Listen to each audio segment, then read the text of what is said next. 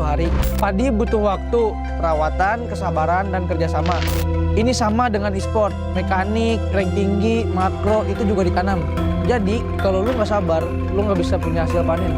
Di seren tahun itu, di diri gua terbentuklah mental proses.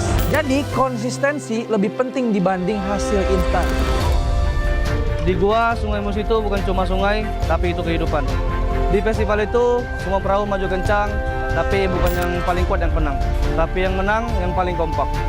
Satu orang salah tempo, perahu oleng. Satu orang salah posisi, game selesai. Dari tradisi ini, gue belajar tentang sinkronisasi, karena chemistry menentukan segalanya. Tradisi di Bali yang paling ngena lah di gua, menurut gua tuh nyepi. Karena nyepi tuh ngajarin kayak diam itu kuat. Jadi selama 24 jam gak ada aktivitas, lebih ke introspeksi diri lah. Di momen itu kita jadi lebih jujur sih sama diri sendiri. Kenapa kita kalah, apa yang salah. Di e-sport banyak orang berhenti karena kekalahan, tapi gua enggak. Karena nyepi ngajarin gua bukan buat berhenti, tapi buat memahami. Hingga sekarang gua masih berjuang di liga ini. Dari kecil di daerah gua tumbuh dengan Gurindam 12 karya Raja Ali Haji. Gurindam 12 itu memiliki 2 baris, tapi maknanya dalam. Baris pertama sebab, baris kedua akibat. Di game juga sama, overextend mati, salah draft kalah. Semua ada sebab akibatnya. Dari sastra lahirlah logika. Di Samarinda ada tradisi yang paling terkesan yaitu Festival Mahakam. Semuanya tentang ritme. Dayungnya itu nggak boleh terlalu cepat dan nggak boleh terlalu lambat, tapi harus tepat. Sama kayak nge-retrin lord dan nge-engage. 1 detik terlalu cepat, gagal. 1 detik terlambat, kalah. Timing adalah segalanya. Ya karena momen itu menentukan kemenangan. Paling gua suka tuh di Pontianak Festival Tugu Katulistiwa sih. Ada momen dimana bayangan kita tuh hilang. Semuanya tuh jadi imbang, karena tidak ada condong kiri dan ke kanan. Sama kayak di game lah, kalau misal terlalu agresif salah, kalau terlalu defensif juga ya salah. Jadi semuanya itu harus seimbang, karena balance adalah kunci untuk mendominasi. Di Semarang tuh ada namanya Dogderan. Kayak kita nyambut bulan puasa nih dengan penuh sukacita, kayak ramai juga energinya. Dan gua di panggung MPL sih ngerasain yang sama sih, kayak energi penonton tuh kayak nyata, kayak mirip lah. Itu yang bikin gua nggak mau kalah sih. Semangat kebersamaannya jadi bahan bakar buat gua untuk berkompetisi di sport ini. Tradisi di Aceh, yang paling teringat sama gue sih tari saman. Tari saman tidak memberi ruang untuk kesalahan. Ya kalau satu salah ya semuanya kelihatan salah. Ya jadi gue belajar hal yang sama lah yang ada di tari saman. Kita harus satu pikiran dan satu gerakan, ya itu yang membuat tim jadi improve. Jadi disiplin kolektif menciptakan kesempurnaan. Di dalam e-sport, sinkronisasi adalah dominasi. Pas di Makassar dulu, pas gue kecil, gue paling suka kapal finisi. Kerennya finisi itu dibangunnya tanpa gambar. Ya bisa dibilang blueprint ya. Jadi cuman pengalaman, insting, dan kepercayaan. Jadi pro player itu nggak ada petanya. Jadi yang ngajarin gue itu, ini pasti berhasil tuh. Nggak ada. Jadi dibangun kayak finisi, sedikit demi sedikit. Jadi tradisi ini mengajari gue melangkah tanpa kepastian. Percaya proses adalah kunci.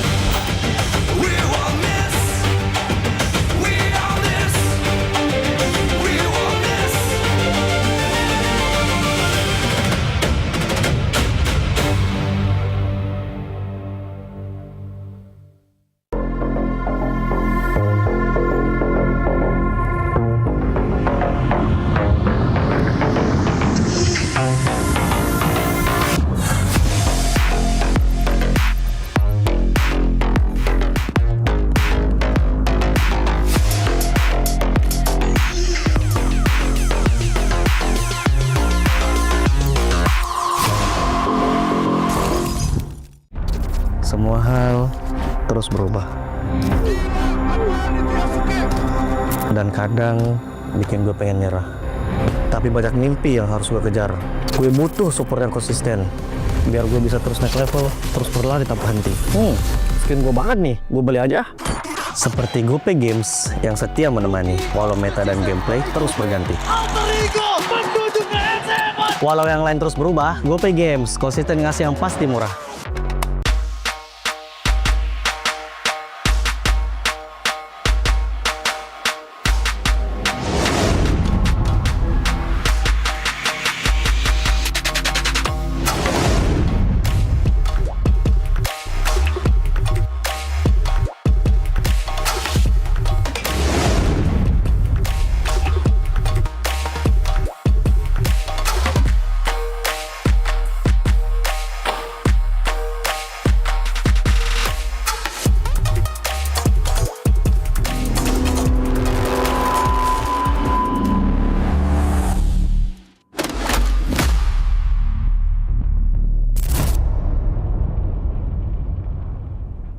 Garnier Men. Keringat, minyak, dan kulit sensitif bikin jerawat susah dilawan. Lawan jerawat dengan nyaman bersama. Baru Garnier Men Acno Fight Gentle Gel Cleanser dengan salisilik dan sika. Lawan 99,9% bakteri penyebab jerawat. Teruji pada kulit sensitif. Nyaman di kulit. Optimal lawan jerawat. Garnier Men Acno Fight Gentle Gel Cleanser dari Garnier Men. Tak ada hari tanpa mabar. Main nge-lag, kerap buat ku tak sabar. Gimana mau main sampai kelar? Ini waktunya ku bersinar. Okay, let's do it. Games main sandalanku bikin mainku semakin hebat. Tim stabil main makin mulus, rankku fix naik terus. Tukar DG rings, diamond dan voucher game kau dapat. Cuma Games Max, makin no debat. Games Max Booster, kini dapat DG rings. Beli paketnya dan aktifkan boosternya di aplikasi Dunia Games. Belanja di Indomaret makin banyak untungnya. Kumpulkan cashback point, dapatkan diskon, dan belanja gratis. Jadi member Indomaret Pointku sekarang. Untungnya non-stop.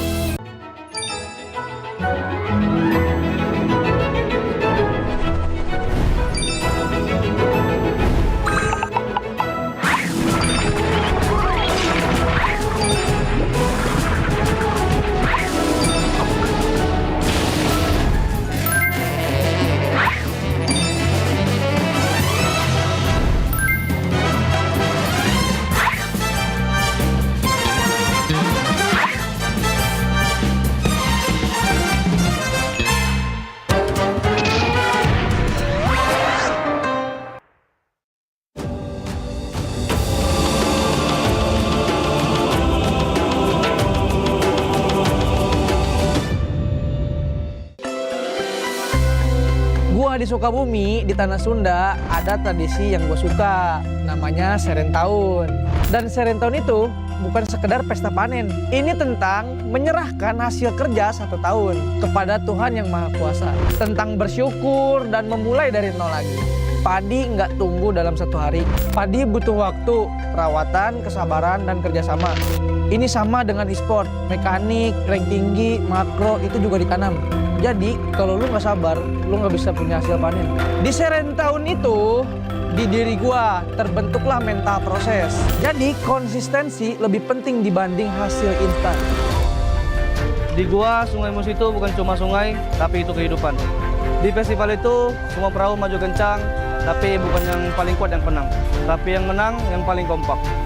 1 orang salah tempo, perahu oleng. 1 orang salah posisi, game selesai. Dari tradisi ini gue belajar tentang sinkronisasi karena chemistry menentukan segalanya. Tradisi di Bali yang paling ngena lah di gua, menurut gua tuh nyepi. Karena nyepi tuh ngajarin kayak diam itu kuat. Jadi selama 24 jam gak ada aktivitas, lebih ke introspeksi diri lah. Di momen itu kita jadi lebih jujur sih sama diri sendiri. Kenapa kita kalah, apa yang salah. Di e-sport banyak orang berhenti karena kekalahan, tapi gua enggak. Karena nyepi ngajarin gua bukan buat berhenti, tapi buat memahami. Hingga sekarang gua masih berjuang di liga ini. Dari kecil di daerah gua tumbuh dengan Gurindam 12 karya Raja Ali Haji. Gurindam 12 itu memiliki 2 baris, tapi maknanya dalam. Baris pertama sebab, baris kedua akibat. Di game juga sama, overextend mati, salah draft kalah. Semua ada sebab akibatnya. Dari sastra lahirlah logika. Di Samarinda ada tradisi yang paling terkesan yaitu Festival Mahakam. Semuanya tentang ritme. Dayungnya itu nggak boleh terlalu cepat dan nggak boleh terlalu lambat, tapi harus tepat. Sama kayak nge-retrailer dan nge-engage. 1 detik terlalu cepat, gagal. 1 detik terlambat, kalah. Timing adalah segalanya. Ya karena momen itu menentukan kemenangan. Paling gua suka tuh di Pontianak Festival Tugu Katulistiwa sih. Ada momen dimana bayangan kita tuh hilang. Semuanya tuh jadi imbang karena tidak ada condong kiri dan ke kanan. Sama kayak di game lah, kalau misal terlalu agresif salah, kalau terlalu defensif juga ya salah. Jadi semuanya itu harus seimbang karena balance adalah kunci untuk mendominasi. Di Semarang tuh ada namanya dekderan. Kayak kita nyambut bulan puasa nih dengan penuh sukacita, kayak ramai juga energinya. Dan gua di panggung MPL sih ngerasain yang sama sih, kayak energi penonton tuh kayak nyata, kayak mirip lah. Itu yang bikin gua nggak mau kalah sih. Semangat kebersamaannya jadi bahan bakar buat gua untuk berkompetisi di sport ini. Tradisi di Aceh yang paling teringat sama gue sih tari saman. Tari saman tidak memberi ruang untuk kesalahan. Ya kalau satu salah ya semuanya kelihatan salah. Ya jadi gue belajar hal yang sama lah yang ada di tari saman. Kita harus satu pikiran dan satu gerakan, ya itu yang membuat tim jadi improve. Jadi disiplin kolektif menciptakan kesempurnaan. Di dalam e-sport, sinkronisasi adalah dominasi. Pas di Makassar dulu, pas gue kecil, gue paling suka kapal finisi. Caranya finisi itu dibangunnya tanpa gambar. Ya bisa dibilang blueprint ya. Jadi cuman pengalaman, insting, dan kepercayaan. Jadi pro player itu nggak ada petanya. Jadi yang ngajarin gue itu, ini pasti berhasil tuh. Nggak ada. Jadi dibangun kayak finisi, sedikit demi sedikit. Jadi tradisi ini mengajari gue melangkah tanpa kepastian. Percaya proses adalah kuncinya.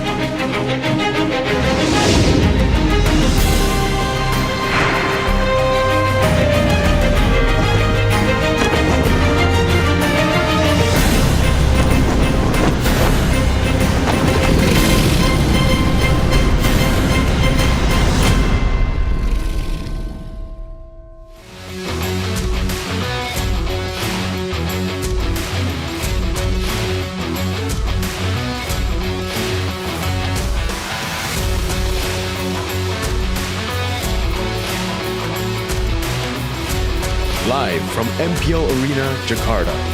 MPL Indonesia Season 17 is powered by Moonton. Supported by Esports Federation of Indonesia. Presented by official gaming phone, Infinix. Official e-wallet, GoPay. Official gaming chair, Toda. We own this.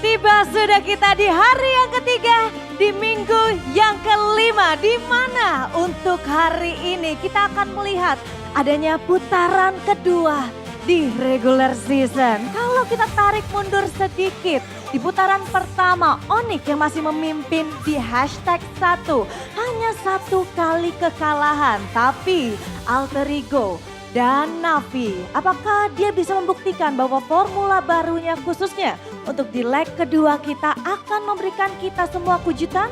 Mengingat kita sudah semakin dekat menuju ke minggu-minggu akhir. Tapi yang tidak kalah seru pastinya mulai dari hari yang pertama sampai dengan minggu depan, MPL Indonesia dan juga Telex serta Ekraf, kita semua berkolaborasi untuk menciptakan creative playground buat para super fans. Jadi kita semua bisa mengenang permainan tradisional Indonesia, kita bisa bernostalgia, kita bisa lebih berekspresi lagi. Makanya buat super fans, apalagi yang udah punya tiket, langsung aja datang ke sini. Kita seru-seruan bareng, kita bernostalgia bareng. Karena pastinya dukungan kalian dan juga semangat kalian itu berharga banget. Dan ingat, MPL itu punya kita semua. Tapi sebelum itu aku pengen ingetin, pastinya MPL Indonesia tidak dapat berjalan selancar sekarang tanpa dukungan dari para sponsor dan juga partner. Karena MPL Indonesia powered by Moonton, supported by PBSI, presented by Official Gaming Phone, Infinix, Official e-wallet GoPay, Official Gaming Chair, ada Todak, serta untuk partner in esports kita ada Garnier, Bayu, Dunia Games, GamesMax, dan juga OnePlay, serta untuk supplier kita ada IndiHome, Indomaret, Yummy Choice, dan juga Aqua. Dan ada info yang tidak kalah luar biasa lagi, pastinya Sabila pengen ingetin untuk teman-teman yang ada di rumah, untuk super fans yang ada di rumah maupun yang sudah datang ke MPL Arena, jangan lupa tanggal 2 Mei, tepatnya di jam 2 siang, tiket playoff dari MPL Indonesia Season 17 kalian sudah bisa untuk membelinya. Di mana untuk venue kita adalah Velodrome yang ada di Jakarta Timur. Jadi pastikan ya, pastikan kalian sudah mengamankan tiket kalian. Karena ini kurang lebih di 144 jam lagi sudah bisa dibuka, sudah bisa dibeli. Langsung aja beli dan ajak teman-teman kalian untuk menyaksikan dan juga menjadi saksi dari perjalanan tim-tim yang akan berjuang dan memperebutkan title dari King Phoenix. Baiklah, sepertinya sebelum kita memulai match pembuka kita pada hari ini, aku pengen dengar dulu semangatnya di sini, di MPL Arena. Mana suaranya? Wow, semangat sudah terdengar. Dan untuk super fans yang ada di rumah, jangan lupa langsung saja ramaikan kolom live chat. Berikan dukungan kalian kepada kedua tim yang akan bertanding. Ada Alter Ego dan juga tim Navi. Kalau begitu tanpa menunggu lebih lama lagi, langsung saja kita panaskan stage kita pada hari ini. So casters, silakan.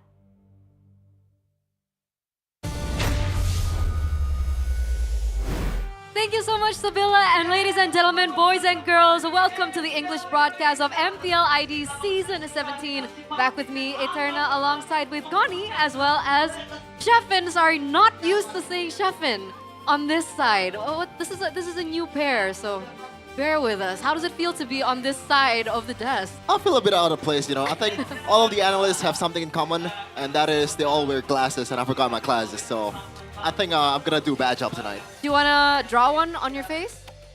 Nah, I don't think so. Okay, just offering, offering. But how are you feeling? We have 3 matches ahead of us. Our opening match will be Alter Ego versus Na'Vi. And I, got a little bit of a glimpse of the predictions from the casters. Okay. It looks pretty split. Sounds about right. Seeing Alter Ego, their recent performances or recent form, not looking too good, not looking too hot. So, whereas Na'Vi, I think they are on the way up. All right. Looking for their rhythm, finding their groove, especially after the patch hit. It looks like Alter Ego seem to be experimenting a lot with their strategies, with their drafting. So it will be very interesting to see what they have in store for us today against Na'Vi. Ooh. As we take a look at today's standings from yesterday, this is presented to you by the official gaming phone Infinix GT50 Pro. Alter Ego right now are at 6 and Na'Vi are at 7. So technically, this match could also see who will be able to move up into the green zone. Yeah, I don't think, if you're looking at it, that game win is literally divided by only -1, right? So if Na'Vi wins this one, 2-0, they're gonna move on towards the green zone instead of Alter Ego, and Alter Ego will drop to the no playoff zone. So it's gonna be interesting to see what will the approach here from both teams. As Connie mentioned earlier, Na'Vi is trending on the way up, meanwhile Alter Ego is still kind of figuring out the rhythm just a little bit, just trying something new. And I think at this time, this is no time to experiment. Absolutely. We're already in the second leg of MPL ID Season 17, ladies and gentlemen. I think the border was yesterday, I believe. So we've seen Alter Ego and Na'Vi face one another already in leg number 1, and it was Alter Ego that won it 2-1. So will this be a revenge play by Na'Vi, considering that their form is a little bit better right now compared to when we saw them before? Or will Alter Ego be able to replicate that success and maybe even find a cleaner win? But of course, match number 2, we have Geek versus Onyx, and our third match of the day is Dewa versus TLID. It's gonna be. I feel like that today we are going to see a lot of action here. And Dewa TLID, Eterna, you're nervous about that one, I'm sure. As for the second match, I'm not nervous at all. Okay. Thank you for the reminder. Yeah, thank you for the input. Thank you so much, brother. Is Sheffin nervous, maybe? No, not really. For second match? When you're up against Onyx, you can only hope for, well, actually, on the contrary, you just don't hope for anything, so you don't get let down. That's it. And that's not bias. Huh? That's not bias. Definitely not biased. That's fact. Not biased, for sure. Considering how amazing Onyx have been looking this season, they've only dropped 1 match, so I don't think that's bias. I think that's legit us stating facts. That is definitely not bias. But yeah, I mean, again, guys, just watch today's stream, and we can see a lot of dynamics perhaps on the standings, right? Dynamics on the standings. Maybe not the second match, but maybe the first and the third. Keep an eye out for that. Hey, who knows? I mean, casters have been wrong once, twice, 3 times, 4 times, especially this season. Who knows? Maybe Geek will be the second team to be able to take down Onyx. We never know. We never know. But of course, ladies and gentlemen, we do want to announce that from this week and next week, we do have a collaboration, a special collaboration with, of course, very cool and local IPs. We have MLBB X Ekraf X Sale. So we'll be seeing a lot more stories and unique characters that come from Indonesia. And that's why we're also rocking the local drip. The batik perang. I don't know if mine's batik or not. I'm not sure. But yeah, I mean, on Friday we saw Soleil, the little chick with the big journey, and yesterday we saw Kuga verse And maybe we'll see more characters like today later on, you know? When you said chick, I thought you're talking about other chicks, Connie, but No, Soleil is literally a little... Like a baby chicken. A little chick with a big journey. I was a That's bit their tag. worried, but yeah. That's their tagline. I'm locked into the screen here. Like, Okay, okay. Locked in? who's the girl on the right? I'm like her? interested to know. You like her? Waifu alert, waifu alert. Is that your type? Maybe. Who Wow. knows? Is that what happens when you sit here? You just instantly become like a weeb? Maybe. Oh, you know what? I kind of feel like that, to be honest. Maybe. Maybe, yeah. Maybe. Man, I love that. Gotta ask Aldo that. We will. We will ask Aldo once we see him. But of course, I'm also really excited to see, the player interviews, the player walk-ins as Yes. well have been very special. I wonder what Alter Ego and Navi are going to do today. Huh. Will they be playing something else? What's a traditional game that you used to play as a kid? I mean, at this point, Mobile Legends is the traditional Okay. game of Indonesia. Okay, accepted. I agree. But ladies and gentlemen, we want to know what you guys think back at home. What does Navi need to do to win against Alter Ego? This is the audience topic voting by Infinix GT50 Pro. Do you think A, they need to use the blueprint versus Geek? Do you think B, they need to shut down Arfi's movement? Or C, match Alter Ego's early pressure? What do you think, Chef? I think it's a mix of number A and number C. Shout out Number AC A and C. and MPLMY. But use the blueprint against Geek. There's a bit of brilliance in Navi's gameplay from the drafts. It's one of the very few times when I see the Falir pick in the mid lane, and I see like, you know what? Why not this cooking something special? You know, when I see the Valir pick on Geek Fam, usually I always crash out. Like, what are we doing? Like, they're cooking with too much fire right now, and it's overcooked. But the C option, I forgot the C option. What was it earlier? RP. Oh, match the early pressure Yeah, of match Alter Ego. I think that's what TLID did, especially in the first game and the third game earlier yesterday, I believe. And they took away some of the heroes that really elevates Alter Ego's gameplay. For example, the Leomore, the Fulvius, these kind of heroes that can sustain in the team fight and elevate Alter Ego's gameplay that they've shown in M7. Yeah. We're going to see if that actually comes through, because this is not really specific to our first match of the day, but rather in general. We're looking at the Sky Kings domination right now and wondering who on the standings or who in MPL ID will be able to challenge that. We saw them fall to BTR leg number 1, but here coming into leg number 2, I mean, we have Few, we have Evos, we have Dewa, we have TLID who are also at number 4 on the standings. If there's anyone else aside from BTR that can take Onyx down, who do you think it would be? I mean, I gotta be honest with you. I think so far, I don't see anyone beating Onyx aside from BTR in their prime form. Maybe Evos or Dewa if it's a really, really good day. TLID, no shot. You know, the first game or the first match that they played against Onyx, it was not even close. I believe it was like 12k gold lead or something. Yeah. But Dewa, I think there's still a long way to go. They've shown a lot of promises. Ken, Coach Wright, and especially the rising star in Dolan. I think one of the top three junglers so far in MPL Indonesia, aside from Albert and Kyrie, that can bring a lot of flavor to Dewa's gameplay. But if we're talking about Onyx, they're called Sky Kings for a reason. They reside to the sky. It's always unbeatable. Shut up, God. I mean, you did shut up, but I don't like how you're glazing my team. You know, smirk. You're glazing my team. I hate you, and I like it. You know. Okay. But we do have some quotes from Arashi as well as KB who are not here with us right now. I mean, they're not working. That's Yeah. You get what I mean, right? I mean, Arashi, right? Alter Ego still seems to be an experimental phase, for example, by letting go of crucial heroes like the Leomord and Marcel in their match against TLID. They might try a different game plan since other teams will heavily focus on targeting their gold lane. Do you agree with Arashi? It seems like the trend for Alter Ego is either RFE dominates the game and they snowball the hell out of it, or they don't do that at all. And that's kind of bad, you know? Usually when you see Alter Ego, Yasuke is the main power in the early game with that Leomord, with those heroes that can be super, super aggressive. Yep. And that's why Alter Ego has been stumbling a little bit in the season so far. But KB has another, opinion on Navi. Navi currently appears to be struggling with instability. They have a strong coach and capable players, but their team chemistry still isn't solid. Their in-game coordination hasn't been as strong as expected, which often results in a lack of synchronization in execution. Yeah, I kind of agree with that, especially on Doryu. Yes, there's been a lot of fixes that Doryu made in the match against Geek, you can also say that, oh, it's just Geek, you know? Like, at this point, I can concede that point, even as a Geek fan. Fan. But yeah, Navi, when they're really playing really good, they're really playing really good, especially the draft as well. There's a reason why not was a world champion, and he's bringing that experience to Navi. And Definitely. so far, it's been working pretty well. The why not effect.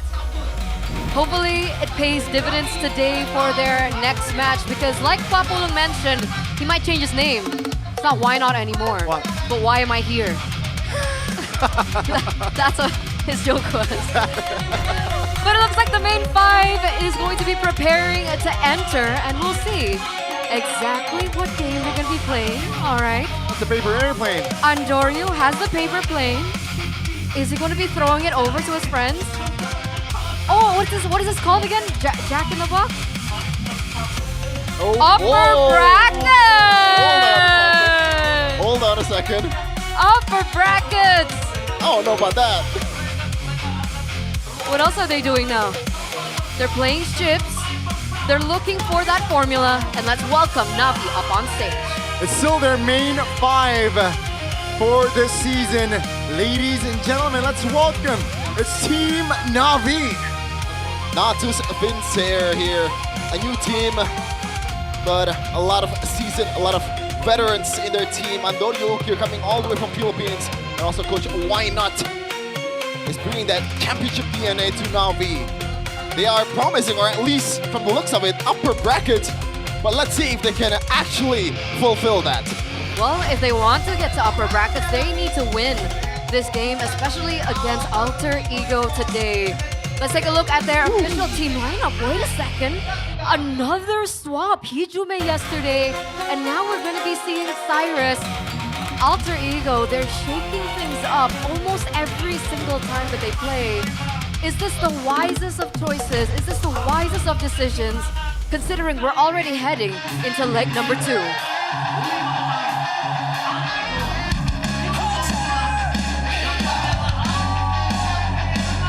Two with a masked team. And again, their form is shaky. Let's see. With Cyrus deployed today, will they change things up? Let's welcome Alter Ego Esports.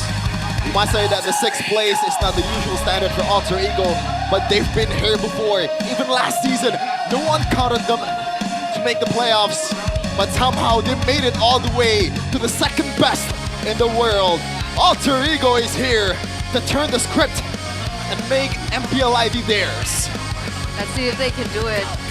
I think we saw a little bit of miscoordination there on the stage, but you know, Captain Nino is always there to kindle things out, you know, iron things out if there are any problems. But of course, let's welcome the coaches as well from both teams. We have Why Not and Jackie on one side, and of course, Zephyr and Styx on the other. Will they continue this trend of experimentation? I mean, we saw Clint yesterday in the gold lane. Jeffin, is Clint supposed to work in this current patch? In a grand scheme of things, you need some kind of DPS from the marksman, right? From the gold lane. That's why Carry, Claude, the Shreds have been finding a lot of success in this current meta. But Clint offers a different kind of flavor in your game. Winning lane, sustain with the Fighter Emblem also, combined with the Spell Fam, especially if you build the War X also.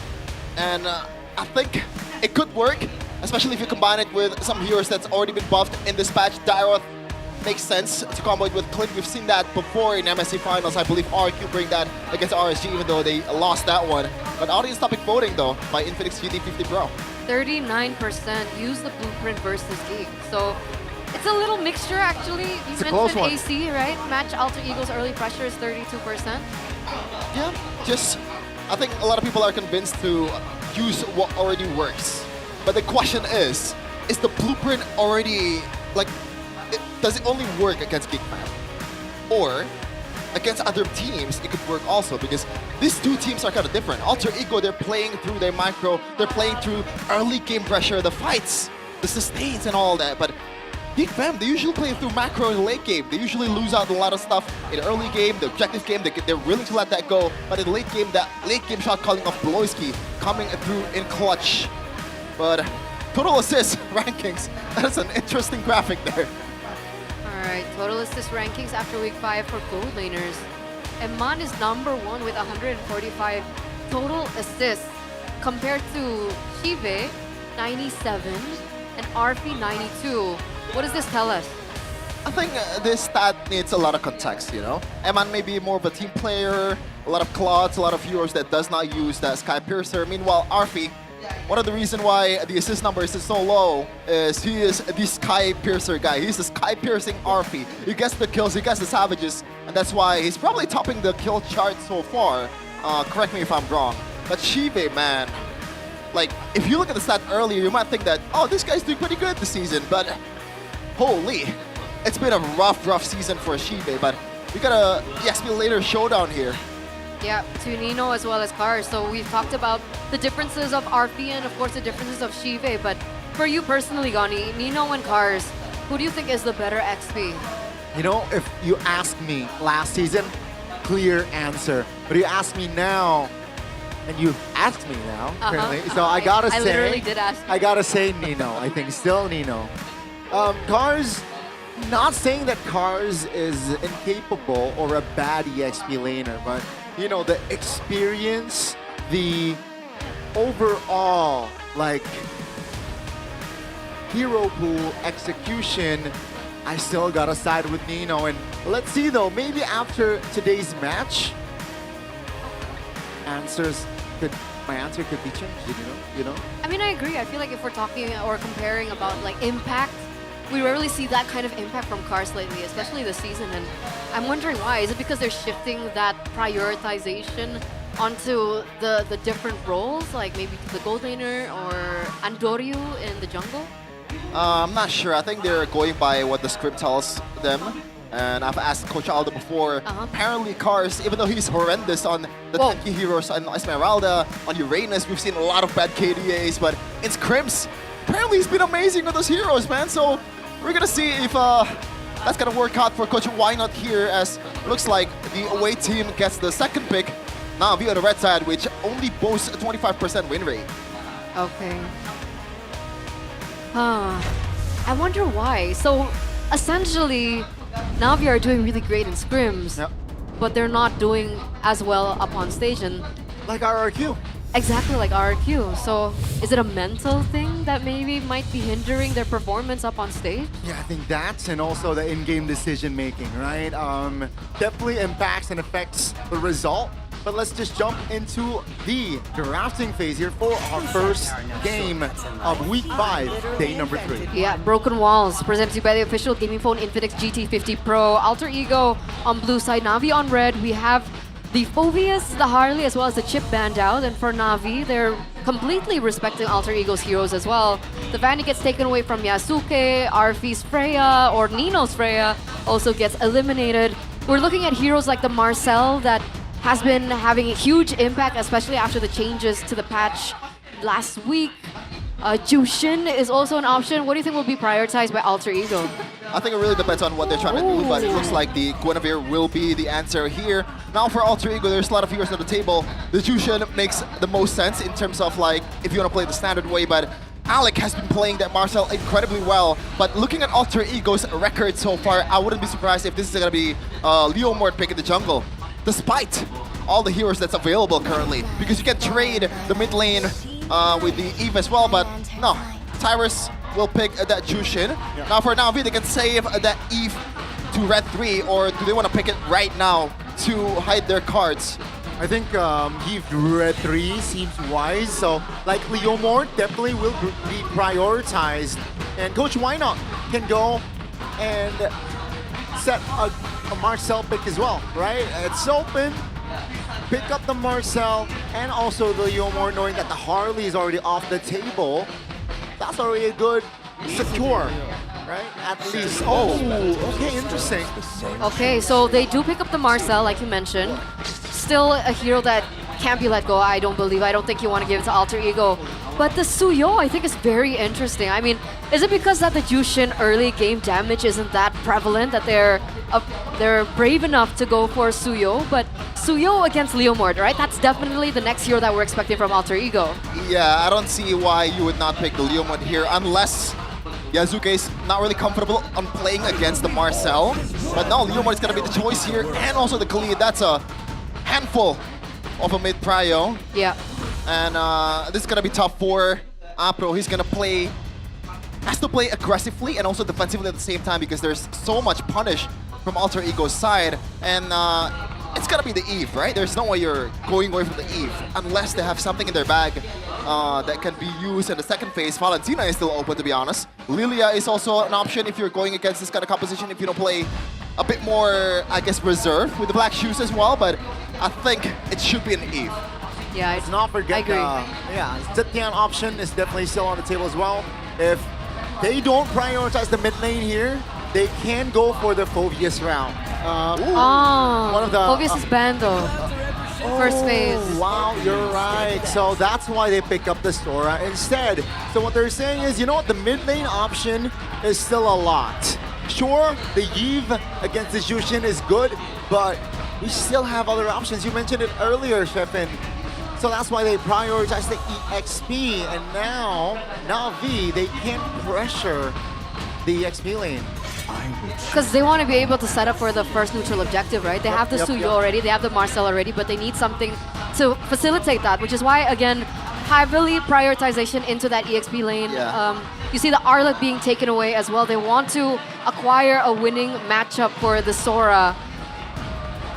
I don't think the winning matchup is the goal here. Just get Nino away from those set heroes. You know, there's a lot of winning matchup against the Sora, especially the CC is still wide open, but I'm not sure if your Alter Ego wants to go for that. That is definitely an option if you want to play super aggressively in the early game, but there's going to be someone that can match up that early game advantage in the gold lane if you don't play that way. The Eve is getting banned for Alter Ego very much makes sense, and I can see another mid lane ban for Alter Ego. Connie mentioned earlier, Zetian makes the most sense, especially when you already have the Shifting Skies, a lot of CCs from your lineup. Yeah. That Fear of the Phoenix gets a lot of value. But remember, this is Cyrus that we're talking about, right? One of his other heroes is that Odette. So don't be surprised if that Odette comes through. We're looking at the Jushin. Cyrus? Oh, wait, no, Okay, Na'Vi, yeah. right. Okay, let's take a look at Navi's hero pool right now. Ukir, Faramis, Lilia, Eve, Jushin, Farsa, and Valir. So they're not going to go for another mid lane ban. Rather, they go for the Harith instead. That's a good one as well. Right, Harith adjusted post-match, and the gold buff clearance is definitely up there. So what they're saying is, you know, you want to have an equal gold crab matchup. Na'Vi picks up a gold laner in their fourth pick. That's a Claude. A lot of AoEs from that Claude and that Sora. Do you want to go for a counter pick for the Claude? Do you want to go YSS or something more Arfi? Something like Obsidia? That could be the option. The YSS is the first thing that came to mind for me, but if they want to be activated their early game, I was thinking about the Moskov, but not really, man. I guess Arfi, YSS makes the most sense. There you go. Then Urena is going to be the pick for Nino. Okay. I guess it kind of gives you that standard XP lane, right? There's not much going on. Just trade some HP away. But the early game pressure here from Na'Vi is super big, especially with the fact that the Suyo has this kind of like extra retribution damage, right? With the Soul Sever. That's why it really depends on this last pick from Na'Vi here. Who's going to be in the mid lane? I like the Zetian pick. Balances out, you know, but they go for the Valentina. This is interesting. The Valentina, Raging Sandstorm, maybe, right? It's getting the main key to be picked up. I guess the main idea is when you're playing as Zetian, despite you having that passive to get people away, you're still kind of prone to getting executed in the early game. And Na'Vi don't want to play Alter Ego's Gambit. They want to play as safely as possible, and now Ukir cannot be targeted as easy as Alter Ego wants to. So it's more on like sustainability, the prolonged fighting.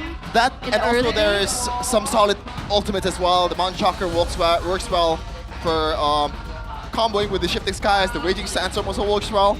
But the lineup rating, this might be the biggest difference so far this season. 10.8 to 2.6, was it? Yeah. That's pretty huge, but we'll see you, ladies and gentlemen, back again. We're looking at numbers here, but execution is going to be the name of the game. Leg number 1, it was Alter Ego winning this 2-1. Will this be a different story? Can Na'Vi turn the tides and rewrite that story? Okay. Looks like it's gonna be a normal game so far. Not much going on in terms of like the invades and all that. And makes sense. Alec and Cyrus. It's gonna be a handful in the mid lane. Ukir. He's actually prioritizing the second skill first because he doesn't want to get poked down to the ground with his knockups and also the early game damage of Alec. But he's zoned out, technically, right? Struggling to get the farm. And you can see Yazuki already just being invasive. Now Afro, seeing 3 members here in the jungles and just the delay already, it's so annoying. Yazuki here inside the bush already, that's a retribution by Yazuki. Yeah, it looks like Alter Ego are definitely winning in this mid-trio matchup right now. They're being a lot more aggressive, and unfortunately, we are seeing trades of damage coming from Ukir especially, but they haven't been able to have that impact that we thought they would have, especially with the Marcel as well in the hands of Na'Vi. We're taking a look at the emblems now by Yu. Okay, some aggressive, actually going for weapon mastery for RP, so he's not really worried about the blade matchup. He thinks he's already good enough to go up against the Claude, so he wants to be a bit more of a difference in a team fight. But I see Cyrus with that tenacity, so he expects Cars and pretty much the whole team of Na'Vi gunning him down to the ground in the early game, and that's why he's going for a bit more reserve kind of atomization or emblem. So that kind of makes sense, right? Why Cyrus seems to be playing a lot more aggressively compared to Ukir. Definitely eyeing out not just that, but even in the trades in the 1v1s against Ukir, he's going to be able to survive a little bit longer. And now, of course, both teams' attentions are going to be on this first turtle because both have the composition to go for it. You know, from the flanks, oh, that's a good shifting clouds by Cars. Yazuki with the steed and Doryu, calm retribution, but Afro. Whoa, low, that's gonna be the delay by Cars again. Alec repositions as Shive shows himself, after blazing duets. BMI as well, Cars taken down. First blood for Alter Ego as they continue on the fight. So far, it's a kill for a turtle. Who's it worth it for?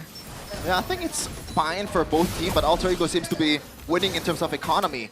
And that happened, all that happened when RP was not available in the team fight. Shive was there with the blazing duet and was not able to make a lot of difference. But look at Adoyo earlier, man. He was peeling for Apro with the retribution. Like, you don't really see that very often.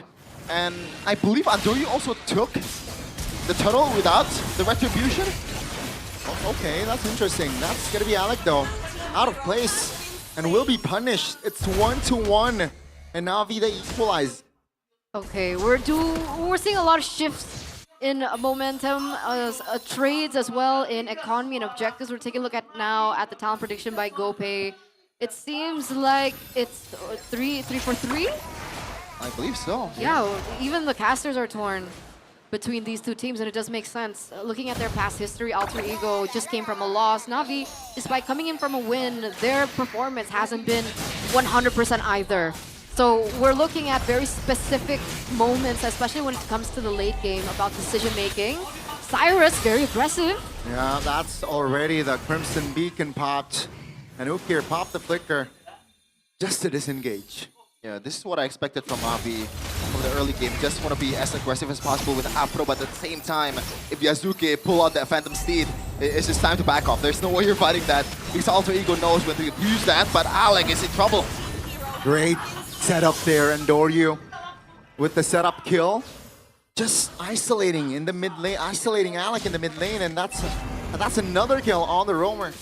And I feel like that's perfect timing for Na'Vi right now. They're going to be able to blitz this next neutral objective. Yasuke is actually behind, so Na'Vi complete control over the objectives. Yeah, that's a golden hour just to freeze Yazuke and let Andoryu calmly get the retribution on point. So that's just a turtle for Na'Vi. No compensation so far for AE. What's the game plan for Alter Ego? What are they waiting for? I think they're actually waiting for Na'Vi to actually fight them. Alter Ego so far, they want to fight with the Phantom Steed, but Na'Vi just said, nah, I'm good. I'm just gonna play passively and just gonna take anything that I can take without really losing a lot of members. And so far, it's been working really well. 2 turtles in the early game in 5 minutes. Na'Vi knows when to back off, especially with the fact that they have the golden hour. They have a lot of kites as well. And Afro is just being such a nuisance in the jungle as well. And the fight earlier, the kill before the team fight in the turtle pit from Ukir was big because he was able to secure a glowing one. And that way, Alter Ego would not be able to find a lot of value. Oh, that's going to be the fight that Alter Ego wants, but Na'Vi quick to disengage. Ukir, no flicker this time. That's going to be the stun connecting, and Yazuke picking up the kill. I guess you're right. Alter Ego, they're looking for lots of team fights, lots of skirmishes. Na'Vi seem to like not want to bother Alter Ego on that front. They always go for that disengage. But this time, they lose Ukir in the process. When this gets to the later stages of the game, who is it actually worth it for? I mean, technically, Arfi's on the YSS. Yeah, I think in terms of scaling, pure scaling, I would go for Na'Vi here with the fact that they have a pure damage dealer in Shive. It's more of a... I mean, I guess Arfi can be a lot of a difference maker with the Tucker as well, but Shive, gotta watch out a little here. Don't want to fight Alter Ego in the early game with this kind of mid-prio. But yeah, I think the main trouble for Na'Vi... What's going on? Shive! Top lane in a 2v1 situation, Shive will not be able to get out. And I guess Na'Vi needs to pull the trigger right now on this turtle. Let's see, Yazuki now. Stunned up, Chain CC taken down by Andorio. The turtle will fall to the side of Na'Vi. The golden hour finds Gino and Alec stuck. That's gonna be Arfi now all alone, very low! Still able to find an escape route. Cars. But that's Cars executing the kill. Now Cars all alone, still able to dash in and dash out. But that's a traitor, right? Arfi and Afro. And Cars now all alone will be taken down as well. But that leaves the mid vulnerable. Yeah, there's a lot of trades there. Both teams, they know what to do. Alter Ego seems to notice that Na'Vi, when they're grouped up together, they seem to communicate with each other really, really well. And that's why they isolated Chibe on the top side and they were able to get the kill with 2 people. And Na'Vi, that was a really brave turtle take, despite them down 1 hero. And also the fact that they know Arfi and Alec is coming from the top lane to back up all the members of Na'Vi. Overall, they were really darn good. And they managed to get Arfi out of it as well. Yeah, in the grand scheme of things, I feel like it's Na'Vi that found more of an upper hand or an advantage in that particular team fight, just because when we're looking at the composition that Alter Ego have brought, I feel like everything at the end of the day is going to circle around Arfi and the Skypiercer stack. So the fact that Arfi already had that Skypiercer and he got taken down earlier will reduce that stack. And Alter Ego have played like this for quite some time, right? They look for a moment where they can get like this groundbreaking team fight. They utilize Arfi in the process to turn things around. And Na'Vi are doing a really great job at trying to make sure that that doesn't happen.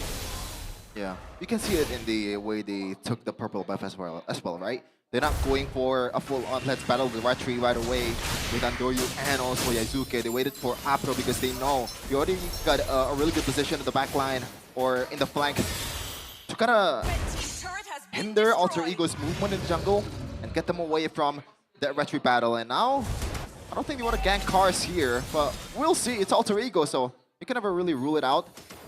As Na'Vi is actually going for that Lord.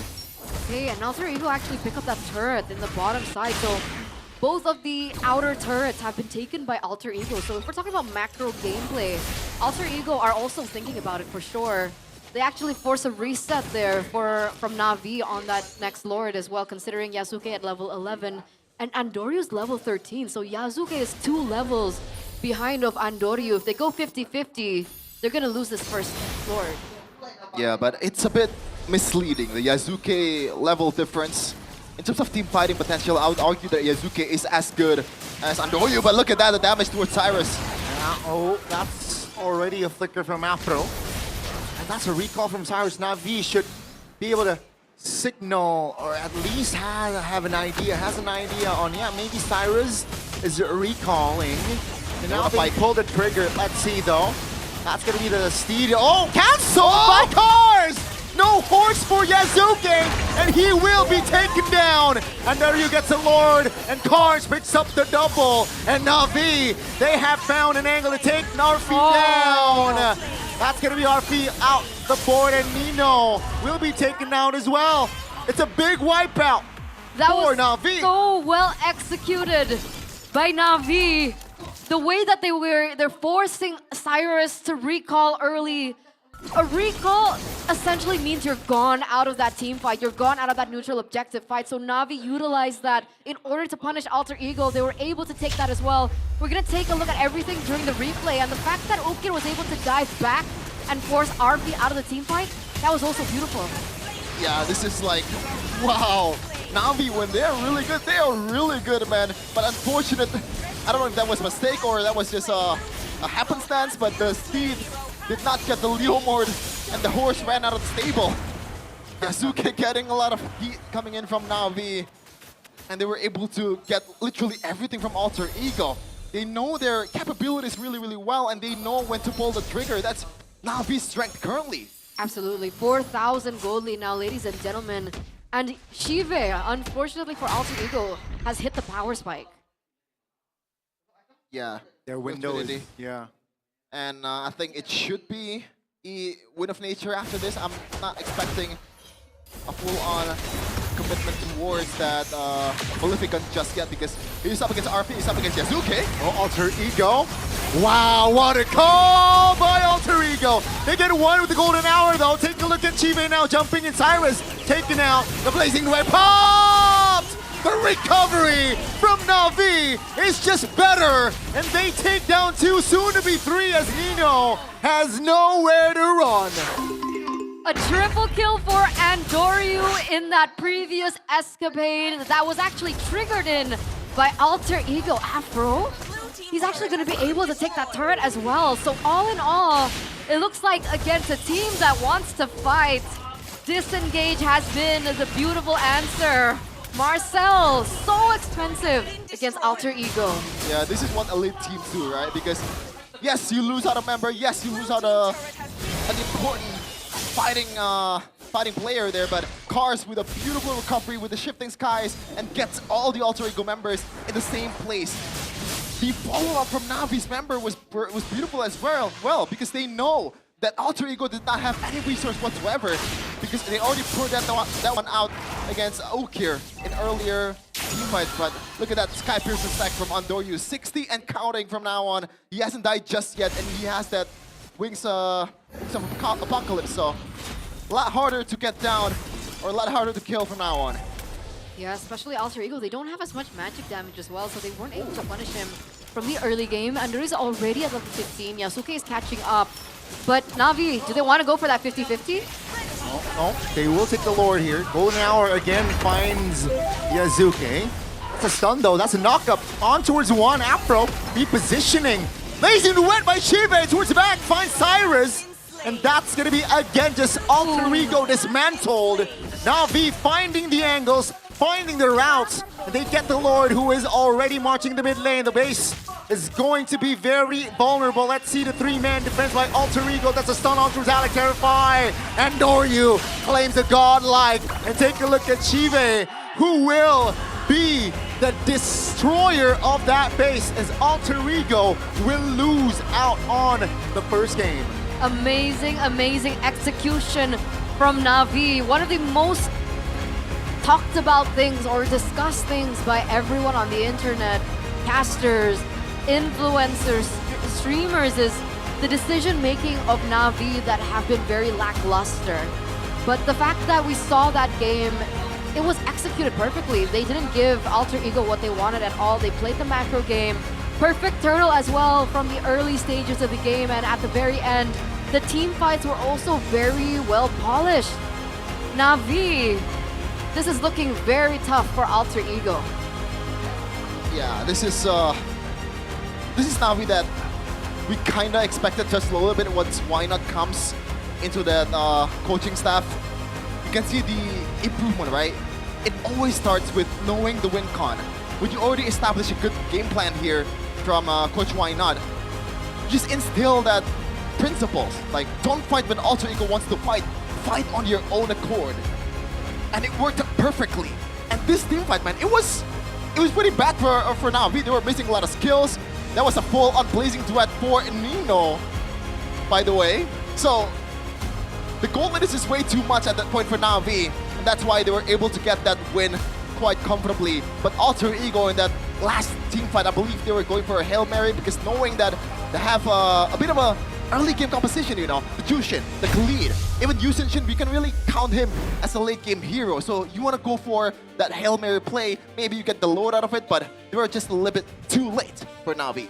That's why if they really wanted to play the early game, I was wondering why they picked up the Uranus. Like, did they require someone to zone out the backline? Did they need more someone more tanky? But because like it really didn't work for them, especially Turtle 1. Yeah, I'm not sure about that. I think it's more of it's a combination of comfort and also it works so far in Nino's career, you know? Because usually when you're using that composition, right, you want to use the Phobius, you want to use the Arlet. Yeah. And both of them are not available. Right. So this is just the consolation. I guess this is like, I guess I'll play the Uranus because it's not going to be able to get killed early game. And if I play the kind of game well enough, then I get a lot of value out of it.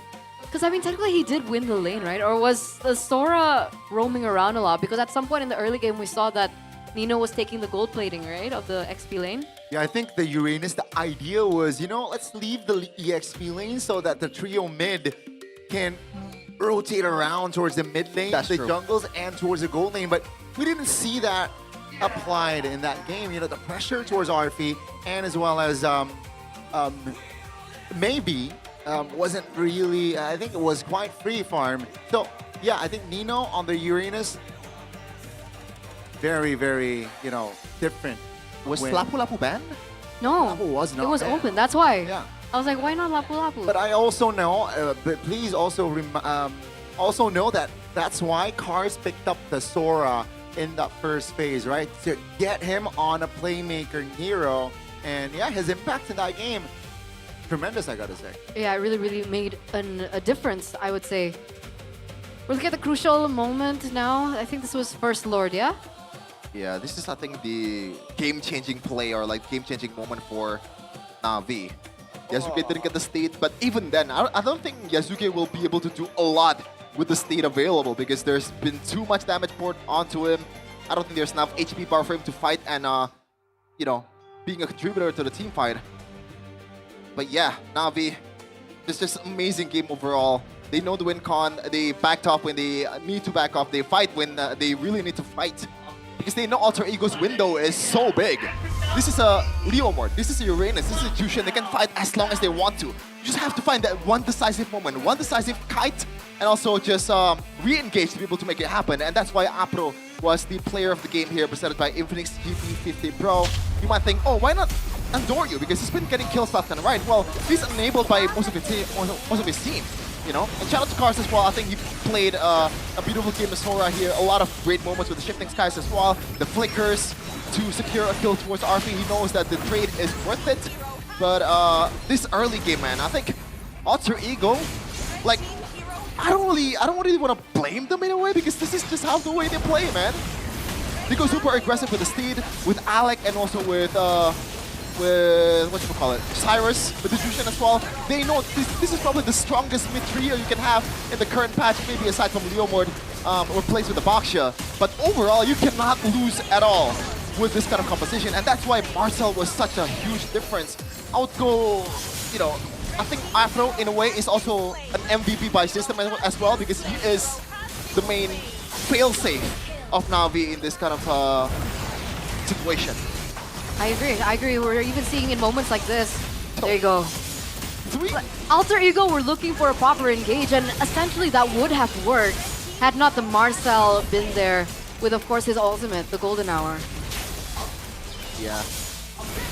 Maybe from now on, don't let people get Marcel, man. Just not anyone at all. Because at this point, the hero is super broken, and teams are starting to figure out how to properly use the Marcel. It's not the engage tool we expected with the Golden Hour.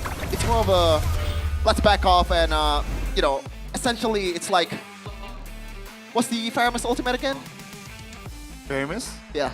Another realm? Yeah, another realm, but kind of better in a way because you trap people instead of just giving your teammates more HP bars.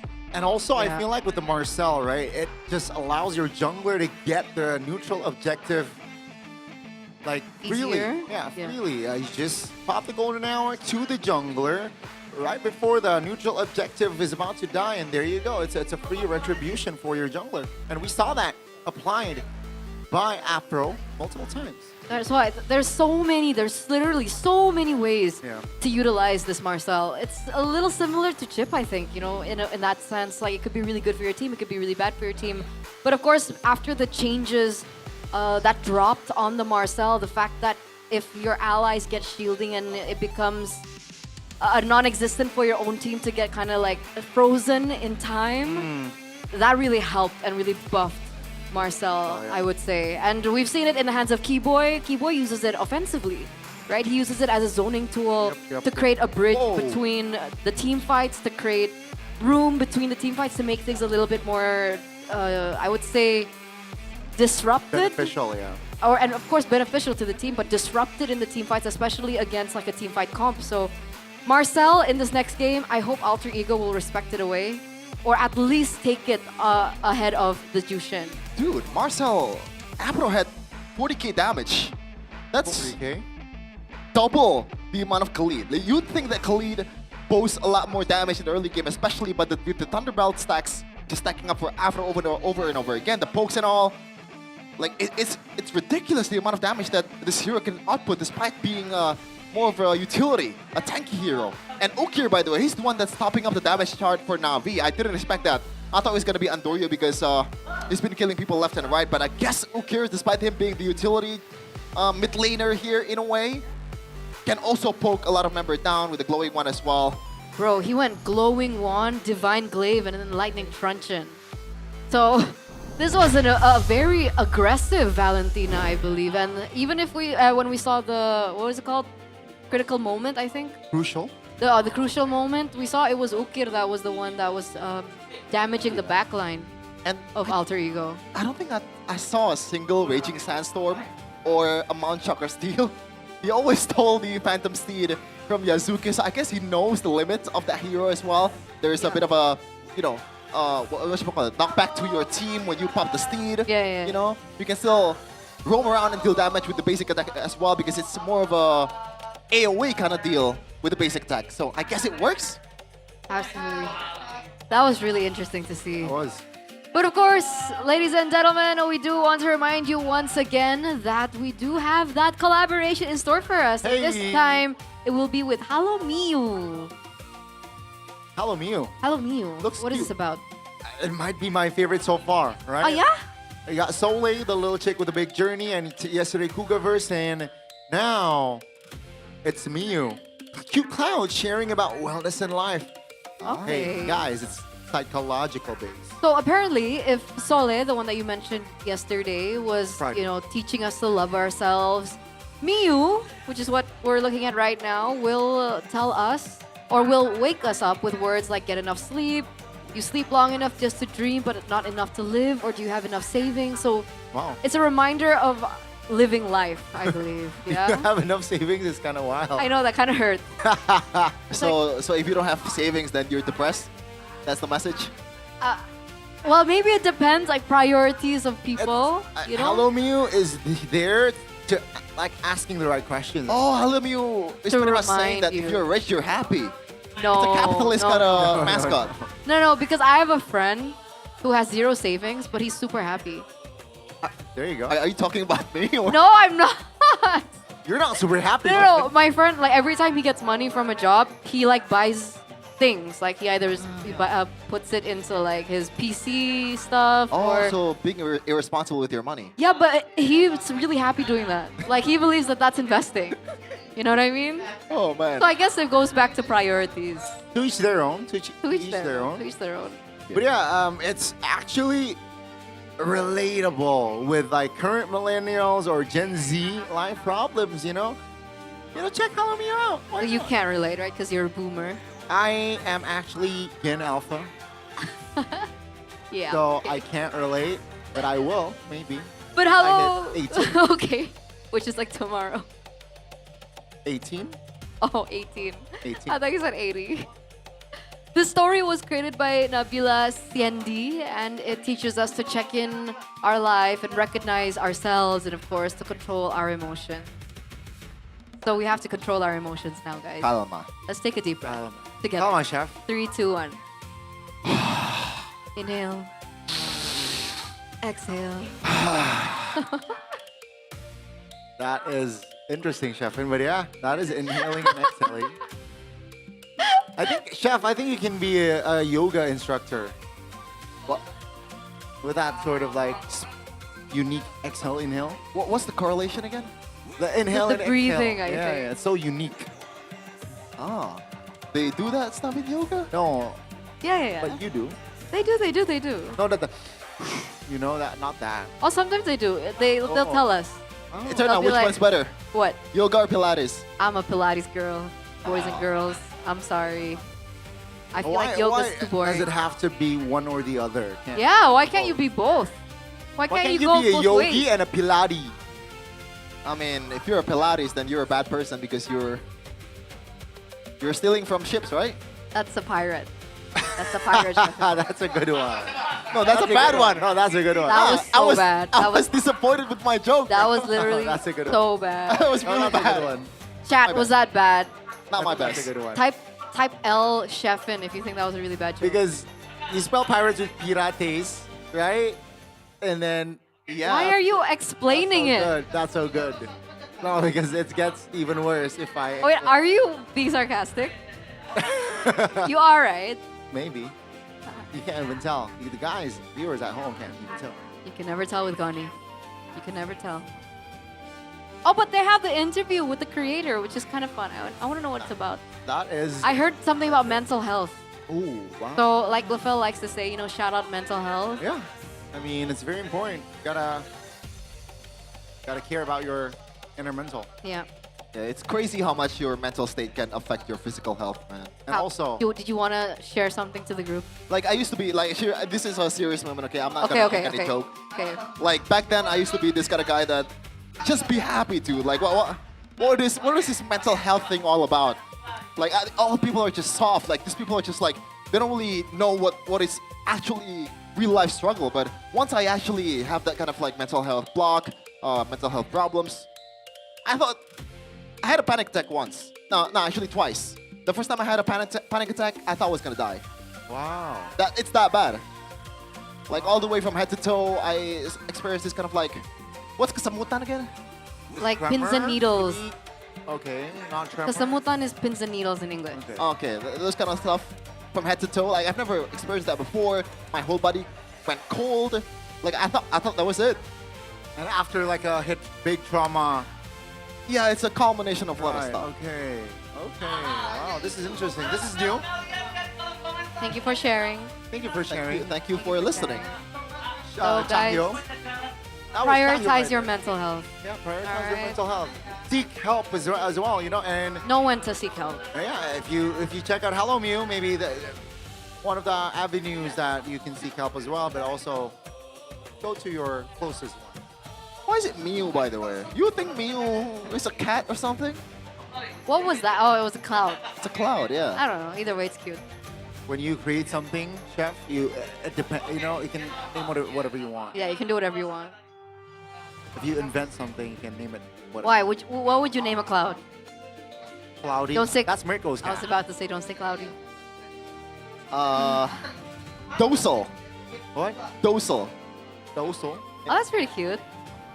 Dorsal? Because it's cloud spelled backwards. Oh. No, it's not cute, right?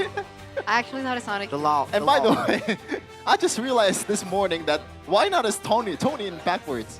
What Yes, the it heck? is. Yes, yes. What? How so late are stupid. you? Oh my lord. Dude, that's even... It's worse when I know it. Yeah. You know, like I'm like the bottom true. standard That's true. of the caster desk And right you now. already know it. And I know it. Like since day one, when you see why not, or like it took you. I think it was like pre-season, Okay. like during the interviews, But yeah, why not interview is sessions. Is Tony. Tony. Chef. Yeah. Okay, Does he make iron suits as well? that's That's Iron Man. That's Tony Stark. Jinx, Yomi Soda.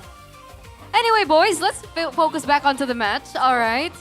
Game number 1, it was Na'Vi. Alter Ego are still on first pick, so they do have the opportunity. If they still want to go for the bans, Phoveus, Harley, Chip, they can still go for the Marcel first pick instead of the Jushin. Do you think that would make a difference? What was it earlier? I blanked out. I mean, Do you think it would make a difference if they prioritize Marcel now in the first phase? I mean, that could be the idea, but I don't think Marcel is going to be left wide open there. In the previous game, So you think they're going to be banning Marcel first pick from blue side? That or Tony, Mr. Why Not, stands it out now. Right, if he knows now, maybe Alter Ego will prioritize the Marcel. Let's ban it now. You calling him Tony from now on? No, I'm gonna just call him either Tony or Why Not. It's either or. Thank you, Anog. Let's go now. What? Anog. Goni. What? Oh, Anog. Okay. Why is it A? No, with it. Oh, because EI. Yeah. So A-Nog. Anog. That's so weird. Okay, what was that? Was that shifting? Broken walls. Oh, again. Yes, Back-to-back broken walls. Drafting phase, game number 2, presented to you by the official Gaming Phone Infinix GT50 Pro. Wow. So they don't want to pick it up for themselves. They want to ban it instead. Like it's not comfortable in, yeah? This Marcel. No shortcuts in life. What was the ban earlier? It doesn't make sense because his last performance on the Marcel was pretty good, actually. Wow. That's interesting then. Huh. What was the ban earlier instead of Marcel? Harley and Chip. Ooh, Harley. Interesting. So the Jushin is going to be banned this time instead of the Guinevere.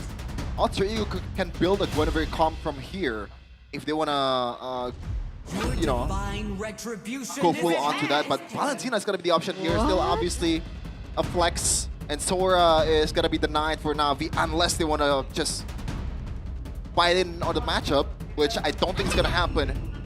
Hey, I mean, Na'Vi, they're ballsy, right? Na'Vi will instead go for the Guinevere. And I like that. Secure the roamer. Maybe take away the Khalid. Harwood is available, but I don't know if they want to go for that in first. Whoa, that's an even weirder first pick. Nice win rate, by the way. Barca, I would expect. Huh. So Alter Ego, do you want to deny the Arlet right now? I don't think so, because Na'Vi, they're surely prepared for that. And there's still a lot of heroes that can be comboed with the Guinevere. I mean, Brock is still on the table, and you can trap people with the Feathered Airstrike, plus the walls and all that. A lot of CCs, a lot of knockups. But we'll see. I believe this is the first game of Ogir on Farsa this season? Yes. No, he's picked it up before. Oh, okay. Second game then. But, I mean, did they pick up the Farsa this early so they could limit the gold lane? Because I was thinking it would actually deny the Harith pick, but the Harith gets picked here, so... The relentless flow of time's It's like it or not, the gold lane is going to be punished with the Farsa. The Claude still going to get damage. Anything you pick still going to get damage, but Harith offers a lot of things that other marksman does not have, which is, first of all, you can use the Purify. Yeah. Second, you also have Sustain with the shields and all that. And if you build towards maybe Oracle and Concentrated, which is not really the build anymore, you can still sustain even more. But the fact that they prioritize the Harith and the Khalid in the first phase means that we don't have a hero for Yasuke yet. So we were thinking about the Leo Mort again. And now Na'Vi can actually utilize that to ban out. They can actually start limiting his heroes. Though, remember, Harley is still open. Do they ban Harley and... Oh, they ban Suyo against the Guinevere? Honestly, it's nimble enough for you to respect the Suyo, and I expect the Harley ban in the Red 5 here for Coach Why Not instead of the Leo Mort. I think they're very happy to face up against Yasuke's Leo Mort against this kind of composition. Arlot can chain CC the Leo Mort immediately with the Final Requiem and also the Final Slash combo. You also have enough damage in Farsa to burst him down, even though it's a fighter at the end of the day. But maybe Yasuke doesn't even want to play the Leo Mort. So fun fact, guys, the last time I believe Yasuke went against a Guinevere comp, he went for Nolan. which didn't work at all. It was it lost. the worst game of Yasuke's career, probably. But then they paired it with something like the Kalea, so there was like a combo that they wanted to go on. But with Khalid, I don't think you can actually pull that off, no? It's gonna be tougher indeed, but they neglect the Harley.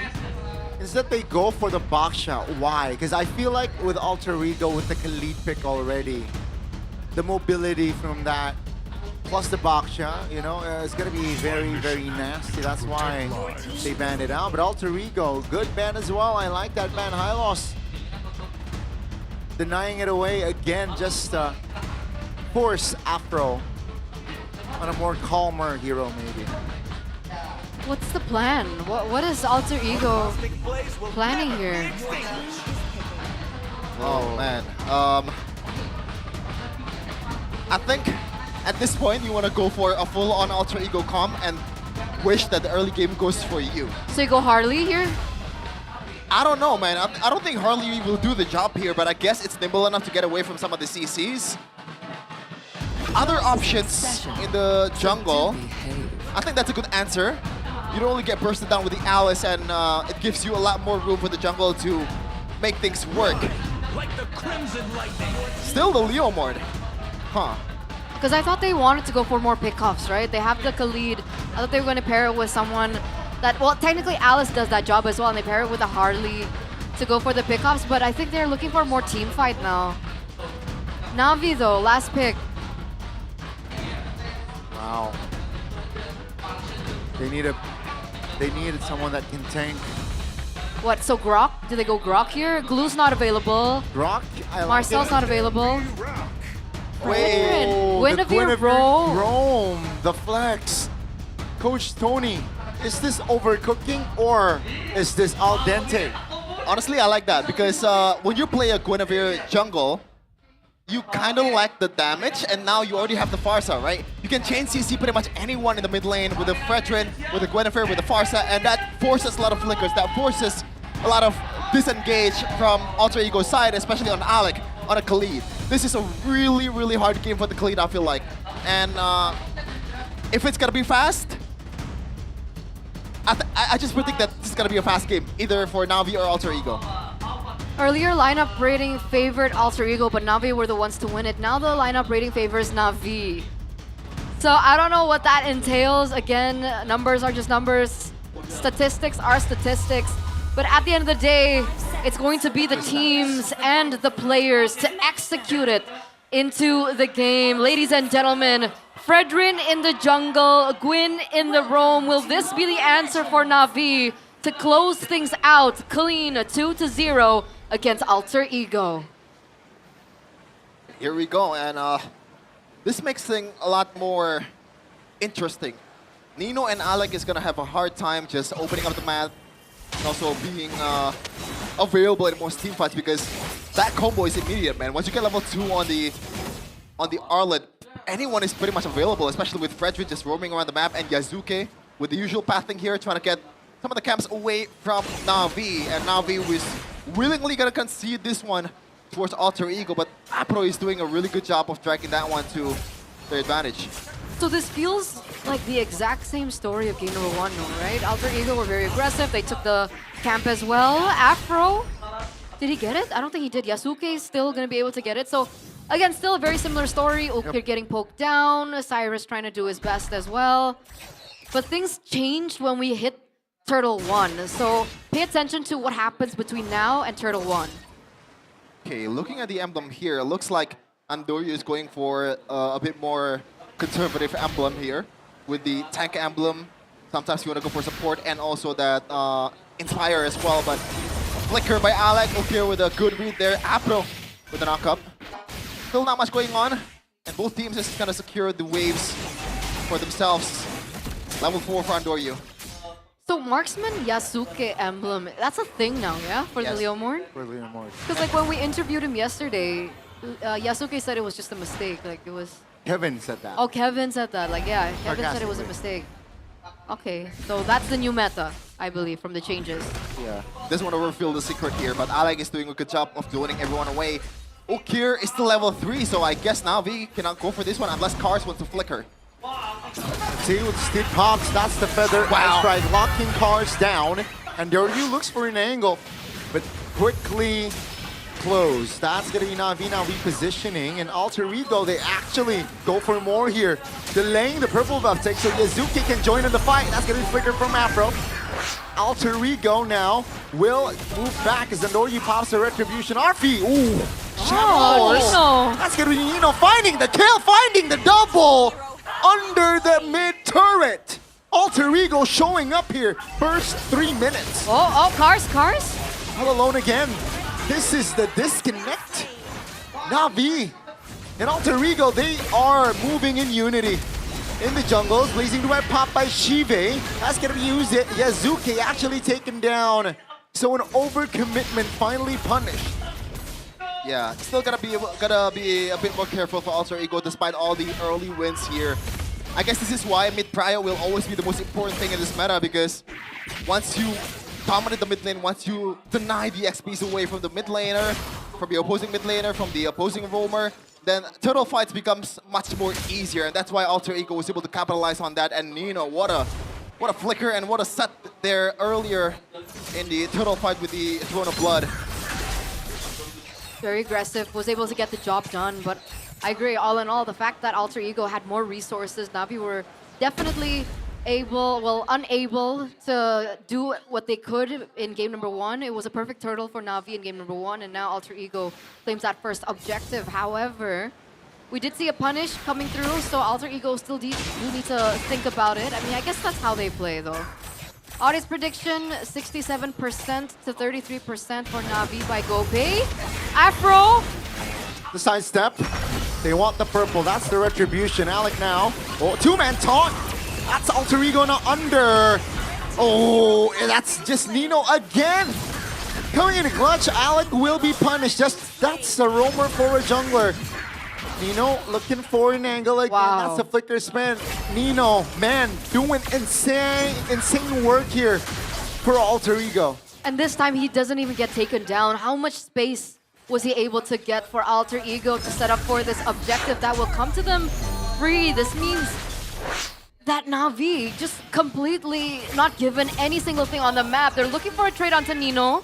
I don't think that's the right call there. They have to quickly reposition. And that's just 2 neutral objectives. 2K first 5 minutes. That's a landslide. Yeah, and you can see the lack of Marcel is just very visible for Na'Vi. Usually they have a free get out of jail card with the dashes, with the rapid boots, and all the movement speed boosts that the Marcel has, and the stunts as well. But now it's a Guinevere. I guess you can get away as easy, but it's not that simple when you get Chain CC'd, and the damage is still gonna come at you. Flicker from Alec. Didn't really get anyone. Okay. Oh, that's Chive so low! Yeah, that's gonna be RP finding and connecting the skills to find the kill. Shive taken down the first time here in this game. Not a good sign for Na'Vi. Afro pops the flicker. Still able to keep his distance, but that's just a structure taken down top surely on the next wave. And Na'Vi, 0 trades. Guys, this is a disaster for Na'Vi. A big one. What, Shiva gets taken down early? That's one of their only win cons right now. Cars now, the target. Final slash. Karina clear. Doesn't get the clear and still gets taken down. This is not a good game here for Na'Vi. Alter Ego, on the other hand, wow, perfect execution. That's a stun on towards Andoryu. That's a sidestep. Feather airstrike will land twice on him, but still survives for now. Na'Vi's gonna wait a little bit until Siva is a bit online, and once he secured that, maybe Winter Crown instead of the Trinity prioritization, because there's been too much damage from the side of Alter Ego. You can also say that at this point, Cyrus is literally a better Farsa, you know, because she also has that Feather Airstrike as well intact. But now, knowing that they have the comp to be able to contest this one, still want to go for the turtle. Oh, Izuki with the take. That's going to be Andoryu stuck, taken down. Alter Ego, they move onwards as they will look for blood. Cars and Ukir still able to keep their distance. So that's a turtle and a kill for Alter Ego, but that's Arfi popping the Shaman Force the wings by wings, and that's the structure in the mid lane, taking out Alter Ego. Nobody from Na'Vi can stop him just yet. Why did they contest? I think that's my main question. I mean, you mentioned earlier on, Chef, and they need to wait till Shive gets to at least the Swift Trinity, and yet they still committed for that neutral objective. They could have just let that go. Oh my god, Shive is down by a lot, but guys, like 2K, Exactly. gold lead, and no second item just yet. I think he's going for that corrosive or maybe the golden staff, but we'll see what can happen here. But I guess that's a good question, Eterna. I think Na'Vi wants to pull a fast one on Alter Ego in that fight earlier. They were not available in the turtle pit for Alter Ego, but I think Na'Vi underestimated how fast Alter Ego can catch up to the team fight. And Yazuke, it was just free real estate. Just take the retribution, or like take the turtle away with the retribution, and they got more out of it. They got kills as well. That's why. Scars. Forced to use the flicker, and RFE hasn't even popped the Shaman Force just yet. That's the damage right there from a fed Carrot. It feels like Na'Vi is still playing with the same blueprint and principles as they did in game number 1, you know? But the difference is, once again, they have a Mars at a time. There's a golden hour. There's a lot of things that you can do to get away from team fights. But Alter Ego, once they get that, you know, variable away, the equation is leaning much more towards Alter Ego. That ban just tips the balance by a lot for Alter Ego. Now, every time Yazuki goes for an engage with the Steed, like obviously there's punish, but it's easier said than done, at least at this point of the game. There's not much shred from Shive so far. There you go, that helps a lot with the golden staff, but I don't think it's enough by now. That's a Sun, that's a flicker from Shive. The purple buff will be taken away. Yeah, Afro here, stumped to engage. That's a stun! Finally, a good final slash under the turret. That's gonna be Alec taking down just the roamer.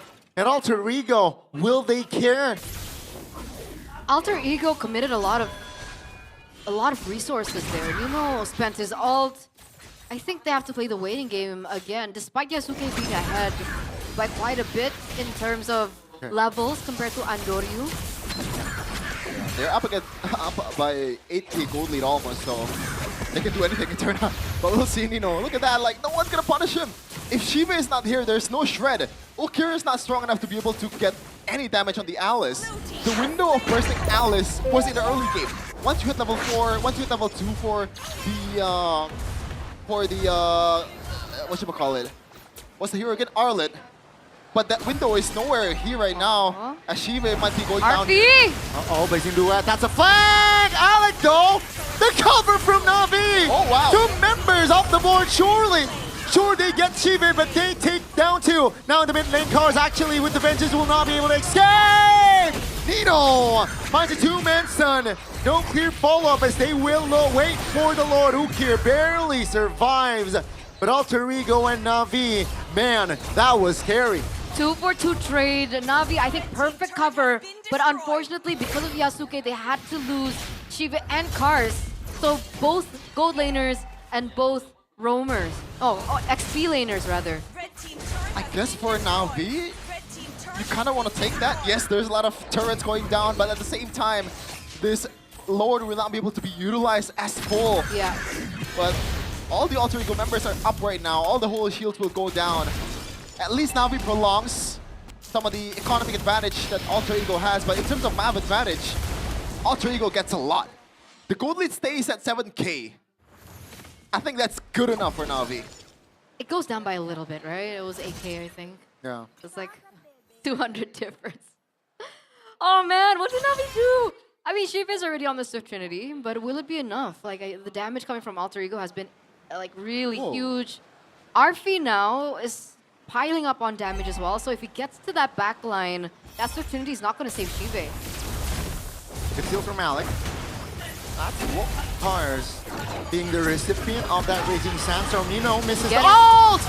This might be the blunder. Na'Vi, can they capitalize? Blazing the wet by Shive. Arfi under his own turret. That's going to be that Na'Vi though repositioning. But Arfi finds the firepower, finds the angle to take the double and looks for a tripler here as Alter Ego now. They are threatening to end the game.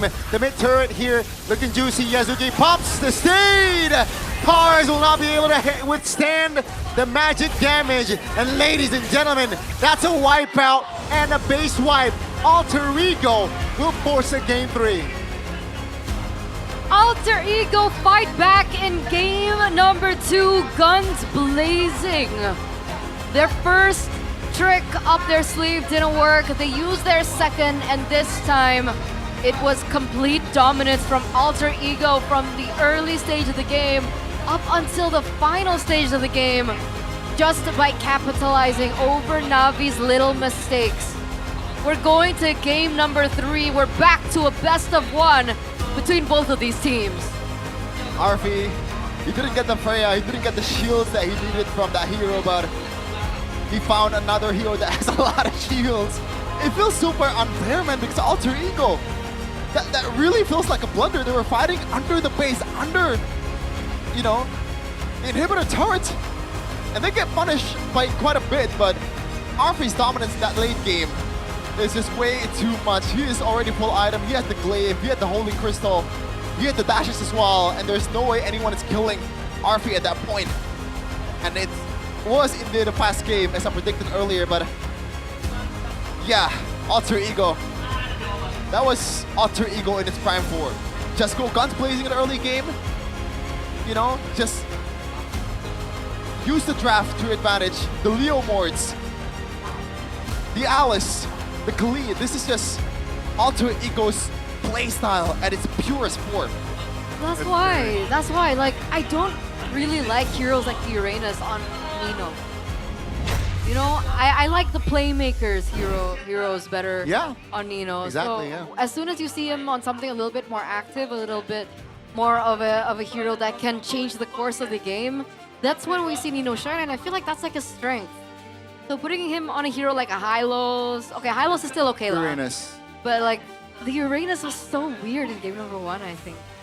Yeah, it didn't work out. Second game, they tweaked it, and it worked. But I really also want to highlight the Harith pick, right? Because I feel like that pick also was a great pick. Picked up in the first phase, and I feel like, why not? He could not respond like well after that Harith pick.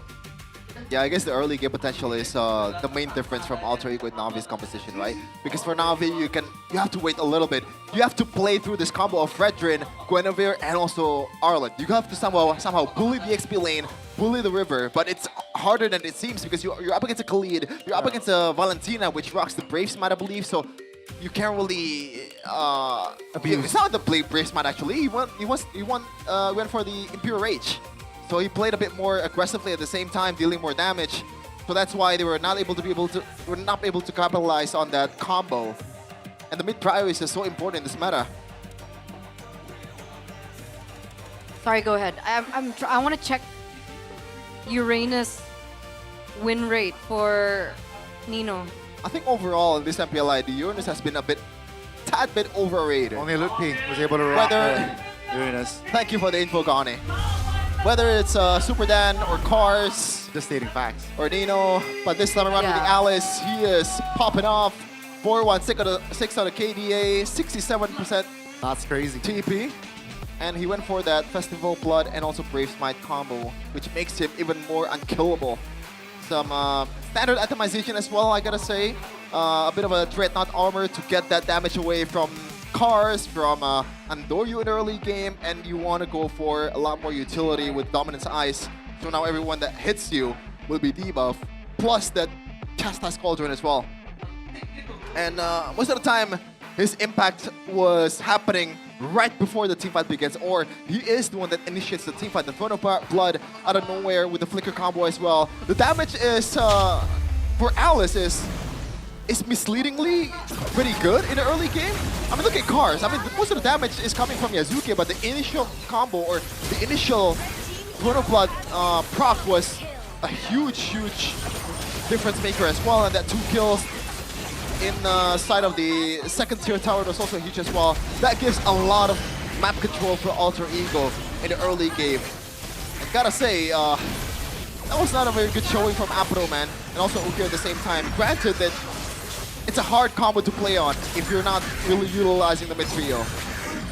That's why the early Barca pick really just didn't hit it for me either. And the fact that he didn't get level 4 at that first turtle was also one of the main reasons why Alter Ego were able to snowball the way that they did.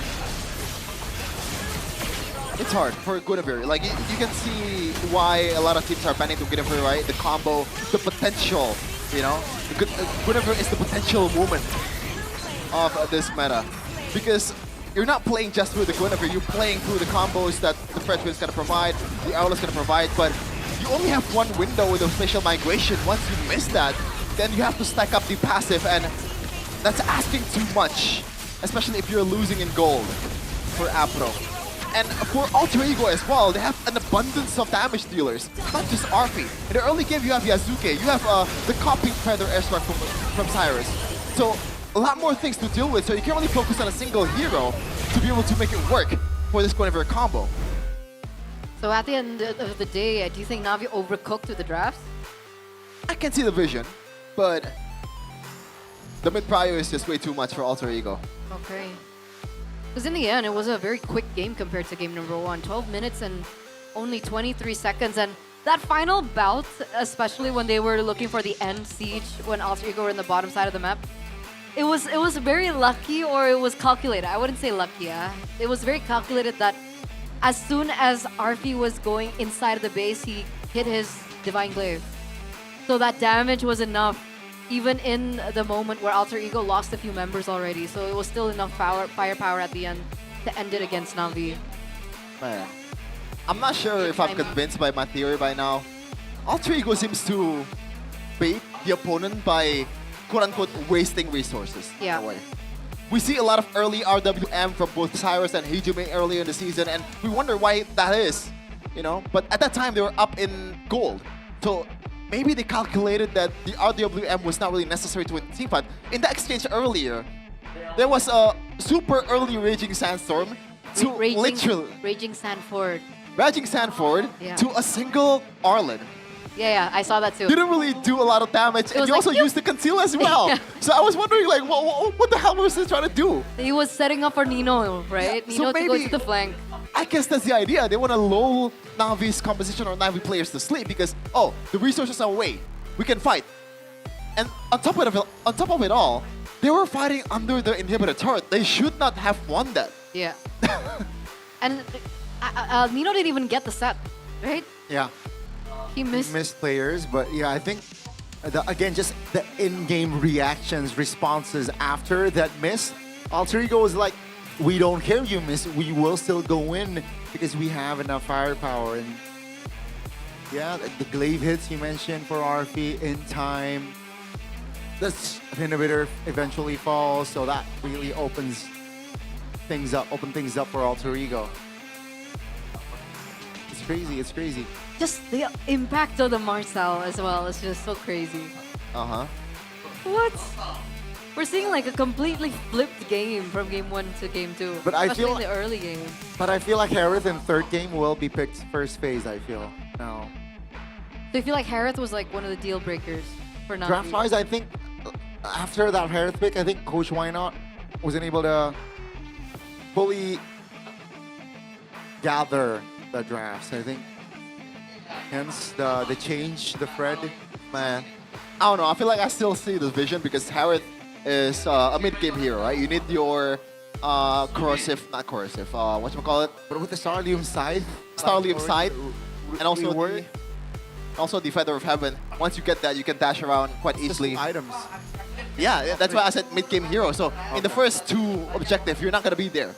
So I still see the vision of them actually abusing this Cars, Fredrin, and also Guinevere combo, but it just didn't work because Alter Ego, not only Yazuki was the trouble, Nino was the one that's making the most trouble out of them. Yeah. Especially in that mid, that first play in mid. That's true. I think Nino really sets the tempo for Alter Ego in that game. That's why now Na'Vi have to think about a lot of things, right? Like how do they deny these heroes away from Nino? Which I don't think Alter Ego will repeat the same mistake again. Yep. Definitely Alter Ego won't allow the Marcel No. to slide unless they want to take it for themselves. Who will take the blue side now? I have no idea.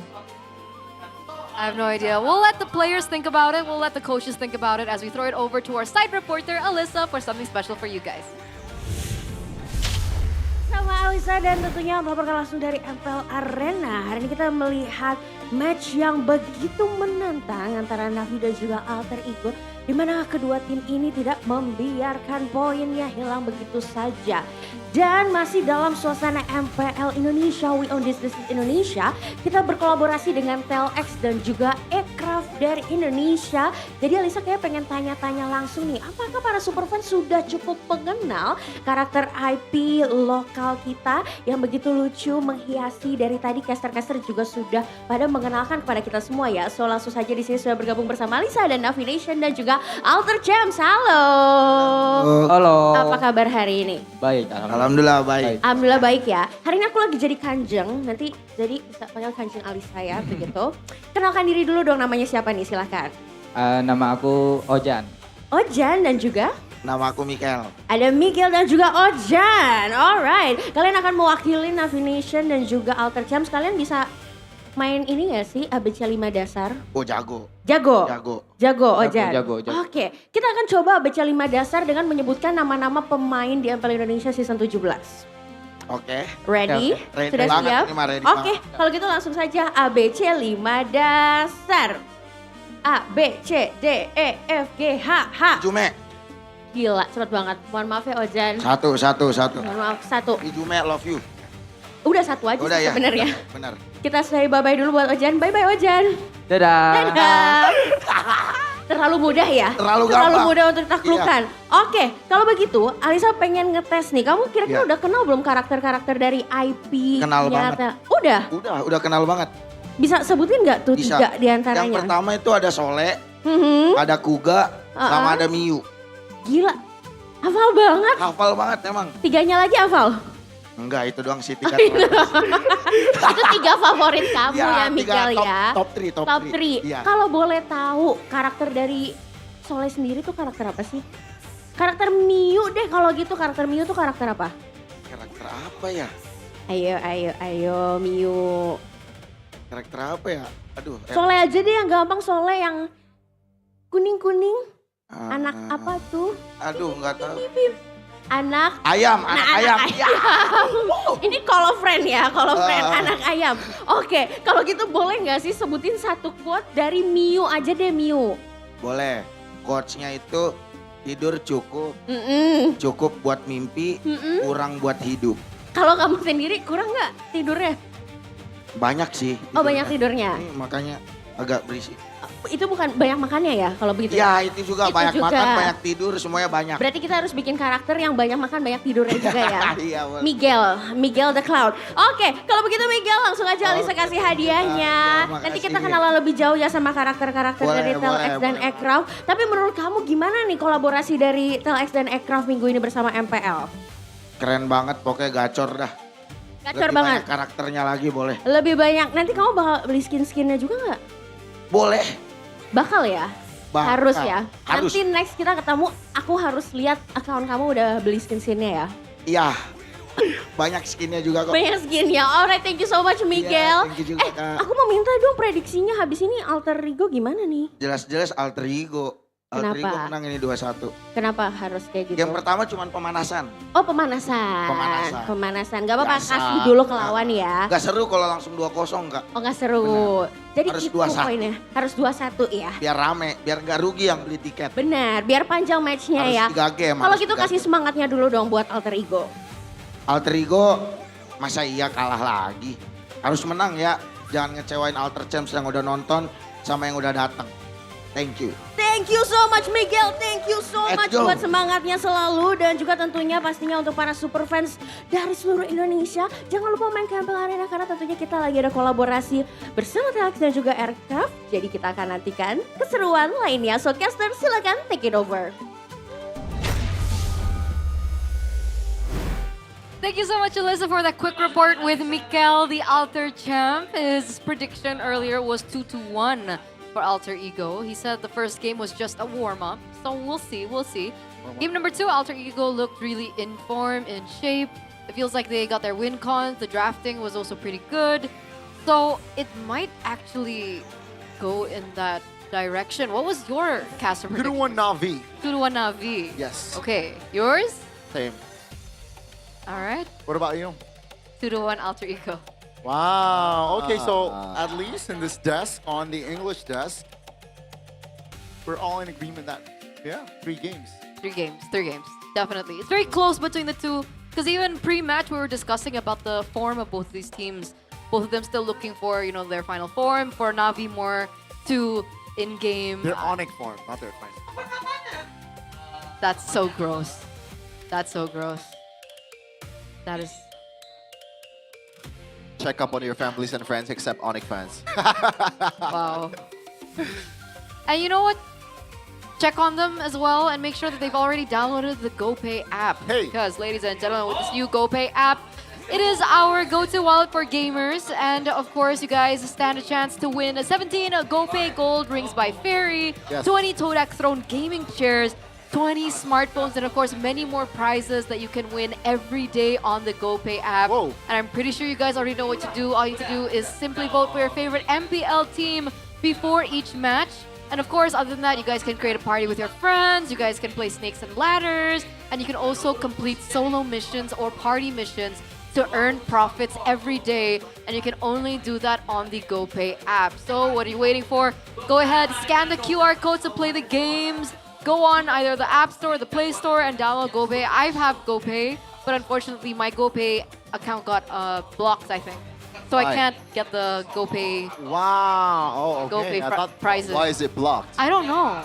Like- I think they found out I'm a talent or something. Oh, yeah, guys. I mean, again, just download, go for it. You know, the bike, yeah, just go, okay? I'm pretty Okay. sad. And also, you know, guys, we also would like to remind you that you can top up MLBB diamonds there. GoPay.co.id/games. Check it out, free WDP. Just scan the banner right below us, right there. And they might give you a free weekly diamond pass. And you guys really need to do this, right? Because every time we get into a game that has a 10K gold difference, 10K. you guys can buy diamonds for only 100 rupiah, which is basically like nothing, Yeah. essentially. Back then, 100 rupiah can get you a candy. But Yeah, now... No way. Back in your old days, maybe. Excuse I don't me. think even at my time you could get it for 100 rupiah. I think good, like huh? 500. In my time. You were there when Indonesian Proclamation went. I was, actually. I'm very proud of that. I got to meet and greet with Sukarno as he was doing the proclamation. Wow. With Bro Hatta. Okay, Granny. Bro Hatta. Bro Hatta, we're so close. I don't know about that, man. Okay, Granny. I think that's a bit too far. Why? He's super cool. I guess. There's something else that's super cool because we're calling out all the fans for you guys back at home, or maybe for those of you guys who are actually in the arena, that there is an exclusive collaboration between OnePlay and, of course, the MPL official virtual card, which is about to drop. So if you guys are collectors, you like the... I think right now we're in an era or a meta where everybody loves trading cards. So we have one of our own as well by OnePlay. So go ahead and collect your favorite player. Get the SSSS. Can you play the cards like Yu-Gi-Oh? Yeah? Kyrie, I choose you. Yeah. Toro, Monster Caro.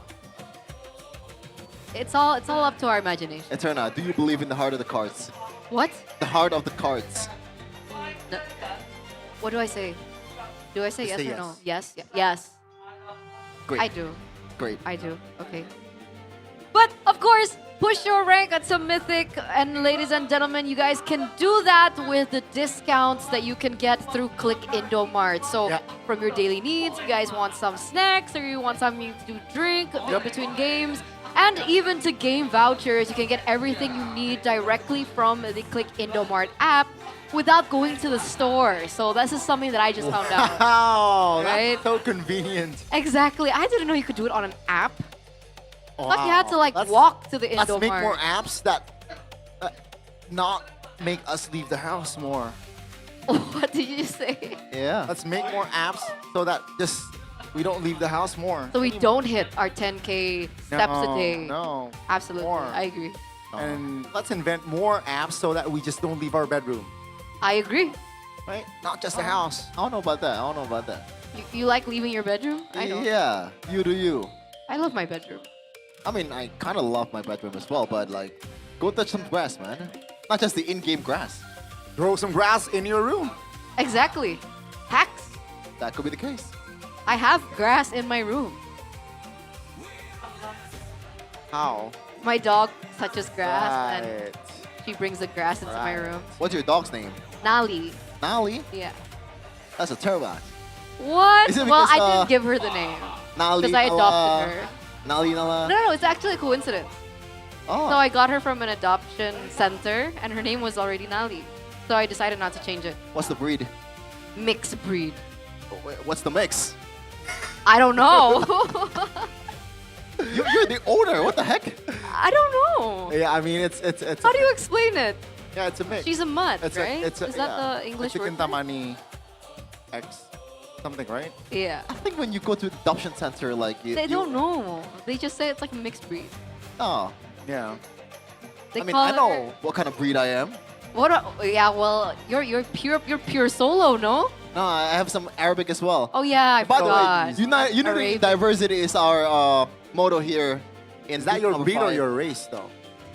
Same. I don't know. I think I think we use race. Yeah, we are a For pretty human. diverse English casting test, by the way. I mean, He's Manado. You come from Manado. diversity and unity, right? You're not Indonesian, you're Australian. I have absolutely no idea what I am, to be honest. Sure. You might want to check that? Huh? You might want to check that? Yeah, you can check now. Oh, can we? Like the DNA check thing? Yeah. I think that'd be cool actually. Can you ask the adoption center for that? Well, I wasn't adopted from a center. My Oh. dog was, remember? Okay. Yeah, so I guess that's a difference. But I might go ahead and check Yeah. the adoption center Then and you know ask for what I sure. am. Then you know for Right? sure. Okay. Okay. But guys, on a serious note, we're heading to game number 3. This is very intense. Alter Ego remain on blue side. Oh. So All 3 games, same sides, yeah? yeah. Feels like they don't want to change just yet. I think they're comfortable. Navi are comfortable sticking to red Another side. broken walls. Back to back to back. Who would have guessed? Okay, we already see the bans actually. Fovius, Marcel, and Chip. So still the same bans from Alter Ego as we get into the drafting phase. For game number 3, presented to you by our official gaming phone Infinix GT50 Pro. Yep. From Navi, Oh also the man, same. I like that. But Alter Ego, instead I of like the Valentina first pick, they go for the Leomord instead. I think Alter Ego knows. I was gonna say that this might be a Valentina, but the adjustment from Coach Wynot will be the Leomord first pick for Navi. Because what enables Alter Ego to play super aggressively in the early game was the Phantom Steeds from Yazuki. That's been the idea ever since M7. You know? But now, Alter Ego adjusted. They want to play still with the same idea, with the Leomord as well. Now, it's just how to complement that idea with heroes like Khalid, like those kind of heroes again in the mid lane. But we'll see though. Harith, that's an early Harith, by the way. That's what we talked about earlier. I think the Harith will be prioritized. Because if Navi doesn't pick up the Harith, Alter Ego will get the Harith, and that's just like a redraft from side of Alter Ego for game 2. And they wrecked Navi with that sort of composition. So Navi here, I think this is, again, just an adaptation here from game 2. Alter Ego, what did they go for here? Khalid again, definitely for Alec. But what's going to be the mid lane? And then EXP, I feel like. But yeah, you're right. Cyrus maybe will be prioritized here for the first phase. Huh. What mid laner do you go for though? I guess you can also pick the XP lane first, knowing the fact. Oh my god. That's Really?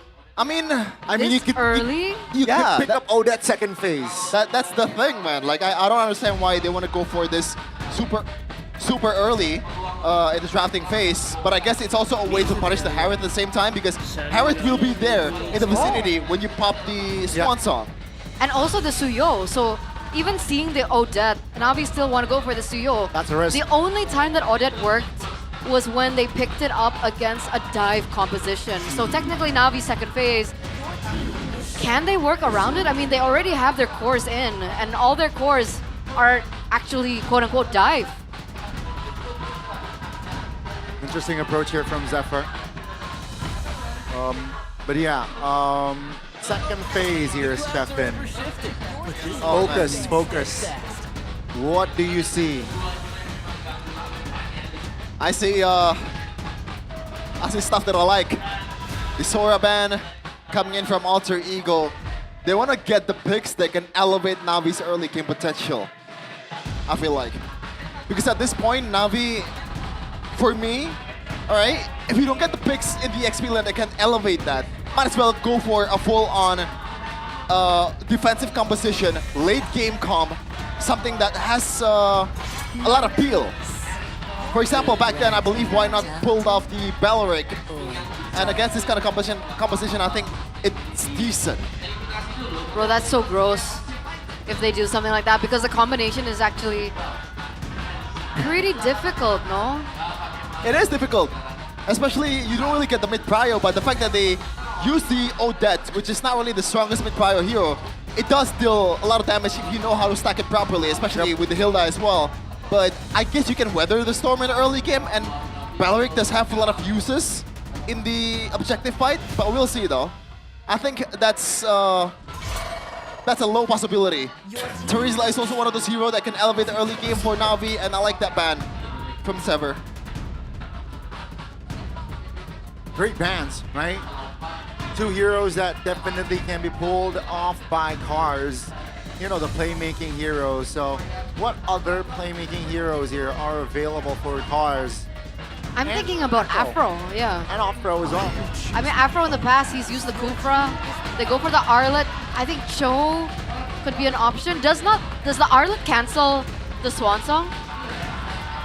I'm not really sure the interaction, but I guess the idea is not even about canceling it. It's just like how to get the Odette away before the team fight begins. We'll see if that's gonna be the case. If the Final Slash can actually cancel that. Okay, well, we'll see the next two picks from Alter Ego first. We're waiting on a gold laner and an EXP laner for Nino. So Lapu is on the board. I'm thinking, what do they use? I like the Lapu. Do they go Claude here? I think it doesn't really matter much what the pick here for RP. Whoa. But it's gotta be the Granger. They want to play super safely in the gold lane. They want to get someone that can clear the lane, doesn't really get ganked a lot, and be safe most of the time. Can be a weak gold side. But Yujong just also elevates the early game potential from Alter Ego. They want to go the same way they always go in their approach. But for Navi right now, it is gonna be the Kalea. I don't know. Alter Ego's draft is so early game to me. It is, but it's in line on what they're trying to do. And the Leo mode is the one that unlocks it all. Okay, we'll see if it works. What do you think about the Kalea last pick for Navi? I thought about it actually. I think it's a better option, or like it's a more safe option than the Belleric, because it also secures you that healing in the early game, right? Now you don't really get punished a lot in the mid lane despite the Hilda just roaming around, and Alec is known as a menace of a Hilda player. So now all Navi need to do is try to unlock that late game. They have the tools for it. They have the Valentina. They have the Suyo. They have the Kalea. And here it is. All the heroes have been locked by both coaches for Alter Ego and Navi. But who will be the final team to take it all? Everything on the line, the three-face mask versus the team born to win. Let's head over to the final game of this best of 3 series. Oh man, I just also realized Yep. That the Arlet is on a losing side here. It's a yeah, exactly. It's a Yuzong versus an Arlet. That's why Zephyr picked it up in the first place. And Lapu Lapu was not really a good matchup against the Arlet. Now, not only it secures, maybe have to wait a little. 1v1 Arfi. Whoa, Arfi! Wow. That's an early solo kill. Shive miscalculates the damage, and that's just gonna be an advantage for the three-face mask here. Man, if you have a Granger on the other side of the map, the last thing you want is for the Granger to snowball. Luckily, there's no Sky Piercer yet, so it doesn't include as a stack, but in the mid lane, there is some damage being brought onto the side of Alter Ego, and it looks like Na'Vi will be the ones to be able to rotate around first. Man, you hate to see it as a Na'Vi nation because add that to a lot of resume of the lowlights that Shive has been making this season. That boosts Arfi's potential by a lot. Not only that, Shive will be late to the party. Shive will be late to his item power spike because he missed out on, I believe, 2 minion and 1 gold card as well. Emblem though by Bayou, so far nothing too crazy. The marksman emblem still for Yazuki, and look at this! Oh my lord. The collapse is beautiful, the setup is beautiful. Alec, no time. I mean, Afro, no time to respond there. And that's just 2 kills already on the board here. We're not even 2 minutes in. That's why I said the Belleric makes a bit more, not a bit more sense, makes sense just a little bit.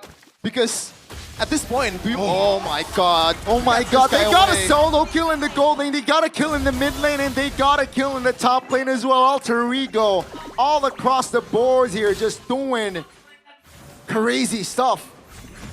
Oh man, yeah, back to my point earlier, because the early game seems like a lost cause for Na'Vi. They have the Leomord, they have the Hilda, they have Yuzhong, they have too much early game potential and damage.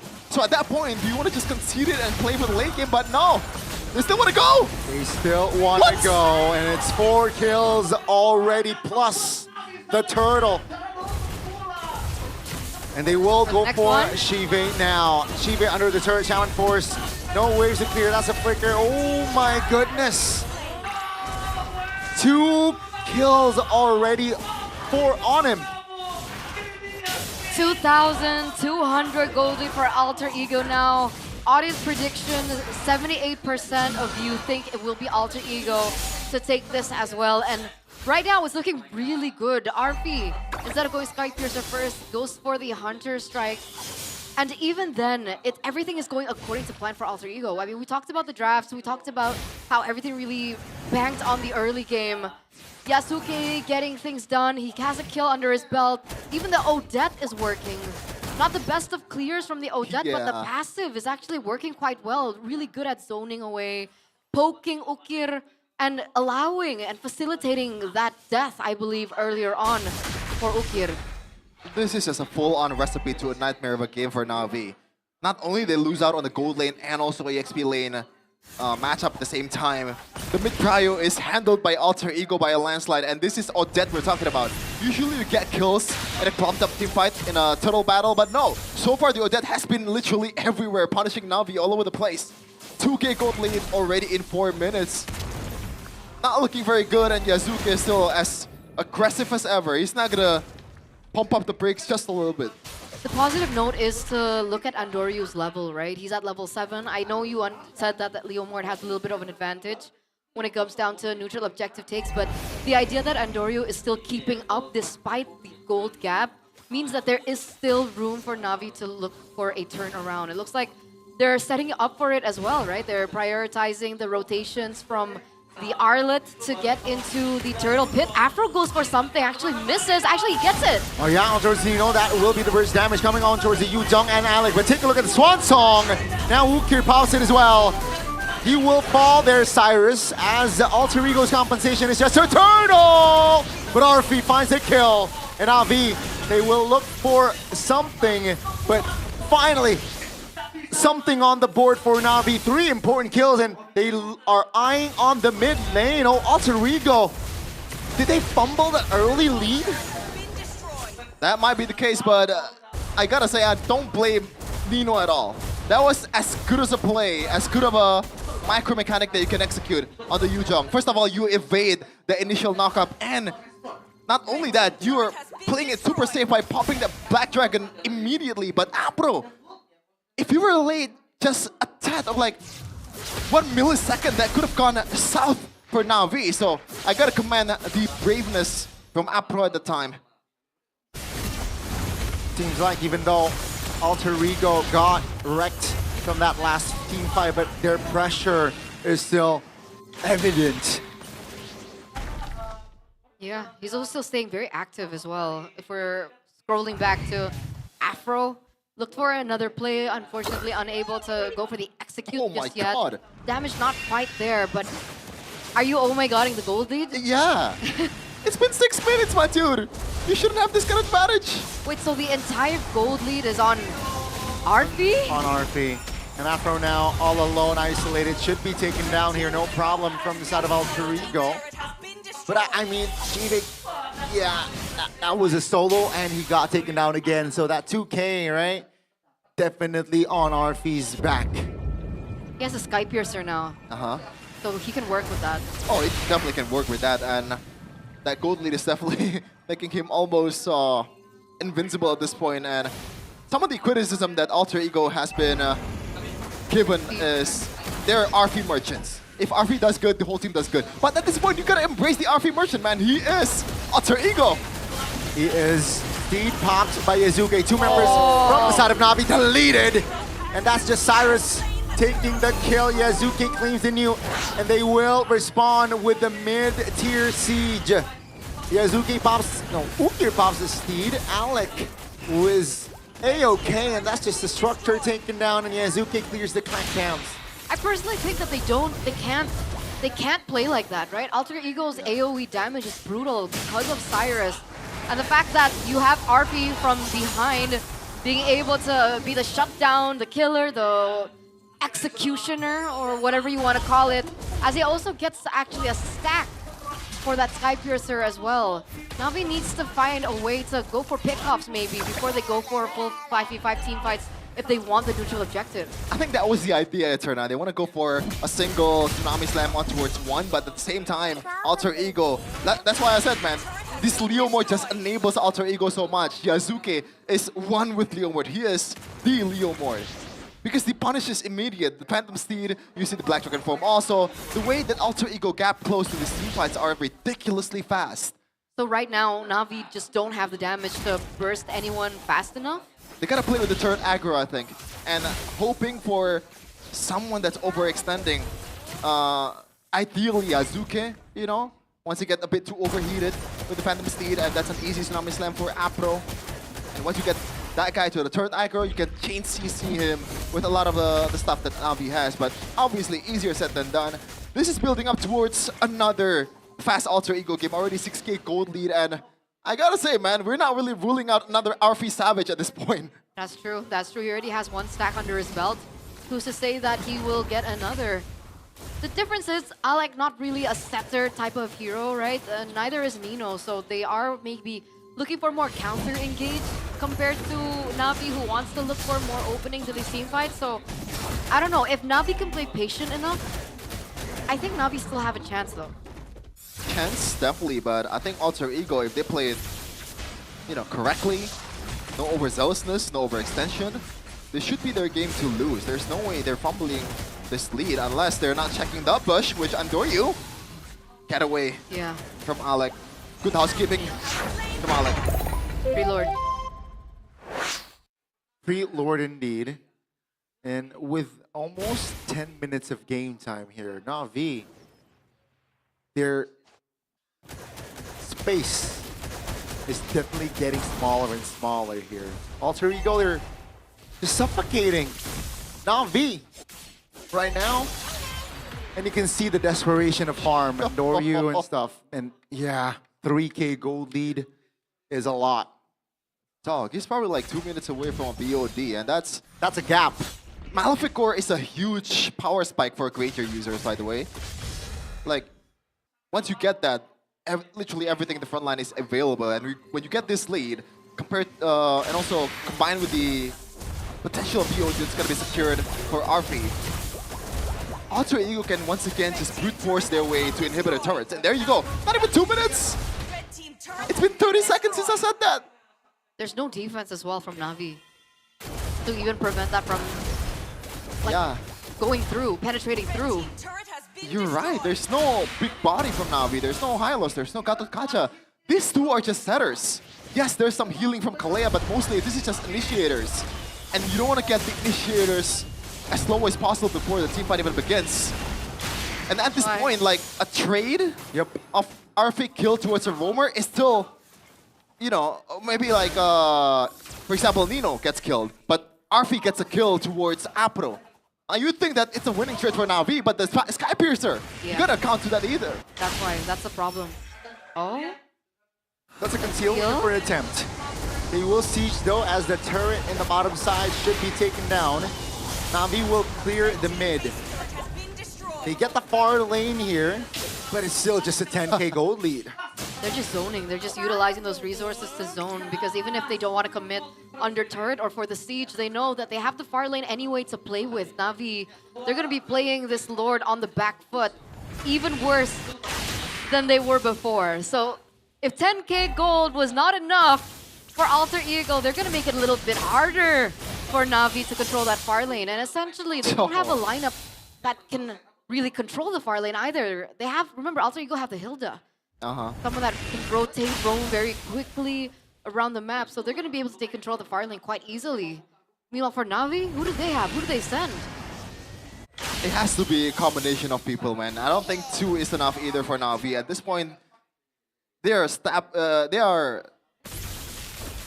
trapped in an Iron Maiden, Na'Vi. A single move outside of the second tier turret, which they don't really have anymore, is gonna kill you. And I like the itemization from RFA because he knows that he is gonna be the main target for Apro most of the time, and he's rocking a Purify. Push comes to shove, he still has that get out of jail free card with that Winter Crown, and no one's gonna be able to lock him down. 10k gold lead already, and Na'Vi will not be able to get even close. There's not a single brain cells that thinks that they should contest for that Lord. And that's the right call. Can they clear? They have a Valentina, very close combat type of hero, not long range at all. I guess they have Shive, but even on Doryu as well, if they want to go for the clear, they have to get a little close and personal. Very, very, very close, and that actually facilitates Alter Ego to look for a set, especially for Cyrus. Yeah, and look at the goal lead all over the place. Nino, Black Dragon form. To seek information and to potentially siege members.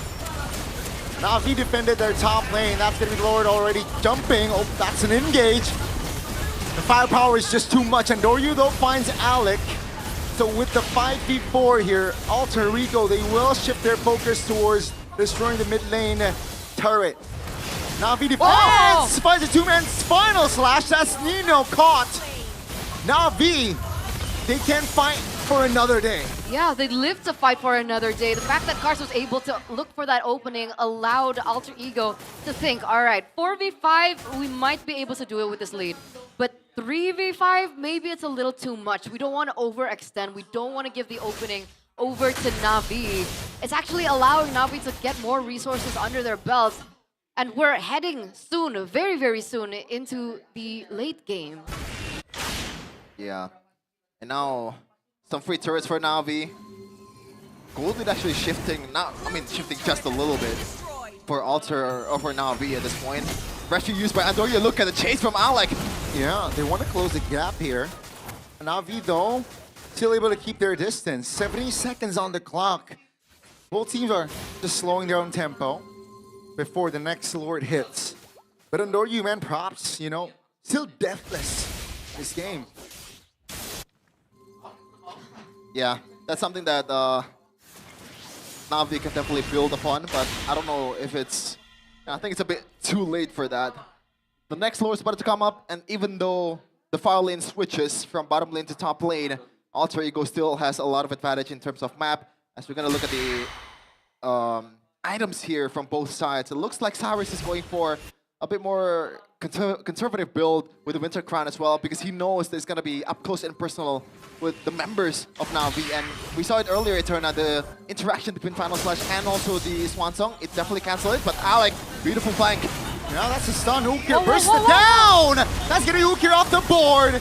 Andori now repositioned as Izuke is eyeing on the jungler of Na'Vi. Is able to get out. For now, it's a 5v4 before the Lord spawns.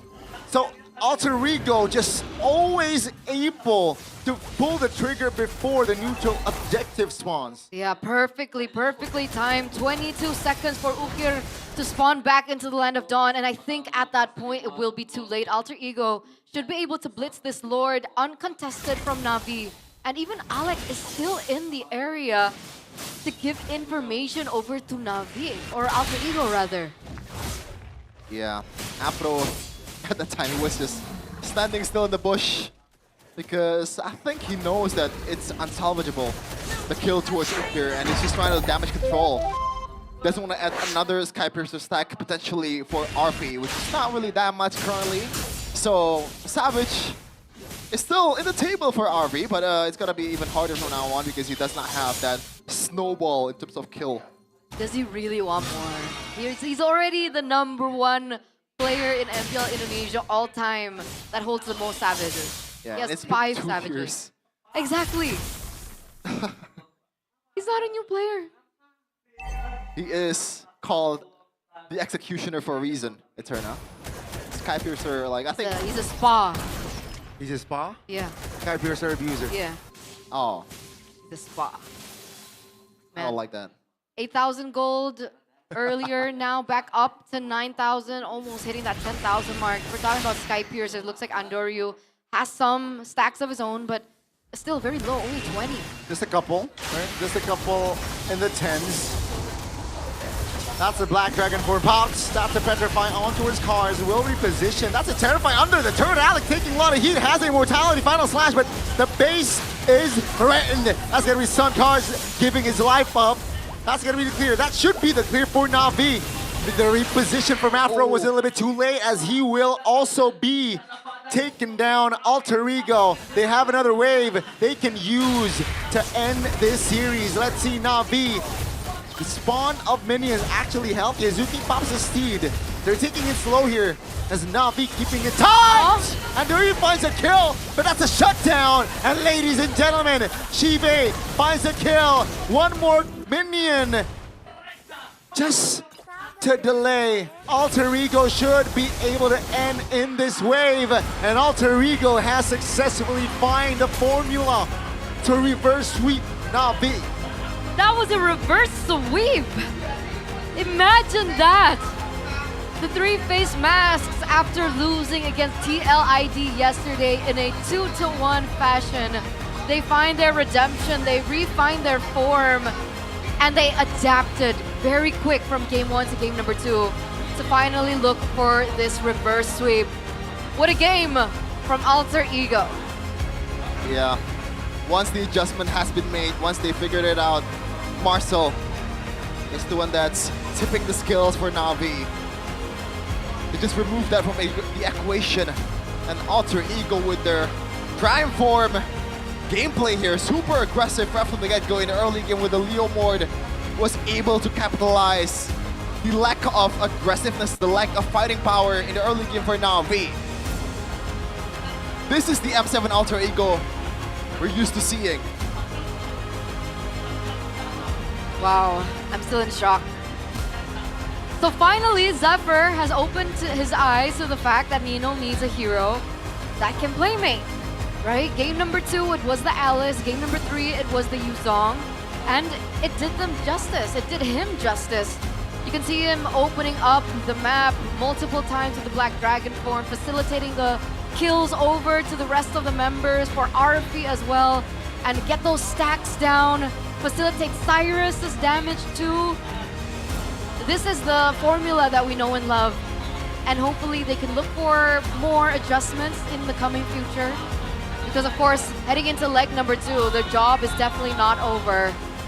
We have an interview very, very soon up on stage with Sabila.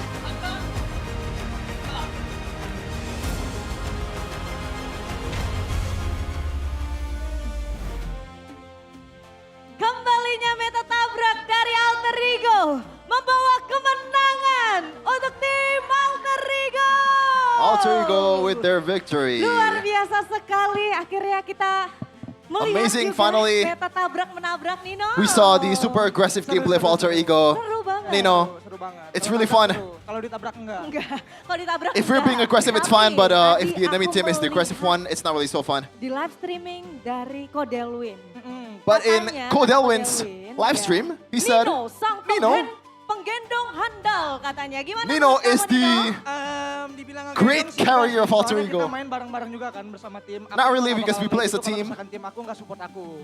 I wouldn't be able to play like this if my team is not supporting me. Sekali. W Kodelwin, Nino. tolong didengar So ya. inspirational. Betul. Jadi memang ada andil tim yang lain juga lah ya. So it seems like the team also did their Tapi part. kalau misalnya dari Nino sendiri. But for melihat Nino, di game yourself, yang pertama kalian cukup from game number 1, it was pretty hard for you guys. Why is that? Mungkin gara-gara Maybe because disiplinan dari kita aja sih. the lack of discipline from us. Ya, Navi juga bermain At the same time, Navi played really good in game number 1. Karena kurang disiplin itu ya. So it looks like the lack of discipline was the cause. Is there anything else? Ya, Navi mainnya lebih bagus aja sih dibanding kita. It's just Navi playing better than us. Ini tuh fun fact dari Alter Ego mungkin ya. Dia tuh selalu mengakui kesalahannya pada saat sesi interview. Alter Ego gitu ya. always concede. Like Tapi, always kalau misalnya kita ngelihat ini poinnya tuh concede with the fact that they made benar-benar mistakes in sama loh. interviews. Di leg yang pertama juga 2-1 juga kan lawan Navi kan. In leg number 1, you guys were winning 2-1 against Navi. Akhirnya kita melihat adanya Odette lagi. And we finally see another Odette. Aku klarifikasi dulu ya, Ya, soalnya oke, dia boleh. kayak shadow pick gitu. It's because Odette. Odette Terus dia ketawa-tawa kan. Akhirnya is our shadow pick. Dia shadow pick mulu, kita pick aja Odette-nya. Oh, Setuju nggak lu, Lim? it's just a shadow pick at first, but we just laughed together at the pick. Eventually, Soalnya di shadow pick mulu sama Navinya. we pick it Jadi ya anyway. udahlah, kita pakai aja. Oh jadi kalau misalnya Because we daripada thought it kode-kode was pretty langsung fun. aja kita kasih gitu ya. Betul. Oke, langsung dibuat bergoyang lagi nih. Bergoyang lagi. Tapi menang lagi juga pakai Odette. Kemarin menang. Oh, you guys won again with the Odette? Iya, Menang juga kan? Menang juga, menang. Yes, we won the earlier match with Odette too. Alek. Oh, Alek. Alek. Alek. Akhirnya kita melihat lagi Finally we saw di match sebelumnya, di match in kemarin the berarti. previous match. Kamu pakai Hilda dan Use akhirnya Hilda. Hilda keluar lagi. Gimana? And now you use Hilda today. Mungkin emang bagus aja sih hero-nya. I think it's a pretty good hero at that time. Match aja satu sama lain ya. It's a pretty good matchup. Juga ke aku sendiri juga sih. Tapi kalau misalnya dari Alex sendiri nih, kita balik lagi ke game yang pertama. But Gimana let's sih Lex? take a look at game number Seberapa 1. susah untuk dirimu di game But yang it was pretty pertama? hard for you in game number 1. Mungkin For G1, maybe. Gimana tuh? Belum panas aja sih. Jadi ya mungkin We're belum lock in banget. we're not hot just yet. Salah gitu. Oke. So that's why jadi we lost the langsung game. dibalas di game kedua, game 3, langsung ditabrak aja gitu ya. Benar. Udah ditampar juga sama Bang Kenny. Oh, I got slapped itu in the locker room by Coach Kenny. Tapi kalau misalnya That's a joke, by the way, guys. Ini I don't aku think he dengar actually dari slapped him. teman-teman di luar sana, teman-teman fans tuh pada bilang katanya di leg 1 tuh Alter Ego masih suka bereksperimen. Gimana sih menurut kalian? Alter Ego seems to like to experiment, Oke, as people would like to say. yang ingin disampaikan soalnya. What's your thought about that? Gimana ya? Ya walaupun Actually, kasarnya kita nyoba-nyoba maybe- juga, ibaratnya kita juga punya kekuatannya sendiri gitu dari setiap player. We Dari kind of kayak try things a little bit, but deep in our hearts, we actually try our best. Terus kita juga punya kekuatannya masing-masing, cuman ya We just try to use our own advantage, our own powers. Dari pemikiran Bang Kenny ya kita coba-coba dulu aja, cuman ya jangan terlalu coba-coba ntar iya lagi. We ya. experiment just a little bit, Iya but lagi not ya. too, Cuman yang pasti ya kita juga not too, too big on the experiment part. Banyak banget ya kita juga bakal maksimalin di situ dulu. Oke, baik. Jadi secara nggak langsung berarti setuju dong kalau dibilang di So leg you guys 1 agree agak that in leg number 1, there is some kind of like Ya faktanya gitu sih penilaian orang-orang. Try and kan choose. Kita coba-coba kan. Experiment. Cuman ya kita juga cobanya. But yeah, Kayak mainnya bagus, mainnya bener. Cuman I kan think so. We katanya try a lot problem of stuff a dari little, kita, banyak problem dari. but we actually play pretty good with them too. Oke, baik. Jadi coba-coba nggak apa-apa, yang penting hasilnya bagus. Gitu. Iya, betul. Oke, kalau di leg yang kedua kali ini, apakah mungkin masih ingin coba-coba? Mungkin In leg yang number lain 2, boleh will jawab there dari be Yasuke other experiments? mungkin. Yazuke, what's your thoughts? Oh Cyrus, boleh. Oh, Cyrus boleh. wants to Coba, answer. Boleh. Masih pengen coba-coba lagi kah mungkin? di leg yang Any experiments kedua? in leg number 2? Tergantung keputusan Bang Kenny kalau It's up to Mr. Kenny. But terima aja kalau semalam kan we'll just accept it. tiba-tiba di chat aja disuruh main. Oh, Last night I tiba-tiba langsung main, got langsung DM. main. He told me to play. Mau nggak mau harus siap. Like it or not, I have to be ready. Alhamdulillah dikasihnya menang. Alhamdulillah Thank dikasih God, menang. I was Oke, given the baik. win. Tapi kalau misalnya dari Cyrus sendiri, apa sih yang pengen But for you, disampaikan Cyrus, nih buat tim Navi? Any kind of Khususnya message untuk for di game yang Navi, pertama. especially for game number 1? Game yang pertama. Game 1? Mereka jago sih. They're really good. Mereka jago game 1. Ada lagi? Anything else? Tadi Earlier, aku ke trigger aja sih. Mereka I got triggered. Shadow, pick, Odette. 3 game dia. Terus aku cengar-cengir kan, diliatin juga tuh sama mereka tadi. Terus aku senyumin balik. Oke. Terus they were shadow picking Odette, juga. and we laughed together, glancing at the opposing desk, gitu ya memang. and that's why I picked the Odette. Minta aku pick Odette kayaknya mereka. Oke. It looks like they want to play. They want me to play the Odette. Kode-kode mending langsung aja dikasih Odette-nya. Oke. Okay. Tapi kalau misalnya dari Cyrus sendiri semenjak nge-pick Odette belum pernah kalah berarti ya? Ever since you picked the Odette, you never lost, right? 100%? Ya, alhamdulillah. Yeah, thank God. Juga sih. Tapi gak pernah kalah juga berarti kan kamu? Iya. Belum pernah kalah kan pas Yep. kamu main, kalau kamu masuk ke roster? You haven't lost yet when you play for Alter Ego? Yes, thank God. Tapi aku pengen nanya mungkin di sini. But I want to sama ask Arfi, kalau menurut kamu kira-kira Arfi, mendingan for you. Hijume atau Cyrus yang main? Waduh. is it better for Hijume or Sama Cyrus aja that's kah atau gimana? that's playing? Ada mending-mendingannya. Oh no. Sama aja. It's the same Sama-sama thing bagus basically. Jago. Jago. Perbedaan Hijume dan Both of them are really good. Cyrus. What's the difference between the two? Game ya? Kalau si Cyrus suka For Cyrus, Odette, kalau si he likes the Hijume Odette. Jushin. Iya, But Hijume terima likes the kasih. Jushin. Terima kasih banyak. Thank Itu you. lebih ke Thank you for the fact. hero favourite-nya mungkin ya. Ada yang lain mungkin? Anything else in terms of the difference? Sama aja. Nah, it's sama-sama the exact aja. same Tapi thing. kalau dari komunikasi gimana sih? But in terms of comms, is there any difference? Tentang Misalnya kalau misalnya sama Hijume, gimana komunikasinya? Ataupun sama Cyrus, The gimana difference between the two, Cyrus and Hijume. Mungkin yang aku rasain kali ya dari Maybe sudut pandang from my part, experience yang mungkin Hijume from itu my perspective, dia tipikal orang yang as an XP laner, Hijume ya, is bisa dibilang agak is a bit bersuara more lah.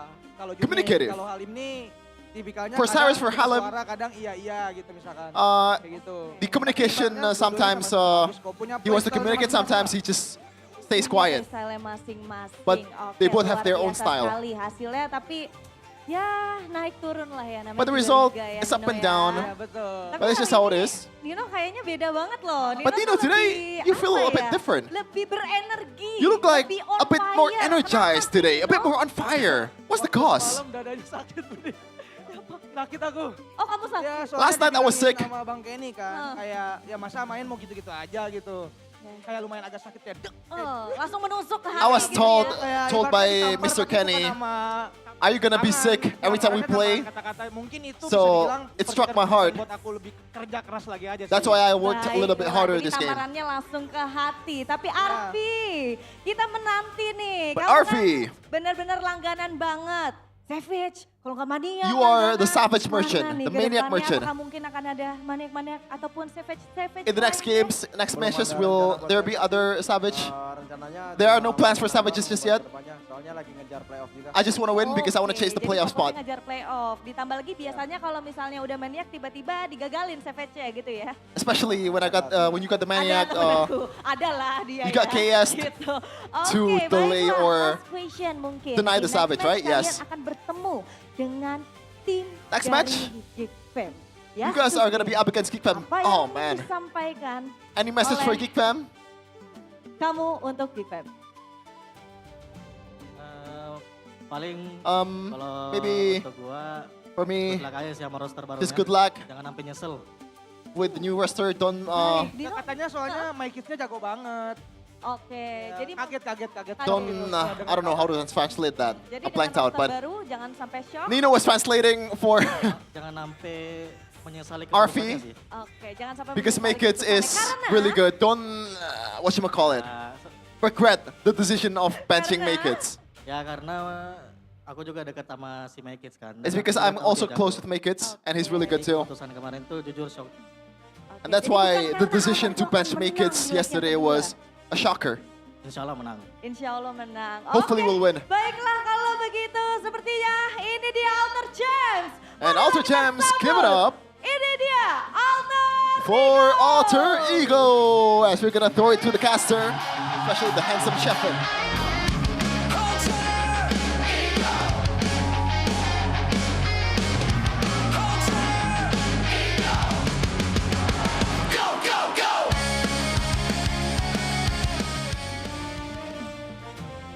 Baiklah, tadi kita sudah menyaksikan match pertama untuk hari ini yang berjalan cukup sengit sekali, pertandingan antara Alter Ego melawan tim Navi. Tapi sekarang kita akan lanjut dulu bagi-bagi hadiah karena kita akan masuk ke sesi dari GoPay Hadiah GG. Pastinya teman-teman semua udah pada tahu gimana caranya, tapi tenang aja, Sabila akan kasih tahu caranya lagi. Caranya adalah kalian langsung saja untuk nih ya buka aplikasi GoPay ataupun yang belum download, tapi kayaknya aku yakin semua udah pada download ya. Langsung aja dibuka untuk aplikasi GoPay-nya dan nantinya di sebelah sini itu akan ada QR code yang kalian bisa scan. Terus redeem hadiahnya. Begitu aja, gampang banget ya. Jadi teman-teman semua langsung aja Super Fans standby untuk smartphone kalian masing-masing. Karena aku akan langsung saja nge-spill nih. Untuk QR code-nya dalam 3, 2, 1, ini dia. Oke, let's go. Ayo. Ingat ya, yang udah dapat langsung ditunjukin ke kamera. Ya, langsung dikasih lihat ke yang lainnya. Udah ada yang dapat sebelah sini ternyata. Boleh dikasih tunjuk ke kamera, Kak. Wow, luar biasa sekali. Banyak banget, dari sebelah kiri ada, sebelah kanan ada, di belakang juga ada. Luar biasa sekali. Banyak banget yang dapat di GoPay hadiah GG kita kali ini. Tapi buat kalian semua yang ingin mendapatkan hadiah tambahan, tenang aja. Karena GoPay itu akan memberikan hadiah tambahan di mana? Nah, pada saat kalian melihat nih di match adanya muncul perfect turtle ataupun 10K gold difference, langsung aja buru-buru ke sosial media dari MPL Indonesia. Karena bakal ada hadiah spesial di sana. Jadi langsung buru-buru. Sekali lagi ya, kalau kalian ngeliat perfect turtle ataupun difference 10K gold, langsung buru-buru ke sosial media dari MPL Indonesia. Tapi sebelum kita lanjut lagi nih ke match berikutnya yang pastinya lebih panas ataupun keseruan berikutnya yang ada di MPL Indonesia Season 17, ada yang ingin disampaikan oleh teman-teman caster. So langsung aja caster, silakan.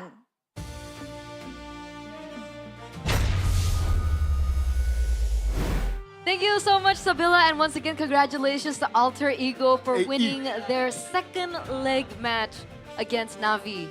So they won their first leg, won their second leg 2-1 as well. So looking good, looking good.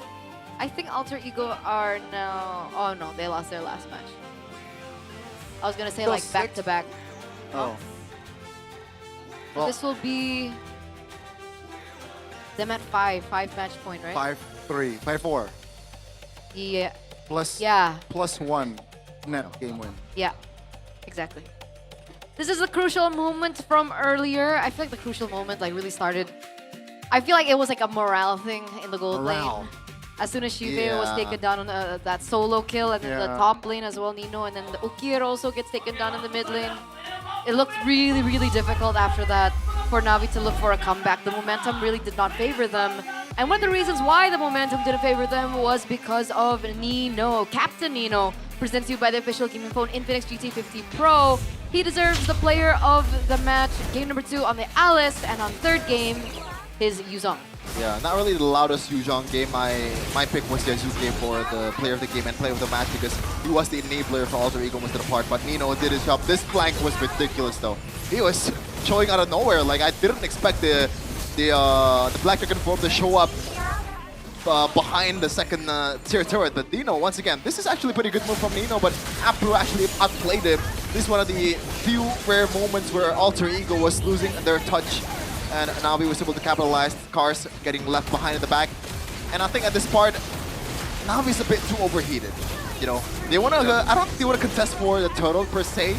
Like if there is definitely an opportunity, they want to go for that. But most of the part, they just want to get someone as a consolation prize for the objective game. But they went a bit too forward. Cars with a beautiful punish here towards Nino. RP also with a Purify as well. That's why he rocked that one. And most of the part, Alter Ego was able to use this aggressiveness to their maximum potential. Yazuki just moving all over the place. They are not gun shy at all, but their ultimate use, man. Especially Nino and also Yazuki. Despite the Black Dragon Form window being, the cooldown is a bit too big, or pretty big for this guy. This is actually pretty good defense by Navi, but I feel like Napro was overextending just a little bit, and that's why Alter Ego was, you know what? Let's just go back and try to take the game immediately right now. I feel like if Napro didn't overextend at the time, they could have prolonged the game much more, especially with the fact that Shive is fully online. You can see the damage procced a lot, and he was a bigger difference maker at that time over Arfi. They should be able to somehow turn the games or delay the loss even further, or maybe win the game if opportunities are presented. And that's why Alter Ego was able to take that one at that point of time. Also, huge props to Arfi, right? Because he already had the Skypiercer stacks, he already had the BOD and the Malefic Roar. So he was like, okay, maybe I play a little bit more defensively when it comes down to itemization. It was the Winter Crown before, swapped to Immortality, but he sold the boots for the Rose Gold. So just in case that there was some damage maybe coming from Shive or Suyo, that there still would be some defense that he could fall back on in these team fights to allow and make sure that Alter Ego still get the job done when it comes down to the team fights and the sieges. It was just overall a very steady game for Alter Ego, both the second and the third, I gotta say. So the recovery after the first game loss was incredible, and you can see it already from the damage dealt here for the third game. It's quite spread out, apart from RP and of course the mid laner, Cyrus. Props to the Odette, man. Yeah. It worked. Really worked. And I feel like they missed out on a lot of like value of this Kalea, man. The Kalea feels like a pick where, you know what? It was last pick too. Yeah, it's a bit lackluster in a way. I get why they want to go for the Kalea. It's the most standard pick out of all of them. It gives them a bit of a mid-prio boost with the healing and also initial early game damage as well. You can tank up some Hilda damage, but at the end of the day, these heroes are not built to combo with Kalea, right? Maybe Suyo in the early game, when all these heroes does not have the early game items yet to weather the storm or like weather the Suyo damage, but you gotta wait for the Harith to be able to actually use the Tsunami Slam combo to the utmost potential, but they were a bit too lit for that. Yeah, you mentioned, right, even the Harith needs a little bit more time to get to that power spike in order for the burst to come through. So especially after the early game path. Exactly. So it got prolonged, it got delayed even worse, and yeah, there was no opening, there was no combo for the Kalea, and in hindsight, we thought that the Odette pick was early, but technically we already saw the 2 cores from Navi come out already. So that's why Zephyr was like, all right, okay, I think this might be a good call to go for the Odette because both of them were dive. But if you guys want to relax your brain just a little bit, you're tired of playing the ranks, you keep losing, solo queuing, it's fine because Mobile Legends has a option for you. You guys can check out Mobile Legends Adventure, which is a relaxing idle RPG. You guys can collect over 100 heroes, level up with ease, and of course enjoy idle rewards anytime, any place, anywhere.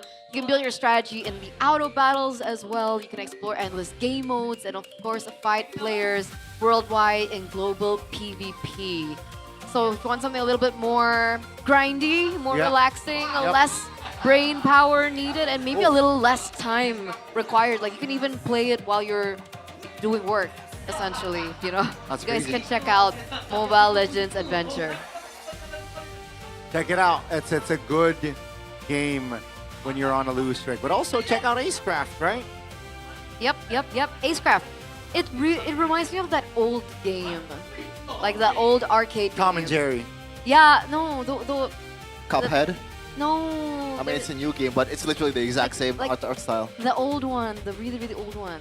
There's like an old one, like an arcade game. Looney Tunes? No. That's like you control a ship, and then the ship gets power-ups and Ah. stuff. It's basically the Interesting. same game. That's interesting. But like now it has better and cuter graphics. Oh, like Metal Slug or something? Yeah, but like the ship version. I forgot what it's called. I remember. There you I think Coach Aldo remembers the name. Maybe. Maybe. The oldies. The oldies. Remember The oldies. Remember? StarCraft? No, it's not StarCraft. But we are going on a short break before we get into game number 2, or rather match number 2. So it's been me, Eterna, alongside with Gani and Stefan. We'll see you after this break.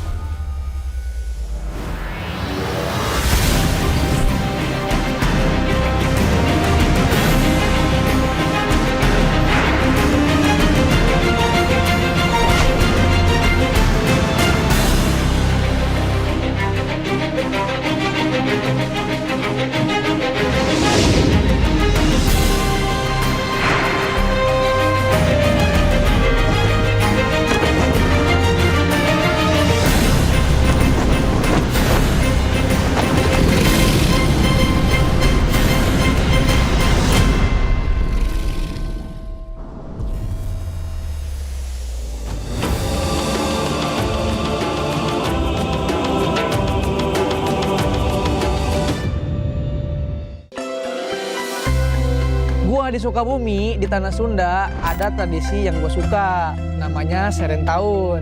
Dan Serentahun itu bukan sekedar pesta panen. Ini tentang menyerahkan hasil kerja 1 tahun kepada Tuhan Yang Maha Kuasa. Tentang bersyukur dan memulai dari nol lagi. Padi nggak tumbuh dalam 1 hari. Padi butuh waktu, perawatan, kesabaran, dan kerjasama. Ini sama dengan e-sport, mekanik, rank tinggi, makro, itu juga ditanam. Jadi kalau lu nggak sabar, lu nggak bisa punya hasil panen. Di Serentahun itu, di diri gua terbentuklah mental proses. Jadi konsistensi lebih penting dibanding hasil instan. Di gua, Sungai Musi itu bukan cuma sungai, tapi itu kehidupan. Di festival itu, semua perahu maju kencang, tapi bukan yang paling kuat yang menang. Tapi yang menang, yang paling kompak. 1 orang salah tempo, perahu oleng. 1 orang salah posisi, game selesai. Dari tradisi ini gue belajar tentang sinkronisasi karena chemistry menentukan segalanya. Tradisi di Bali yang paling ngena lah di gua, menurut gua tuh nyepi. Karena nyepi tuh ngajarin kayak diam itu kuat. Jadi selama 24 jam gak ada aktivitas, lebih ke introspeksi diri lah. Di momen itu kita jadi lebih jujur sih sama diri sendiri. Kenapa kita kalah, apa yang salah. Di e-sport banyak orang berhenti karena kekalahan, tapi gua enggak. Karena nyepi ngajarin gua bukan buat berhenti, tapi buat memahami. Hingga sekarang, gua masih berjuang di liga ini. Dari kecil, di daerah gua tumbuh dengan Gurindam 12, karya Raja Ali Hadi. Gurindam 12 itu memiliki 2 baris, tapi maknanya dalam. Baris pertama sebab, baris kedua akibat. Di game juga sama, overextend mati, salah draft kalah. Semua ada sebab akibatnya. Dari sastra lahirlah logika. Di Samarinda ada tradisi yang paling terkesan yaitu Festival Mahakam. Semuanya tentang ritme. Dayungnya itu nggak boleh terlalu cepat dan nggak boleh terlalu lambat, tapi harus tepat. Sama kayak nge-retrin Lord dan nge-engage. 1 detik terlalu cepat, gagal. 1 detik terlambat, kalah. Timing adalah segalanya. Ya karena momen itu menentukan kemenangan. Paling gua suka tuh di Pontianak Festival Tugu Katulistiwa sih. Ada momen dimana bayangan kita tuh hilang. Semuanya tuh jadi imbang karena tidak ada condong kiri dan ke kanan. Sama kayak di game lah. Kalau misal terlalu agresif salah, kalau terlalu defensif juga ya salah. Jadi semuanya tuh harus seimbang. Karena balance adalah kunci untuk mendominasi. Di Semarang tuh ada namanya Dokderan. Kayak kita nyambut bulan puasa nih dengan penuh sukacita, kayak ramai juga energinya. Dan gua di panggung MPL sih ngerasain yang sama sih, kayak energi penonton tuh kayak nyata, kayak mirip lah. Itu yang bikin gua nggak mau kalah sih. Semangat kebersamaannya jadi bahan bakar buat gua untuk berkompetisi di sport ini.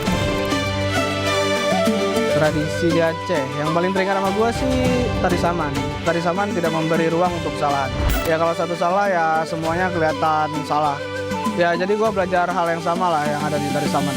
Kita harus satu pikiran dan satu gerakan, ya itu yang membuat tim jadi improve. Jadi disiplin kolektif menciptakan kesempurnaan. Di dalam e-sport, sinkronisasi adalah dominasi.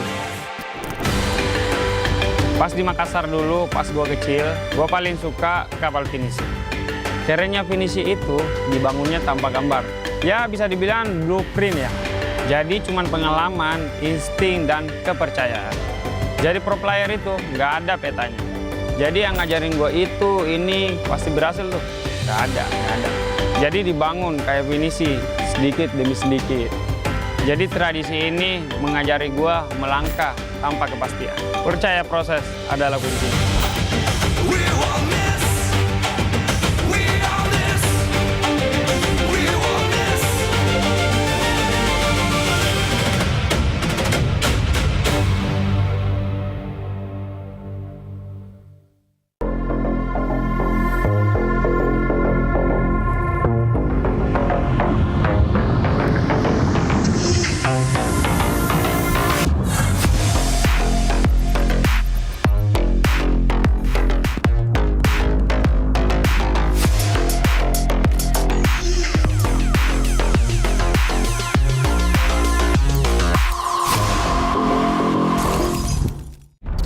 Semua hal terus berubah.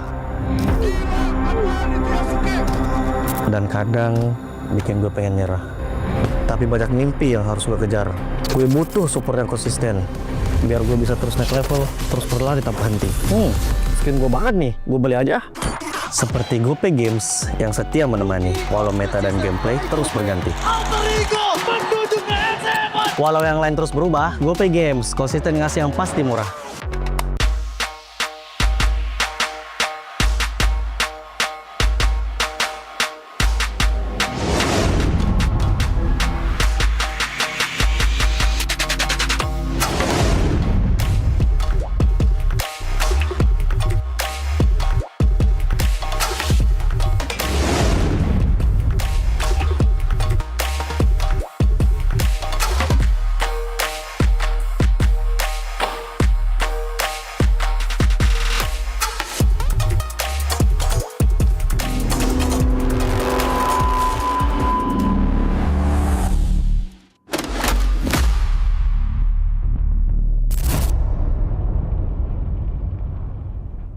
Garnier Men.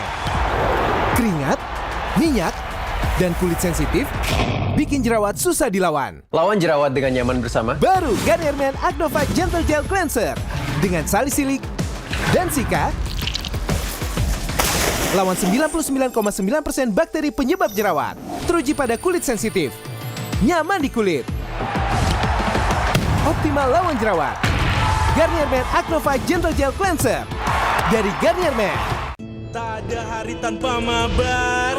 Main nge-lag, kerap buat ku tak sabar. Gimana mau main sampai kelar?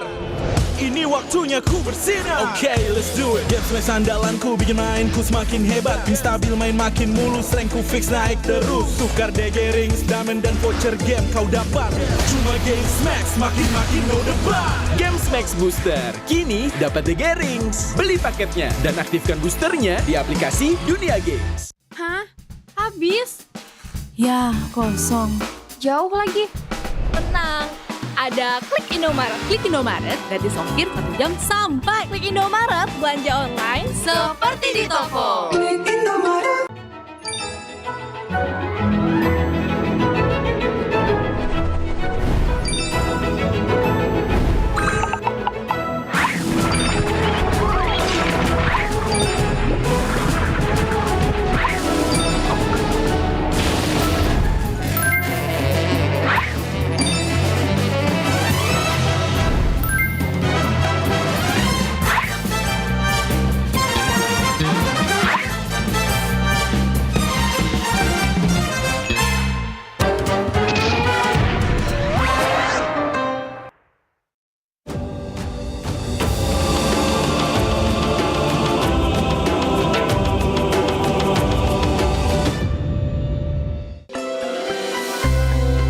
Di Sukabumi, di Tanah Sunda, ada tradisi yang gue suka, namanya Serentahun.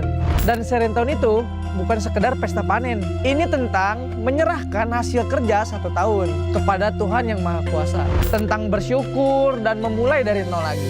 Padi nggak tumbuh dalam 1 hari. Padi butuh waktu, perawatan, kesabaran, dan kerjasama. Ini sama dengan e-sport, mekanik, rank tinggi, makro, itu juga ditanam. Jadi, kalau lu nggak sabar, lu nggak bisa punya hasil panen. Di Serentahun itu, di diri gua terbentuklah mental proses. Jadi, konsistensi lebih penting dibanding hasil instan.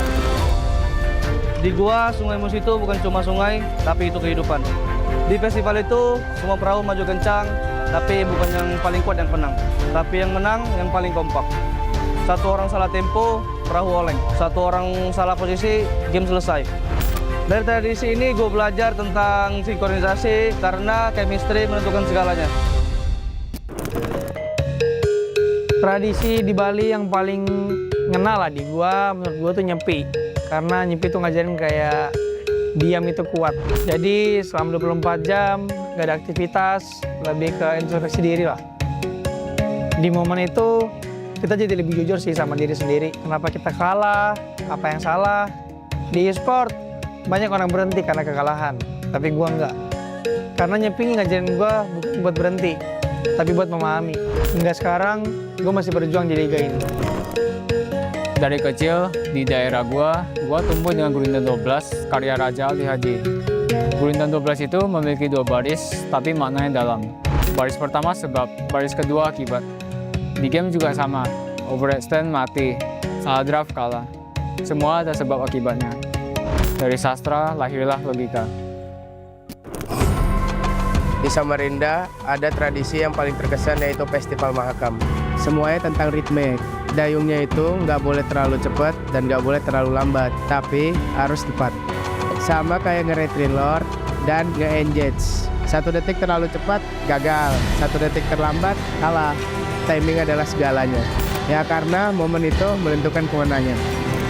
Paling gua suka tuh di Pontianak Festival Tugu Katulistiwa sih. Ada momen dimana bayangan kita tuh hilang. Semuanya tuh jadi imbang karena tidak ada condong kiri dan ke kanan. Sama kayak di game lah, kalau misal terlalu agresif kalah, kalau terlalu defensif juga ya kalah. Jadi semuanya itu harus seimbang. Karena balance adalah kunci untuk mendominasi. Di Semarang tuh ada namanya Dokderan. Kayak kita nyambut bulan puasa ini dengan penuh sukacita, kayak ramai juga energinya. Dan gua di panggung MPL sih ngerasain yang sama sih, kayak energi penonton tuh kayak nyata, kayak mirip lah. Itu yang bikin gua nggak mau kalah sih. Semangat kebersamaannya jadi bahan bakar buat gua untuk berkompetisi di sport ini. Tradisi di Aceh yang paling teringat sama gua sih tari saman. Tari saman tidak memberi ruang untuk kesalahan. Ya kalau satu salah ya semuanya kelihatan salah. Ya jadi gue belajar hal yang sama lah yang ada di tari saman. Kita harus satu pikiran dan satu gerakan, ya itu yang membuat tim jadi improve. Jadi disiplin kolektif menciptakan kesempurnaan.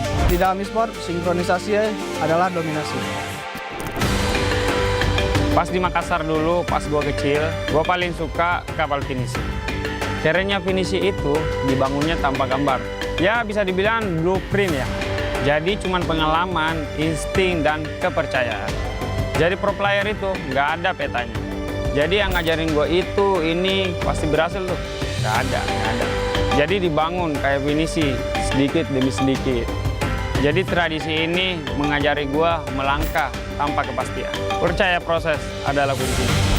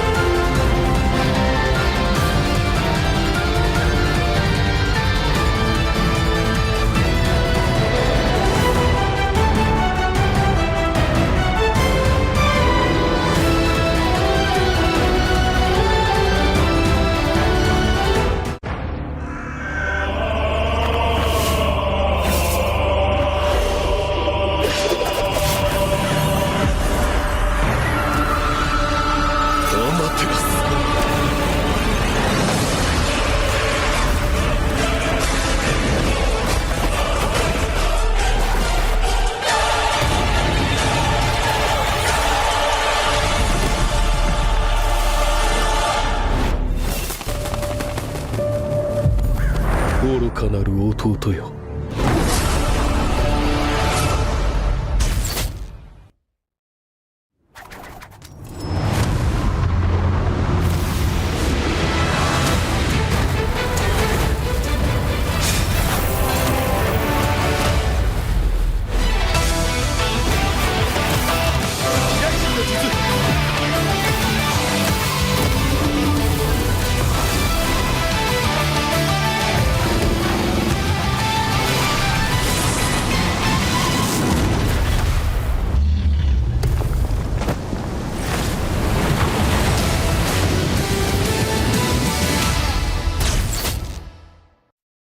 みんな、渦巻きナルトが帰ってきたぞ。飛来神の術。俺ってば父ちゃんを越す火影になる。愚かな子供騙しか。ふっ、行くぜ。これが俺たちの力だってばよ。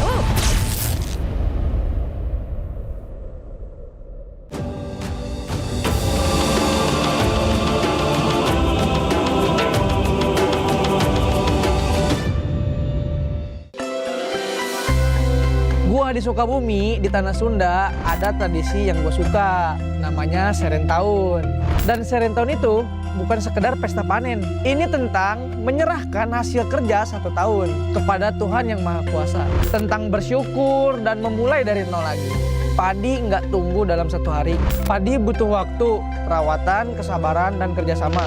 Ini sama dengan e-sport. Mekanik, rank tinggi, makro, itu juga ditanam. Jadi kalau lu nggak sabar, lu nggak bisa punya hasil panen. Di Seren Tahun itu, di diri gua terbentuklah mental proses. Jadi konsistensi lebih penting dibanding hasil instan. Di gua, Sungai Mus itu bukan cuma sungai, tapi itu kehidupan.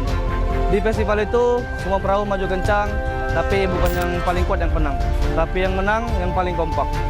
1 orang salah tempo, perahu oleng. 1 orang salah posisi, game selesai. Dari tradisi ini gue belajar tentang sinkronisasi karena chemistry menentukan segalanya. Tradisi di Bali yang paling ngena lah di gua, menurut gua tuh nyepi. Karena nyepi tuh ngajarin kayak diam itu kuat.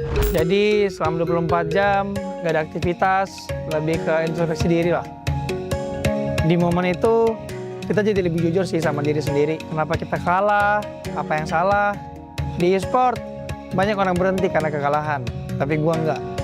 Karena nyepi ngajarin gua bukan buat berhenti, tapi buat memahami.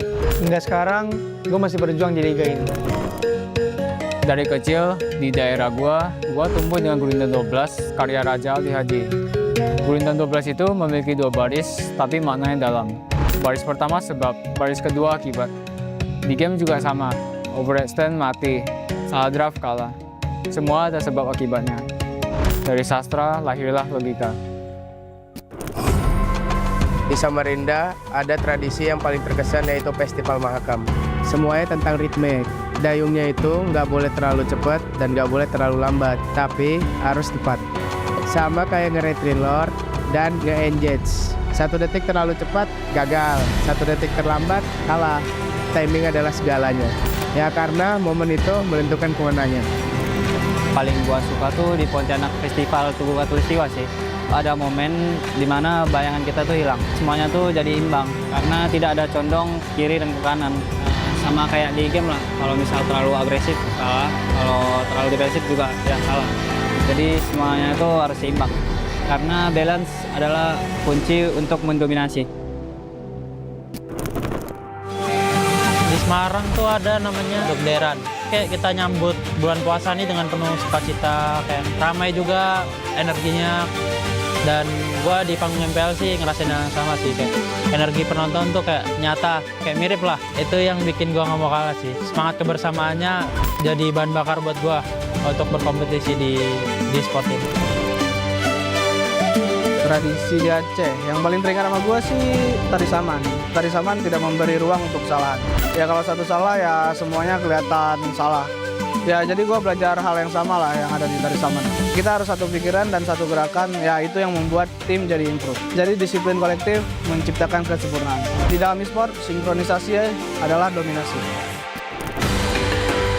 Pas di Makassar dulu, pas gue kecil, gue paling suka kapal pinisi. Kerennya pinisi itu dibangunnya tanpa gambar. Ya bisa dibilang blueprint ya. Jadi cuman pengalaman, insting, dan kepercayaan. Jadi pro player itu nggak ada petanya. Jadi yang ngajarin gue itu, ini pasti berhasil tuh. Nggak ada. Jadi dibangun kayak pinisi, sedikit demi sedikit. Jadi tradisi ini mengajari gue melangkah tanpa kepastian. Percaya proses adalah kunci.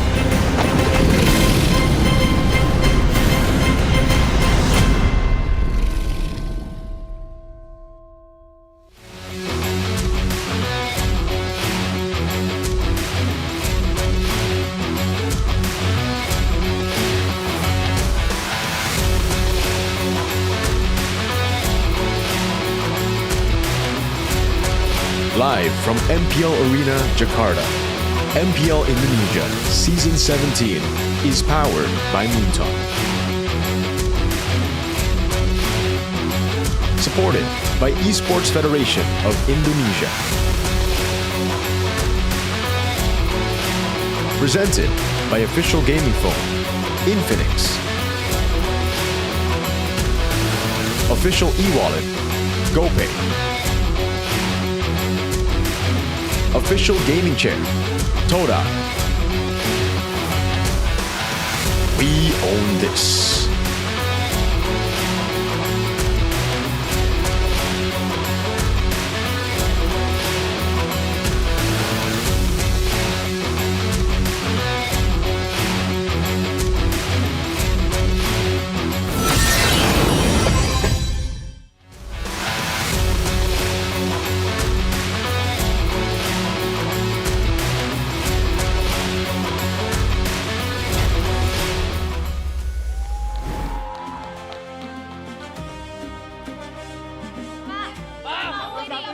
Ini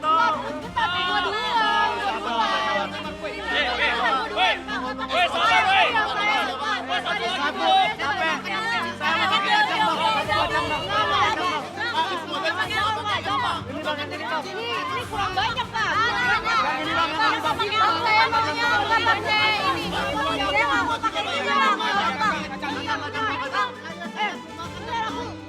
Pak, gimana sih? Bang, banyak. Saya nggak mau pakai kacangnya. Bang, biasa kurang banyak. Saya nggak mau pakai kacang. Udah, itu punya Lisa, itu punya Lisa. Ini punya Lisa. Bang, ini saya nggak mau pakai kacang. Saya maunya nggak ada kacang. Nah, ya itu aja. Udah,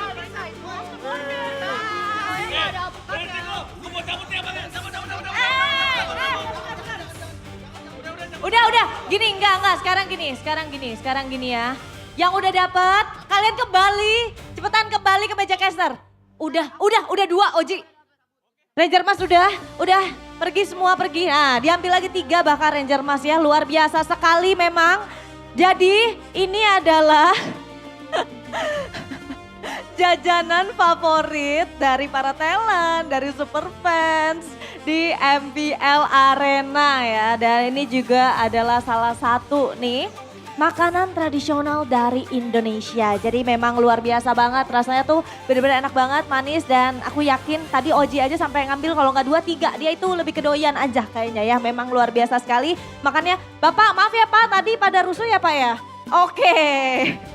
Tapi sesaat lagi kita akan melihat, kita akan memasuki untuk match selanjutnya, match kedua di mana Onyx makin dekat untuk mengantongi tiket menuju ke playoff, dan pastinya dia juga memantaskan diri untuk dapat bermain di velodrome di mana mereka sudah bermain untuk ketiga kalinya, dan itu tempat velodrome itu bisa dibilang adalah tempat yang mempunyai kenangan manis nih untuk teman-teman dari tim Onyx. Sementara itu kalau kita melihat dari sisi Geek Fam dengan adanya roster barunya, akankah itu menjadi formula baru yang dapat melengkapi dari teman-teman Geek Fam atau bahkan sebaliknya? Sesaat lagi kita akan menjadi saksi, kita akan bersama-sama menyaksikan bagaimana keseruan dari match kedua kita kali ini. Tapi sebelum itu pastinya sambil pengen ingetin bahwa MPL Indonesia powered by Moonton, supported by PBSI, presented by Official Gaming Port in Phoenix, Official e-wallet ada GoPay, Official Gaming Share ada Todak, serta untuk partner ini sports kita ada Bayu, Garnier, Dunia Games, Games Max, dan juga OnePlay. Dan untuk suppliers kita pastinya ada IndiHome, Indomaret, terus ada Yummy Choice, serta ada Aqua. Itu dia. Tapi di sini aku sudah melihat sudah banyak sekali super fans yang hadir di hari Minggu ini. Aku pengen dengar dulu dong, mana suaranya super fans.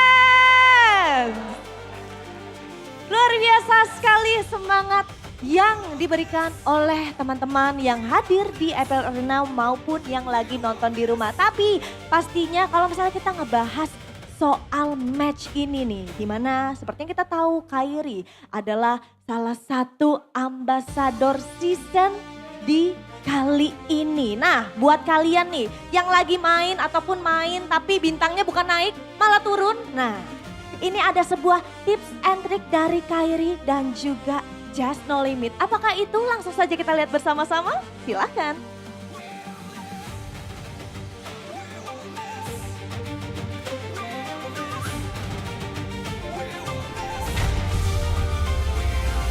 Halo semuanya, aku Just No Limit, seneng banget dapat kehormatan jadi MLBB Season Ambassador di Season 40, Decisive Moment. Aku bakal nemenin kalian semua di season ini. Ayo semangat buat win streak terus. Biar kalian menang jadi solo player, tipsnya yang pertama, kalian bisa main role jungle. Tapi jungle damage ya, supaya kalian bisa solo lord. Nah yang kedua, kalian bisa juga main role-nya itu gold pen, supaya bisa solo lord juga.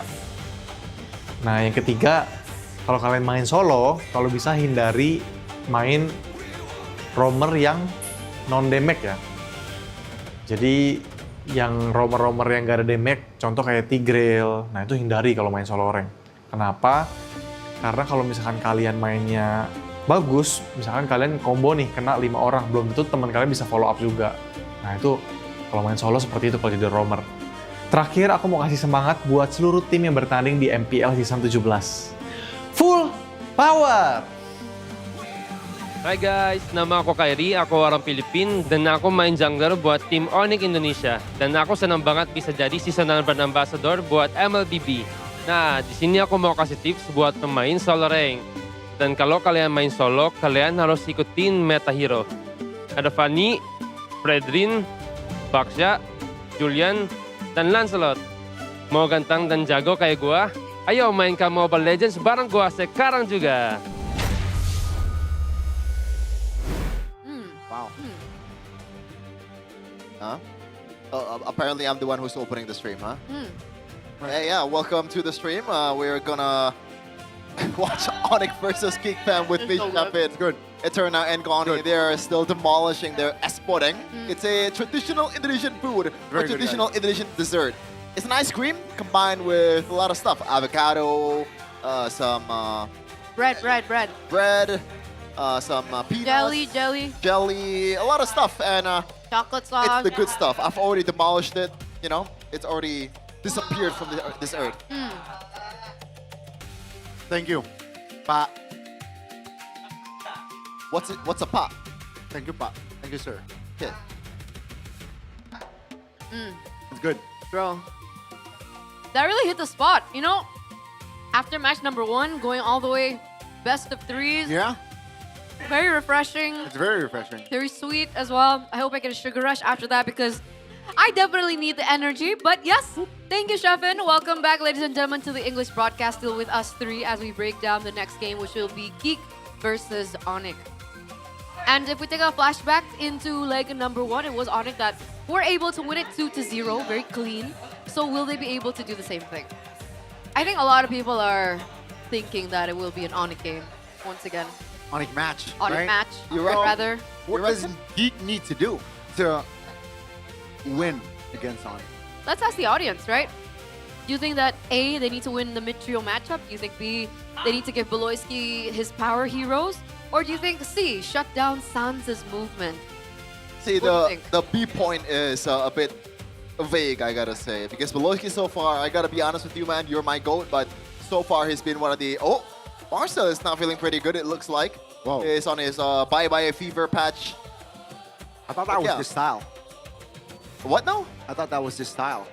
Maybe that's the case. But Beloyski, man, so far this season has not looked like the old Beloyski. Yes, there's some brilliance of macro decision in the late game, but it didn't really happen so often. And I gotta say, the Onyx boys, they gotta have their... Whoa!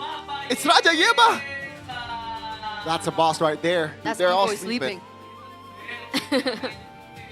I feel disrespected, even as a Geek fan. They're so chill. And of course, they're so chill for a reason. Because right now, Onyx are diperkuat. What is that? They are made stronger because of the mastermind behind them. Back in Season 13, they had Yeb and Adi. And it was Yeb and Adi for the longest of times. And that's when we really saw and really witnessed the start of the domination of Onyx as they were able to get that 4P championship back in Season 13.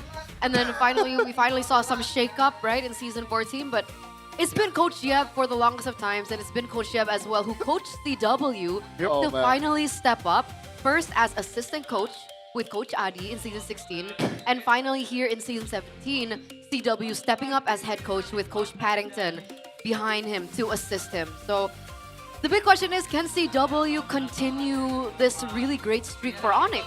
I just want to say for the production, please abbreviate assistant with ASD, not ASS. Now it looks like Adi is that kind of coach, but yeah, back to the point.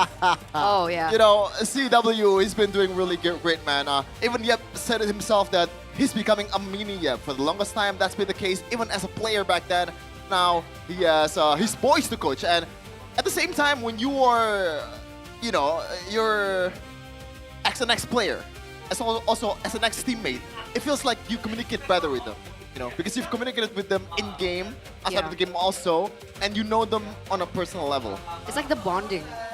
The bonding. The bonding that you naturally already have once you were teammates, and now as you step up to, as head coach, because I had some moments to talk to CW actually backstage before the one of the interviews after the match, and I asked him like, how was your transition to head coach? Was it difficult? How was it talking with the members of Onyx? And he was like, yeah, of course it's different, but honestly, if I could choose, I would still be a player. That's what he said. Because when you're the coach, it feels like you're responsible for everything. So there's more pressure, there's that to add to.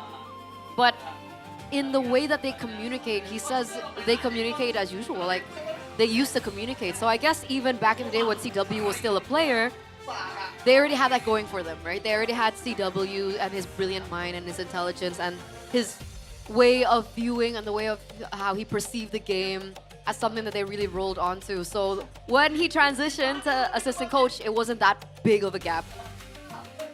Very interesting and very, very organic, I guess, journey from the side of CW indeed. And let's see, right? Season 16, wonderful job as an assistant. Now, technically, his responsibility this season is much bigger. And so far, so good though, right? Only losing to BTR, a lot of 2-0 wins, you know, a convincing win as well. So far, so smooth for Onyx. And they have the main five set in stone already. Meanwhile, if we're looking at Geek, already shakeups, especially one of their pivotal members was taken away. So let's take it to the ping test and see how the players are doing before their match. Ambassador ya? Ya, season ambassador. Gua senang banget sih bisa pilih jadi season ambassador. Ya. Keren. Berarti lu sekarang jadi rich guy dong. Hey. Kayak gitu, boy. Gua pokoknya masih pengen main MPL terus biar bisa jadi juara terus sama kalian. Menurut lu seasonal ambassador tuh apa, guys? Sebenarnya buat jadi icon aja sih, boy, buat ML. Cuman gua tuh masih mau berkompetisi biar bisa diakui jangka terbaik juga nanti. Semoga bisa. Ngerti. Wih, keren lu ya, jadi rich guy banget sekarang. Ya guys, semangat guys. Pokoknya bisa jadi jungler terbaik di dunia sama di Mars. Amin. Di Mars. Jadi gimana boy hari ini lawan Baloy, boy? Siap nggak lawan Card Baloy? Wah, gua sih excited banget karena AC gua sangatlah optimal ya. Ya sih, mirip sih AC-nya, boy. Banyak mati sama-sama. Intinya gue semangat karena dia salah satu player yang veteran. Veterannya. Iya, yang udah lama juga. Kalau pernah setim juga kan sama Baloy. Iya, emang orangnya suka banyak gerakan aneh lah pokoknya. Iya. Alright. Apparently... Totally not scripted. I think that was really organic. That was, yeah. That was really cool. You think it was... I said so. Totally not yeah, scripted. I think that was natural. Like Kyrie sharing that he wants to be the best jungler, not just on Earth, but in Mars. Also, I don't think that's the way he said it. Not only the best jungler in the world, but in Mars, which is kind of weird. So like in the caster? What? Like Mars is a caster? Like I don't think you can be inside a caster. Like that's weird. I mean, you can if you want to. I mean, they have Mars in the Onyx team as well. Mars Tom. Also. You're right. Yeah. So maybe they meant according to Mars? Maybe.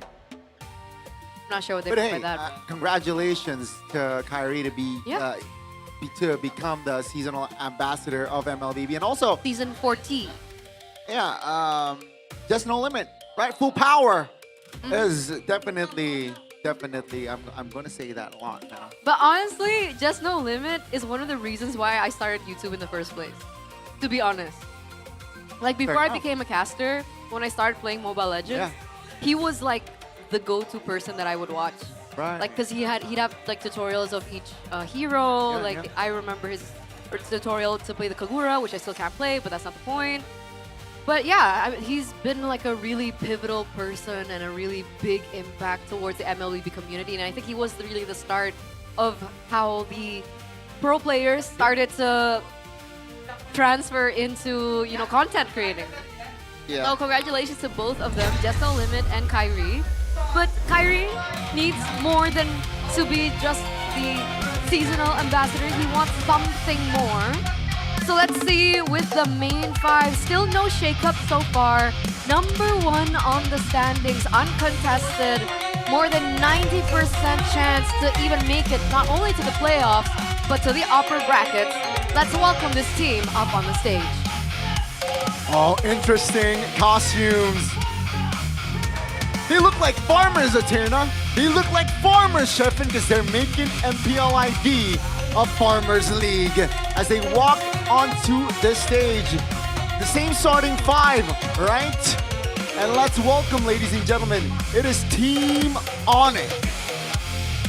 Anything else other than a win, anything else other than being a champion is an underachievement. This is the standard that we're working on for Onyx. And in this season, they got their new gold standard in Kalra.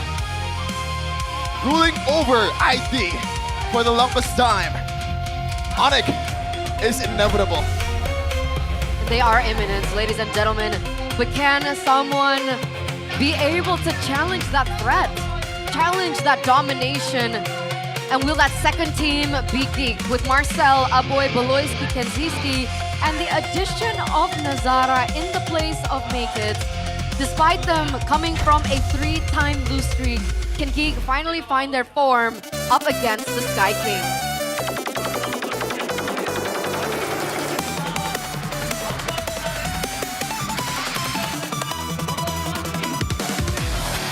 Hey, Marcel made it. Nazara, the rookie, made it. Let's see the gold laner that will face Kelra. Okay. Composed authority as they welcome and walk on towards the stage. This is Geek Fam!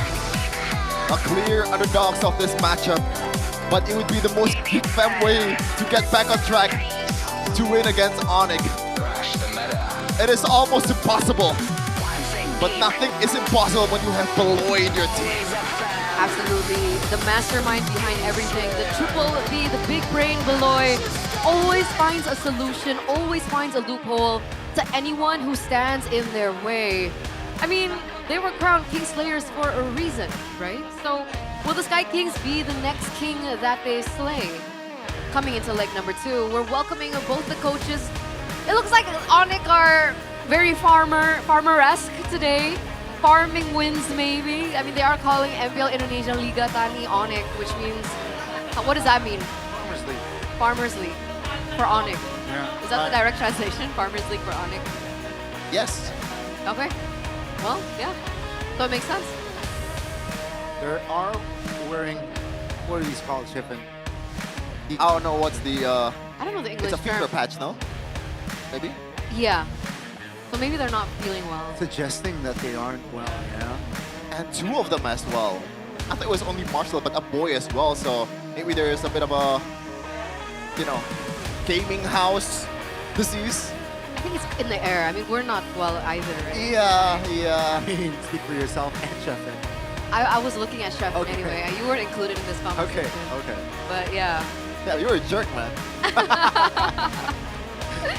Well, we asked you course. earlier, ladies and gentlemen, what does Geek need to do to win against Onyx? And 60% of you believe that they need to win the mid-trio matchup. And I'm concerned if that's the case. Because looking at, of course, the new jungler, Nazara, he's okay, he's good. But do they really have that mid-trio chemistry going on for them the way that Kyrie, Sans, and Keyboy does? Yeah, I think at least, right, if you can really match up with the chemistry of Sans, Keyboy, and Kyrie, you gotta be able to win it in the draft. Pick the Jushin, pick the Khalid, pick the heroes that win you the mid-trio. And that way, you at least have a good foundation to build on to match against Onyx. Otherwise, you're gonna be lost. But total assist rankings after week number 4, Moreno is still topping the chart. And I would argue that so far Moreno has been a more pivotal member to the team compared to Sans. Do you second that, Gono? I mean, pivotal? Yes. Sure, I'll give you that, right? And it shows also in the assists, on the assists, 169. That's a lot, you know? And Sans not really far below, though. But if you look at a boy, actually, right? The number there, there's a gap indeed between the second and the third and below. Yeah, pretty much. We saw that from the statistics earlier. And there's also a big difference, I think, between both of these mid laners. I'm not sure. It could be Geek just not showing all their cards yet, but for the most part, Aboy has only picked up 5 heroes. 5. Compared to Sans, who's picked up more than that. So, very interesting. But when we're talking about like the roamers now, Beloyski has flexed so many more heroes compared to Keyboy. Is that an advantage that he has over Onyx? I guess it is an advantage, but it's about how you use it, right? Because against Onyx, everything is almost predictable from their side. Or at least if it's not predictable, they have to find a way, or they can find a way to pretty much prevent anything bad to happen to them. And Beloyski so far, no Hellcurt games, I believe, or at least one Hellcurt game. Most of the time, it's already been banned in the first phase from the opposing team, so he didn't really get a chance to make his signature heroes shine currently in MPL Season 17. And so far, on other heroes as well, he's not been the most calculative roamer, you know? We know the memes, 0-6 below is the power spike, but in this season, it feels like it's not there. Yeah, it doesn't have the same impact, yeah? Yeah. Like it once did, like that gravity really isn't there, but I understand, right? There's a reason why maybe he has one of the most deaths in the league, because he has to shot call for the team as well. Yep. He's thinking about the drafts, he's thinking about the execution of the drafts, he's thinking about the keys to victory as well. So let's get some insight onto that, as these are the K2V by Infinix GT50 Pro. Let's start with Geek. Yeah, win the gauntlet matchup, obviously, it's easier said than done. I don't think there's any way for you to win the matchup against Kelra in a lane just on your own. That's why you gotta be able to draft a better mid trio for Beloyski, for Aboy, and also for Nazara. Which is a question also because the chemistry is not really there either. Keep Beloyski's power hero, at this point, like, what is his power hero, right? Gatot Kacha was his power hero, but right now it's not really the most important hero to pick right now. The Hellcurt has always been denied. So it begs the question, what is really the answer for Geek Fam for Beloyski especially? But for Onyx, keys of victory. Respect Marcel Sora. I think this is this doesn't really, or like, not really needed to be questioned. The Sora has been the most successful hero for Marcel so far. He's been very aggressive in that, whether it's on the damage form or the tank form. Maximize red side advantage for cheese drafts. This has been the idea for the longest time for Onyx. Even right now, it's bleeding towards CW, that DNA of that red side bias for Onyx. And so far, based on the win rates, they've been really, really good at that. I mean, 100% yeah. still. And we are at the end of week 5. That's actually insane stat. And honestly, I think it's especially important for them here against Geek, because as you were asking about what are the power heroes of Beloyski, it's really hard to answer because I do agree. I think his power heroes have always been taken away from him. But what we do know is that Beloyski is very flexible as a player. So if he were to be on red side, it would allow for that flexibility to shine through, which is why I thought that Onyx would go for maybe coming to game 2, they will opt for second side or second pick or red side. Because we are following the away and home for the first game. But here we go into the drafting phase, ladies and gentlemen. Onyx on blue, we have Geek on red. Another reminder, in leg number 1, it was Onyx that was able to win this 2-0 against Geek. And it looks like finally a new map today. It was always the broken walls. Now we're going to get expanding rivers. So the rotations are going to be very interesting in the early stage of the game. We have Onyx banning away the Chip, the Hellcurt, and the Marcel. So 3 targeted Beloyski bans already in the first phase. Yeah, it's I believe Beloyski played the Marcel 2, not the Marcel, the Chip 2 against Onyx in the first leg. And it was, I wouldn't say game changer, but when they were trailing Geek Fam, the Chip teleports can bring them back into the game for the most part. And Onyx is definitely respecting that. And Beloyski, I don't think there's, you know, any chance for him to be able to pick the Hellcurt in this match, unless in the game number 2, Onyx wants to experiment just a little bit to see, and maybe like testing their limits against Beloyski's Hellcurt.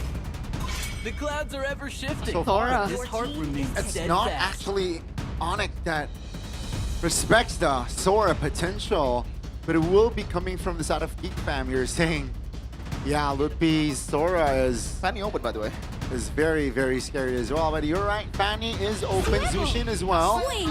Your team And Onyx is last. will take 0 time. Not bad. Man, Kyrie's Fanny is out, boys! So has to be Kalea and Phobius, yep. Kalea and Phobius very on brand if you want to play against the Fanny. It's out to play. It's a matter of how you complement the Kalea combo, which is not really the most important thing for a lot of teams by now. We see in the earlier match also, there's not really a real combo. There's no shred, there's no burst damage that's complemented with the Kalea combo. They want to play just through the lockdown and be together most of the time. But yeah, Phobius obviously just denying. Usually Phobius is being picked early to deny assassin picks, and when you have a Fanny already in front of you, this is just the perfect pick. Yeah. Not just that also, but also we're looking that Geek wants to prioritize the neutral objectives, right? Yeah. Lapu Lapu gets picked up here, Harith gets picked up here too. Good options, but Lapu Lapu really needs to hit that level 4 in order for him to make the impact. And I'm curious to see how that XP is going to battle out against one another as we get into the final pick for Gig in the first phase before we start getting into the bans. Jungle, right? There's no way you pick a mid laner here, unless you want to ban it out for Onyx in the second phase. I think you want to complement the Kalea and Phobius combo. Something in the front that can take a lot of damage. I think Phobius makes sense. You can also just weasel around the damage, potential damage of the Lapu Lapu if you use that. But Suyo might be the option too. You want to go Harley here? Whoa! Okay. Okay, so early game damage, early burst, fast rotations, we're in expanding rivers as well. Zetian gets banned out, so San's gotta dig deep into that hero pool. I mean, deep. Is it ever trouble for Sans Connie to pick a hero? I mean, so far it's okay. But looking at the Kalea and the Phobius, keep an eye on the Lilia pick past potential coming from inside of Onyx, right? It's gonna be the Harley though from inside of Onyx banned out. So yeah, Onyx seems like they're applying the applying pressure towards the jungler position here. As for the Geek, will they commit to another one of the Sans' picks, or will they shift their focus on towards a roamer like T-Boy? I mean, Gacha is still available. It counters the Kalea and the Farsa. Killing 2 birds with 1 stone. That's why I thought third would be Harley. Right. Because usually against the Fanny, we see the Harley being picked up. Really aggressive. It can counter the Fanny as well. But they go Farsa, a hero that is quite susceptible actually to Fanny's pick-off style and early game aggression. I think if they want to just fully shut down the normal picks for Sans. Oh, I was going to say that Valentina would be the ban here, but no, Eve will be banned. Yep. So now a bit more room for Marcel to move around. But I gotta say, Valentina is still wide open. I don't see a reason why Sans would not pick that, especially with the fact that the Feathered Airstrike is there, the Tsunami Slam is also there. There's a lot of good ults to be able to be stolen from Geek Fem's side. Guinevere gets banned out, so another hero that can level the playing field against the Fanny. Usually we see what? The Moskov. Pretty hard lane against the Harith. Yeah, I think it's more of a skill matchup than you thought. And Geek Fam really likes their Moskov, I believe. Kanzinski has been abusing that most of the time. And they also have that, I guess, the guaranteed late game far lane control with the Moskov, right? But we'll see if it's gonna pay dividends. Definitely always a risk, because if the SOD doesn't land, right, the fight will be skewed. On go to last pick, you mentioned the Valentina also. I mentioned the Luo is hovered around. The Gacha as expected. But the Luo, man, oh man. Okay, the Lilia. Exactly. We also mentioned about the Lilia being a great counter on that Kalea and the Phobius. But range-wise, it doesn't bode well against the Farsa. Yeah, but I guess the responsibility to dive to the backline and take care of the backliners of Geek Fam falls to the Lapu Lapu, Ludwig, and also Kyrie. And T-Boy. All you have to do as Sans is deal damage and be safe at the same time. I think Valentina and Lilia offers both of that, especially with the Purify. You can't really get locked down with a Kalea. So if you want neutral objective control, do you go for Fredrin here? Like the crimson or they don't want, yeah, it's solo open. And also, it's in lane. props to Miracle, right? In lane, the Moskov beat Terrath 1v1. Oh, okay, so it's a winning lane. It's a winning lane there. If, you know, if no assistance is around. Okay, okay. So we're gonna expect early rotations perhaps from Onyx. Might be the case. Expect the way they played, I believe. What was the last match that they played? It was Kyrie Fanny against a Baxia Com, I believe. Was it? Not sure, but it looks like the lineup rating really prefers Geek Fam for the most part, and by a landslide also.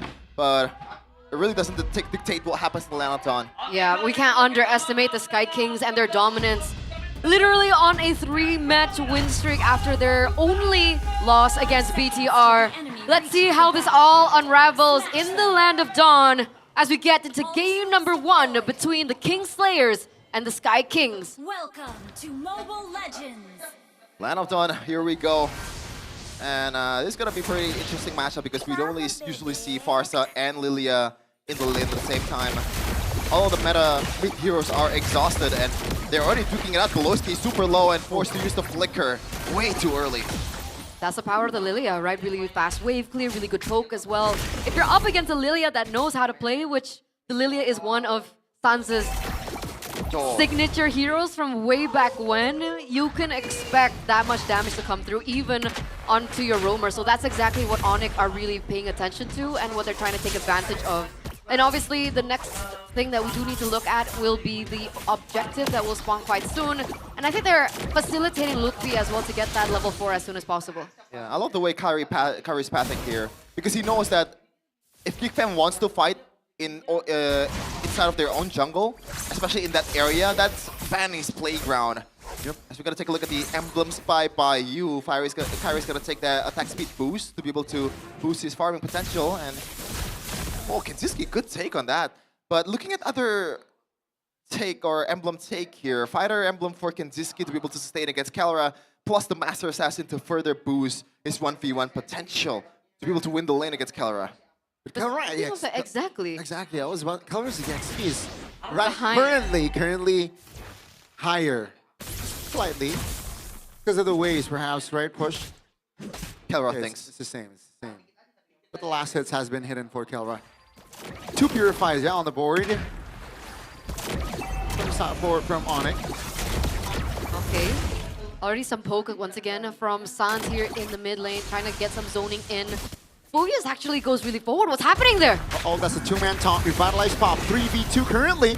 That's going to be the damage coming in from the side of Geek Fam, and Nazara finds an angle to take Sans down. First blood from Geek Fam. Great start. Yeah, I was questioning why Marcel went and, you know, routing or like the route that he's taking was through that, you know, place near the river, but it looks like that was a flicker combo with the Dark Wave immediately towards Sans, so great recognition on where opportunities are presented. And Kelra, man, like, is it winning lane at this point, or is it just Kelra thinks?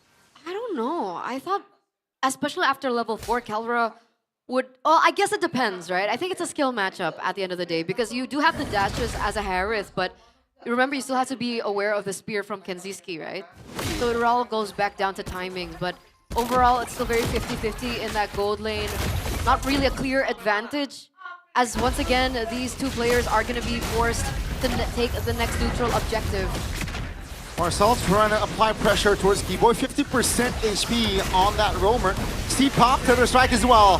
They invested a lot of ults here. Marcel finds a kill as Nazara picks up the turtle. Lupi finds a crate though. That's going to be Tsunami Slam on towards Sans. Pops to Black Shoes, looking for an escape route. That's a stun, locking Sans in place. That's 2 kills on the board, plus Geek Fam, they get the turtle. Oh, Kenziski taking the brunt of damage from the Zaman force here, but Kelra, the map awareness, knowing that someone is rotating down below. But man, oh man, there's a reason why Geek Fam is willing to let go of the Fanny, and that's the Phobius and also the Clea combo. It's been too much, or like there's been too much CC in front of Fanny. And so far, it's working out just fine to get the neutral objective, but in terms of economy, once again, just Onyx things, man. It doesn't matter how much kill difference you have, it doesn't matter how much... Oh, wait a second. 1v1. Lupi is very low. against the rookie here, Marcel. Bravest fighter to the back. Okay, and he'll be able to walk away fine. Unfortunately, he'll have to force a recall, so that gives an edge over to Geek. As we take a look at the talent prediction, it's a unanimous, almost a unanimous vote for Onyx. Aside from the Geek Fam Unity himself, Sheffin right beside me, but here we go! Now that's a Steed and the Feather Airstrike. Again, the invasion from Geek Fam has been impeccable. That's a taunt, AOG to the back. Onyx though will look for a re-engage. Black Shoes popped. Look, be trying to close the distance with the Bravest Fighter now committed. But Geek Fam is okay. They're very good at calculating the distance, as Kai will focus on farming it once again. Good use of the shoulder bash there, going towards the single crypt to get through the wall, preventing a kill from Lutpi. Marcel so far has been playing this Phobius flawlessly. Yes, he got taken down one time, but so far in the trade, the grand scheme of things, he's been playing almost a perfect game of Phobius. I also do want to applaud a boy here, because I thought maybe Farsa early into the Fanny would have been not the most wise of choices, but so far he hasn't been taken down. Feather Airstrike, wait a second! Yeah, that's gonna be Lutpi. Even with the flicker, right? He will fall, but that's enough time for Onyx members to commit on towards the turtle, and they will trade that kill or that death for that turtle. They went all in onto Lutpi. Literally all resources were spent just to take Lutpi down, and meanwhile Onyx, they were able to get the turtle. So was that wise of Geek? I guess at that point, you're a bit too late to the party, so Geek is just gonna salvage on what's available. Kantinsky though, has to use the flicker. Folks, Geek Fam, they have one turtle. Onyx have one turtle. Geek Fam 4 kills. And Onyx is leading in gold. Make it make sense.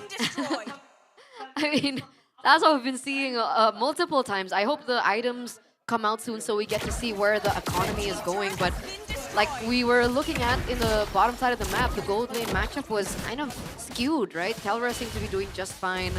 And then Kyrie, despite not being able to get any kills so far, is also doing okay. He's on par with Nazara as a Leo Mord, both at level 10, despite the 0-0-0 KDA. And when you think about it, who is Kyrie supposed to target anyway? Does he go for a boy? Does he go for Kenziski? Both options aren't as straightforward, especially with that backup. Oh, a two-man stun and the taunt! My goodness, the collapse is beautiful from Onyx. They find Beloyski now, they move more! Lutpi finds a kill on towards the Leomord. The Dark Wave misses, and Onyx, my oh my, when they pull the trigger, they rarely miss. The layering of skills from Onyx in that engage was beautiful. Lutpi being the one to really just burn the resources out, and then Keyboy comes in after that with the AOG. I'm not sure what happened with the boy there. I think, did he not see the animation of the Fighter of the Guardian? Because he has the flicker to get away. He should have been able to cancel the Feather Airstrike, but I guess he's a bit too late and he got stunned up. And you're right, Gunny. I don't know why you would take this 1v1, Kenzie. Oh! What? Kyrie! That's horrible. That is a horrible trade indeed. In the top side of the map, though, Feather Airstrike is no longer in Geek Fam's power for the moment of time, which allows Onyx to just regain or gain control of this turtle. Why? Why you would take that? You see the level difference, right? 12 and 8. Just back off, dude. That's insane. Was he stuck? I don't think so, right? No, like I don't think Kyrie knows at that point. Or maybe he wants to defend the lane. That's how it is. But he didn't have to go too deep for that. Yeah. Another AOG by Keyboy will be able to zone Geek Fam away, but right now, Geek Fam, they're working from behind now. It's a 3,300 gold lead for Onyx just behind of that skirmish in the mid lane alone, and then everything that really dominoed afterwards. Kenziski getting taken down by Kyrie, which will also prolong that power spike. Raw testing his damage there, and also forcing a boy to pop the flicker. Oh, that's a Purify predicted. That's getting Marcel with the taunt. Oh my goodness. Not enough damage right there, and the cover from Onyx is just amazing. Kai picks up a double, And take a look at the KK combo. That's 3 members of Geek Fam on the floor. It feels... Sometimes when I see Geek Fam play, it feels a bit naive. Like, this is not the Geek Fam that I'm used to seeing, but I guess this is the position that they're really... There you go, another one! Ooh, my goodness, that's a solo practically, right? Against the Forza, man. Kelra gets taken down, but luckily no shutdown bounty for the side of, from the side of Kelra. Geek Fam, though, will happily take that kill. Kelra went so deep for a boy, and a boy once again pays the price. I thought in the drafting phase that the #1 culprit for a boy's death would be Kyrie. I didn't expect it to be Kelra. He trades his life for it, so is that okay for him to do? Is that flex all right? Is that trade all right? I guess it is all right because Kara is already fully in line and Kanziski has not been online. Or like, it's not online just yet. So he delays Kenzie's power spike while Kara is already there. Ludwig though getting doubled down. Wow, the all-in on towards the lap when he survives! The previous fighter finally popped his stun. Nazara though, isolated in the front and will be taken down by Kai. Now it's a 5v4 as the Lord is spawning in the bottom side of the map. Has spawned. Woloski, the burst damage for Monic is nasty. Down he goes to the hands of Sans, and Sans falls the black shoes. Mio Mayo, Onyx, 6,000 gold lead. Everything collapsing left and right. Everything going wrong for Geek Fam right now. Kelra picking up the Holy Crystal on top of everything he's already picked up as well. The damage again! Kelra again! He becomes this initiator on this Seraph. And Kyrie followed it up with a kill. Now the base hurt will be the target. Marcel trying to hold on, trying to desperately find the kill on towards Kelra, but that's Geek Fam finding the collapse. Kai taken down, Kelra as well. Now Onyx members are trying to find the connection on towards Nazara. That's a taunt. That's Sans finding the killing spree. So all in all, they get 2, but they still lose structures and a member there. Marcel, Lucy? Still able to get out though. Not enough damage on this Farsa. Not just yet. He's been taken down 3 times, a boy. Not a great game for Geek right now. Not the best of games for a boy as well. Onyx are playing like Hydras. You take one down and another one spawns in its place. Kelra was taken down very early before that team fight, and then Kyrie comes in as an executioner. Kyrie gets taken down after that, and then Lutpi and Sans comes in as well to take members down. And remember, Onyx were able to take down that far side of the map turret, which means they're going to be able to utilize that in their favor as this Lord comes to play. Yeah, this is the problem with Kalea Com, right? Yes, she is a really good problem solver, but you can only solve one problem. It's either Kyrie or Kelra. But if you use it early in a team fight against a Lapu Lapu that already has that wings to be able to have that damage reduction when you're low, then what else is there to save them? Marcel cannot do everything. You know, they gotta be able to play a bit more conservatively, play it a bit more safely. They have a lot of good high ground potential here. Moskov and Farsan, nothing is over just yet. Don't pull the trigger every time you want to. It's not looking good though, Chef, and real-time victory rate also favors Onyx right now. I feel like that was just being generous as well. Exactly. Is this a possible end game? Definitely, right? 6.6. That's a conceal from T-Boy. Looks for a flank angle. Finds Aloy. Marcel all alone in the front with Nazara this time. Kenzie finds Kelra.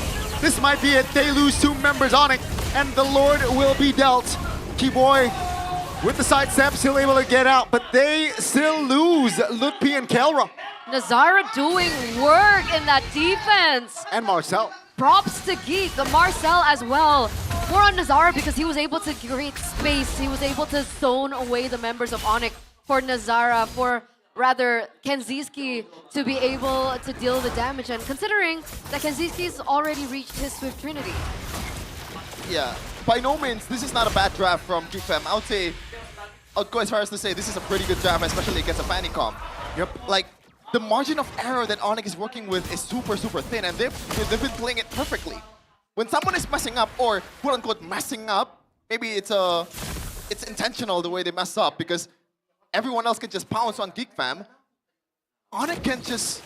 The damage control is insane, but right now it's a matter of not being too overzealous, No overextension from Onyx because the gold lead is really not that big compared to what it was before. 3.6k is not a margin that you don't want to mess with against GeekFam, especially with the whole Geekable thing. Hey, brute force for Fanny, is that normal? Normal, especially against this kind of composition.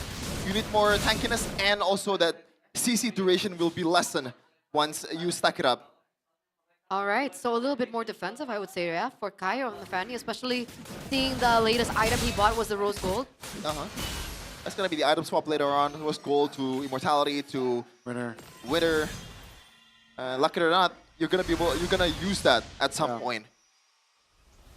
Okay, calling for the storm right now as things quiet up by just a little bit. Kyrie in place for something, so is Keyboy, but he gets found out. Marcel is getting shredded. This is why you pick up the Lilia against the Phobias. The poke camp, the poke potential is tremendous. 20 seconds on the clock here for our next Lord. What is Sansa's items right now? Currently he's working with Glaive, the glowing one, also the... It hit! Oh, insane reactions there. Wait a second, Calra is going in. That's gonna be Calra with the Shaman Force pops. The flicker, Kenzie, nowhere to go. Down he goes as the Lord spawns. Zara though, in an unknown position, he showed a bit. That's gonna be the seed.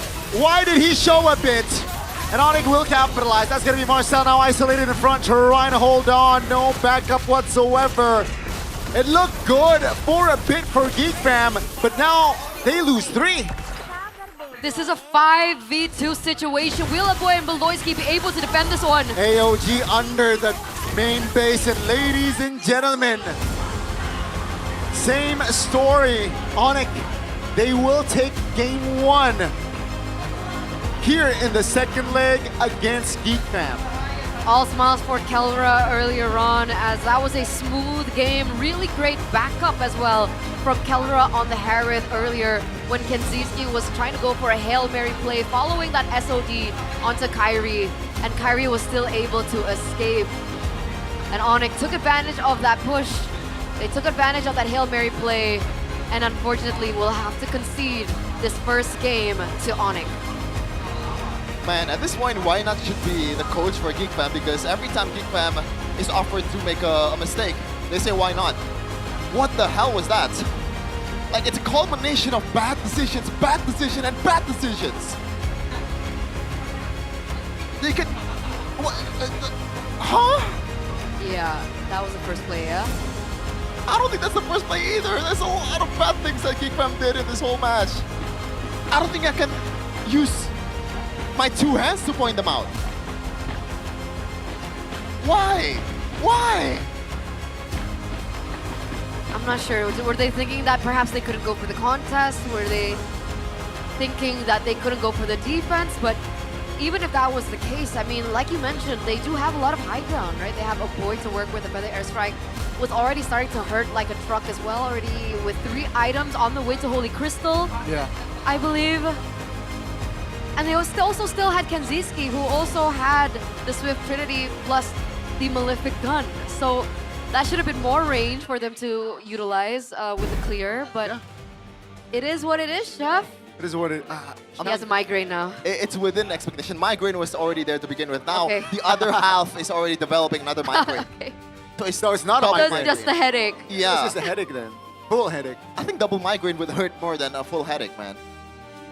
I think I would agree, yeah. Because like for some reason migraines hurt more than a full headache. So if you had double both migraine. Oh my. I don't know, man. Eterna, you said it earlier. Like, do they want to go for the contest? I feel like they want to go for the content instead of the contest. Okay. What? That's a typo right there, Miscom. But a lot of questionable in-game decisions here made from the side of GeekFam, I gotta say. It feels bad. It feels bad because I feel like at some point in that mid game, it could have turned around, especially with Kenziski getting the items. We saw the defense as well from Geek as Onyx were looking for the siege. But Kenziski again, I'm not sure. Is that a thing that you do as a Moskov? Like, I don't play Moskov. Which one? There's a lot of them. Well, first going by 1 with Fanny when you're behind. That's the first one. I do that sometimes. Do you win? Not when I'm down 3 levels. There you go. That's insane. That's not normal. And what about the second one? The SOD Fanny purple buff. Nah, he's trusting his belief, man. Okay. Believe in me, who believes in you. He wants to somehow contest the buff while having a basic attack against Fanny. That's what he did. Yeah, that's gonna work. Was he trying to shut Kyrie down? Oh yeah, for sure. Everyone is trying to shut Kyrie down. And the highlights here, right? Kenzie's just, yeah. Yeah, this was the It's play. a lost cause there. Really good backup from Kellera, very quick. And then everyone, for some reason, goes in one by one. So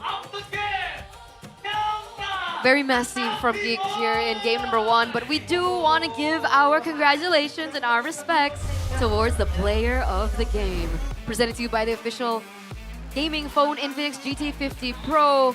It was Kellera on the Harith.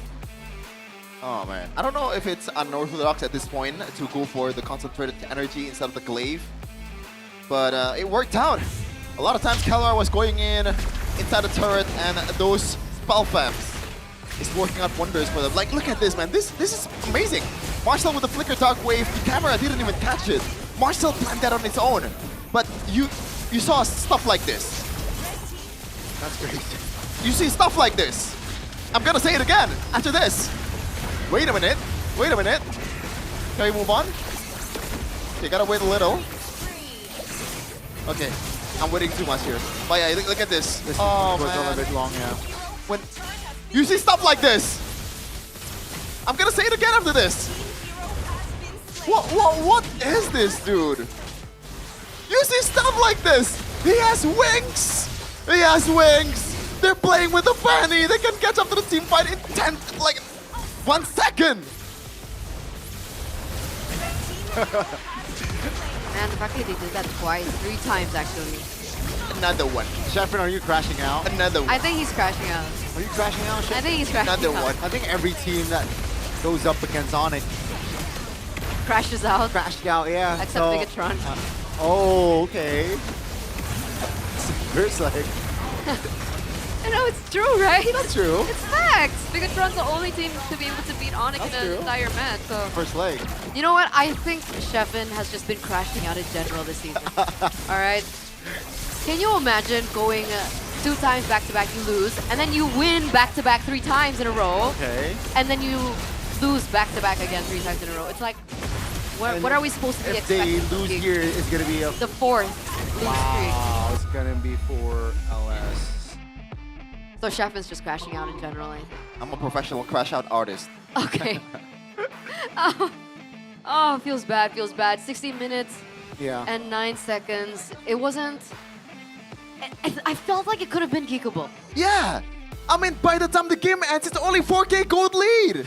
Look at the items for Kantinsky. They're fine. Just wait in the base tunnel. You have a lot of wave clear already, bro. Dude. This is a funny crash out. Who doesn't love a good crash out? I don't know. I do. I love crash outs. Exactly. It's funny, right? But yeah, I think Geek Fam, their firepower. Now, is okay? Is Kalea just a bad pick? Nah, I don't think so. Yeah, I don't think so. This is a good draft for Geek Fam. They know what they're up against. They're willing to let go of the Fanny because they have Kalea and the Phobius. The first 2 minutes, it was really good, okay? They find some pickoffs. They managed to punish Sans out of all people in the early game. Yeah. That's not something you do. That's not something that a Joe Schmo teams do. Yeah. And then you do you. You... I think Kenzie. They're just digging their own graves. The solo on Kenzie was the start of the downfall from Zadok. Oh yeah, you're right. That was pretty bad. Wait. I gotta address something here. Like someone in the chat said it. They're not feeling too well, so maybe that's why it happened. Okay, I'm sorry. I take it back. I see the fever patch. I take it back. You know, I'm not feeling too well right now. You want to apologize to Geek now? I'm sorry, Geek. You can punish me. Name all their players. You and can punish me is such a weird thing to say. What did you say? He said, I'm sorry, Geek. You can punish me. Stefan. What? Okay, interesting. But But yeah, say sorry, Marcel. Say it one by one, just so they know. What do you say again? Apologize individually. Okay, I'm sorry, my goat, Delois. Key. I'm sorry, Marcel. Sorry, Nazara. I'm sorry, boy. I'm sorry, Kenzie. I'm sorry, Freezy. And they said thanks. I'm sorry, community. They said thanks. Okay.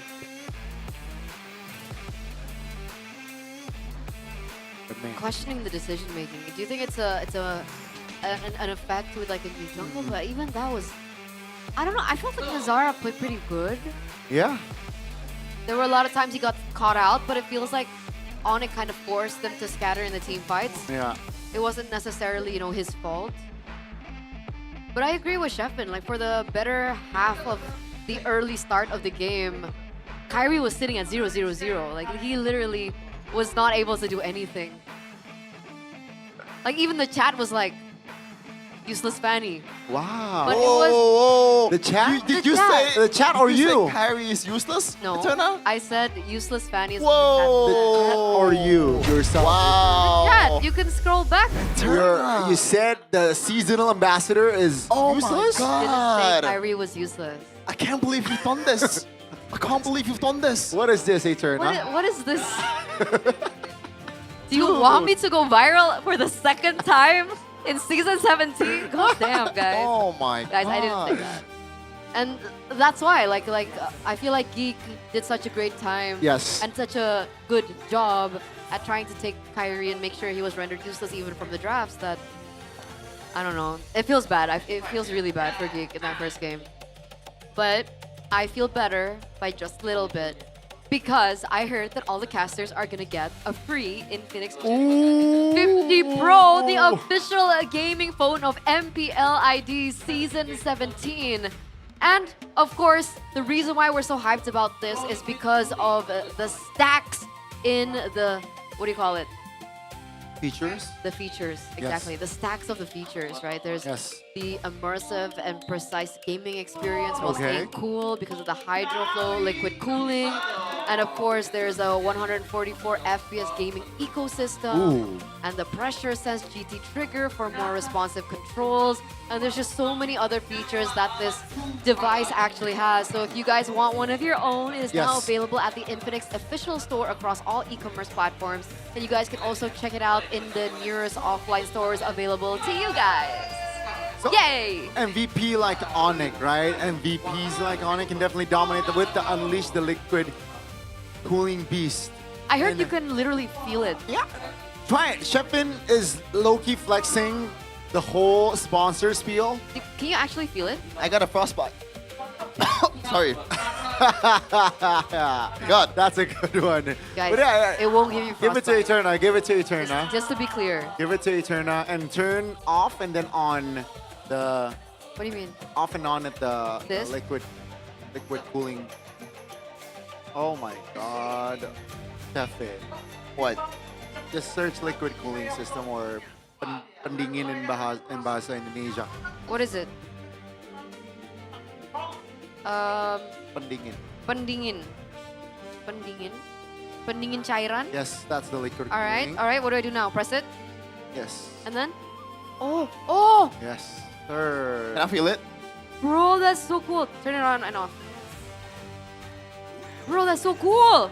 That's why you should check GT50 Pro. Oh my God. Wait. Right? You can feel it, right? Dude. I thought you already experienced it. Okay. I thought you guys were like lying when I heard it back at home. Visually see it. That's super cool. That's super cool. And you know what else is also super cool? What? This toe deck chair. It is cool. It is cool. It's so comfortable. Will we get it? That I don't know. I know for sure about the Infinix, but Come I'm on, not sure Todak. about the Todak. Come on, Todak. And you guys can You know what I mean? custom it to your advantage. Arashi likes it straight up here. Oh, that's a Arashi So you setup. can Yeah. Put your hands like I think you this should and do- you slump a little. This is the Arashi. It's a lot. You hunch a little. Yeah, you the, hunch the a bad little, posture and then Arashi. you- Is that okay? I love RRQ. Okay, I can tell if you're Eternal or Arashi right now. Good Right? Lord that Pretty good. you're not wearing glasses. That's why. Torax is good, guys. And also, Torak can withstand Connie's weight. To check it out immediately at www.torak.id to browse the catalog and see the latest promotions. Because here, it's not just about performance, it's about style coming together as one identity, cultured by Torak. That was so uncalled for. Yeah, but like, that's a good one, you know? You're not gonna That was... say something else?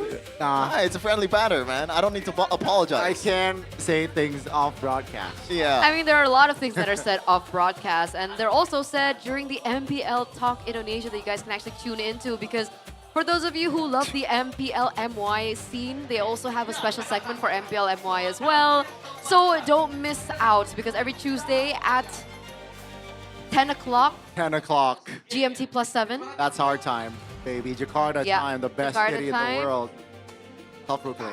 There are new episodes that are released with people behind the scenes with KB, The Future, we have Coach Age, there's Coach Nafari as well, or almost CEO Nafari, and of course Abang Lord to break down the matches from both MPL ID as well as MPL Malaysia. So don't forget to check that out. And of course, to check that out, you guys need stable connection. All right? And you can get that with IndiHome. Yeah. Because they have the IndiHome Internet Plus game package with a 1-to-1 ratio upload and download speed. Your connection stays stable and MLBB matches become even more optimal. And it's only starting from 385,000 rupiah with internet up to 150 Mbps, including various in-game benefits that you guys can actually explore. So enjoy a free speed upgrade promo for 90 days only until April the 30th, 2026. So don't forget to subscribe now on My Telkomsel, or you guys can check it out on the website. Check it out, indeed, ladies and gentlemen. You know, stable internet equals to win more matches, equals to increasing your odds to become a pro player. Equals to? More chance to meet Chefin in real life. Okay, and you can meet Chefin in real life, especially if you have Infinix, because you guys can sit up front in the Infinix cam zone every time Chefin goes to the Meja caster or the caster station. He always passes through the front side of the audience. You guys can meet him up there, but you can only sit there if you have Infinix. So I like that more. What? You see the girl in the background? That's waifu material. Okay, we're still on that. Yeah. That's okay. She looks cute, man. Not even joking. I don't see a girl. What? The anime girl in the background. Oh, okay. Okay. Okay, tell her though. Impressive still. Yeah, the fever patch, man. What's up with the fever patch? You got beef with it, Connie? No, I don't got beef with it. Speaking of beef, CW has been putting a lot of beef. A lot of muscles indeed, yeah? Yeah, look at these guns, man. I like, yeah. I wish I have that biceps. I like how the pro players are starting to work out more. Yeah, More pro players, yeah? He's half as jacked as Connie, though. Wow. That's super overplaying Connie, but... Well, you've seen it in person?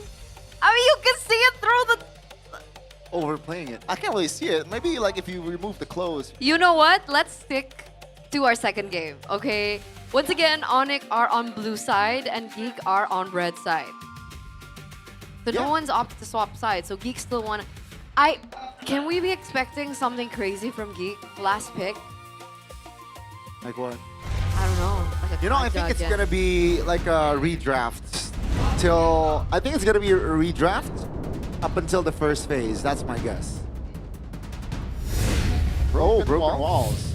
Yeah, Fanny is still, I mean, a viable one. Could be better if you know what to do, if you're familiar with the walls. Yeah. That's true. But I feel like a redraft is about to happen here.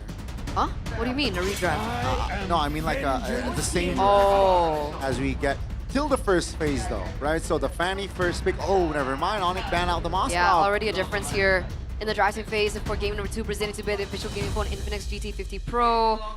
Moskov gets banned instead of the Marcel, so now Marcel is left open. Geek forced to ban out the Fanny instead of the Sora. Different perspectives expose the same Okay, they still prioritize the Marcel though. 2, 1. All I right. just want to say, guys, if Valir is picked, Okay, yeah. For Geek Fam, you guys are dual casting. I don't care what you guys are saying. Okay. You guys are dual casting. Kansas Star is not gonna happen. Oh, thank God. All right. Oh. So we have the Kalea, as well as the Harley pick. Okay. Which means Sora is still open if they still want to go for it. So Sora Valen, is that the idea? I mean, they can hold off on the Sora here. Oh, true. The Tsunami Slam is already pretty good ultimate to work with, and Sans is not short of the trickery in his bag. The Omo is gonna be picked. I like that idea. I mean, you can't really evade from the Tsunami Slam, but at the same time, you have enough survivability or sustain to be able to get away from the lockdown, and you have that failsafe in that golden hour. This land is our homeland, and it will soon be our burial Well, okay. ground. Gonna be the Phobius again for Marcel. And with the Lapu Lapu band. Are they denying like the first turtle power from Onyx? Do they want to control the? You know, But if they do that, Experience the youth and the Something that falls in line after what we've seen in the first match was the Alice. Yep. And the Yuzhong, by the way, Yuzhong is kind of a winning lane against the Phobius once you get that the Sora is residue. still available. Keep in mind. Oh, that is true, Gani. They have the Valentina already, so yeah. so do Geek ban Sora here? They can, unless they are ready to face a possible Sora. But yeah, the Harith is a little bit too expensive, yeah. So Harith, Granger, and Moskov are all banned out. Yep. And the Freya. Which leaves us with what? Claude?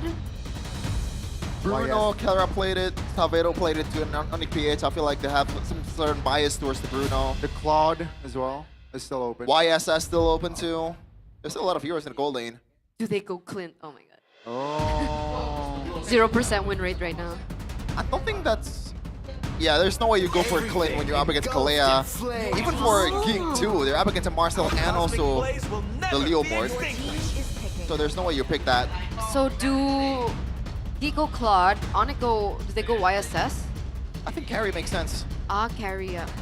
I like to carry more than the YSS, to be quite honest. And the side laners, apart from, let's say, a potential carry pick, yeah, Sora is on the board.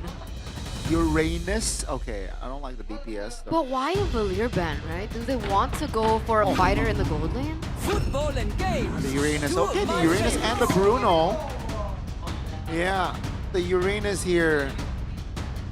Last time around, Ludwig played a great display. Oh, three DPS technically, right? Yeah. What a greedy draft by Geek.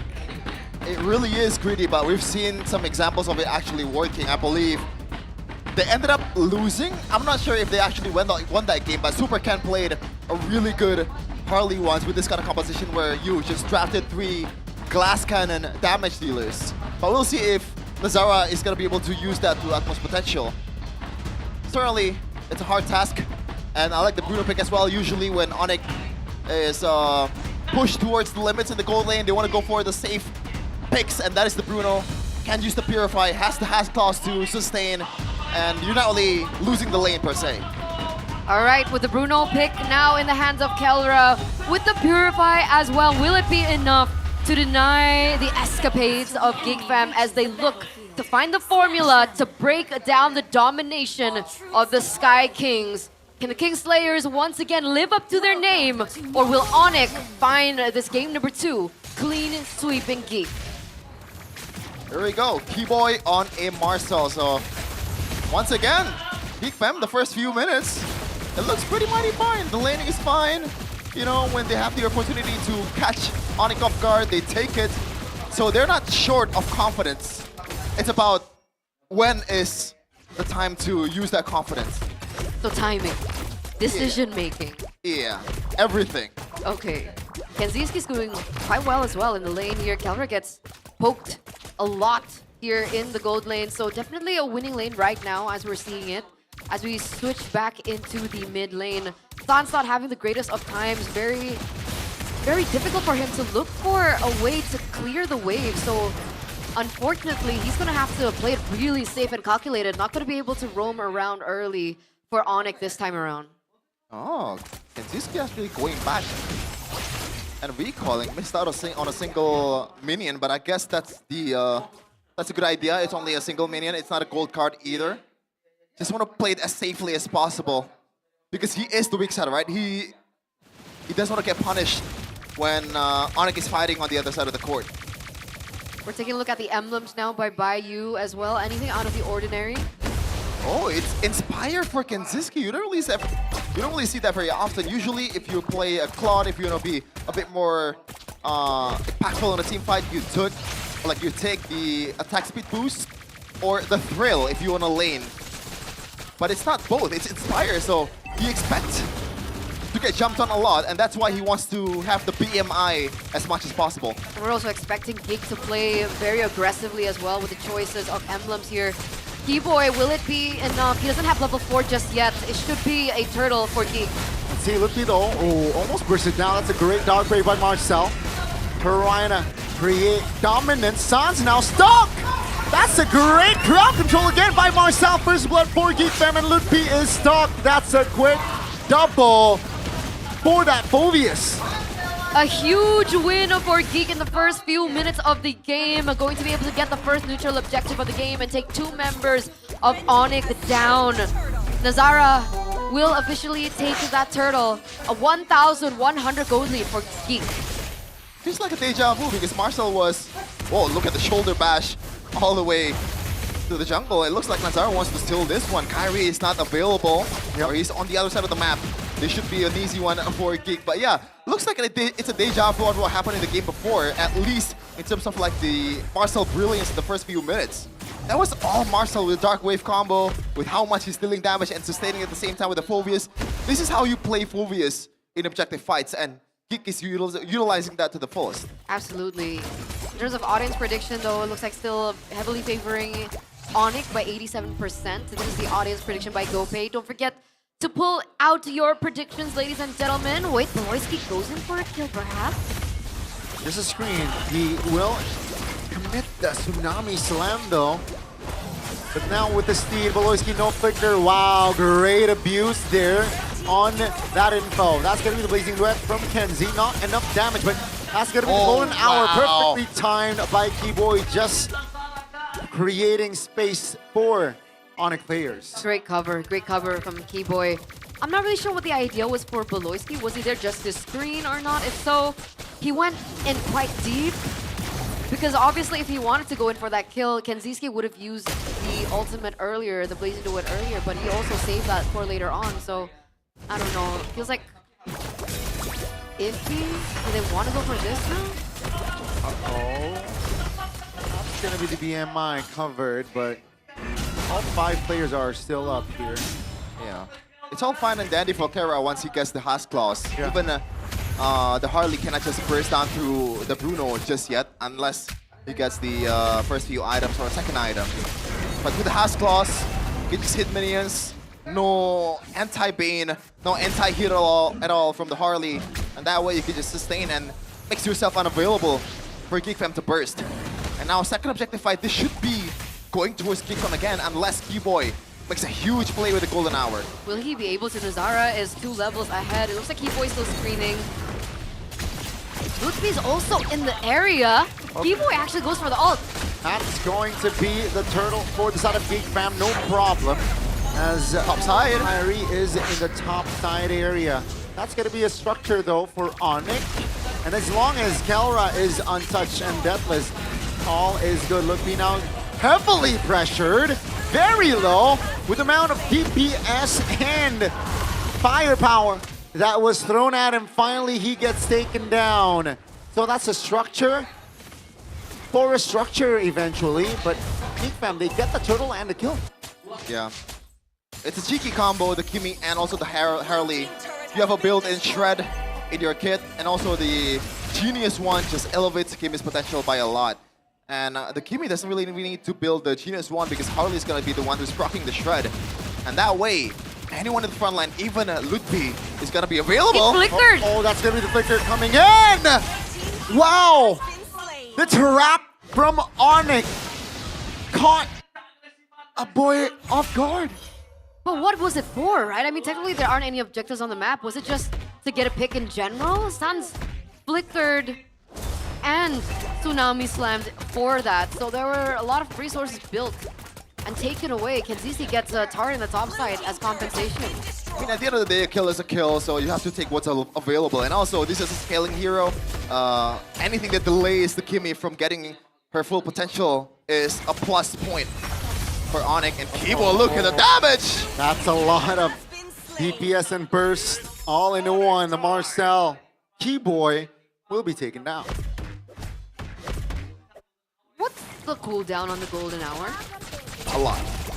Not sure exactly how much, but probably around 40-50 seconds. So if he knew that, why did he ult anyway? Veloci goes in for the kill. That is going to be the mid turret taken down. Geek Fam controlling the map, dictating the tempo, and Onyx. Conceal. That's gonna be Conceal popping in from the side of Onyx. That's Tsunami Slam afterwards. Sans! Take a look at Kenzie with the blazing duet. Finding Sans Lumpy almost taken down as that's gonna be Geek Fam diving under the turret. Is this the right call? Marcel taken down because of the damage turret. No! They juggled the damage turret! Holy! And Marcel gets a quick double. Only Kyrie is left standing. Everyone from the side of Onyx have been taken down. Geek are taking back control that was lost in game number 1. It's a 5,000 gold lead for Geek as they're looking to take down more. Sheffin, break that down for us.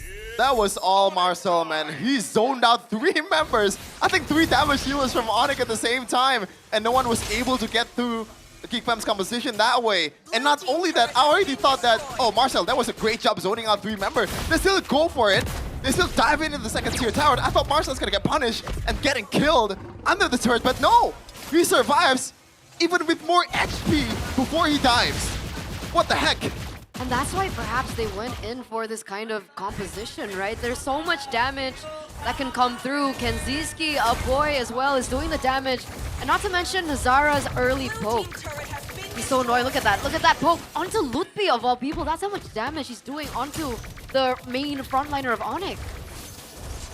Look at that, yeah. You can see the damage Lutpi. I think he's itemizing towards... Oh, already has the Radiant Armor, actually. And still that much pen? Yeah, the glowing or the Genius one just does that much work. Especially the Landing Truncheon. Also, I expect Nazara to build towards the Glaive after this, knowing that most of the target that he's going to go for is the frontliner, right? He's going to work with what Beloyski offers him to the team. So now the question remains, is it geekable for Onyx? Can Onyx come back from this 5,000 gold deficit? I mean, I'm willing to guess that Sheffin's migraines, right now they're gone. No, really. It's already hurting from the start before the game, Ogani. Oh no! Oh, that's gonna be utilized here. All 3 members caught in the golden hour, and Onyx will have time to disengage. Ooh, Fraction balls, a boy! Finds and smells blood. Finds Sans there, who is currently sitting at a 1-3 stat. Very rarely do we see a mistake like that from Sans. But when it lands, that's the opportunity for Geek to go for the engage, despite the disengage coming in from Keyboy. Sans gets taken down. Keyboy is still moving quite aggressively. Beloyski goes in for the kill. That's the Tsunami Slam on towards Lutpi, still able to duke it out. Dark Wave though will close the gap! Geek Fam finds a connection as Marcel now isolated, actually a little bit too deep there. But that's still a trade. Lutpi for Marcel. It is a trade, but remember they have alert on the way. Had they stayed a little bit more patient, perhaps they might have been able to extract a little bit more out of this Lord. 7,000 gold lead, still 4 members up. Kenziski doesn't have his ultimate just yet. Wow, let's see here. That's a milestone though for Kyrie. 1,500 or oh my 500. God. That's Sans again, deleted. Golden hour caught. 2 members to delay again. Beloyski now will be the trade. Kai takes a lot of damage, still able to get out. McKenzie finds the angle with a blazing duet. And down goes Kelra and Ludpi all together. Is this Sans? I'm not sure. 2 times by now. 2 missed Tsunami Slam by Sans as he got punished immediately by Beloyski. Not the greatest game so far. Beloyski, or the keyboard, look at that. Oh, the damage. Oh, perfectly timed. That's going to be the minion. Hold on. Trying to be cleared. Tantan's Khan trying to be the duet that they are. Trying to defend. Marcel holding on his team together. But that's still a top turret taken out. That's the far lane, ladies and gentlemen. It's still super worth it for Geek. Yeah, especially the far lane is gone now. They still have their inhibitor and also the second tier turret intact. So the far lane control is easier for Geek, despite them not really having a single good lane clear that can be safe in the far lane. Maybe Beluski has to play a chaperone for his teammates to be able to clear those. But we'll see. Big Fam is definitely on a pretty good situation, a really good situation by now. 8K gold lead, and Kenziski is starting to hit against Ludpi, and so far he only has that warrior boots and steel leg plates on his way towards the chastised cauldron. The perfect item. Oh, look at Beloyski! That's a flank. That's going to be one member taken out. Kenzie with the blazing duet immobilized for a bit, but that's Nazara finding the burst damage on towards Sans. Down goes the pairing. Now Geek Fam, they move on towards the mid lane. Kyrie trying to deal damage, but that's the structure will fall. Geek Fam, they move as a unit in game number 2, and take a look at the outcome. 1 by 1, members of Onyx falls, and Geek Fam, they manage to wipe Onyx out as they will take game 2. One step closer to living up to the Kingslayer's name. Geek come back in such a brute fashion for game number 2 and force a game number 3 out of Onyx.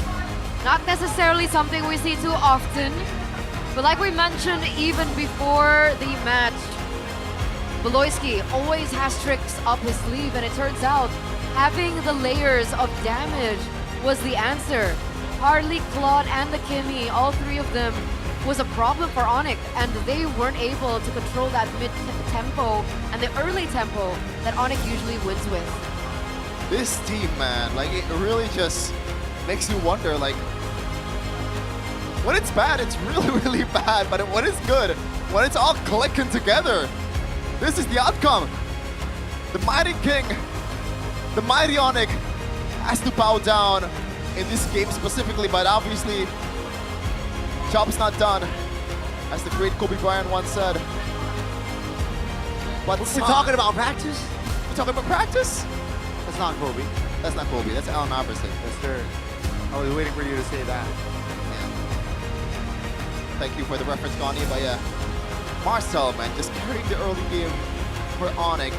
Earlier, they banned the Moskov, and I can see why. Geek Fam has this some kind of bias towards Moskov. They really like to pick it, even in the first phase. But in this case, it was banned for Onyx. But they forgot who was the most trouble out of all of them. I think at this point, game number 3, the Phobius is gonna be respected. Okay. Makes sense, makes sense. Respected or denied, right? Yeah. Maybe not denied, because Phobius, I don't think it's a first pick worthy kind of hero, but maybe TW can surprise me. Who knows? That is an option. No one knows. Who knows? We will know later on. Later. Draft But right can't now, wait. we don't know. We know Right this? now we don't know. We know this? Not right now. We don't know this right now. Oh, okay. But man, what a series we have. I initially thought this would be a 2-0 series, Same, man. same. I predicted 2-0 Onyx. I predicted 2-0. But technically, we're all wrong. Technically, even, you are wrong. Even that one. Even the anomaly. What was his prediction? Was it 2-1? Geek? I believe it was 2-1, yeah. Oh, so he still could be right. Yeah, he could still be right. You could still be right. Nah, I predicted 2-0. Oh, there you go. See? Okay, so we are all wrong. Dude, I am delusional, okay? It's okay to be delusional sometimes. Hopium I mean, I'm and an Arsenal copium fan. both in each nostrils. I'm an Arsenal fan, so... really. Oh yeah, you're gonna bottle the league again. Good thing you have Onyx for your mental health. We're number 1 right now. Both. Yeah. What happened to Arsenal? Check the league stable. Is it really Young bad? lady? No. Game number 1. Oh, you're Just- number 1? Just wait for 2 weeks, Eterna. Just wait for like maybe like 5 weeks or so. But that always happens with Arsenal. He's no? gonna be crying his eyes out. I'm calm, I'm composed. All right. Well, the players also need to be calm and composed because, boy, game number 2. In game number 1, Suns heavily punished a boy. Kelra and Suns, to be exact, heavily punished a boy. In game number 2, it wasn't the best of games for Suns either. And it wasn't necessarily because he got caught, but also there were lots of weird moments for Suns. I mean, so what's going on with Suns? at the same time, I think they were thinking about like, let's stick to what works. And that pickoff earlier, the first one from Suns with the Tsunami Slam was brilliant with the flicker as well. Yeah, you mentioned it earlier, but it's a bit too much resource. Yeah, you still gotta find something, man. And Sans was trying to do that a second time, a third time, didn't really work. Just like me earlier, I think Sans is just saying to Geek Fam, please punish me. And punish they did, right? They punished the movements, they punished the small blunders or small mistakes that led. Oh! I don't think they're gonna eat that, bro. Don't eat it! Oh, he's dead. He's dead. It's oh my okay. god. I mean, I finished mine as well. That's how good it is. So it's not the best if you're unwell, but I guess it depends. I mean, it's just a scoop. I mean, not the scoop. It's a bite. It's He'll be fine. Marcel will be okay. But he got the player of the game earlier on. Ladies and gentlemen, presented to you by the official gaming phone Infinix GT50 Pro on the Phobius. And according to Sheffin, the Phobius will be respected next game. Yeah, especially if you want to play this kind of like brawling kind of competition. I thought Onyx will be a bit more patient in the mid game, but I think Geek Fam did a really good job just forcing the fights on towards them, especially when you have a Harley. You can be as aggressive as you can, and you don't only get punished because you have that poker trick, right? Or like the dashes, the quote-unquote BMI for Harley. So that way you don't really get punished. Look at this, Marcel goes in with 1 HP, came out of the team fight with more HP than before. That is ridiculous, and you are taking all the aggro away in the second tier turret, and this is just the icing on the cake, man. What a game for Geek Fam. It's just a matter of how to keep the momentum from now on, because a lot of teams have been winning it out against Onyx, or maybe equalizing it out 1-1 in 2 games, but they just fall short to the experience of Onyx, because they're just that good. What did you guys think of the Bruno pick, by the way? I think it's fine. It's just, once again, they expect to play the weak side. They expect to, or like they're trying to find something that survives team fights, survives ganks, and Kelra did exactly that, but it's just like, I don't think he had the time to be able to scale just yet with how much early game or mid game snowball that Geek Fam had, especially with the Harley and the Kimi. Those heroes scale much faster than the Bruno did. I guess that's your worry, Eterna? Is that your worry? Because it doesn't scale as fast as Geek Fam heroes? I feel like Bruno has like a weird dip in the mid game, right? Like you can go really great with Bruno in the early game, and then you can go for a snowball, but like mid game it gets iffy, and then late game you start to hit like a truck again. That was my concern. Like have you ever been hit by a truck? No, I have. Apparently it really hurts. Yeah. Apparently. Wow. So that's what I was trying to say. Like apparently it really hurts in the late game. So I can imagine. the fact that they didn't even get to the late game, which is something that I was also really concerned about because of the Kimi in the mid as well. I mean, honestly, with that item that Kara has, they should have been able to use him more. Like, he's already online, man. Berserker, you have the crit damage boost, you have the sustain, you also have the extra range plus the penetration with the Malefic gun. I think that's way, maybe not more than enough, especially with how much they're down at that point. But I think that's decent for Kelra in a losing position. But for some reason, there was like no damage from Bruno. That's true. That's true. I guess Beloski with the rush towards the Chastised Cauldron. Yeah, it was that's a lot of stuff. It was made, by the way, by a Beloy, the Chastised Cauldron. And also, even Marcel equipped that item already. I want to see the damage charts. It shows after this, right? It will show up soon, yes. I'm gonna expect so long. A boy topping it up. A boy. Marcel, most damage taken. And which guy is obviously Nazara? Like it's. I think Lutfi will be the damage taken #1. Oh yeah, you're right. You're right. Then That's true. I was looking through Geek Fam's lineup, but that was fast, man. Less than 13 minutes against Onyx. That's an achievement. that's a record, I think. Bigatron did not beat Onyx in this time. Okay, damage dealt 46. Actually, that's still What? Kenzie? 46,000 damage from Kelra. That's decent, Not right? that bad actually. I thought but it it's would be just worse. poke damage, no? Poke, just poke. Poke. That's the poke damage, of course. Yeah, Suns though, right? 16, not even 16,000 damage dealt. This was a really bad Sun team. I have to admit. Like, One of Suns the is, rare misses. goated, but it wasn't like once or twice. It was a multiple time thing. Was it because he was forced on Valentina and he couldn't get an ultimate as Game powerful as decision-making. I Veloisky? think in that game he made a couple of No, I mean like, was it because it was so predicted? maybe. Because he was able to get it like the first few times, I think. And then I think he found obviously would adjust like, all right, beware of Suns. I think Sans just miscalculated. Yeah. He messed up. That's it. I mean, it shows that Sans is still human, you know? This sort of games. I don't like the idea of Sans's the second mess up. He went to go for Beloy. Which doesn't really make sense for a lot of people out there, but you're trying to erase the engage, or like the setter cooking from, right? That's the main trouble that Kyrie needs to deal if he wants to go just guns blazing in the front. So if Beloski is gone, then Onyx will have an easy way for them to be able to dominate the team fight, but it's just like a miscalculation. He was like 2 frames away. It's like 2 inches away, Connie, just like you. Yeah, that's even just being generous, right? If you want to save. So 18-6 is the total kills for both teams. But man, you know, it's a reset for Onyx, and I think they're definitely gonna change their approach here, drafting-wise, game number 3. I want to know what I just really honestly didn't expect the Kimmy, Claude, and the Harley to do that well. Kimmy, Claude, and the Harley. Because we haven't seen Kimmy in a while. I think even the audience were also wondering, like, why is the Kimmy like not a go-to hero that we usually see, especially when like the Jushin is banned and like all the top-tier mid laners are banned out. Like, where's the Kimmy in this meta? And I also thought there was no place for the Kimmy in this meta because of how much dive there are in the common heroes that we usually see in the meta. So interesting that Kimmy worked. Well, we'll discuss behind the scenes as we take it to Alyssa for a quick report on the side.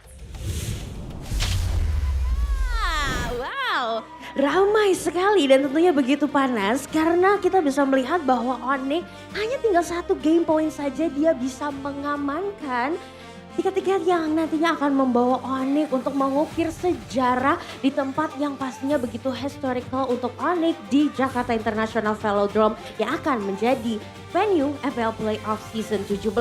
Tapi tentu saja di break game ini di mana kita melihat ada 1 sama poin. Kayaknya Alisa sudah melihat ada MPL date kita yang hadir di kursi pink ini.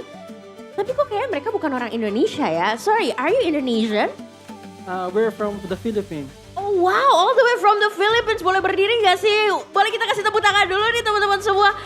Kita kehadiran superfans dari Philippines. So, what's your name? I'm Jace. You're Jace and you're bringing your partner with Shane. Wow, what a beautiful partner. And is this your first time coming to Indonesia? No. No? We're coming back and forth every 6 months. Oh, jadi mereka itu pulang pergi ke sini setiap 6 bulan ya dari Filipina ke Indonesia. And is this your first time coming to the MPL Arena? Like second time. Oh, second time. The first time is in season 16. Last 2 days ago. Oh, last 2 days ago. Okay, very interesting. Jadi mereka ternyata minggu ini sangat setia ya menonton. Are you supporting Onyx or Geek Fam? Actually both, but we support more Onyx. Oh, more Onyx. Is it because of Kelra, Kyrie? Yeah, and also Baloisky as well. Oh, and also Baloisky. Okay, Philippine Sprite ya. Dan so, what's your impression about the MPL Arena from MPL Indonesia? I think the design is very good. Like the platform, it's very organized as well. I see. Yeah. And then how about you? How do you like MPL Indonesia so far? It's really nice. I mean, we have been watching MPL ID since season 10. So we have been supporting MPL ID and MPL PH. So we're excited to see the matches every time we get to have a chance. Wow, Super Fans ini memang luar biasa sekali ya. Mereka mengikutinya sudah sejak lama dan begitu semangat ya mendukung juga para pemain-pemain dari Filipina. Dan I would like to ask, because you're in Indonesia, do you have any Indonesian favorite food? Martabak. Martabak! Wow, what a good choice! And how about you, Jace? I love betutu and Oh, betutu! Oh, quite the next level. And then anything else? and the satay. Sate. Yeah. Oke, ini makanan favoritnya ada martabak, ada betutu, ada sate. You tried quite a lot of food in Indonesia. Yeah. Okay, this is very interesting, but we are going to have a love meter so that you can do a love pose, and then we gonna count how many meters of love you will have. Okay?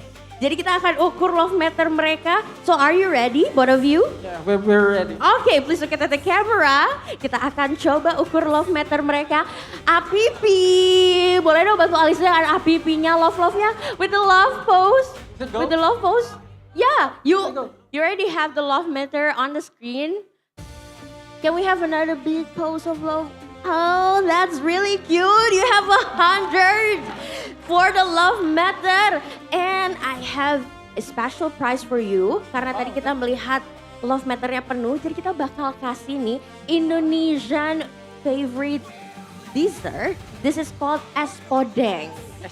Yeah, es podeng. Can you try it? But can you do it to your partner? Oh. I can help it. Is this your first time trying this? Yeah, it's first time. Yeah, you can mix it. Mix it.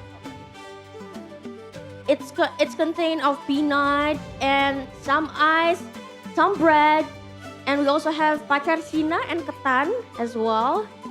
Jadi ini kayak bakal jadi impresi mereka yang pertama, and we also have avocado in it. Nah, kita bakal suruh mereka coba ya, karena ini kayak pertama kali mereka coba. Okay, for the first try. Yeah. Oh, that's really cute. Is it good? Yeah, it's good. How does it taste like? Like what do you call that? Do you have something similar in the Philippines? Yeah, like it's called pinipig, and then it's like an ice cream also with chocolate and nuts. Okay, interesting. Ternyata di Filipina ada juga yang mirip-mirip. You can try, and you can give it to Jace. Okay, that's really cute. Is it similar? Yeah, masarap. Yeah, kayak Philippines. Yeah. Wow, okay. Dan kayaknya mereka kelihatannya suka sekali ya. Thank you very much. Hope you enjoy the es podeng and hope you enjoy MPL Arena. Boleh dong kita kasih tepuk tangan sekali lagi to our favorite Philippine couples. You can sit back and relax to your love chair. And then kita bakal bagi-bagi hadiah juga nih karena Alisa masih punya hadiah berikutnya. So ada yang mau join Alisa nggak sih main kuis bareng? Oh, okay. Kita ada kedua teman kita, boleh langsung di sini. Namanya siapa nih? Aku Nisha. Nisha dan juga Jojo. Jojo. Oke, ada Nisha dan juga Jojo nih. Kita bakal main kuis bareng. Tapi sebelumnya kalian nih community atau Sonic nih? Kita Sonic. Oh, Sonic. Ya. Sonic sejati. Karena kenapa nih kamu mendukung sekali Onyx? Karena temen-temenku suka nonton Onyx jadi ikut ke bawah, suka nonton Onyx juga. Ikut ke bawah. Kamu juga gitu? Aku mulai dari season 3 karena KG. Oh, dari season 3 ya, luar biasa. Kalian ada semangat-semangat yang mau disampaikan dulu gak nih ke Onyx? Gas terus. Gas terus. Ayo Onyx kita EWC. Ayo Onyx kita EWC ya, luar biasa sekali nih, kita tunggu hasilnya. Tapi Alisa mau kuis nih, seperti tadi yang Alisa bilang. Kalian udah tahu belum sih kalau MPL Indonesia kolaborasi dengan TLX dan Ekraf? Tahu dong. Oh, udah tahu. Jadi kalian udah familiar sama IP-IP lokal yang jadi karakter kolaborasi kita? Kalau gitu Alisa tes ya, tapi sebelum kita tes, kalian boleh gak sih main Pancasila 5 dasar dulu sama Alisa? dengan menyebutkan nama roster-roster atau pemain MPL season 17. Oke? Siap? ABC 5 dasar. A, B, C, D, E, F, G, H, I, J, K, K. Kairi. Agak samaan ya ternyata mereka berdua ya. Karena it's very easy, satu kali lagi kalau gitu. A, B, C 5 dasar. A, B, C, D, E. Erlang. Apakah mereka chemistry-nya kuat banget ya? A, B, C, D 5 dasar. A, B, C, D, E, F, F. F. Siapakah pemain berawalan huruf F? Firza. Firza? Firza. Ya, gak ada ya, gak ada di... Kalau enggak pemain nama hero juga boleh deh. F, F, F. Valentina. Itu V. Valentina with V. F, F, F. Franco. Betul, Franco. Kita udah dapet ya, congratulations. Maaf banget sayang, kamu harus kembali ke tempat dudukmu.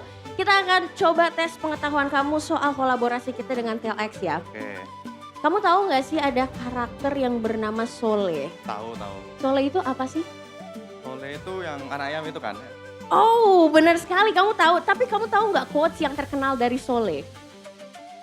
Kayaknya tahu satu deh. Coba. Apa tuh? Yang paling penting adalah kamu berhasil mengalahkan dirimu yang kemarin. Betul banget dong, congratulations. Boleh dong kita kasih tepuk tangan para super fans. Kita langsung aja kasih hadiahnya ya. Ini dia, thank you so much. Nanti kamu terus ngikutin ya, karena kita punya skin-skin dari TLX juga. Pasti. XFL. Nanti beli juga. Ya, Dan kita akan melihat, jadi Onyx atau Geek Fan yang menang hari ini. harus Onyx dong. Harus Onyx ya. Thank you so much ya sudah bergabung sama Alisa dan udah ikutan kuisnya. Dan kalau kalian mau hadiah menarik juga lainnya, langsung aja datang ke MPL Arena karena tentunya kita masih berkolaborasi dengan TLX. Jadi banyak sekali hal-hal menarik yang bisa kalian coba di sini. And Caster, without any further ado, please take it over.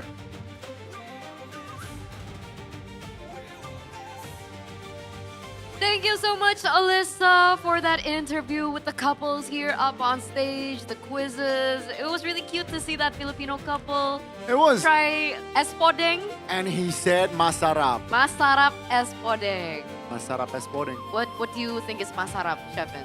Yung talaga masarap. I don't know what I'm talking about. What does that mean? Yeah, what does that Oh, mean?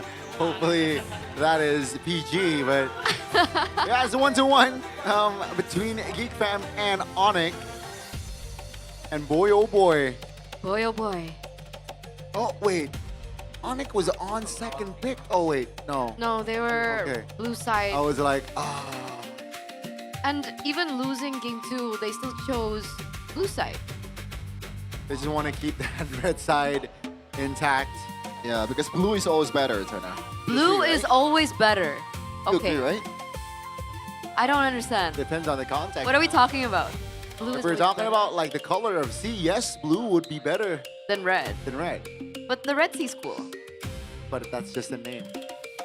It's not literally red. It's not literally red. Damn, I thought it was literally red. So it depends on the I context. need to touch grass. But if you say bleed blue, that's different. That something is wrong. Oh, you're a blue blood. That's the same though. That's a different. Oh, it's also not literally bleeding blue? Interesting. Well, the more you know, and the more we know as we get into the drafting phase, ladies and gentlemen, for game number 3, let's take a look at the random map draw. What will it be this time? Expanding rivers again, all right. The rivers will expand in this game. Amazing, yes, that is exactly what expanding rivers means. Thank you, Gani, for clarifying. You know what else gonna expand? Don't finish that sentence. Geek Fam's winning. Okay, I'll take that. Drafting phase, guys. Presented to you by the official gaming phone Infinix GT50 Pro. Marcel ban once again. So the Moskov is opened. Very peculiar. Huh. Kalea. So they revert back to the first game in terms of the bans. Okay. That's a curveball if I've ever seen one. The Phobius is still open though. Yeah, I think it's not a bad pick. And it has enough sustain to be able to withstand a full-on Kalea combo in early game. You know, especially with the flicker, you can still get away, get a good dark wave, you can still sustain, and also heal up at the same time with the spell fam. For Geek Fam here, I don't see why you would not go for the Phobius. Never mind. I think the idea for now in MPL ID is if you're up against a Kalea, get as many damage dealers as possible. Because once one is down, you can still rely on the other one. Okay, so overwhelming damage is the way to go here then, yeah? Best defense is offense. Best is okay. Shines even brighter in the dark. It's gonna be the Leonard pickup. Will they pair it with Phobius now that it's open for Onyx? Do they want to do that early or? Yeah, at this point, I don't think Phobius is gonna pay dividends for Onyx. Now, That's what I thought. like even for Geek Fam right now, Phobius is not the greatest either because Eve operates in so much of a long range. But yeah, I think that's a better pick. Lapu Lapu, you can punish the Leomord and the Geek at the same time, and it's a good way for Marcel to utilize his early game prowess and fight Onyx in the objective battle because that's been how they are beating Onyx in the first or in the second game. That's why I found it very interesting that they went for Eve of all, the heroes that they could actually go for in the first phase of the drafts, considering you're choosing the Eve into the Claude and allowing the Lapu Lapu as well to come through. So I don't think the Eve will be having that much of a great time. My legacy shall endure. Definitely will be pressured, right? Now with the Harith gone and the Sityan gone, what is Geek Fam trying to say here with the Harith? And also, will they commit to another marksman? Like, do they want to force the YSS? Like, YSS wins against the Claude, but it's really difficult because you're up against the Harley. And we saw what the Harley was able to do in that second game, right? It was punish over punish after punish after punish. So they banned the Sora here to deny that pick away from Onyx. What do Onyx need to do to alleviate the pressure that's already on them right now in the first phase of the drafts? Oh man. I think at this point, Valentina is still a viable option for a boy if Onyx does not ban it. Again, just like in the second game earlier, you can steal both the RWM and also Tsunami Slam. Like even then, you can still use the Phantom Steed, just like some of the Valentinas we've seen earlier in the first match of this day. So you think it could be banned by Onyx? Could be banned by Onyx. If it's not banned, it could be picked by a boy, and a boy likes the Valentina too. But Atlas is gonna be banned here. And fun fact, I believe Aurora just lost to TNC when they play with Kalea against an Atlas. So it's a good way to... The interaction is interesting. Kalea cannot lift Atlas when he's using the ult, and Atlas cannot lift the Kalea when the Kalea is using the ult. So it's fair game. Yeah. It's a weird kind of interaction, but yeah. I think the Atlas is still sitting at a 0% win rate here. That's in the MPL thing, ID. you know. It's only one so far. It's BTR. Yeah. That's the thing. That's the thing.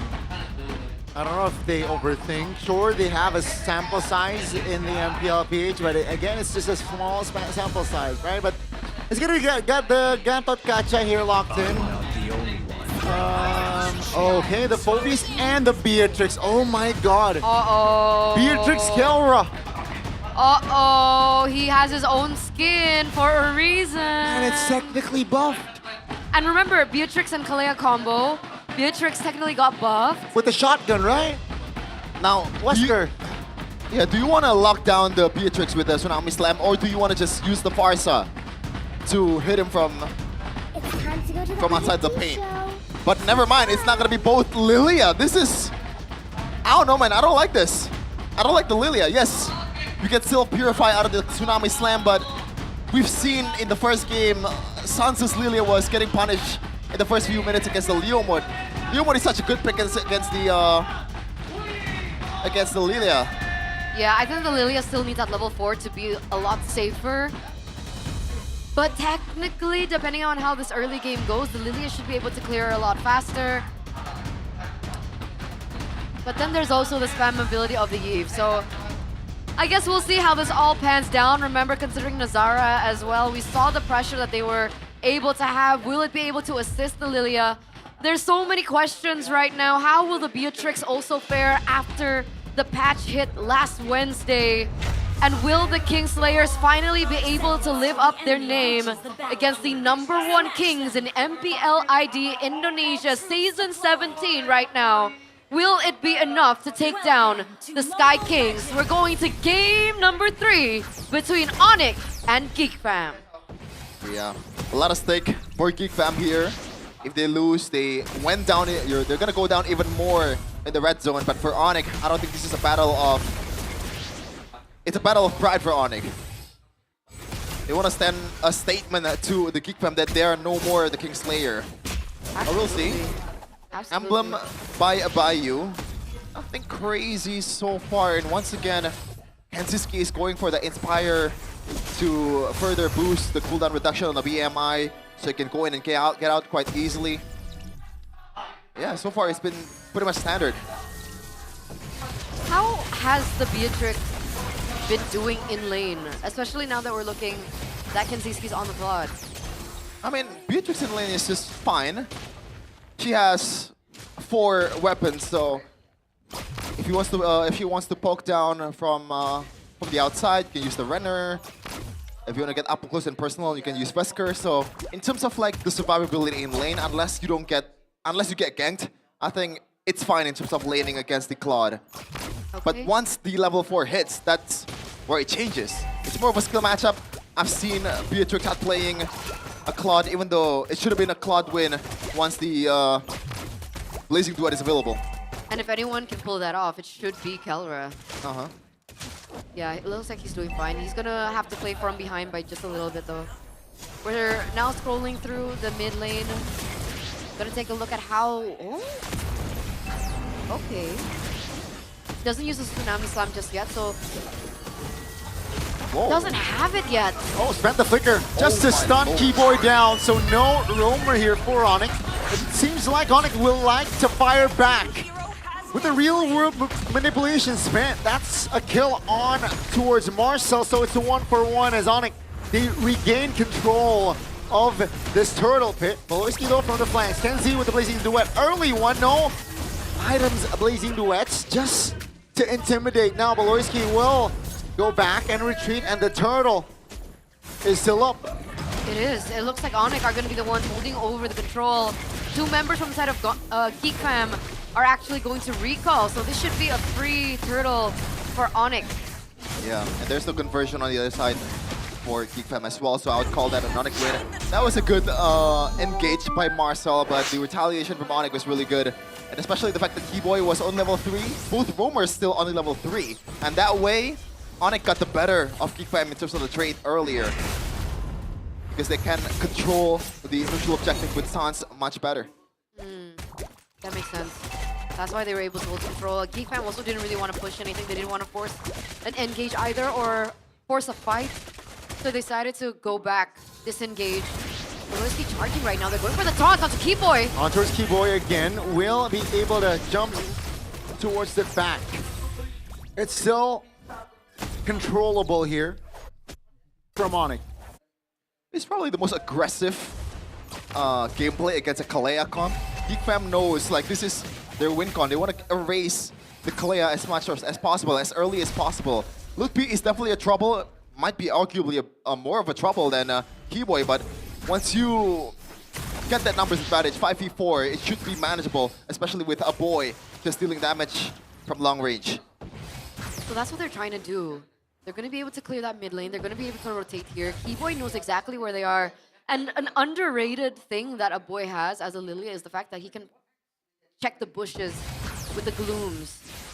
So Keyboy's not going to have that much of a straightforward way to engage in these fights. He needs to be aware of his positioning and figure out a way how to pick the members of Geek off, and whether or not they have Kelra, honestly, in the vicinity to back that up, because Sans can only do so much in the early game. No, a boy, that's a big power spike. Look at this. Yeah, that's going to Purify triggered, and I think Onyx with that spell info, they're happy, right? That's going to be, what, 80 seconds a timer, and they definitely can capitalize on that. Let's see, though, the turtle take. Very slow by both teams. Both teams don't want to go for too many fights. They're focusing on the objective. it's important to know that Kelra is still up top. Meanwhile, Kenziski's already in the vicinity. Both teams, they're charging. Ludwig maybe going for something here. It's 5v4, right? Geek Fam occupied with 5. That's going to be Nazara taking the turtle. They will pull the trigger to fight. That's going to be T-Boy taken down. Ludwig now quite stuck here. Flicker will be used. Take a look at the Beatrix though. Free farming top lane. Kelra getting some consolation prize at the top lane, but I think Geek Fam definitely winning in that one. Getting 1 kill and also 1 total. Outer turret can be taken down later on, and they will take it down right now unless Kyrie uses ultimate to clear this one, but no, Kenziski will just try to take this one and BMI away. No, the retry is used. Oh, very early, all right. I mean, technically there's nothing to get right now. And I don't know, do you think that that Kelra, that the Beatrix didn't want to be involved into the fight until he got the BOD? I think it's a matter of you're not really able to catch up because you're a Beatrix, right? You can only dash once, and it's not really that far either. Marcel, super aggressive, look at that! That's a very aggressive maneuver there by Marcel. Oh. He doesn't land, will force Kelra to pop the flicker though. Keyboy taunted! That's gonna be the damage coming through to take Keyboy down. I think Sans also used the flicker to get out of that, yeah? Yes, Marcel is a dog, man. The fact that he pulled the trigger there was incredibly aggressive, but Kelra with a good damage control, but Bolowski too. This is chess match. Oh my goodness, real revelation already. Locking some players of Geek Fam, but that's just Kai 1v3 now. With the distance and the damage, Geek Fam still able to disengage for now. 20 seconds on the clock here for our last... the next Lord, the first Lord rather. Really good distraction. Very good distraction. While Onyx were busy up top trying to look for something, Kenziski also able to get that turret in the bottom side. So in macro play, Geek are doing their best right now. They're ahead, I would say. Yeah. And I just want to point out that Kelra was a genius there because he knows that the Wesker can punish. Gotta wait a little because Keyboy is getting pounced on. Tsunami Slam on towards Marcel. Nazara though from the flanks! Finds an angle on Kelra! Oh, he barely survives there with 1 HP! As Beloy and Marcel on the other side of the map there will be taken down. Only Keyboy is the trade. And that's just Onyx claiming the last turn. Oh no! You hate to see that. Sans got the purple on top of it too. And now Onyx, I think, takes control of the map currently. How did Kelra survive that? Taking at the replay right now. Like legit, how did he survive that? Wasn't he supposed to be taken down? I saw him ult. Does the ult give shielding or something? No, I think it's just the HP bar is almost barely visible. Like it's just a happenstance. Okay. It's literally 1 HP at its purest form. Okay, so that's how he was able to survive. Well, the fact that he survived made that a worth it trade for Onyx, right? Geek Fam looking for an engage, unfortunately wasn't able to get anything out of it. We do see though that Nazara is trying to clear that top side. Looking for that turret perhaps as another trade for them to play with, to work with. The macro control, definitely easier for Geek Fam because they have both the Harley and the Claude to control the side lane. Ooh. We got a game, folks. It's so close. 9 minutes in. Yeah, usually when you're 9 minutes in, you can see like 1k gold lead on the other side. Especially an Onyx game, right? Yeah, I don't think it's only 1k for Onyx either. Keyboy though, waiting for Bolowski. Oh, that's gonna be Bolowski. Revitalized pop. Blazing duet from Kenzie. With the help of Nazara is enough to take Keyboy down. That's Marcel though, going down as well. Take a look at Ludwig now. Taking a lot of heat there. 1 HP survive again. And that's just Onyx again, able to stabilize after that engage. XP laner for a roamer right as the first Lord of the game spawns into the land of Dawn. Keyboy won't be able to open up vision faster than Nazara, so that's already an advantage that Geek Fam has at this point. Yeah, I think Marcel at this point has to realize that Kelra is not afraid of him at all. At least right now when he has 0 physical defense, he's going for the wings here. And that's why the Wesker just hits so much. It hits like a truck, even towards Lapu Lapu, which is supposed to be tanking all the damage. So he has to play it a bit more passively, at least towards Kelra. Maybe gotta wait for a set for Beloski first or Nazara. Yeah, I agree. Just poking down Kelra first before. But now Kyrie will be the target. Ludwig, does he have the flicker? No. Escape? Oh, that's a good engage there. That's gonna be the damage coming through still for Geek Fam. It looked good for a second for Onyx, but Geek Fam, they're too quick with it. Kai will not be able to get out from that damage as well as Geek Fam is able to find 3. Is this it? Is this the moment? Is this the second team to be able to take down the dynasty that is Onyx? That was so worth it for Geek. They take 3 members down, they get a Lord as well. A 2,300 gold lead. A boy, fortunately for him, had the black shoes, so he wasn't taken down in the exchange. Onyx losing on all fronts. I don't blame Onyx for pulling the trigger towards Nazara, but Beloski, what a peel, what a cover. And this is why he's called BBB for the longest time, because he has the biggest brain in the building.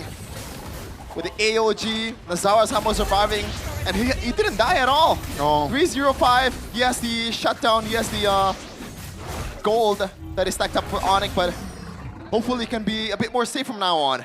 I believe he played the Gatot before it was cool, right? Like this Yeah, is his he signature is pick. the originator of the Gatot Bro, at least in ID. Real-time victory rate by Infinix GT50 Pro. Looks like it's all in favor of Geek at the moment.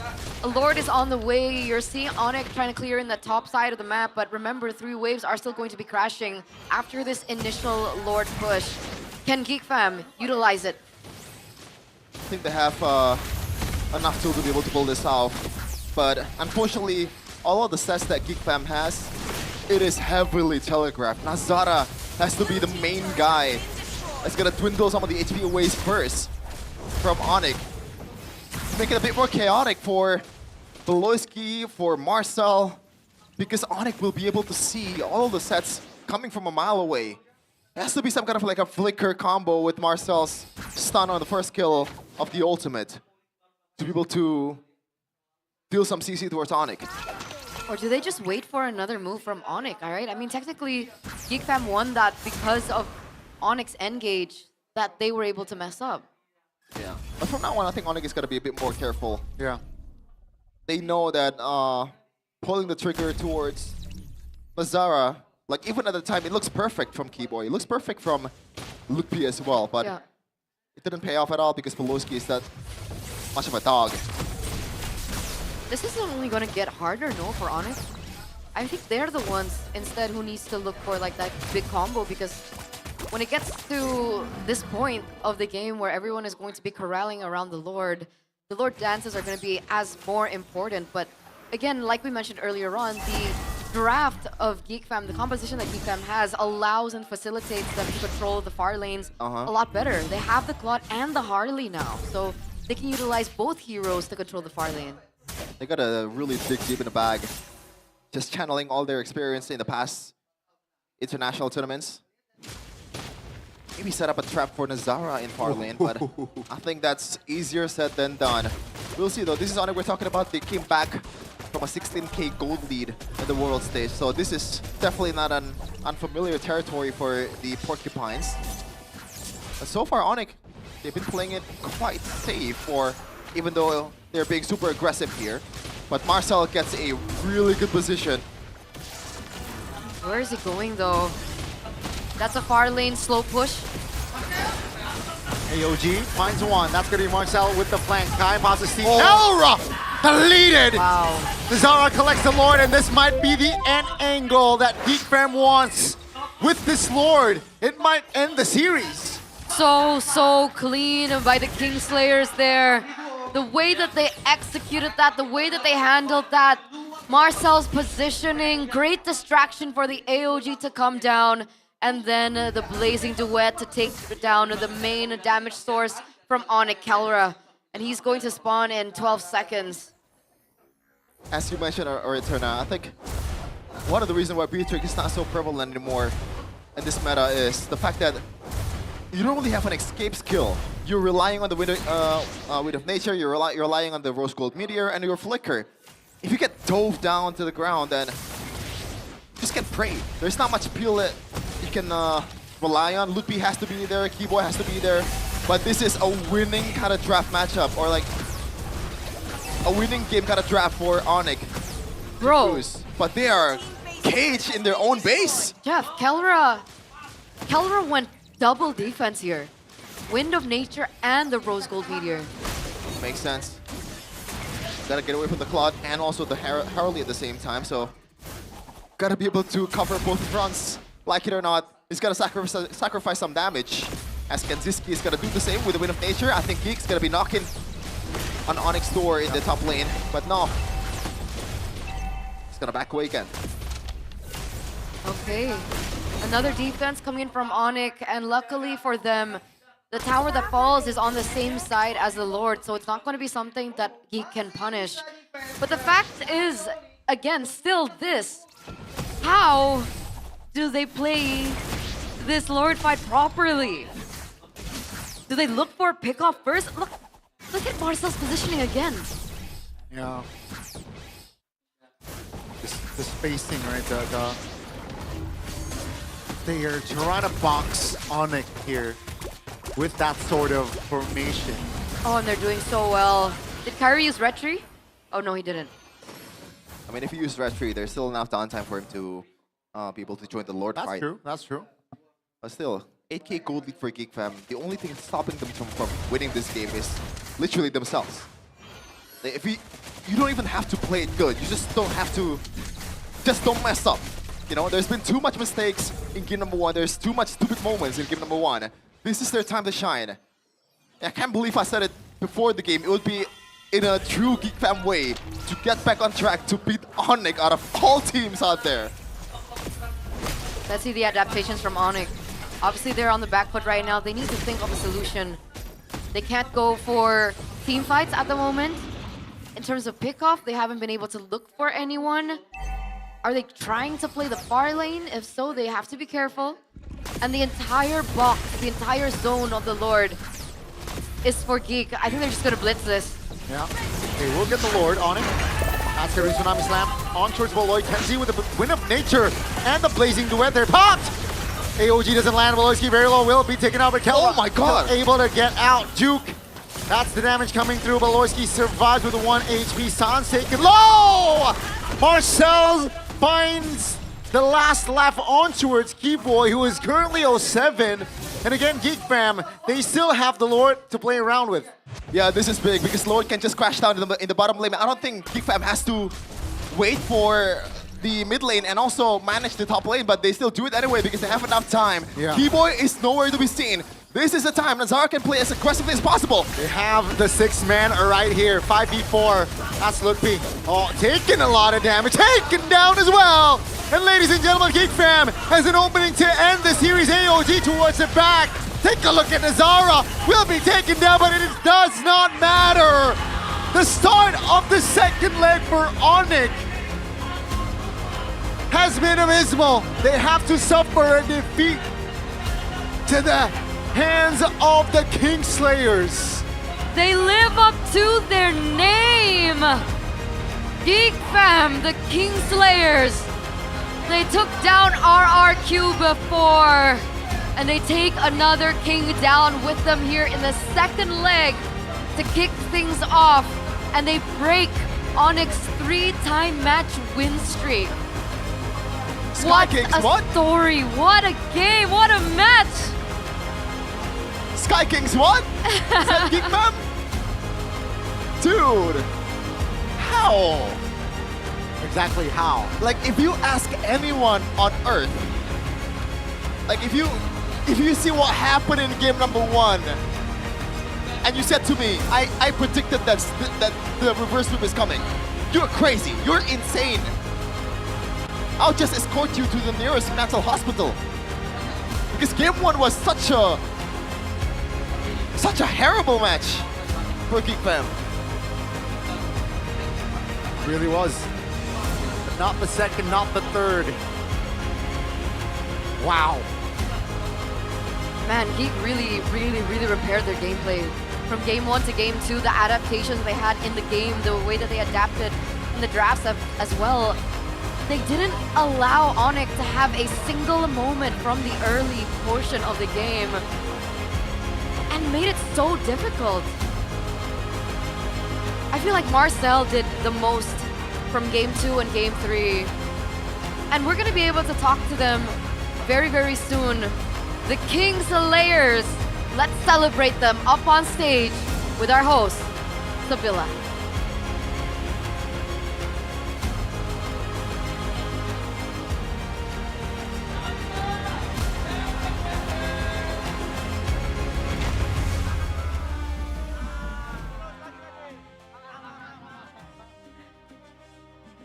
Hey Kenzie, kamu lagi sakit, kenapa Hey makan Kenzie, es terus? you're Es feeling terus, es unwell. terus ya. Why are you eating more ice? Menang, tapi ya udah nikmatin aja gitu ya walaupun lagi sakit ya. Iya, nikmatin aja. Sakitnya nggak berasa ya. Iya. I mean, Tapi ini I will just enjoy it because I won this match. menumbangkan sang raja langit di match kita kali Geek ini. Fam managed to defeat the Sky Kings Onyx in this series. Aku pengen tanya deh sama kalian, dimana seperti yang kita tahu kan performance dari tim Onyx Esports benar-benar luar biasa sekali khususnya di leg yang pertama.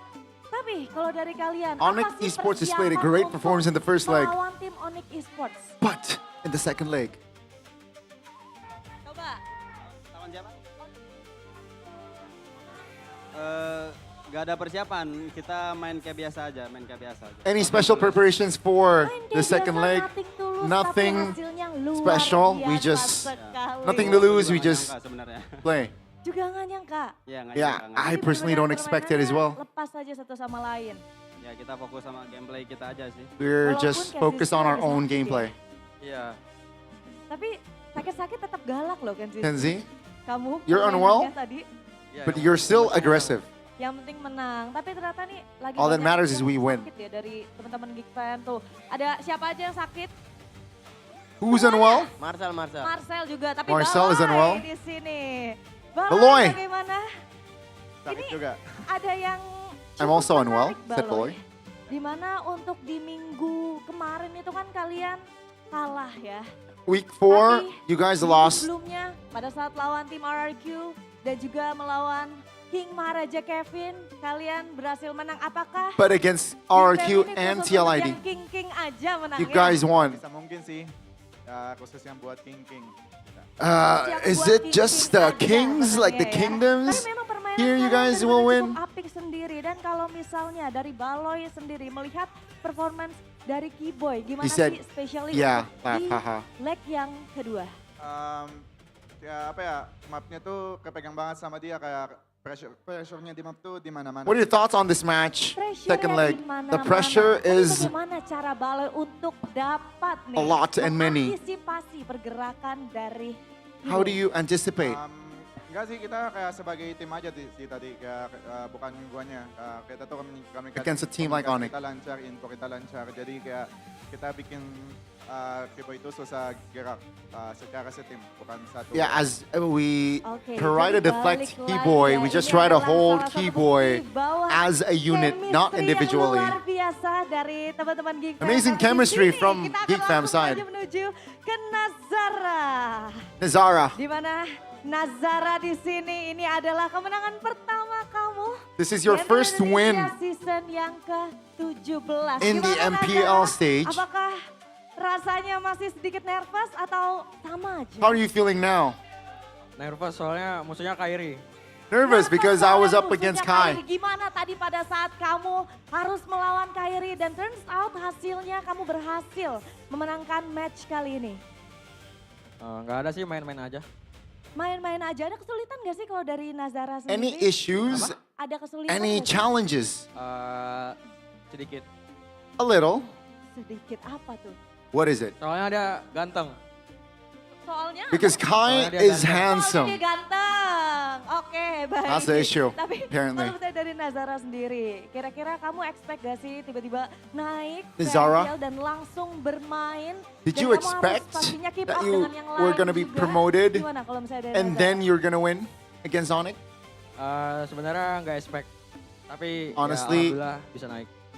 Bagaimana I don't really cara kamu untuk bisa berbaur nih, untuk bisa I don't really get along expect sama teman-teman myself to yang be lain? promoted. How do you bond Mungkin with makan bareng kali. the MPL Makan roster? bareng. We eat a Dibantu lot sama Baloy together. juga kah? Yoi. Dibantu sama Baloy juga. Ada Baloy yang paid? di Geek Fam? Yes. Baloy galak banget ya. Oh, baik. Beloy is Tapi very kalau misalnya friendly. dari Baloy sendiri nih, aku pengen tanya lagi. From Beloy. Kira-kira ada nggak sih alasannya nih Is there a tentang Make It? is there Pertukaran antara Make It dan juga Nazara, ada nggak sih? like a specific reason? Ya, yang pasti karena si Nasara juga kayak lagi naik kan di MDL, terus kayak kita sebagai tim kayak decide sendiri aja.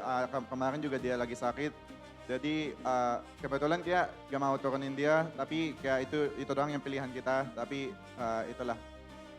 Oke. Is there a specific reason on why Nazara was promoted and Make It was demoted? Well, tadi kalau misalnya kita And Beloy said, yeah, I think as a unit it was a team decision. juga nih untuk bisa Make It was unwell last week and Nazara is actually on Baloy, the pada saat up trending kamu wise. melihat gameplay dari Nazara gameplay. sampai akhirnya kamu bisa mematchkan And satu sama yeah, lain nih. that was a Soalnya team pas decision.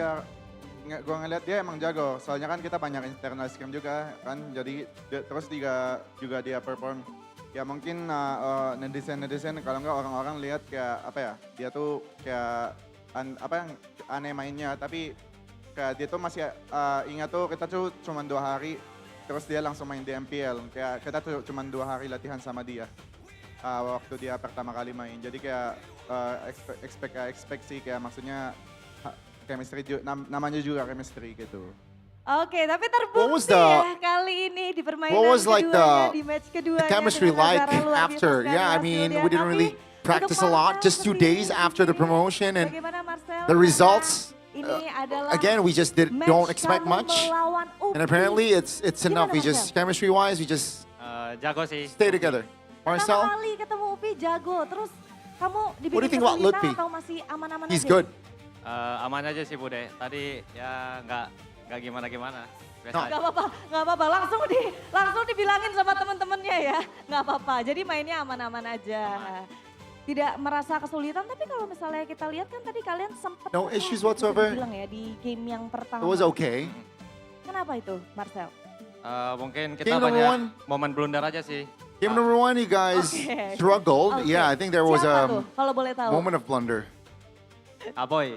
Aboy! There was a Aboy moment kah? of blunder, and Aboy Marcel punya said, "A blunder boy." katanya di game 1. Emang iya, Boy? Game 1, Semua blunder. blunder. Semua A boy, blunder really? langsung. Kalau satu blunder kita harus ikut blunder. Pokoknya. And a boy Jadi said, satu blunder, all of semuanya us blunder gitu blundered. ya? If Oh, one biar blundered, kekeluargaan. everyone needs to blunder.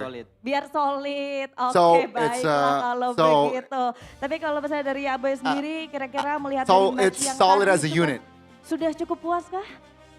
Satisfied with the result? Belum sih, belum. Masih bisa lebih harusnya. Satisfied with the Oke, current state of baiklah Geek? kalau begitu. Not Dan really. pertanyaan terakhir kita, aku ingin bertanya sama There is definitely more di sini. from us. Nazara, untuk Nazara. di leg yang kedua di Leg MPL Indonesia number 2 season MPL yang ke-17, ID ada season nggak sih 17. satu tim atau satu One player team or yang a kamu player pengen that banget you lawan? want to face? Ada, TLID. TLID. Kenapa? Why? Ada teman aku soalnya, Leoni. Oh, baiklah kalau begitu. I Kita got a akan friend there. menanti pastinya ya His match name is yang luar Leoni. biasa antara Geek Fam melawan TLID. Tapi Geek Fam Unity, marilah kita berikan tepuk tangan yang paling meriah untuk Ladies and Geek gentlemen, let's welcome Fam. Geek Fam, the winners of this match.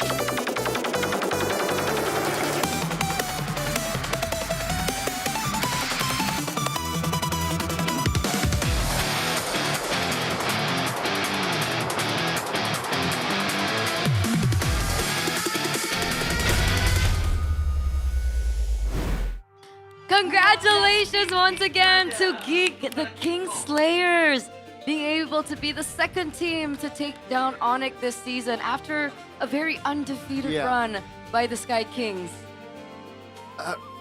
Repeat the second team. So after 5 weeks of only 2 okay. I forgot for a moment there, but yeah, congratulations. Send my regards to Geek Fam. Congratulations, you guys won against Onyx. The second team to beat Onyx this season. That's a crazy record. Sheffin, how are you feeling? Migraine gone? I think migraine is transferring to the Onyx fans right now. I'm chill. especially realize. Low cortisol. Yeah, low cortisol for sure.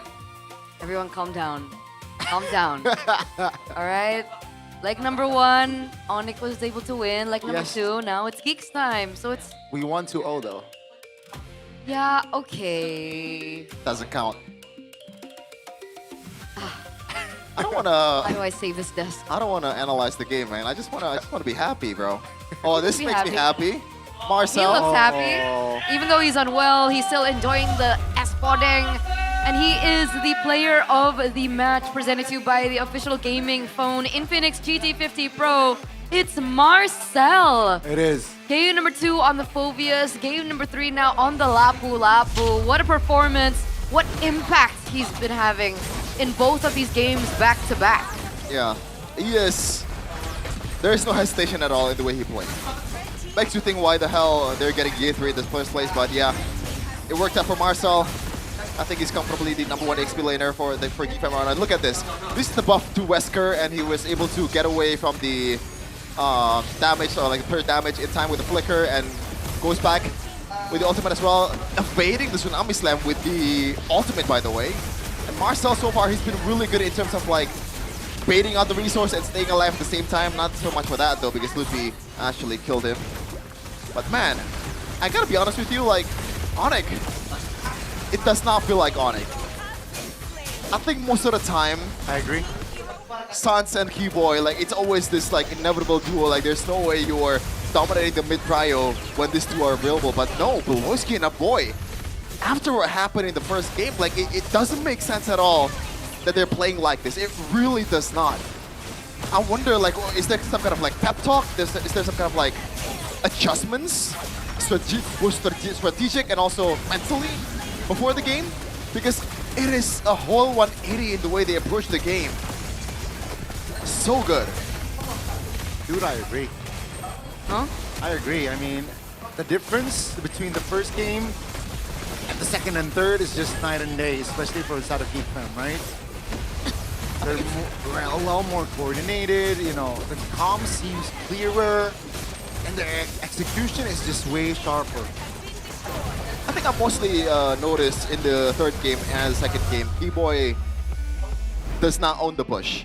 You know, like there's been like, in a way, mental damage that's been done to Keyboy over the multiple times. Like, this is like, obviously, I'm being hyperbolic. The engages towards Keyboy makes them, or like makes him think that all these maps, all these positions are unavailable for him. Like, he's gotta be super, super careful. Beloski might be there. Hell, the whole team might be there because over the course of 2 games, the setup towards Keyboy was so aggressive. Yeah. Even the XP lane joins in. Like, everyone and their mamas are joining into bounce on Keyboy. Like, essentially, the map goes dark, right? Even without the Hellcurt. Even without the Hellcurt. And that's what Beloski can do. And I high-key think that aside from, of course, Geek Fam really improving over the course of this match alone, there was a part to play where Onyx might have played a little too overconfident. I think there were moments where, like, Sans overstepped, his positioning was kind of off, Keyboy missing the plays as well. Even Kelra in some moments got caught out. So, again, with Onyx, I feel like every time they lose a game or they lose a match, It's it celebration. becomes a wake-up call. Yeah, okay, celebration on one side, but it's also a wake-up call for them, and usually they strike back harder the next time they play. So, who's Onyx up against next? Because that might be a really tough game. Is it Tlid? It might be Tlid, actually. Hopefully not. But look at the damage that the boy has been dealing to Onyx. It's Tlid! Next. I was... Sucks for you, Eterna. Oh, man. I was saying that... Oh, I'm sorry. Lilia was not only that great of a pick against this kind of composition, you get outraged by the Eve. Like, even Keyboy without the Tsunami Slam, a single knockup can just force out a Purify because there's not much damage to you. Kyrie can just catch up to the team fight really, really fast. You have the potential runner coming too from Kelra, even though it's not really used that much in this game. But in the end, Aboy was stellar in that game. It's just poking everyone down, 100% TP, or like kill participation. That's insane. I agree. I think a boy stepped up.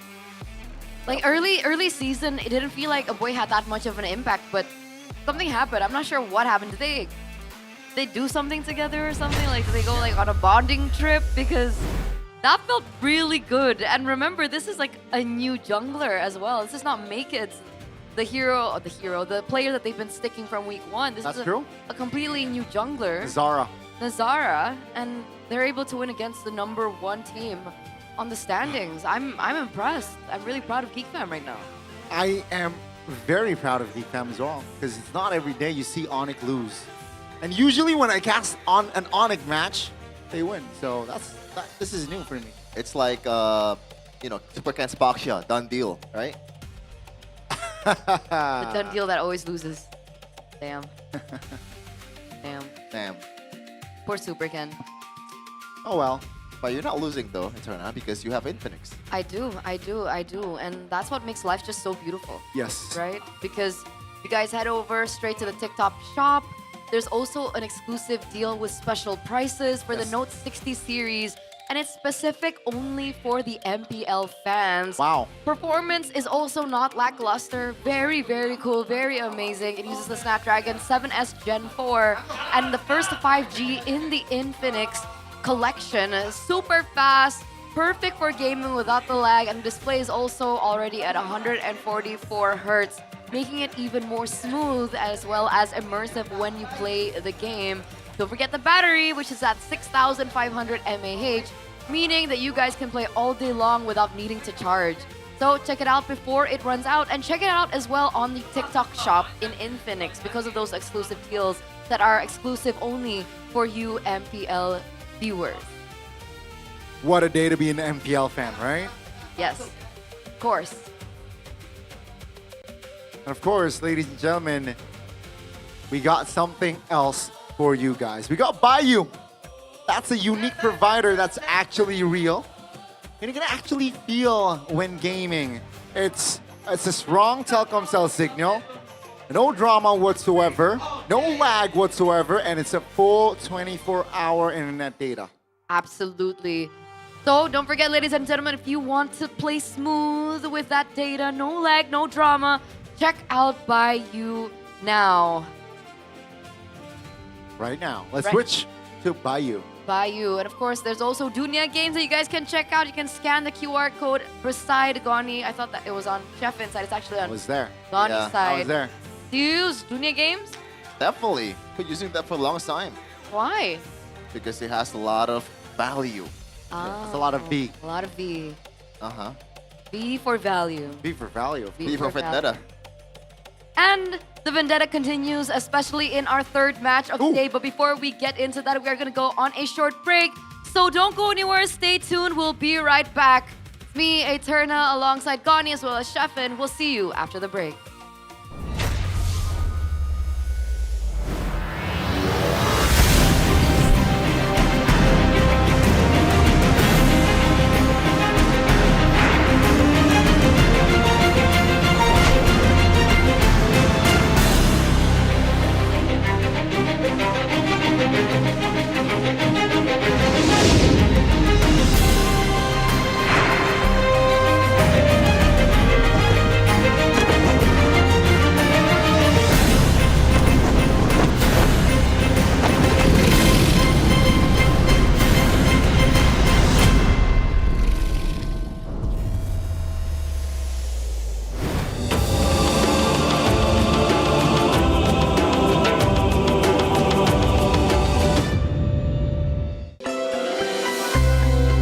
Di Sukabumi, di Tanah Sunda, ada tradisi yang gue suka, namanya Serentahun.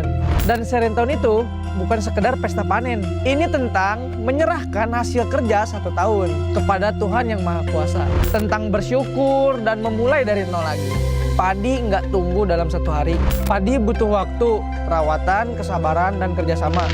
Ini sama dengan e-sport, mekanik, rank tinggi, makro, itu juga ditanam. Jadi, kalau lu nggak sabar, lu nggak bisa punya hasil panen. Di Serentahun itu, di diri gua terbentuklah mental proses. Jadi, konsistensi lebih penting dibanding hasil instan.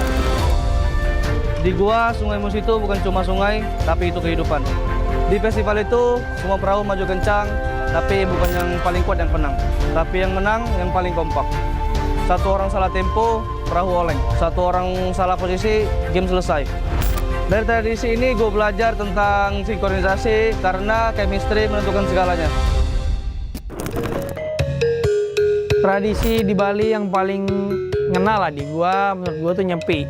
Karena nyepi tuh ngajarin kayak diam itu kuat. Jadi selama 24 jam gak ada aktivitas, lebih ke introspeksi diri lah.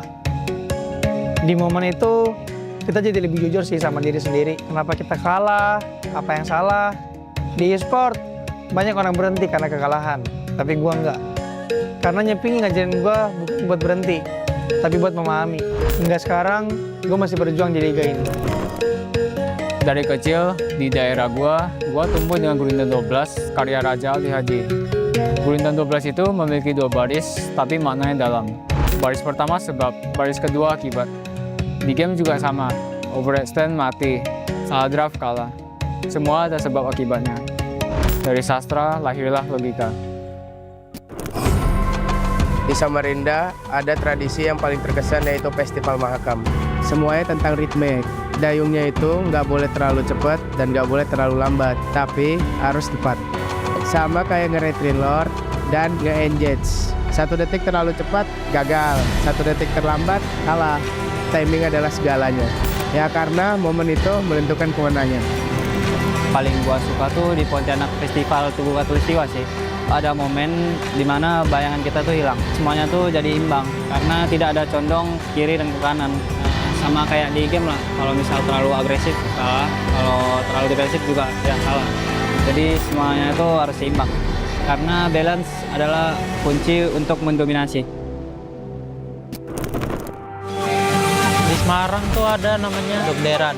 Kayak kita nyambut bulan puasa nih dengan penuh sukacita, kayak ramai juga energinya. Dan gua di panggung MPL sih ngerasain yang sama sih, kayak energi penonton tuh kayak nyata, kayak mirip lah. Itu yang bikin gua nggak mau kalah sih. Semangat kebersamaannya jadi bahan bakar buat gua untuk berkompetisi di sport ini. Tradisi di Aceh, yang paling teringat sama gua sih tari saman. Tari saman tidak memberi ruang untuk kesalahan. Ya kalau satu salah ya semuanya kelihatan salah. Ya jadi gue belajar hal yang sama lah yang ada di tari saman. Kita harus satu pikiran dan satu gerakan, ya itu yang membuat tim jadi improve. Jadi disiplin kolektif menciptakan kesempurnaan. Di dalam e-sport, sinkronisasi adalah dominasi. Pas di Makassar dulu, pas gue kecil, gue paling suka kapal finisi. Kerennya finisi itu dibangunnya tanpa gambar. Ya bisa dibilang blueprint ya. Jadi cuman pengalaman, insting, dan kepercayaan. Jadi pro player itu nggak ada petanya. Jadi yang ngajarin gue itu, ini pasti berhasil tuh. Nggak ada. Jadi dibangun kayak finisi, sedikit demi sedikit. Jadi tradisi ini mengajari gue melangkah tanpa kepastian. Percaya proses adalah kunci.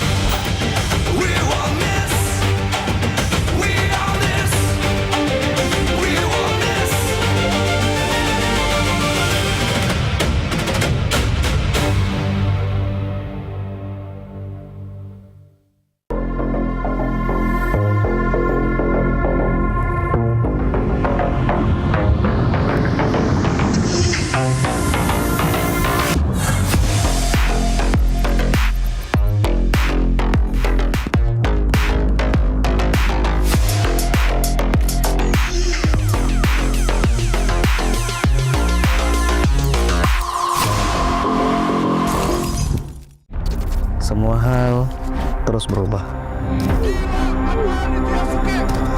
Dan kadang bikin gue pengen nyerah. Tapi banyak mimpi yang harus gue kejar. Gue butuh support yang konsisten. Biar gue bisa terus naik level, terus berlari tanpa henti. Skin gue banget nih, gue beli aja. Seperti GoPay Games yang setia menemani, walau meta dan gameplay terus berganti. Walau yang lain terus berubah, GoPay Games konsisten ngasih yang pasti murah.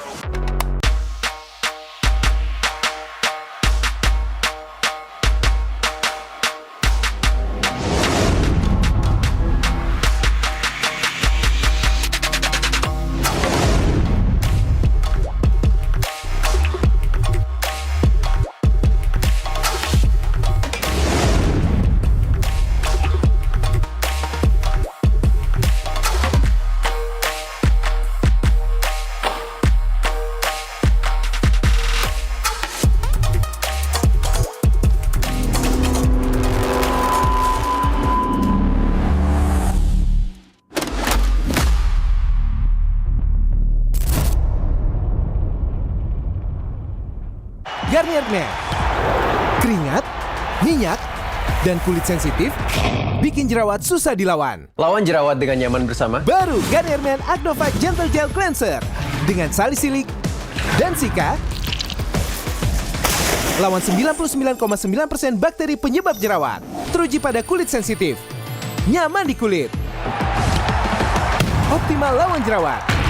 Garnier Men Acno 5 Gentle Gel Cleanser. Dari Garnier Men. Tak ada hari tanpa mabar. Main ngelek, kerap buatku tak sabar. Gimana mau main sampai kelar? Ini waktunya ku bersinar. Okay, let's do it. Game smash andalanku bikin mainku semakin hebat. Tim stabil main makin mulus, rankku fix naik terus. Tukar DG rings, diamond dan voucher game kau dapat. Cuma Game Smax makin no debat. Game Smax Booster, kini dapat DG rings. Beli paketnya dan aktifkan boosternya di aplikasi Dunia Games. Belanja di Indomaret makin banyak untungnya. Kumpulkan cashback point, dapatkan diskon, dan belanja gratis. Jadi member Indomaret Pointku sekarang. Untungnya non-stop.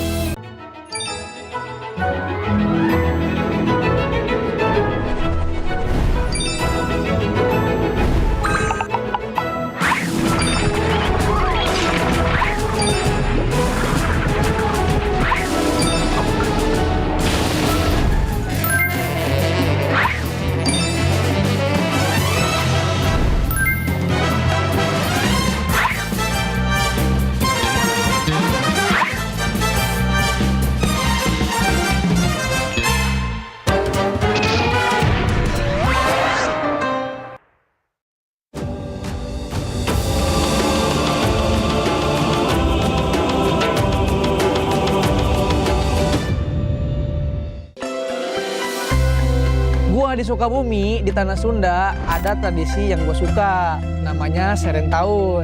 Dan Serentahun itu bukan sekedar pesta panen. Ini tentang menyerahkan hasil kerja 1 tahun kepada Tuhan Yang Maha Kuasa. Tentang bersyukur dan memulai dari nol lagi. Padi nggak tumbuh dalam 1 hari. Padi butuh waktu, perawatan, kesabaran, dan kerjasama. Ini sama dengan e-sport, mekanik, rank tinggi, makro, itu juga ditanam. Jadi kalau lu nggak sabar, lu nggak bisa punya hasil panen. Di Serentahun itu, di diri gua terbentuklah mental proses. Jadi konsistensi lebih penting dibanding hasil instan. Di gua, Sungai Musi itu bukan cuma sungai, tapi itu kehidupan. Di festival itu, semua perahu maju kencang, tapi bukan yang paling kuat yang menang. Tapi yang menang, yang paling kompak. 1 orang salah tempo, perahu oleng. 1 orang salah posisi, game selesai. Dari tradisi ini gue belajar tentang sinkronisasi karena chemistry menentukan segalanya. Tradisi di Bali yang paling ngena lah di gua, menurut gua tuh nyepi. Karena nyepi tuh ngajarin kayak diam itu kuat. Jadi selama 24 jam gak ada aktivitas, lebih ke introspeksi diri lah. Di momen itu kita jadi lebih jujur sih sama diri sendiri. Kenapa kita kalah, apa yang salah. Di e-sport banyak orang berhenti karena kekalahan, tapi gua enggak. Karena nyepi ngajarin gua bukan buat berhenti, tapi buat memahami. Hingga sekarang, gua masih berjuang di liga ini. Dari kecil, di daerah gua tumbuh dengan Gurindam 12, karya Raja Ali Haji. Gurindam 12 itu memiliki 2 baris, tapi maknanya dalam. Baris pertama sebab, baris kedua akibat. Di game juga sama, overextend mati, salah draft kalah. Semua ada sebab akibatnya. Dari sastra lahirlah logika. Di Samarinda ada tradisi yang paling terkesan yaitu Festival Mahakam. Semuanya tentang ritme. Dayungnya itu nggak boleh terlalu cepat dan nggak boleh terlalu lambat, tapi harus tepat. Sama kayak nge-retrin Lord dan nge-engage. 1 detik terlalu cepat, gagal. 1 detik terlambat, kalah. Timing adalah segalanya. Ya karena momen itu menentukan kemenangan. Paling gua suka tuh di Pontianak Festival Tugu Katulistiwa sih. Ada momen dimana bayangan kita tuh hilang. Semuanya tuh jadi imbang karena tidak ada condong kiri dan ke kanan. Sama kayak di game lah. Kalau misal terlalu agresif kalah, kalau terlalu defensif juga ya kalah. Jadi semuanya itu harus seimbang. Karena balance adalah kunci untuk mendominasi. Di Semarang tuh ada namanya Dokderan. Kayak kita nyambut bulan puasa ini dengan penuh sukacita, kayak ramai juga energinya. Dan gue di panggung MPL sih ngerasain yang sama sih, kayak energi penonton tuh kayak nyata, kayak mirip lah. Itu yang bikin gue nggak mau kalah sih. Semangat kebersamaannya jadi bahan bakar buat gue untuk berkompetisi di sport ini. Tradisi di Aceh yang paling teringat sama gue sih tari saman.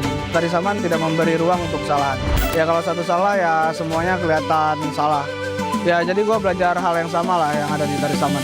Kita harus satu pikiran dan satu gerakan, ya itu yang membuat tim jadi improve. Jadi disiplin kolektif menciptakan kesempurnaan. Di dalam e-sport, sinkronisasi adalah dominasi.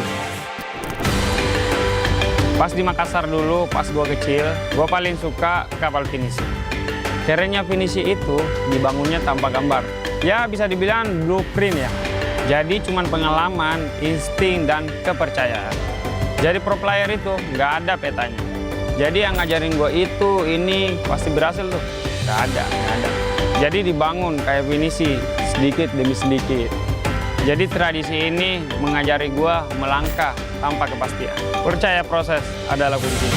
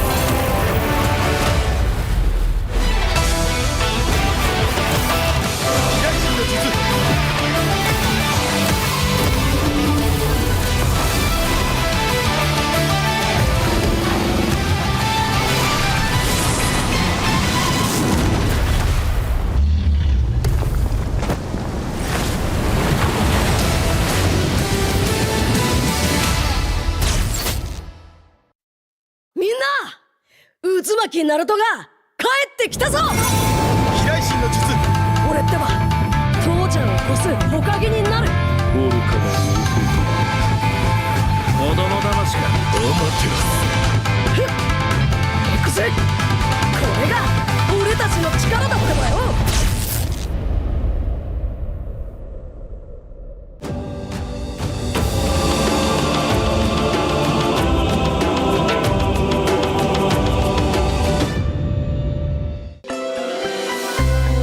Gua di Sukabumi, di Tanah Sunda, ada tradisi yang gue suka, namanya Serentahun.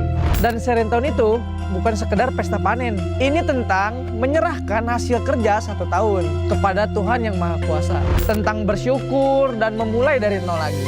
Padi nggak tumbuh dalam 1 hari. Padi butuh waktu, perawatan, kesabaran, dan kerjasama. Ini sama dengan e-sport, mekanik, rank tinggi, makro, itu juga ditanam. Jadi kalau lu nggak sabar, lu nggak bisa punya hasil panen. Di Serentahun itu, di diri gua terbentuklah mental proses. Jadi konsistensi lebih penting dibanding hasil instan. Di gua, Sungai Musi itu bukan cuma sungai, tapi itu kehidupan. Di festival itu, semua perahu maju kencang, tapi bukan yang paling kuat yang menang. Tapi yang menang, yang paling kompak. 1 orang salah tempo, perahu oleng. 1 orang salah posisi, game selesai. Dari tradisi ini gue belajar tentang sinkronisasi karena chemistry menentukan segalanya. Tradisi di Bali yang paling ngena lah di gua, menurut gua tuh nyepi. Karena nyepi tuh ngajarin kayak diam itu kuat. Jadi selama 24 jam gak ada aktivitas, lebih ke introspeksi diri lah. Di momen itu kita jadi lebih jujur sih sama diri sendiri. Kenapa kita kalah, apa yang salah. Di e-sport banyak orang berhenti karena kekalahan, tapi gua enggak. Karena nyepi ngajarin gua bukan buat berhenti, tapi buat memahami. Hingga sekarang gua masih berjuang di liga ini. Dari kecil di daerah gua tumbuh dengan Gurindam 12 karya Raja Ali Haji. Gurindam 12 itu memiliki 2 baris, tapi maknanya dalam. Baris pertama sebab, baris kedua akibat. Di game juga sama, overextend mati, salah draft kalah. Semua ada sebab akibatnya. Dari sastra lahirlah logika. Di Samarinda ada tradisi yang paling terkesan yaitu Festival Mahakam. Semuanya tentang ritme. Dayungnya itu nggak boleh terlalu cepat dan nggak boleh terlalu lambat, tapi harus tepat. Sama kayak nge-retrin Lord dan nge-engage. 1 detik terlalu cepat, gagal. 1 detik terlambat, kalah. Timing adalah segalanya. Ya karena momen itu menentukan kemenangan. Paling gua suka tuh di Pontianak Festival Tugu Katulistiwa sih. Ada momen dimana bayangan kita tuh hilang. Semuanya tuh jadi imbang karena tidak ada condong kiri dan ke kanan. Sama kayak di game lah, kalau misal terlalu agresif salah, kalau terlalu defensif juga ya salah. Jadi semuanya itu harus seimbang. Karena balance adalah kunci untuk mendominasi. Di Semarang tuh ada namanya Dokderan. Kayak kita nyambut bulan puasa nih dengan penuh sukacita, kayak ramai juga energinya. Dan gua di panggung MPL sih ngerasain yang sama sih, kayak energi penonton tuh kayak nyata, kayak mirip lah. Itu yang bikin gua nggak mau kalah sih. Semangat kebersamaannya jadi bahan bakar buat gua untuk berkompetisi di sport ini. Tradisi di Aceh yang paling teringat sama gue sih tari saman. Tari saman tidak memberi ruang untuk kesalahan. Ya kalau satu salah ya semuanya kelihatan salah. Ya jadi gue belajar hal yang sama lah yang ada di tari saman. Kita harus satu pikiran dan satu gerakan, ya itu yang membuat tim jadi improve. Jadi disiplin kolektif menciptakan kesempurnaan. Di dalam e-sport, sinkronisasi adalah dominasi. Pas di Makassar dulu, pas gue kecil, gue paling suka kapal finisi. Caranya finisi itu dibangunnya tanpa gambar. Ya bisa dibilang blueprint ya. Jadi cuman pengalaman, insting, dan kepercayaan. Jadi pro player itu nggak ada petanya. Jadi yang ngajarin gue itu, ini pasti berhasil tuh. Nggak ada. Jadi dibangun kayak finisi, sedikit demi sedikit. Jadi tradisi ini mengajari gue melangkah tanpa kepastian. Percaya proses adalah kunci.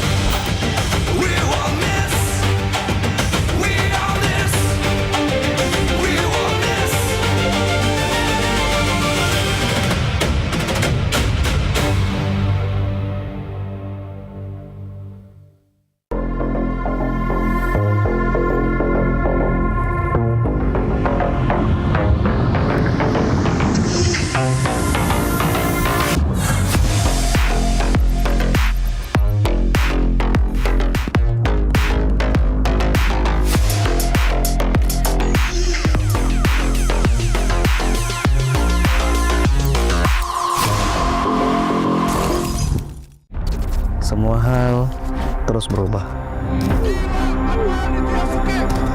Dan kadang bikin gue pengen nyerah. Tapi banyak mimpi yang harus gue kejar. Gue butuh support yang konsisten.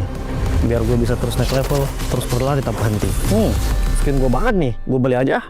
Seperti GoPay Games yang setia menemani, walau meta dan gameplay terus berganti. Walau yang lain terus berubah, GoPay Games konsisten ngasih yang pasti murah.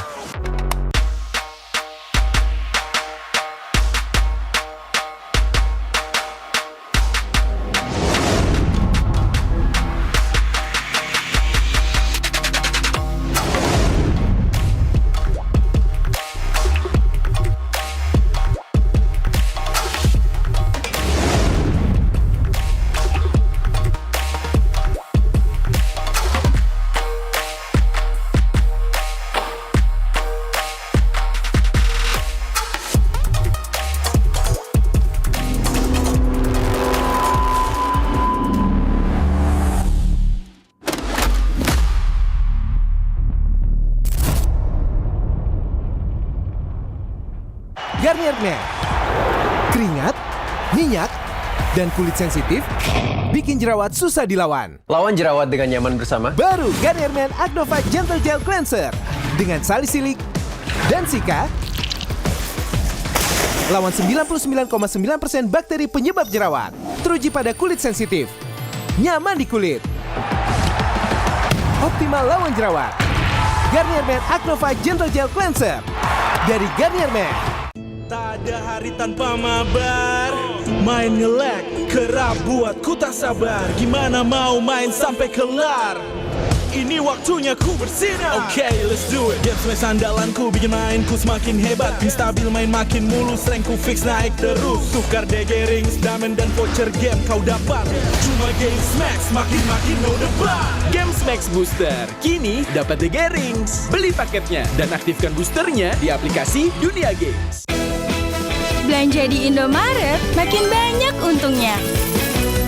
Kumpulkan cashback poin, dapatkan diskon, dan belanja gratis. Jadi member Indomaret Poinku sekarang. Untungnya non-stop.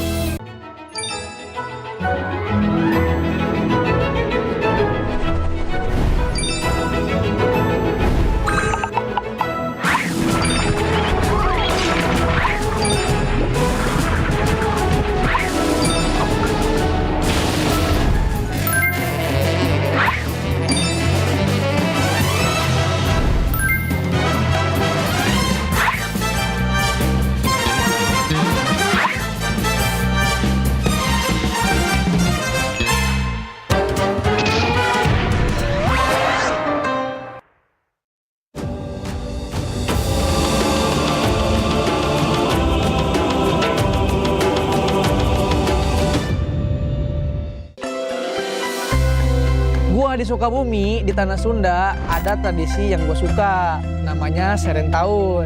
Dan Serentahun itu bukan sekedar pesta panen. Ini tentang menyerahkan hasil kerja 1 tahun kepada Tuhan Yang Maha Kuasa. Tentang bersyukur dan memulai dari nol lagi. Padi nggak tumbuh dalam 1 hari. Padi butuh waktu, perawatan, kesabaran, dan kerjasama. Ini sama dengan e-sport, mekanik, rank tinggi, makro, itu juga ditanam. Jadi, kalau lu nggak sabar, lu nggak bisa punya hasil panen. Di Serentahun itu, di diri gua terbentuklah mental proses. Jadi, konsistensi lebih penting dibanding hasil instan. Di gua, Sungai Musi itu bukan cuma sungai, tapi itu kehidupan. Di festival itu, semua perahu maju kencang, tapi bukan yang paling kuat yang menang. Tapi yang menang, yang paling kompak. 1 orang salah tempo, perahu oleng. 1 orang salah posisi, game selesai. Dari tradisi ini gue belajar tentang sinkronisasi karena chemistry menentukan segalanya. Tradisi di Bali yang paling ngena lah di gua, menurut gua tuh nyepi. Karena nyepi tuh ngajarin kayak diam itu kuat. Jadi selama 24 jam gak ada aktivitas, lebih ke introspeksi diri lah. Di momen itu kita jadi lebih jujur sih sama diri sendiri. Kenapa kita kalah, apa yang salah. Di e-sport banyak orang berhenti karena kekalahan, tapi gua enggak. Karena nyepi ngajarin gua bukan buat berhenti, tapi buat memahami. Hingga sekarang, gua masih berjuang di liga ini. Dari kecil di daerah gua tumbuh dengan gurindam 12 karya Raja Ali Hadi. Gurindam 12 itu memiliki 2 baris tapi maknanya dalam. Baris pertama sebab, baris kedua akibat. Di game juga sama, overextend mati, salah draft kalah. Semua ada sebab akibatnya. Dari sastra lahirlah logika. Di Samarinda ada tradisi yang paling terkesan yaitu Festival Mahakam. Semuanya tentang ritme. Dayungnya itu nggak boleh terlalu cepat dan nggak boleh terlalu lambat, tapi harus tepat. Sama kayak nge-retreat lord dan nge-engage. 1 detik terlalu cepat, gagal. 1 detik terlambat, kalah. Timing adalah segalanya. Ya karena momen itu menentukan kemenangan. Paling gua suka tuh di Pontianak Festival Tugu Katulistiwa sih. Ada momen di mana bayangan kita tuh hilang. Semuanya tuh jadi imbang karena tidak ada condong kiri dan ke kanan. Sama kayak di game lah, kalau misal terlalu agresif kalah, kalau terlalu defensif juga ya kalah. Jadi semuanya itu harus seimbang, karena balance adalah kunci untuk mendominasi. Di Semarang tuh ada namanya Dokderan. Kayak kita nyambut bulan puasa nih dengan penuh sukacita, kayak ramai juga energinya. Dan gua di panggung MPL sih ngerasain yang sama sih, kayak energi penonton tuh kayak nyata, kayak mirip lah. Itu yang bikin gua nggak mau kalah sih. Semangat kebersamaannya jadi bahan bakar buat gua untuk berkompetisi di sport ini. Tradisi di Aceh yang paling teringat sama gue sih tari saman. Tari saman tidak memberi ruang untuk kesalahan. Ya kalau satu salah ya semuanya kelihatan salah. Ya jadi gue belajar hal yang sama lah yang ada di tari saman. Kita harus satu pikiran dan satu gerakan, ya itu yang membuat tim jadi improve. Jadi disiplin kolektif menciptakan kesempurnaan. Di dalam e-sport, sinkronisasi adalah dominasi. Pas di Makassar dulu, pas gue kecil, gue paling suka kapal finisi. Kerennya finisi itu dibangunnya tanpa gambar. Ya bisa dibilang blueprint ya. Jadi cuman pengalaman, insting, dan kepercayaan. Jadi pro player itu nggak ada petanya. Jadi yang ngajarin gue itu, ini pasti berhasil tuh. Nggak ada. Jadi dibangun kayak finisi, sedikit demi sedikit. Jadi tradisi ini mengajari gue melangkah tanpa kepastian. Percaya proses adalah kunci.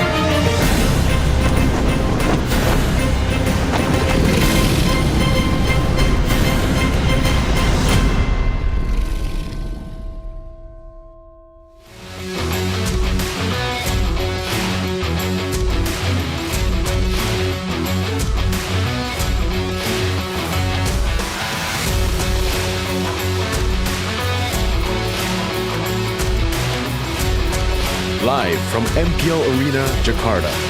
MPL Indonesia Season 17 is powered by Moontalk. Supported by Esports Federation of Indonesia. Presented by official gaming phone, Infinix. Official e-wallet, GoPay. Official gaming chair, Toda. We own this.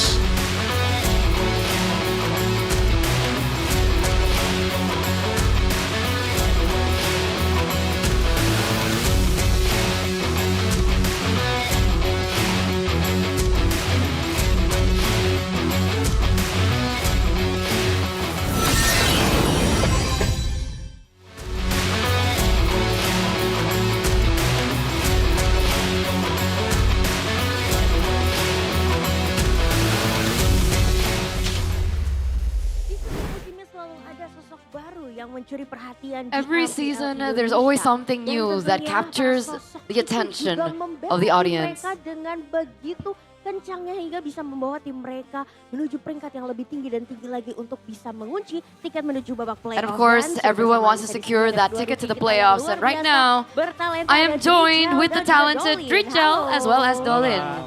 Hello, hello. How are you guys today? Alhamdulillah baik. Thank God, good. Thank God, great. Alright, ini kedua rookie kita. Alright, these are our two rookies. Aku pengen tanya-tanya sedikit nih, gimana Alyssa wants to ask a few questions, especially now that we're entering the second leg. How does it feel? Perasaannya it feels. Oh, deg-degan. I'm pretty nervous. Why the nerves? Aku lihat semakin kesini poin klasmennya nggak pada beda jauh gitu sih. I feel like the classmates points are very close. What about you, Drichel? I'm happy. Ya, cuman tetap ada deg-degannya juga. Of course, but there's also nerves like Dolin. Dari masing-masing tim. Because of the points from every team is very close. Sendiri kan poin dari tim Liga Indonesia dan Dewa itu berdekatan ya. If we see the points 3 dan 4 bahkan on the standings right now, you guys are very close to one another. Hari ini menjadi pressure juga. Does that mean that today's match will be pressure? Kalian udah bisa. Because technically 1 point win will mean a lot to your team. What about you, Dolin? Let's start with you first. Yeah. Yes. Pressure juga. There is pressure. Oke, kalau dari Drichel sendiri gimana? What about you, Drichel? Enggak sih, penting main Not really. Oh, main aja. We just want to play. Jadi yang penting do your best aja, nggak ada mikirin klasemen sama sekali. Nggak ada. No, we're not thinking about the classmen at all. Kita tarik sedikit ke perjalanan ke belakang. But if we take a look about your journey so far, you came from MDL. Yes, I came from MDL. What have you felt so far? Especially the differences between MDL and MPL. Because right now we're seeing your performance that's amazing. A lot of people are rooting for you. You have a message to your super fans? Sebenarnya pas MDL tuh masih grogi sih. Honestly, cuman pas masuk ke MPL kayak awalnya nggak nyangka terus. During MDL I was really nervous, still very nervous. In MPL, I didn't expect the fact that I played with no pressure. Even with all the fans shouting your name, there's no pressure? No, there's no pressure. Emang begitu percaya diri ya. That's how confident he is. What about you, Dolin? Perbedaannya. The difference is. Malah kayak kebalikannya sih. I feel the opposite actually. Kalau kamu sendiri gimana? Aku kalau main di MDL, if I play in MDL, pressure gitu, I don't feel the pressure. Beda gitu penontonnya yang because the audience is different. Langsung MDL sama MPL. Lebih banyak yang the audience that comes to the stage is very different from MDL and MPL. The energy is larger in MPL. Dari perjalanan di leg pertama, berarti kan kalian sudah punya beberapa dan mungkin banyak ya pengalaman dalam menghadapi tim musuh. Menurut kalian match yang waktu itu paling memorable dan paling sulit untuk ditaklukkan itu masih ingat gak yang mana? What was your most memorable moment here in leg number 1? Dulu nih mungkin. Let's start with you, Drichel. Percaya diri kayaknya gak ada deh match yang begitu susah untukmu. Onyx sih. Onyx. Yeah. Onyx was the toughest opponent for us in leg 1. Bisa dibilang tim yang selalu konsisten lah dari season ke season. They're such a consistent team from season to season. What do you think is the most dangerous? Trio midnya the trio mid is the most dangerous from Onyx. What about you, Dolin? Sama Onyx. In my opinion, Oh, tetap Onyx I also juga. think it's Onyx. Apakah sama aspek berbahayanya dengan trio mid? Do you agree with Iya, the trio sama. mid Trio mid being yang the kuat. dangerous factor? Oke, mereka Yes, I berdua agree. punya The trio mid pendapat has been yang the dangerous sama. factor for Tapi Onyx. kalau yang satu ini Alisa rasa nggak bakal sama. Kita punya segmen yang namanya asal kita, di mana kita mengklik kalian ini bener orang Bogor. Okay, Kita now we orang want to Bogor know nih di sini nih. Aku orang Bogor. Kamu orang Bogor dan kalau Where you Drichel guys are sendiri dari from? Pontianak ya. Yeah. Aku boleh nggak sih Drichel's from Pontianak, Dolan is from Bogor. Kampung halaman kalian nih. What do you Drichel remember dari the most Pontianak kan cukup jauh nih dari from where you were from? Jakarta. Yang aku kangenin dari Pontianak. What I tuh miss the most from kalau Pontianak is coffee shop sih. Coffee shop. the coffee shops. Bisa dibilang tuh Pontianak kota 1001 coffee shop. Oh, kamu There suka are so many nongkrong coffee shops in sama Pontianak. teman-teman juga di sana? Iya. Did you used to hang out there with your friends? Di Pontianak tuh kalau main Mobile Yes. Legends-nya pasti di warkop gitu. Oh, pasti di warkop gitu. Apakah Most kamu players berangkat dari turnamen-turnamen from warkop Pontianak juga usually sampai play akhirnya bisa in naik ke coffee MPL shops. dan MPL? Iya, berasal dari situ. Wow. Did you berarti start cukup your kompetitif journey, ya your turnamennya. journey Kalau start dari there? Dolan Yes, sendiri gimana nih? it did. What's so special about Bogor? Apa yang what is very special from Bogor? Apa yang paling kamu kangen? What do Kamu you paling miss suka the most kemana? from Bogor? Dari cuacanya sih. Dari, I actually cuaca. miss the Beda ya sama Jakarta, the panas weather. ya? Di Bogor lebih Jakarta it's sering hot. hujan. In Oke, Bogor it karena rains a lot, so it's kota cold. hujan kita ya memang. Tapi kamu suka nongkrong juga nggak sama teman-teman untuk turnamen-turnamen Mobile Legends nih? Did you used to hang out with Oh, your friends suka- too suka juga. to play the Suka tournaments, turnamen juga. the Suka grassroots? turnamen juga. Yes, Banyak we coffee used shop to. juga nggak sih di Bogor kayak di Pontianak? Is there also a lot of coffee shops in Bogor? Banyak juga. Yes, Itu there favorit is. kamu juga dari Bogor? Is that one of the things that you remember? Selain dengan One of your cuacanya yang favorites? begitu Yes, adem it is. ya pastinya. Nah, kalau gitu Alisa pengen minta dong pesan-pesan kalian buat Alright. satu sama lain nih untuk match hari ini. Finally, do you have a Selain message to good one luck, have another? fun, apalagi tuh yang template Before the itu nggak match? boleh. Silakan. Aside from Dari good luck siapa and have dulu fun? nih? Dari Drichel dulu boleh? Let's start with you, Oh, Drichel. dari Mas Dolin dulu. Silakan, Okay, Mas never Dolin. mind. Let's start with Dolan. Boleh pakai bahasa daerahmu juga. Berarti kalau dari Bogor bisa pakai bahasa Sunda mungkin?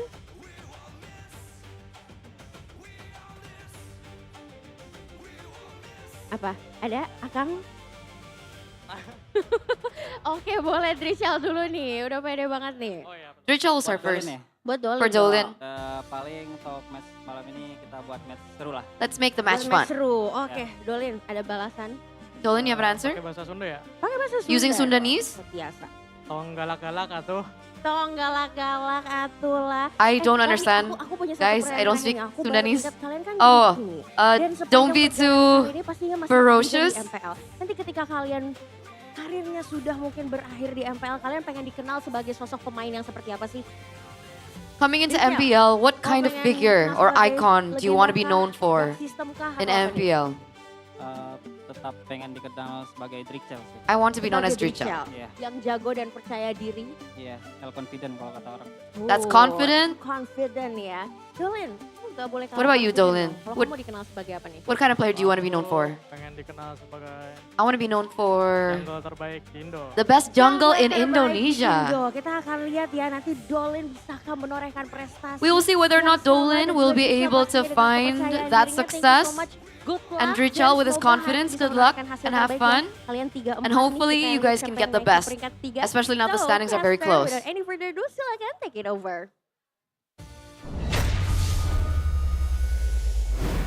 Thank you so much, Alyssa, for that insight with both players, Dolan as well as Drichel. We get to talk to them for quite a bit. Yeah. And of course, this will mark our final match of the day, or final match of the week, rather. And now we're gonna have to start deliberating who will be getting the Rookie of the Week and the Player of the Week. And I think it will be defined in our next upcoming match. But before we do that, we do want to thank our sponsors because MPL Indonesia Season 17 is powered by Moonton, supported by PBESI, presented to you by the official gaming phone Infinix, our official e-wallet GoPay, our official gaming chair Todak. We also have our partner in esports, Garnier, Bayou, Dunia Games, GamesMax, OnePlay, and of course, thank you so much to all our suppliers, IndieHome, Indomart, Yummy Choice, as well as Aqua for your kind support. MPL Indonesia would not be here and would not be at this scale with amazing players, the fans Yeah. as well, always being able to facilitate that. It's been amazing season after season. And now let's focus back on our last match, Dewa United versus TLID. Now, this is a matchup when we had to make our predictions earlier on that I kind of struggled with. right? Because TLID on one hand has had its downs, especially when it comes down to their history. They're coming off a win, but they were also coming off a lose streak. Meanwhile, for Dewa, it's been looking a little bit better, right? A little bit more consistent for Dewa. And they were able to win against RRQ and Geek, so they're coming off a 2-time win streak. Momentum is definitely on Dewa's favor, but what do you think personally? Definitely an interesting matchup, right? Because if you see leg 1, it was actually Dewa losing to TLID. Yeah. So when they were head-to-head, it is actually the Cavalry who got the dub. But you mentioned their trend here is quite shaky. But most importantly, I want to hear what you guys think. Yeah, let's ask what you guys think back at home. What do both teams need to do to continue their win streak here in MPL ID Season 17, especially coming into leg number 2? Do you think A, they need to use a flexible draft? Do you think B, they need to win the early game? Or do you think C, play more with objectives? We're going to throw this over to Sheffin as our analyst. I already forgot what was it, but I think the B option was win the early game, right? I think that goes in line in what teams are trying to do, especially this meta. If you get the early game, you get the objectives and all that. But yeah, if you get build on a solid lead early on in the game, that the only thing that matters is to keep that lead. You know? Of course. And of course, to get that lead as well, it's going to be the battle of the rookies. We have Dolan on one side. We got to talk to him earlier on in that interview with Alyssa, as well as Drichel on the other. They are coming from different roles, so it's kind of difficult when we're trying to compare the data. But what do you think overall about both of these kids' performances? They've been phenomenal, especially Dolan, I think. I have a special kind of like bias towards him. Admiration, I think, yeah. Yeah, he is top 3 jungler currently with Albert and Kyrie. I don't know if that's too much of a praise for him, but overall so far, he's been very, very solid. You can see in the stats there, GPM number 2. A total turtle number 27, average kill, pretty solid as well. And he's not really just good at the assassins, he's also good at those utilities, especially Guinevere. The way Dewa United uses the Guinevere is phenomenal as well. But on the other side, Drichel is also no slouch either. If you talk about Yeskiel being the ghost of Jakarta, right? He's the closest thing to Suns, but it really feels like Drichel is the incarnation of Yeskiel so far this season. He's playing very conservatively.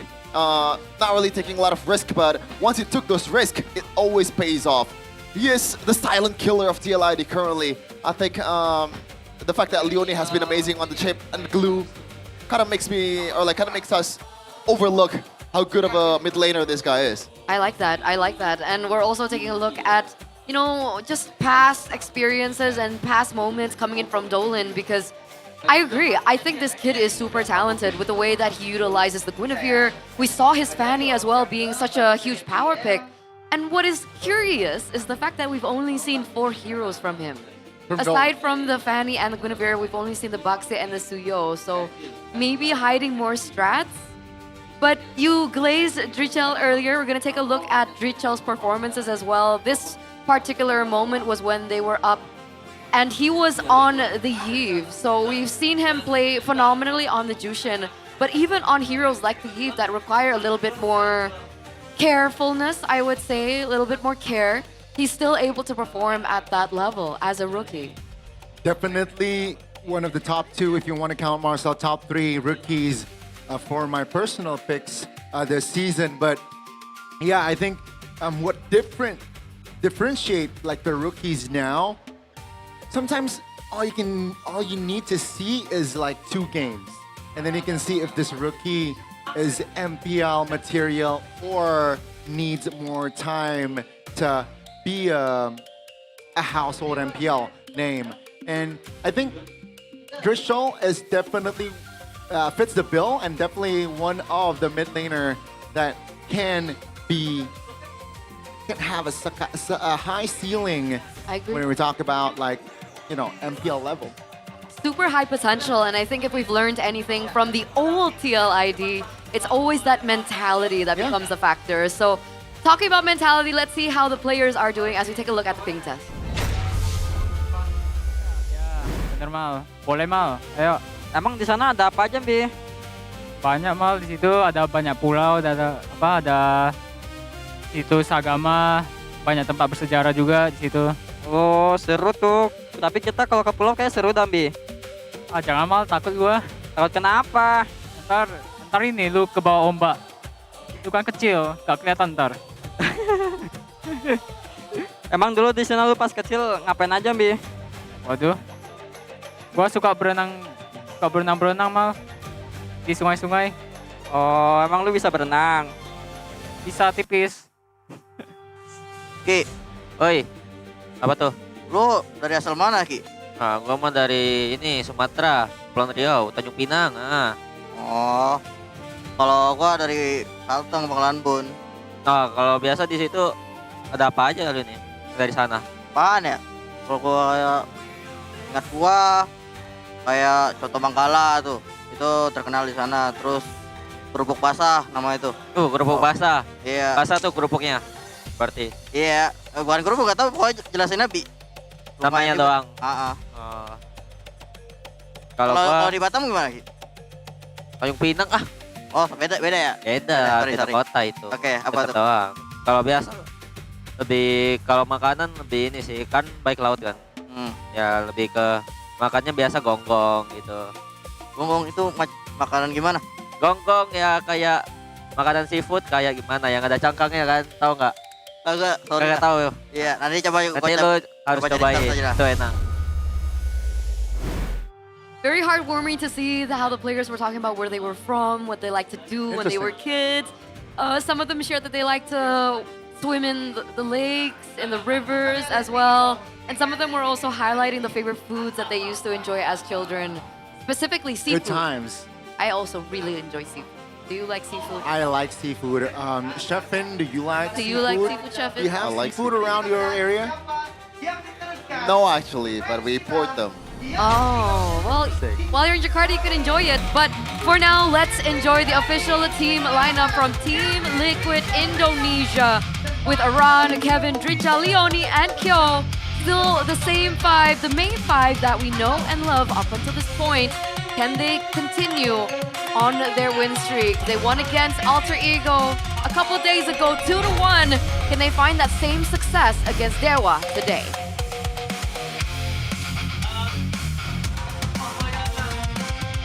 They managed to whip Alter Ego this week. Will they be able to whip Dewa United later on? And that's Kevin, the joke on your screen.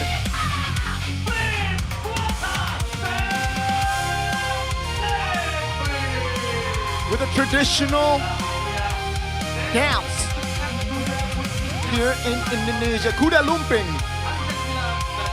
Let's see if they are able to find their jam again today. Please welcome Team Liquid Indonesia. It was a flawless start for these new youngsters of TLID with the exception of Prince Aran. 4 games in a row they won to start the season.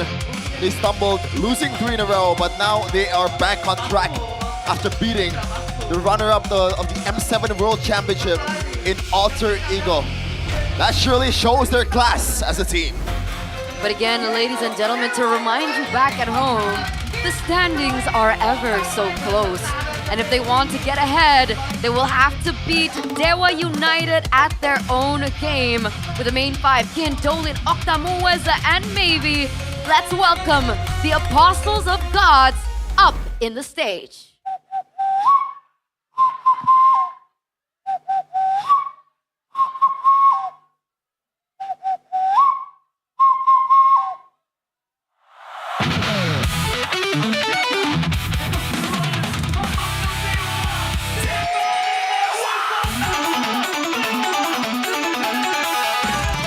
A splendid form for Dewa United. It seems like they want to start leg number 2 strong as well. With the Raden culture brought in their side, will they be able to claim yet another victory? Ladies and gentlemen, this is your home team, Dewa United Esports. On top of their heads are some blancons, a traditional Japanese hat. And surely that keeps them keeps their brain in a cool form and makes them a bit more clear in the head. And hopefully they can play a better game. From so far this season, TLRD obviously wants to do the same, but behind it all, in the helm of each team, Coach Wright, Coach Acheng, or the analyst Acheng, has been doing a great job for Dewa United so far these past 2 seasons, obviously. Some familiar faces, Facehugger, and the new face of TLID, Honjao, as head coach. Yep, Honjao as head coach, and he actually responded to one of the concerns coming in from KB. And this is what he said. KB mentioned that he was kind of worried about the hero pool coming in from TLID because technically, compared to all the rest of the teams here in MPLID Season 17 especially, we don't see too many heroes for every single player in their respective lanes.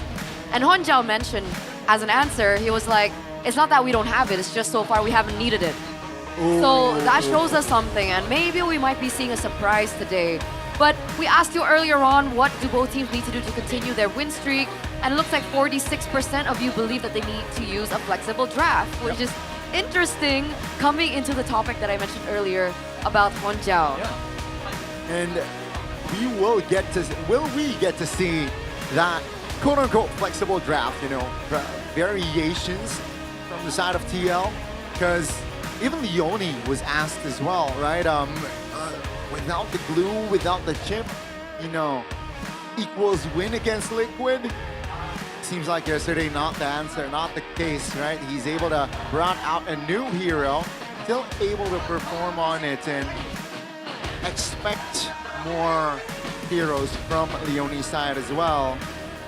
But hey, flexible drafts, I love to see it. Yeah, I think flexible does not necessarily mean it's out of the meta. Yeah, but yeah, don't Valir roam. I mean, you know, it works in a certain occasion, but it is super conditional and the execution has to be really, really precise. That's why GeekFam hasn't really found a success with the picks either, even with Beloyski using that. But we're gonna take a look at the total assist rankings after week number 4 in terms of EXP lane. Nino topping the chart. But number 3 and number 5, you can see Lutbi, Kin and Aran going hand in hand with a difference of 7. So both of these players they really like to set up the teammates, you know, those kind of heroes. Aran has been expanding his hero pool. The Terizla is coming up, the Edith also has been played, the Benedetta was also an option for Aran. If there is a chip, Masha should be an option too. But for Kin, this guy has been the epitome of flexibility in the XP lane, at least last season. The Joy XP comes up in the playoffs. In the regular season, they played a very peculiar Jushin XP, which really didn't work, but obviously there's time to still experiment for these two teams. The margin of error is not that big, but they're still quote-unquote safe currently in the blue zone or in the playoff zone. But remember, being safe is such a temporary statement right now. I mean, they even mentioned it in the interviews about how close the points are on the standings. So I think both teams are going to go all in right now to look for a win here. Just one match loss. Yeah. One match loss can cost you playoff tickets. That's the stakes. That's how close everyone is on the standings. I mean, yeah, I gotta be blunt here. Apart from Monic and RRQ, you know, it's just so close. It's so competitive, right? And that goes to show that one mistake, one game, even especially a match, like you mentioned, Eterna, is so expensive. As we take a look at Team Liquid here, who will have the red side, technically, blue side, red side, quite even here. So speaking of like chances to playoffs, KB has a moderator, and this moderator season after season always makes a chart, an Excel sheet of like chances to upper brackets, chances to playoffs, and so on and so forth. And for RRQ, I think it's below 5%, if I remember correctly. Eterna, why are you taking a shot at RRQ, man? What I'm saying is... That's not fine, man. Bro, it's... Are you a bias caster? Nah. I'm so biased to TL though. Come on, TL, you got this! Broken walls, though. Come on!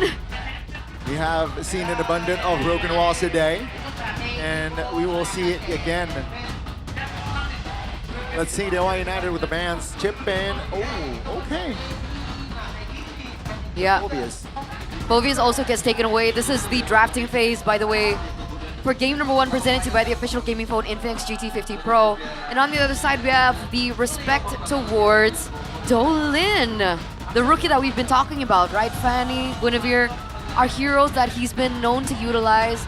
The next heroes that he's used so far is the Baxia and the Suyo. So I don't know if TLID want to go all 3 bans and deny that away from Dolin, because technically we also still don't know what other heroes he has in store for us. Yeah, I think it's kind of crazy. If you think about it, about the meta currently, the Harley and the Leomord, no picks at all for Dolin for those 2 heroes, considering that how much value that those heroes provide in terms of like in the drafting phase. But Dewa United right now, they can bite on the Jushin right away. Octa has found a lot of success, actually gaining the most kills out of literally any player in a single game in MPL Indonesia with 18 kills in a game. But no, they want to go for the Freya. It's not banned, but TLID currently, I don't think the glue will be the main option anymore for the Oni, but unless, never mind. It's gonna be a Leomord and Jushin, very standard. Response towards the Freya. With this, it really shows that that they want to control the fight as well, right? With the Leomord pick. Take a look at Dewa United though. You mentioned earlier that Dolin only played 4 heroes. Yeah. And it seems like it is going to be still one of those 4, right? Suyo picked up alongside the Yves, and it says that, you know, jungle control, they can fight with the AoE, with that real-world manipulation as well, so they definitely can outrange the composition of TLID. What I'm curious about is why the Freya pick early? Like, is this a flex pick? Because so far, I don't believe Kin has actually picked it up in the EXP lane, but I guess we're gonna go ahead and find out. Harith gets taken here by TLID, putting more magic damage in their pocket, perhaps as a ways to control this Suyo, because once the Suyo gets rolling, expect him to go Sky Piercer as well. So far, I don't see a need for Kyo to use a Purify on this Harith. Definitely don't use the Revitalize. Flicker should be an option here. You can go Guns Blazing, very aggressive, just like Kelra did in the previous match against Geek, even though they lost that match. But now for Dewa United, you mentioned the flex and the question about is Kin able to play that Freya in the XP lane? I gotta be honest, like, I don't doubt that Kin should be able to play it, considering how wide his hero pulled so far this season. Now TLID is gonna ban out the Khalid, which is a bit interesting. I thought it was a bit, I thought Khalid should be an option too for TLID, considering that they have that Jushin especially, and we combined with the Leomord, you can play that aggressive gameplay that Alter Ego brings to the table. I think they want Marcel. Oh wow, yeah, you're right. Wow, I forgot about that.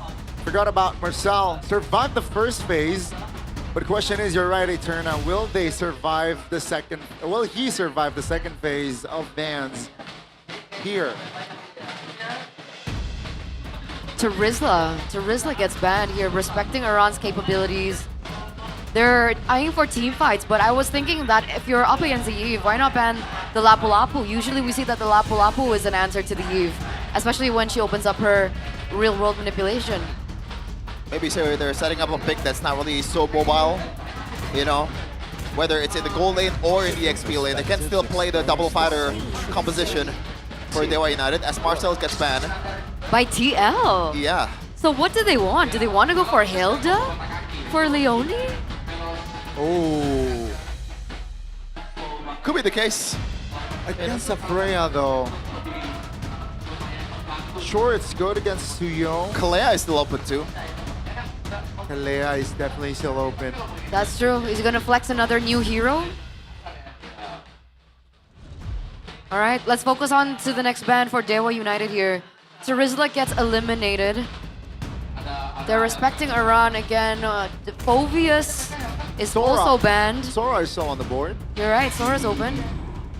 But they banned Uranus instead. I have a feeling that Freya is gonna stay in the gold lane. Yeah, I think they just want to eliminate the shred, right? Or Yeah. not like they don't have the shred yet, so that's why they just get the tanky XP laner out of the way. But for TLID right now, options are a bit limited in the XP lane, but Orion can definitely dig deep in the back like fries on the bottom. Huh. Teal's been itching for a real fight. So Kalea is going to be picked as expected. So now, Arlen is already been banned too. So I guess Lapu Lapu should be the option here, even though it's not really the greatest of matchup against Freya. The only thing that you can punish is that Eve. What do you think about the Alice? That could work actually. You know, that's a good shout. If this Freya does go to the gold lane, Alice is definitely a good shout here. Or do they go Valen? I mean, because Sora could still be picked up by TL, no? Yeah, that's why they picked up the roamer fourth. Like a blind Valen DXP for Kin? Which is pretty bad because... Honestly, I don't think it's that bad for Kin, especially because he's known. I think there's a specific week where he actually used the Valentina purely blind. But it turns out they're actually going to flex the Freya into the EXP lane. So the reason why they banned out the Uranus was because they were setting up for a Granger instead. Hilda gets picked up. I thought it would be TLID to pick it up, but it actually was Dewa. So they're looking for control over River, control over objectives as well. TLID, what's the answer? By the way, I like the flex towards the XP for the Freya. We've been talking about it for a while. The way to counter the Kalea is to pretty much overpower the Kalea with too many damage dealer, and you have 4 currently for Dewa United. I mean, Hilda can count as a damage dealer in the early game too, for God's sake. But now for TLID, do you want to chain CC like an Edith? I was about to suggest Esmeralda. It's such a good hero against a Freya in lane. Really good, very good.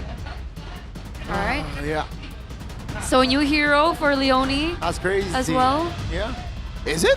On Kalea? For Leonie, Kalea. I believe this is his first time. Whoa, that is a shocker. We can double check later on, but my notes could be wrong. Hey, I get sleepy sometimes, all right? No, he has to play the Kalea. Right? You cannot underestimate Eterna's notes, though. That's how I live. That's how I live and breathe in Mobile Legends, baby. Too many things to remember. Hey! But everything is on the line once again. TLID and Dewa are very close on the standings. Number 3 and number 4 at the start of the day. How will this day end? Where will TLID be placed? Where will Dewa be placed at the end of the day? It starts here in game number 1 as we head over into the land of Dawn. The final series of week 5, and let's see the 2 teams that is currently on a more of a positive trend. Which team will continue that positive trend? This throws us back, the Esmeralda pick. First of all, Prince Orion was back then an Esmeralda Badang Uranus merchant when he came in as a member of Aura Fire. But in M17, like the usual immediate reaction, immediate response towards the Freya has always been Esmeralda in the gold lane.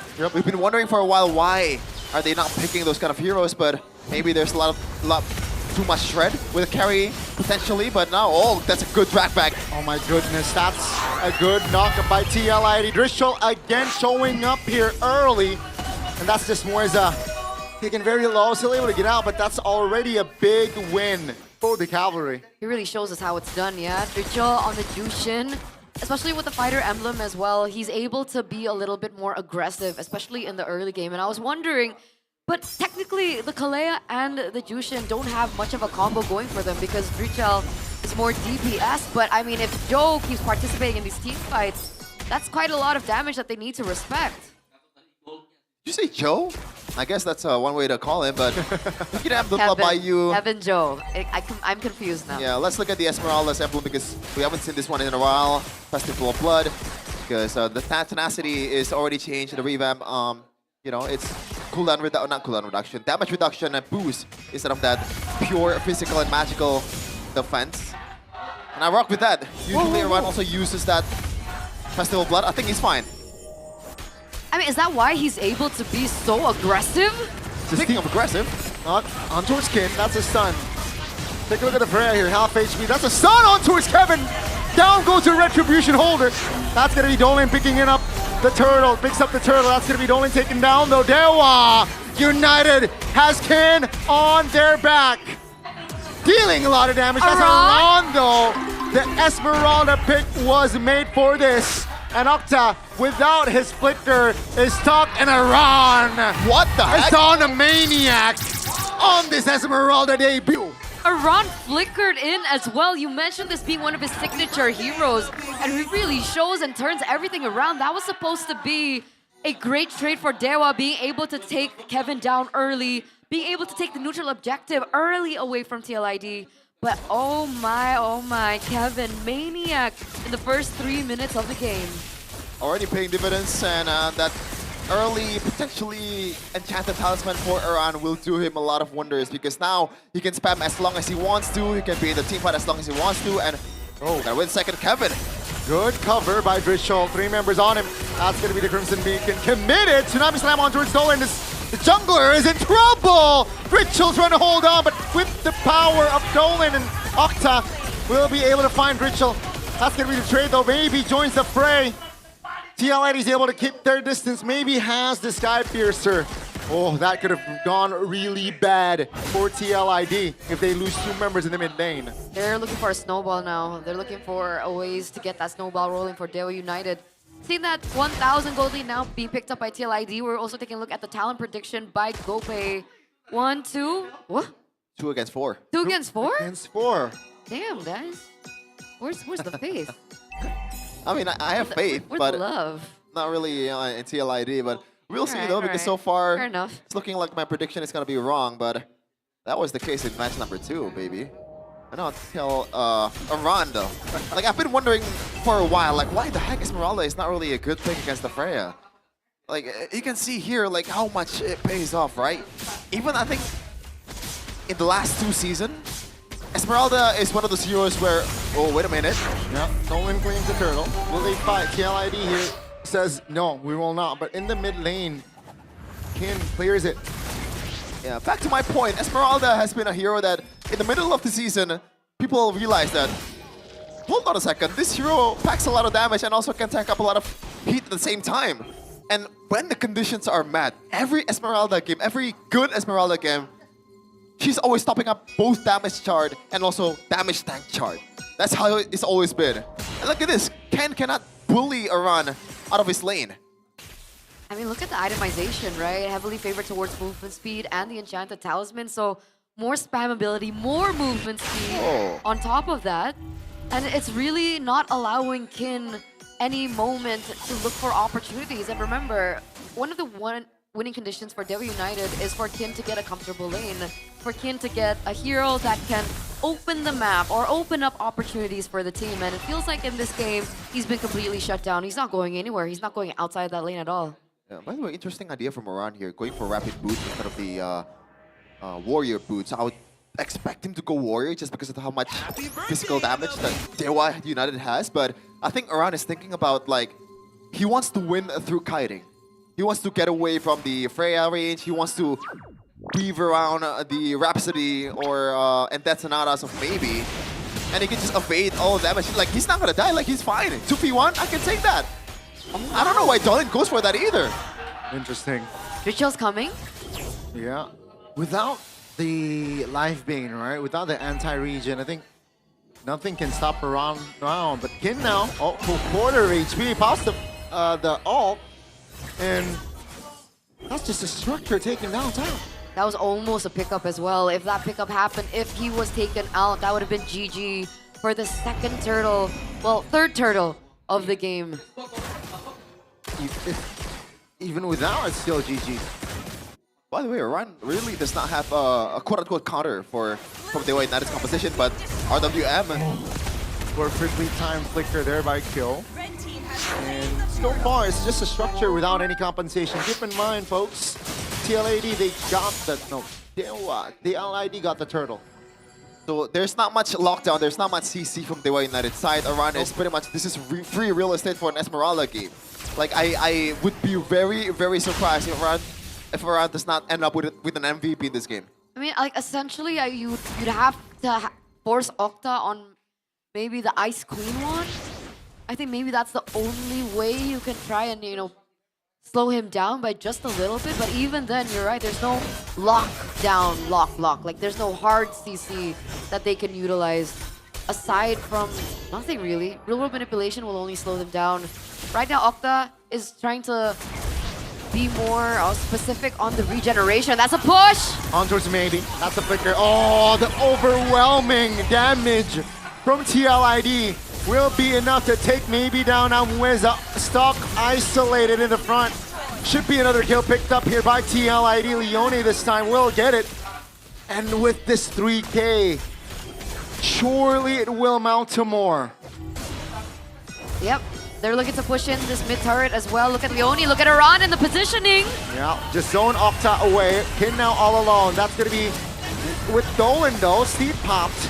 Kin trying to hold on, trying to take Kevin down, but that's a cancellation by Leone. He will fall, but that's a turret damage, and Grishol deals enough damage there to take him down. Oh, wow, TLID just structure. They fight with structure here. How do they come back from this? How do Dewa come back for this? I mean, they have maybe on a Granger. Yeah, I think this is tough already for Dewa United because this composition from TLID, like, there's not much risk. You know, you play through the Kalea. If the Kalea does not have a solid pickup, then you back off. They can just rinse and repeat, and they have a lot of kiting available, especially if Ritual completes the Ice Queen 1. So the margin of error for TLID is super huge. But that does not mean that Iran is going to be fully invincible all the way through.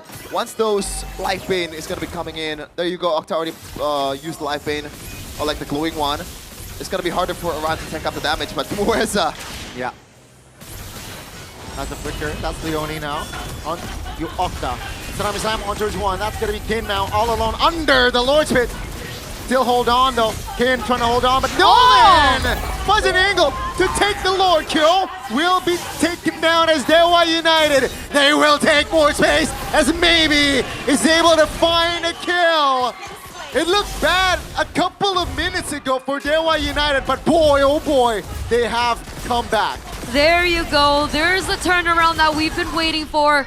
Just one team fight puts them back on the map. That initial gold lead that TLID have worked with is gone, and they did give a stack over to Maybe, and he already has that Sky Piercer built up. That was a big mess up from TLID. I think the idea is they want to just reset the Lord and just trying to fight, but the fight was too sporadic. Kin was all the way up top without really, you know, Iran is pretty much Kin's counter. If Iran is not there, you just back off. And TLID, that was pretty much the worst way to take the team fight. Even when Leone executed the Tsunami Slam, it was to Mueza, and they didn't burst him either. So yeah, like that was a huge mistake. Accumulation, a culmination of mistakes coming from TLID. Well, with this, actually, Dewa United not just equalize on map control, they have a slight edge. Oh, Iran jumps in. Not enough follow-up damage, and that's just a big shutdown for the Granger. That's going to be Granger free hitting, gets the double. That's a Sky Piercer stack, ladies and gentlemen. Gets the triple, the Maniac, and almost a Savage. Leone in time to get back to safety. Uh-oh, Maybe stuck, and so is Mueza. They're waiting for the waves to push in the bottom side of the map, and they will be able to escape. But again, the team fight prowess that Dewa United has is impeccable. Leone goes out. Unofficial Savage. Boys, we got two Maniacs on this game. One from Iran and one from Maybe. But Dewa United with that Maniac will be able to close game one. Just one moment, one mistake from TLID. Oh man, I said it earlier that the margin of error for TLID was huge, but they managed to somehow exceed it.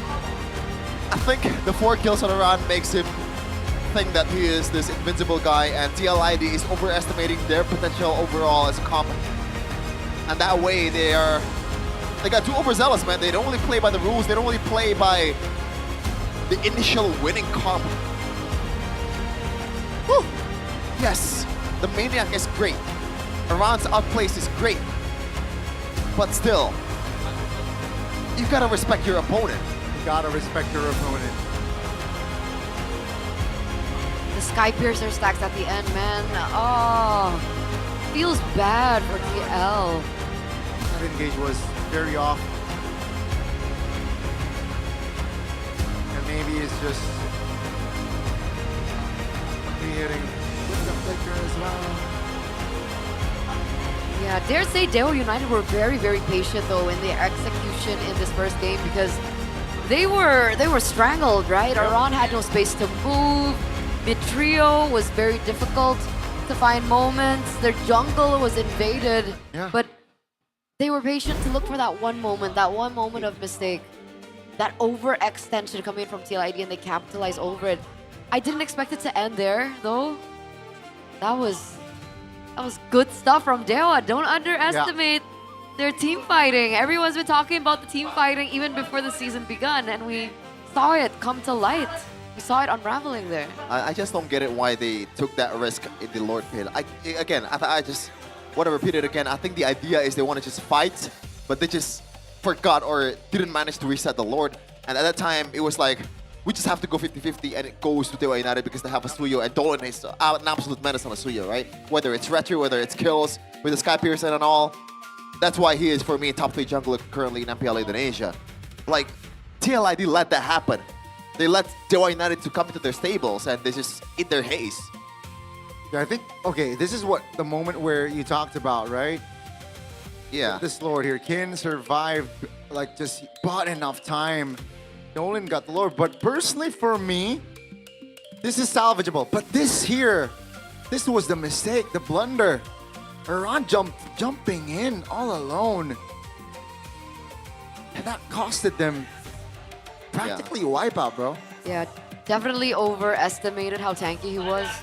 And maybe because he thought he was leading in terms of economy that he could pull off something like that. But remember, there's a real-world manipulation that he had to think about. There's so many slows. Yeah.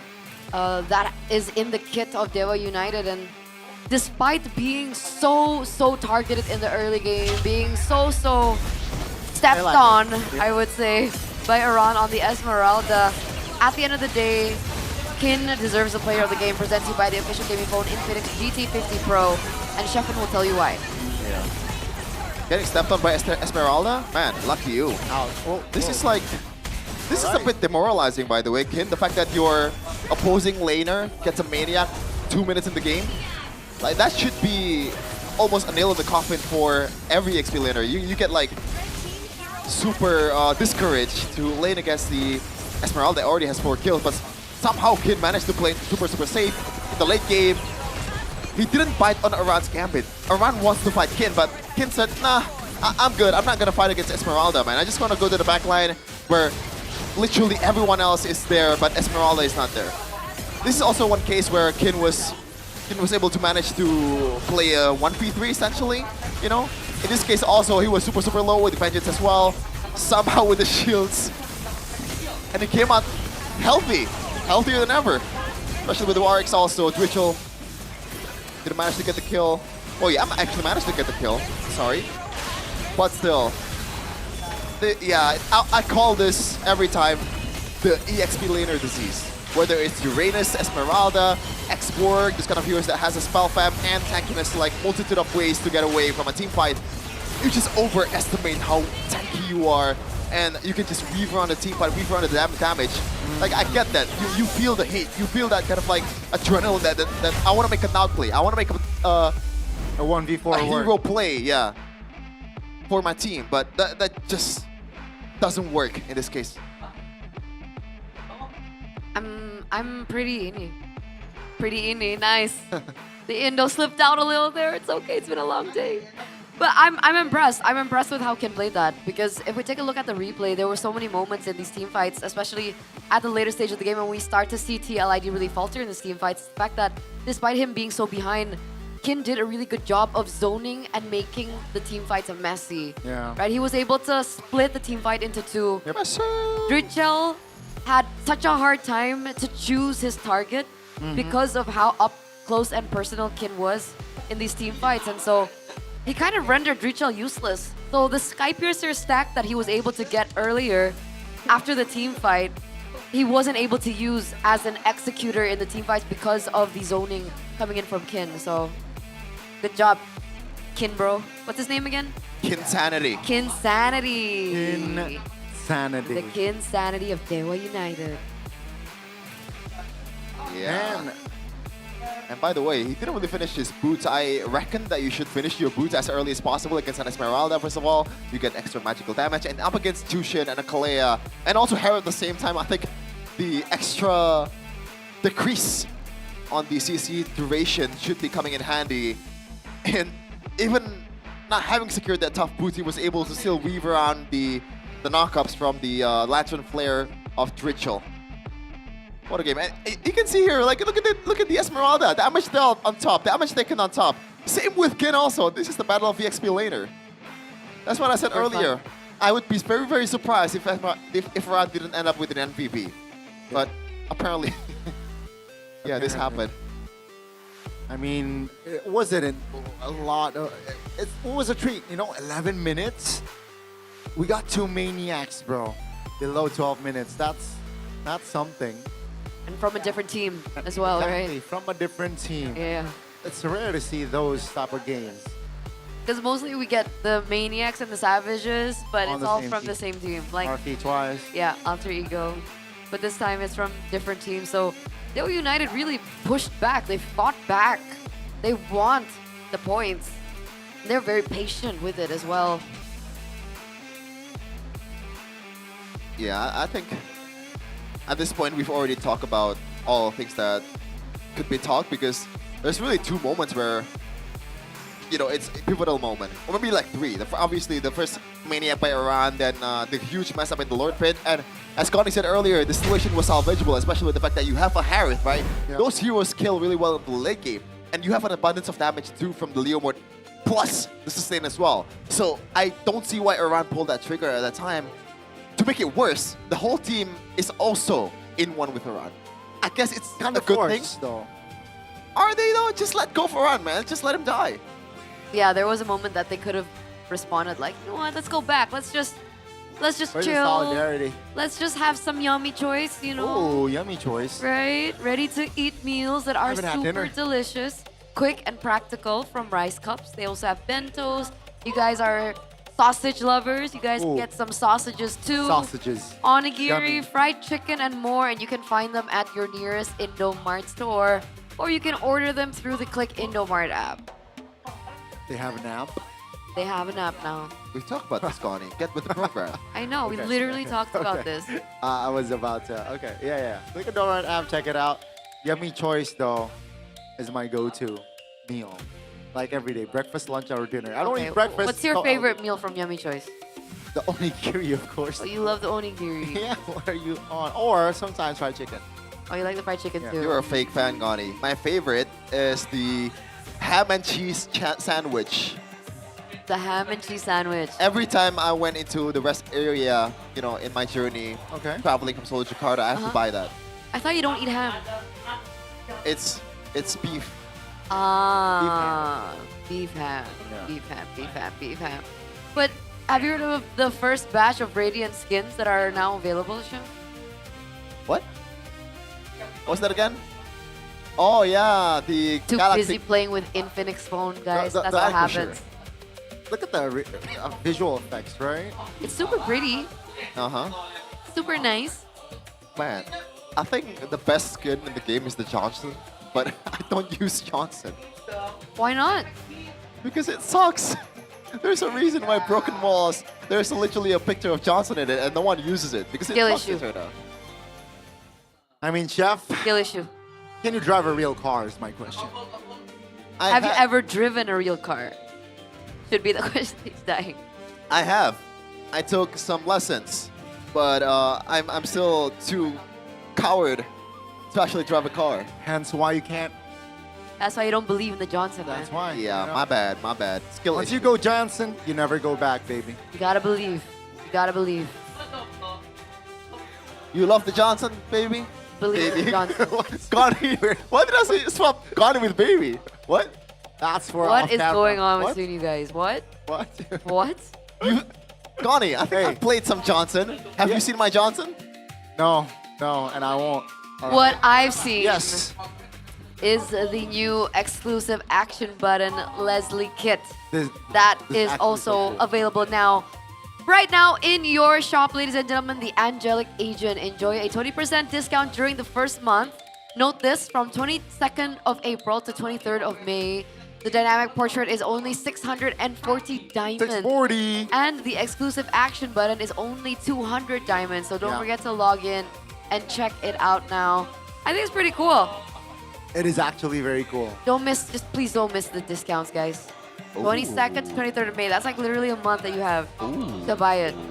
Because it will get more expensive. Yeah, that's how discounts work. Once it's gone, Yeah. it gets more expensive. Exactly, right? So guys, get it while it's on a discount. Yeah. On sale. And sale. So, is there something going on between you guys? Want to know? No. Oh, no. Okay. Playoffs ticket though, guys, check it out. Officially begins on May 2nd of 2026. That's next week. Right there. What? That's next week. What do you mean? The You guys can get playoff it. ticket sales, Yeah. not Oh. the playoffs itself. I thought the playoffs were next week. I was like, bro, aren't we still in week 5? That's wild. That's really wild. And But it's tickets been- will be available at affordable prices, so don't worry, ladies and gentlemen. MPL ID is open for everyone, starting at 90,000 IDR 90K. for Legends, the Legend tickets, and there's the 110,000 ticket prices for the Mythic tickets. There's also the VIP Mythic Yep. tickets, I believe. Yep. They're like that small orange box Yep. in the seating plan. We should get it. Don't we have the Later. asset? There we go. The orange one is the Mythic VIP. You also can get really cool stuff there because with the Mythic VIP Pass or the Infinix VIP Zone, it's curated by Todax. So actually, pass holders will enjoy the most comfortable and strategically located seats, exclusive access, and special merchandise benefits designed to elevate the viewing experience to the next level. Yeah. Why is it orange, by the way? Is it RQ propaganda? It's not orange. It's Onyx. Onyx color. Orange is yellow. What? What? Onyx is yellow. I meant. Oh. Okay, question for you, Eterna. Do you think RQ is more orange or is it more yellow? I feel like it's more orange. Nah, you're... Why is my co-workers colorblind, man? Do you guys not agree? I mean, it's more orange, definitely. I It's mean, more yellow, bro. but No, if if you we compare it to compare Onyx. it to on, yeah. Yeah, I was compared about to say. Onyx. Yeah, but like, it's more yellow at the end of the day. You got some RQ stickers, right? I'll picture it in your head. Is it more yellow or is Picture it more Onyx. orange? It's orange, Orange, right? Picture Yeah. Onyx. Yes, that's it. yellow. Onyx is yellow. Onyx is black It's right lighter now. yellow. What? What? It's a lighter yellow. I think you need to get your eyes checked. Yeah. Me or you? You. Guys, RQ's logo is orange, It's right? more of an orange, yes. Why is he saying it's yellow? Check your RQ stickers, bro. Bro, it's right here. It's orange. It's more yellow than Navi orange. is yellow. Onyx is yellow. What? That's just too light. Too light yellow. I feel so gaslit right now. Yeah, I like, mean, I think he's is it just- actually yellow? He's just rage baiting at this point. Okay. No? So we move on. Uh-huh. All right. Game 2. I'm surprised. Joe or the Joe or Kevin, whatever you want to call him, he did so well on the Leo Morn in their last match. But But then here, I really didn't feel the impact of his Leo Morn at all. Wow. That's a big word. No impact. But I agree. It's weird. All right. First pick selections goes to TLID, so it looks like they're going to be swapping positions. Swap. And I want to see the adjustment from Han Zhao, right? Is he going to deny the picks of Freya now, knowing But the like, impact? I don't think the draft was the problem. yeah. The draft was Yeah, but good. it's The Esme didn't just counter the Freya. The Esme was essentially also a counter to the Eve. Eve and also arguably the Granger, you know, if no spells, like no flicker, Esmeralda can definitely wreak havoc. Yeah, but like the Freya, it feels like the players of TLID cannot handle the late game Freya, or if you want to call 11 minutes late game. At that point, I think it's late. Is it mid game? Early transition, you know, late mid game, early late game. Transition. Yeah.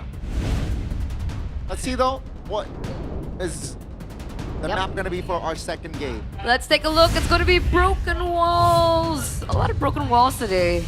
Yeah, you're right. There's something about broken walls today. Something about reverse sweeps, perhaps. Oh, please, for the today. love of God, no. We had a reverse sweep in match 1. We had a reverse sweep in match 2. I smell a reverse sweep if I'm being biased. Not just you, Eterna. I gotta say, I can smell it too. And the stench is hypnotizing. I don't care. I know that you're not supposed to say it, but if there's game 3, I'ma die. I am so... It's not been a good day, man. Like, even though GeekFam won, you know, I still value my health overall. So hopefully, Dewa United, you know, they care about my health. Not just my mental health, but physical health. Looking at the bans though, it's still going to be mostly the same for Coach Wright with the Fredrin and also the Chip. But now the Freya will be banned. Ritual will stick with that Jushin. For Dewa United, still a lot of options to be picked here. The Valentina Sora tandem is still open. The Leo Mort, if you want to use it immediately. Well, not really for Dewa United because they haven't used Leo Mort at all. So maybe you want to go for... I don't know. Do they want to go for Marcel? Never mind. Dolan is just... He loves it. He loves it. Dolan is Suyo. Suyo is Dolan. He is. Reminds me of Fabian back in the day. Always the Suyo pick. Suyo Joy. And now Dewa's pulling off the same thing. They're sticking to their comfort here. The Phobius also gets picked up early, essentially telling us that they do want to fight for the neutral objective takes. Now, TLID with the Jushin, already a really strong start, but how are they going to be able to facilitate the Jushin pick in the mid lane? Has to be the Leo Mort, right? And maybe TLID, Leone so far. Or do they go back? No, so Leo Mort is alright. I didn't expect the Claude, but we'll see what's going to be the plan here. I thought it's going to be a full-on trio mid of Khalid, Leo Mort, and Jushin as we usually see. But now for Dewa United, do you want to go still with the Harith for maybe? I don't know. It could be a Eve as well. That's true. I mean, if they're brave enough to pick it up against the Claude, yeah. To be honest though, like Octa, like he's not short of hero pool. That's true. So we saw him do amazing on the Lunox. Lunox, Nice Undead. Back then, Farsa could still be the option too against a Jushin, but I don't think it's optimal as well. But going towards the second banning phase here, still no. There's literally zero flex for TLID currently. They're just revealing all to their hands. Same with Dewa United. Both of them have been drafting an honest composition. We got a cosplayer. Oh, cool. I've said this joke before, Eterna. Oh, what? You shouldn't trust cosplayers. Why? Because they are con artists. Why?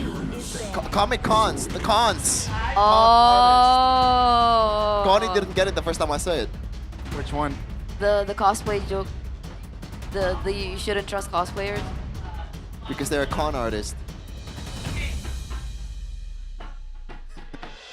What? Something fell, jump in from your desk, was? and that's funnier than the joke, alright? It's my Infinix GT50 Pro. Yeah. Oh. It fell from the desk, but it's still alright though because it is built like a tank. Wow. Okay. Speaking of tanks, the Uranus gets banned out here in the second phase. Eve gets taken away, so because they chose the Harith in the first phase, they're going to allow TLID to take that away from them. Yep. The Alice gets banned out next. Honestly, TLID, I don't mind a rerun of Esmeralda, you know?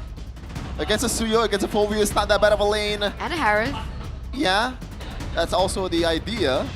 For TLID, I think they still want to limit the mid lane option here for Octa. Maybe Ziltian comes into mind. Or maybe something that enables other mids to be picked. And that means the roamer for Leone. What's on the table here? It's on Not the a table. lot. Marcel is still open. Oh yeah, you're right. Marcel and Kalea, never mind, is banned. Kalea is banned. My legacy Alright, so shall the Zetian gets endure. eliminated. They're digging deep into Octa's hero pool. Luckily, he has it. He's played so many heroes.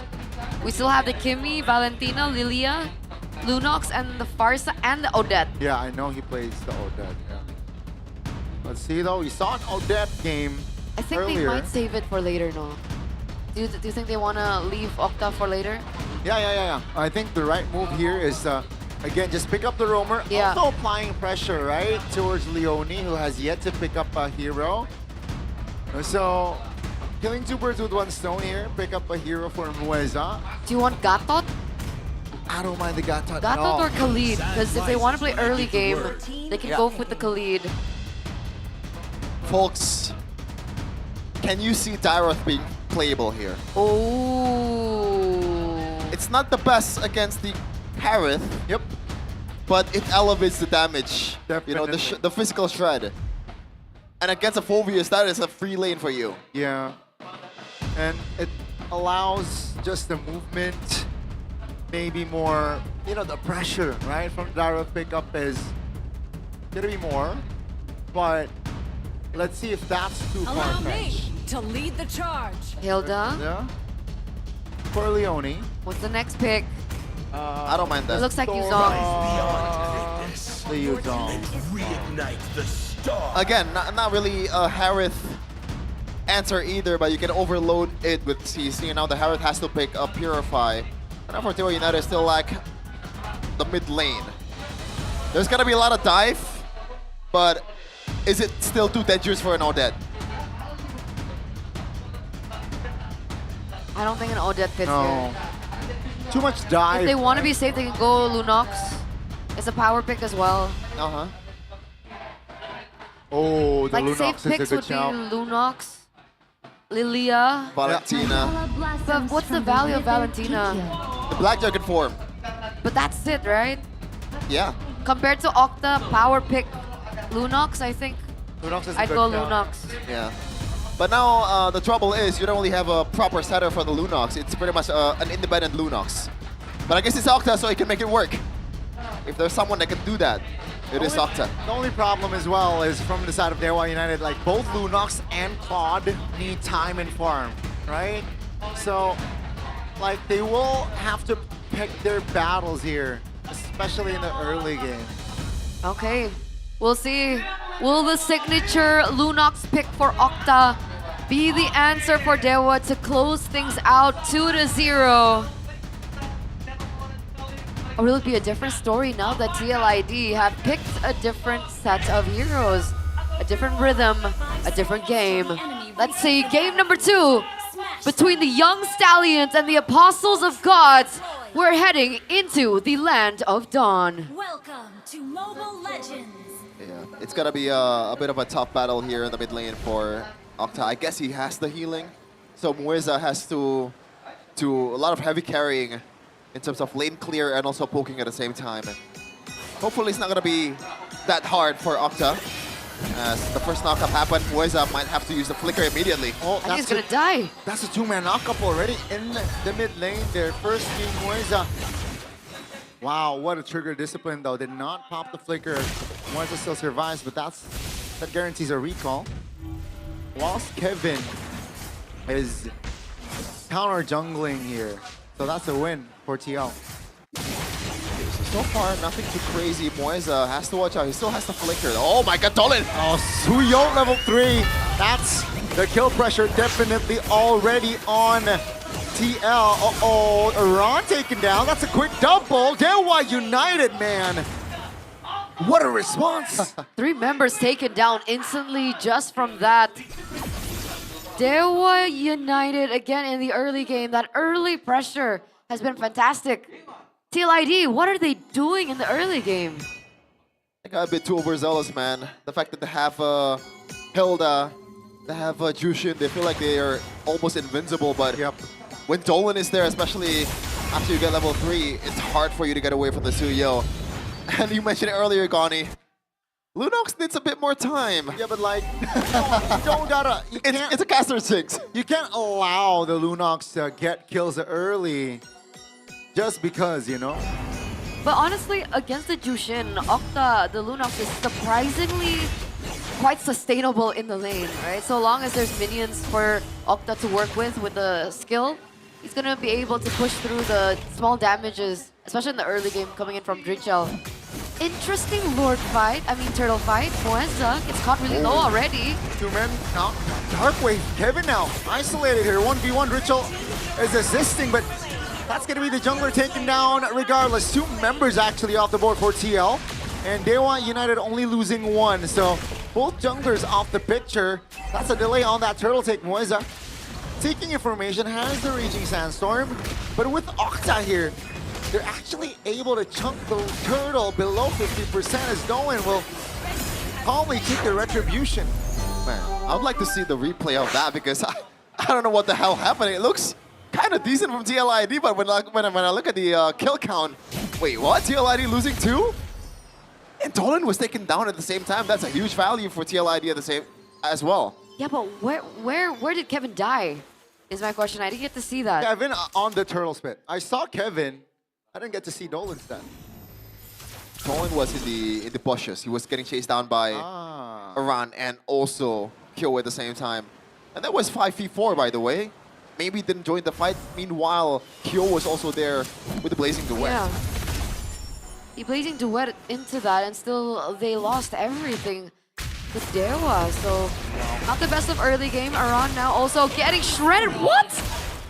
Octa's damage on the Lunox. Insta takedown for Aran. And that's minute 3 Lunox already. That's a lot of damage right there. And yeah, that's actually already a warning sign there for Aran to not overextend. Octa is at 3-0-1. I think it really, Aran got caught off guard because Leone, he did his job. He's trying to screen Moeza and potentially, or most likely, gotta wait a second. Moeza will be the casualty here, sole casualty so far, as TLD was able to get him out of position, and that's the compensation right there for TL. Okay, back to my point. So, Ken jumping in with the Phobias. Oh my goodness, Shaman Force from Maybe will be able to find Leone with the help of Octa. Ken under the turret, finds the reset! Nolan finds an angle to take Kevin down. And Kin goes out without losing his life. The Yuzong is still so very far. Aran trying his best to find some compensation, but against Moeza, will it be enough? He actually... is that a Petrify? Yeah, he went for the Petrify! Interesting. Not to Moeza, what? In that situation, right? That's a nada for me, G. That's a nada for me as well. Bottom structure here looking juicy. Dewa United, man. With the Stuyo, with the Khalid, you can see the speed of this composition from Dewa United. They're fast. Get out. They're really fast. And back to my point earlier, which I didn't get to bring up. Leone did his job. He was screening for Moeza, and most likely Octa is also with Moeza. So that's why Aran didn't expect Octa to rotate towards the top lane. And we might see another kill here as Octa rotates again. Oh my god. Will this be a deja vu kill? Aran this time is able to keep his distance, but that's a recall forced. Kevin will rotate towards the top just to defend this structure. Dewa United now will go for the patient route. Kevin on Leo Mord looked so strong yesterday, and yet we're not seeing that.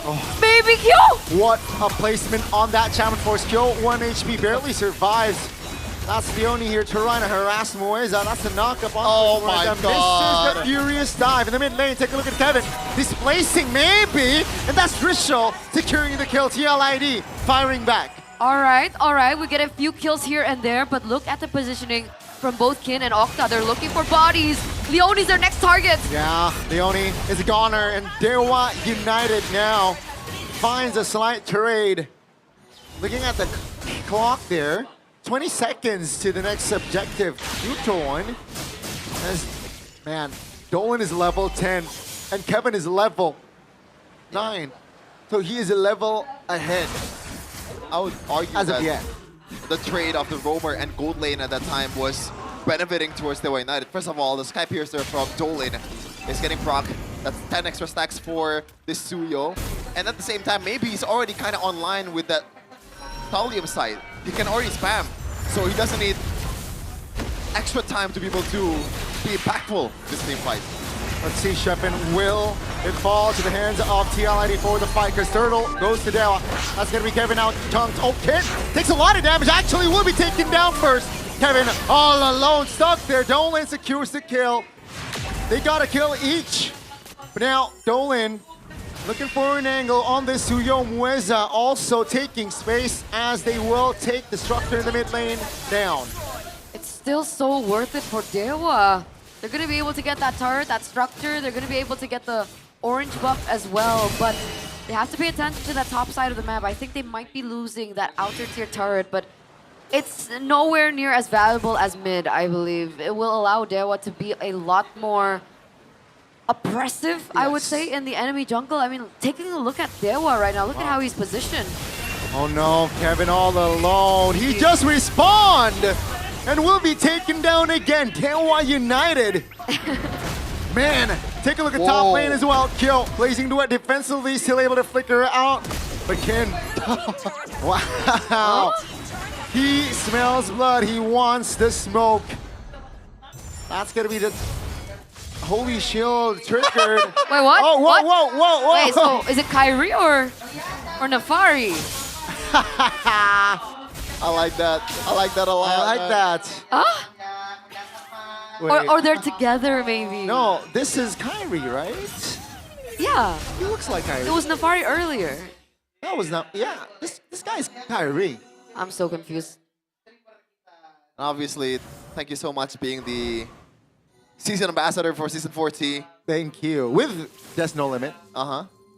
Big names. Dynamic duo. Power. The DD, man. Dynamic duo. What is he upset about? I think he's just reading the comments. Could be, could be, could be.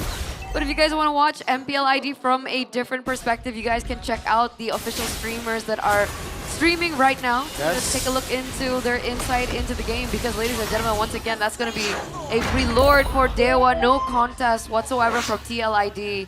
It looked like Kyo was looking to try and play the far lane to get something in return, but at this point, unable. It's a 7,000 gold lead. What are they supposed to do?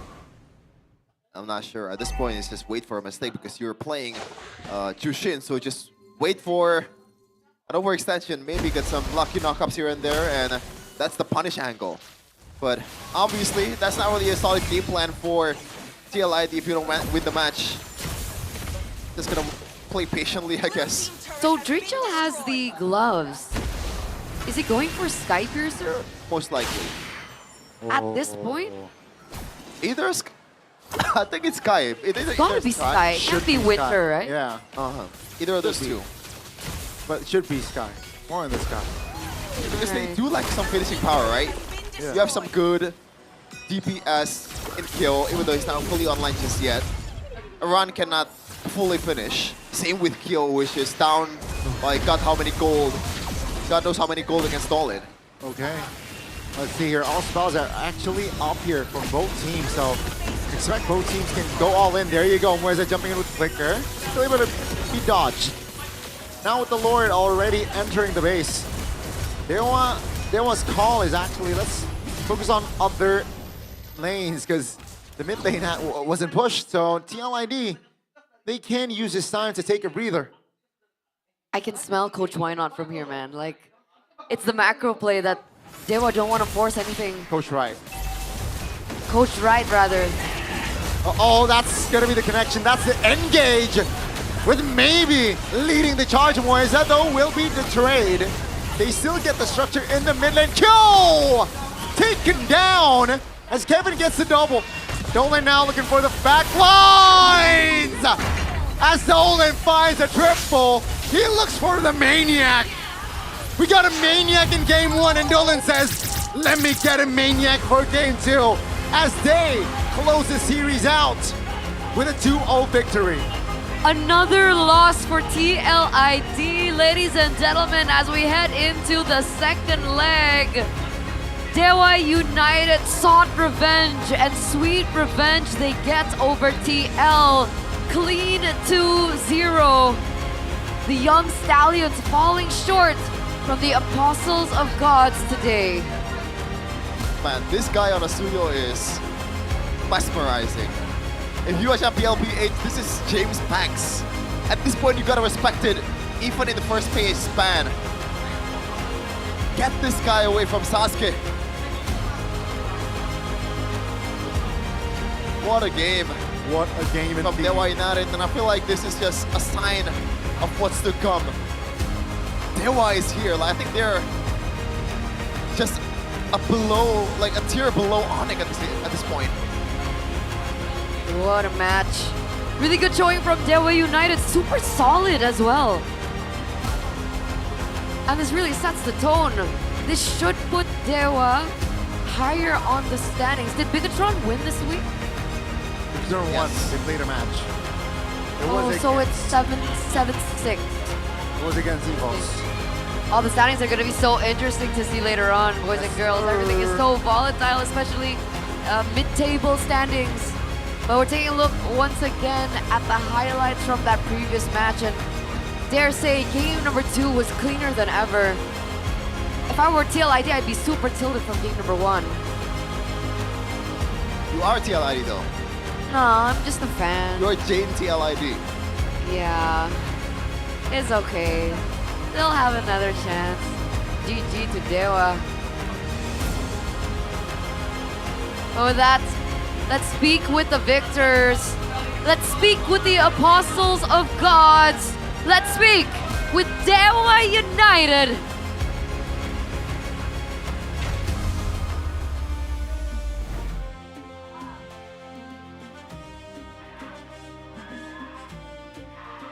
Anak Dewa, marilah kita sambut, ini dia Dewa United.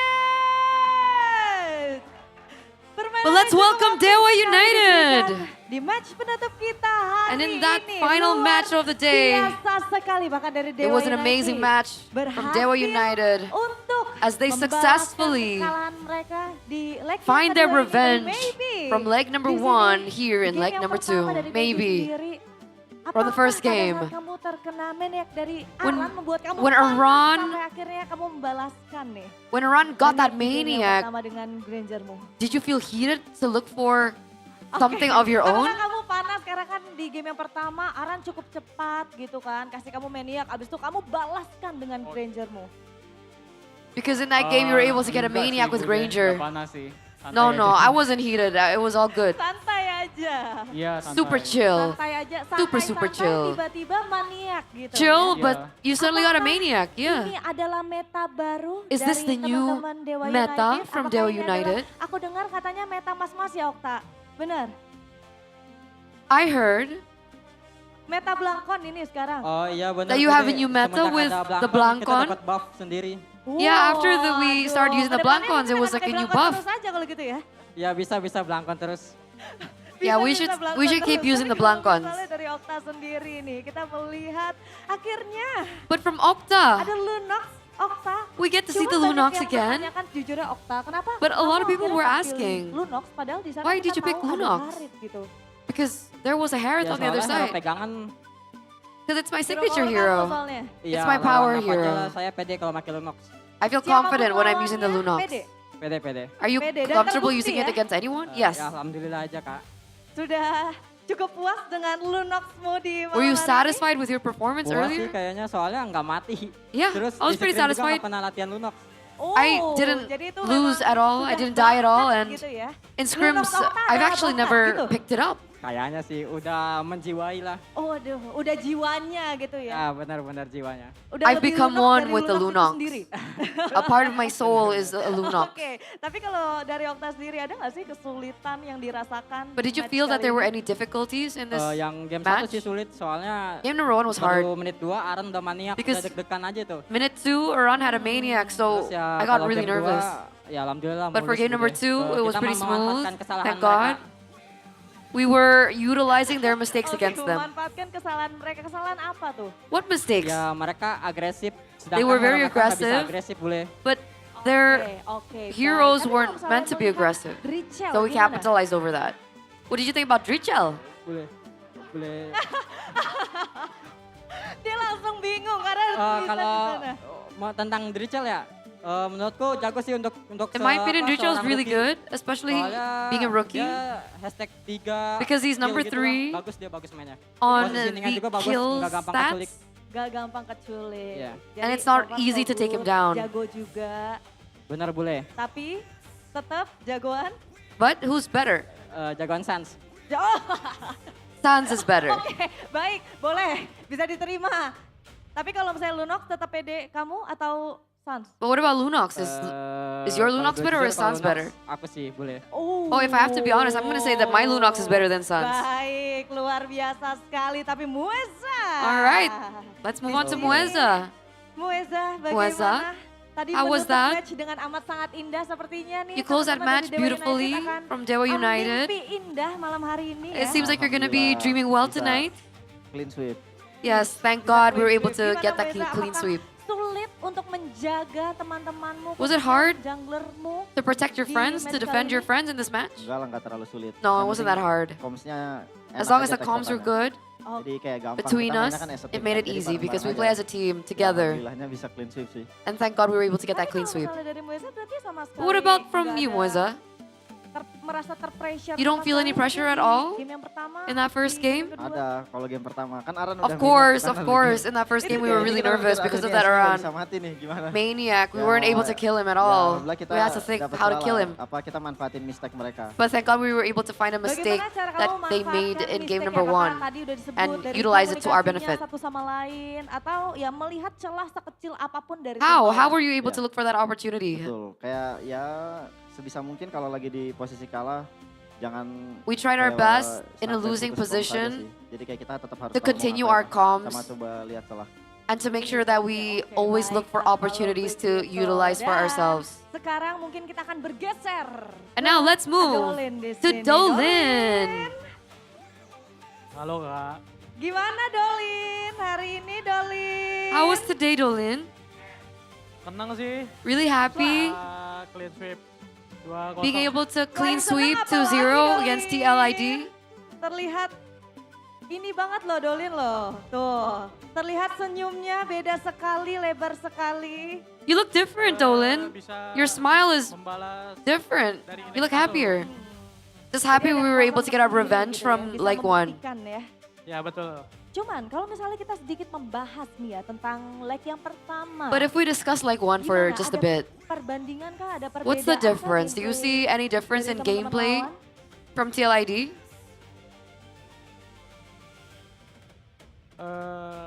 Ada. There is. Gimana tuh?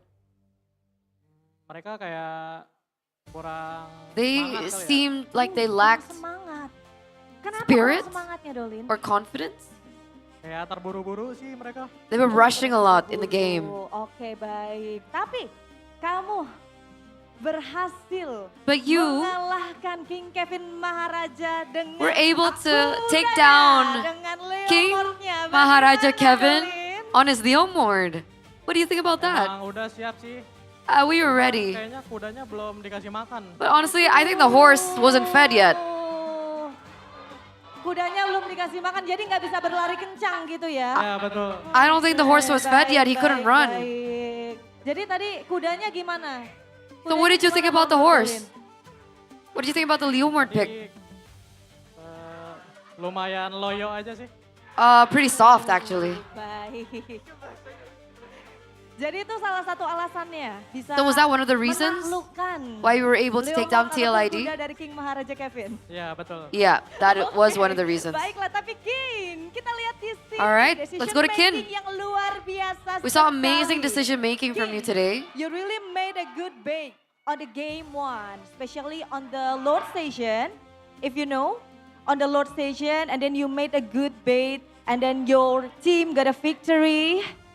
Dari mana sih idenya? Where did that Kenapa idea kamu come from? Memilih, oke, kita harus mencoba ngebait nih dari We need to look for a teman-teman bait. Dewa United. Itu hoki doang. Just luck. Yakin hoki doang dengan momen Freya. Are you sure it muncul. was just luck with the Freya? Iya. Yes. Coba dipakai mic-nya. Iya. Try using the mic. Try using the mic. Was it just luck? Hoki aja Yes. nggak ada, emang udah dipersiapkan gitu. There was no other reason, like Nggak ada. you had preparations before this? Tapi Okta, No. setuju nggak kalau Kim Okta, bilang do you katanya hoki agree doang di momen that it itu? was just luck? Bohong dia. Oh, he's lying. He's lying. Jadi yang benar gimana? Coba Moeza, yang benar gimana So, Moeza? what's the reality? What really happened? Mungkin udah pede aja di hari ini. Oh, The reality jadi is pede. Kin Ya, soalnya minggu lalu is dia confident ada today. sakit. Because Dia last minggu week ini udah he was sick. katanya pengen back on track lah. So this week he wants to go back on track, especially regarding his performance. Betul. Oke, baik. Tapi maybe But what about you, maybe? di next match kalian In our next akan match, bertemu tim Navi. You're going to be berarti ya. facing against Akan bertemu Navi. tim Navi. Apa yang pengen kalian sampaikan nih untuk Would you like to Navi? say something for Navi? Dari Maybe sendiri. From Maybe? Mungkin untuk Shive boleh. Maybe for Shive? Buat Navi ya paling For kasih Navi, leg seru aja sih. let's kayak just di give leg 1 kan. a great match, like in leg number 1. Kasih match yang seru aja kayak di leg 1. Baiklah. Kalau begitu sepertinya langsung saja ya. Alright, akan to wrap things up, menyambut dengan tepuk tangan yang paling meriah. Tapi sebelum itu Okta, kita menanti untuk siulmu.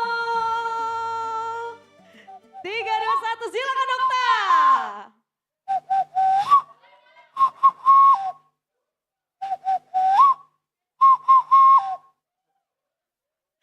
Oke, anak Dewa marilah kita sambut. Inilah dia Dewa United.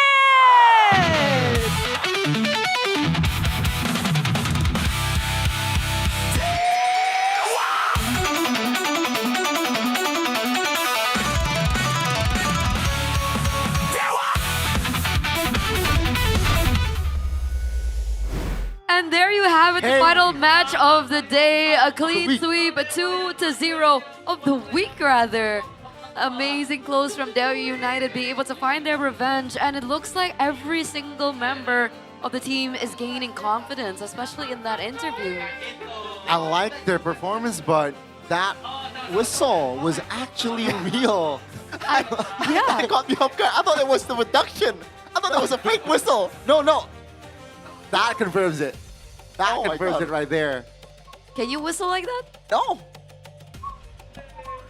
There you go. I can't do it either.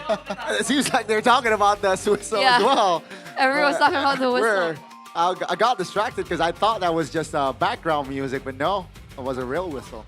That's cute, that's cute. So other than being really great at Lunox, he's also good at whistling. Fun facts. No, whistle. And by the way, Dewa United, thank God, I love you so much, man. Like, I don't think I can tell you the reason, but thank God. On behalf of Eterna as well, because believe it or not, she's a bit happy that PLID lost 2-0. I am losing my voice is what I'm feeling right now. Okay. Crucial moment though from that previous game. There it is. It's just so uncanny.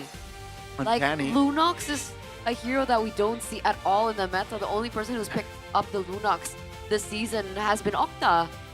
And he's been able to make it work so well. He has been doing it since last season as well. And last season, Lunox wasn't really popular as well. But man, this guy. Yeah. He came online. It's crazy. Player of the match presented to you by the official gaming phone Infinix GT50 Pro. It's Kin. PLTG on the Freya earlier on. And now he gets another on the Phobius.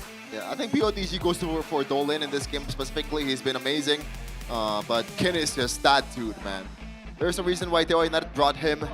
Even though he doesn't really have that MPL experience, he is promising right from day one. Last season, you can see it. Even after the first week that he played, this is the prodigy. This is the future of EXP. He played a lot of heroes. He is very flexible, but on all those heroes, he's performing the hell out of it. Yeah, Why are he's you so laughing, Connie? consistent. Super consistent. I'm not laughing. I'm You have smiling. something to say? I'm smiling. You have something to say to the group? What group? The group of English people. You're English, Eterna? No, I mean like English broadcast people. Okay. I want to say that even though the Lunox is mid-late game, you cannot allow him to get access to early kills like that. And this is what happens, man. You got punished. This is just brilliant, though. I like the fact that they used, like, they kind of lull Aran into sleep. But Aran overall in this game was, yeah, game number 1, the Maniac. Oh, what? Yeah. I just realized. I didn't catch that either. That's so cool. That's aura, man. That's Dark Wave towards 2. And you know what? I'm going to leave those 2 to Dolan. I'm going to chase someone else. That is so die. cool. He went under target, he didn't even die. A lot of Dark Waves, a lot of chases where Kin does not have any business to survive for that long. And look at this. He's holding a lot of damage. And Dell United has all the room in the world to deal the damage. But Kevin, I want to take this one, Eterna. Like, what do you think happened with Kevin's Leo Mord in these 2 matches, in these I 2 think games? they did a really great job of not allowing him to have any movement. So that's props to Okta, that's props to Moeza as well for putting on the pressure constantly from the early game. And even they mentioned it on stage, right? In the interview, they were like, nah, I think they forgot to feed the horse. I think they forgot to feed Joe's horse because he was so soft in this game. Even they started taunting him. Look at that. Ouch. He was so strong yesterday. I think the word is not soft, it's limp, Eterna. Yeah, but like that's weird. Like out of context, saying limp is so weird. So let's stick to soft. I mean, that could work if you prefer the soft ones. But now, 16-6, under 12 minutes for Dewa United. Looking at the items, they already have the item intact. I'm sorry. Why are you laughing, Shevin? 11:36 was the game Minutes. duration. Don't cry, don't cry. I know Geek Everything's Fam okay. won against Sonic today. Everything's fine. Everything is all good. That's like a lifetime possibility. Man, average 11 minutes 11 minutes. for man. Dewa. Yeah, that's pretty fast.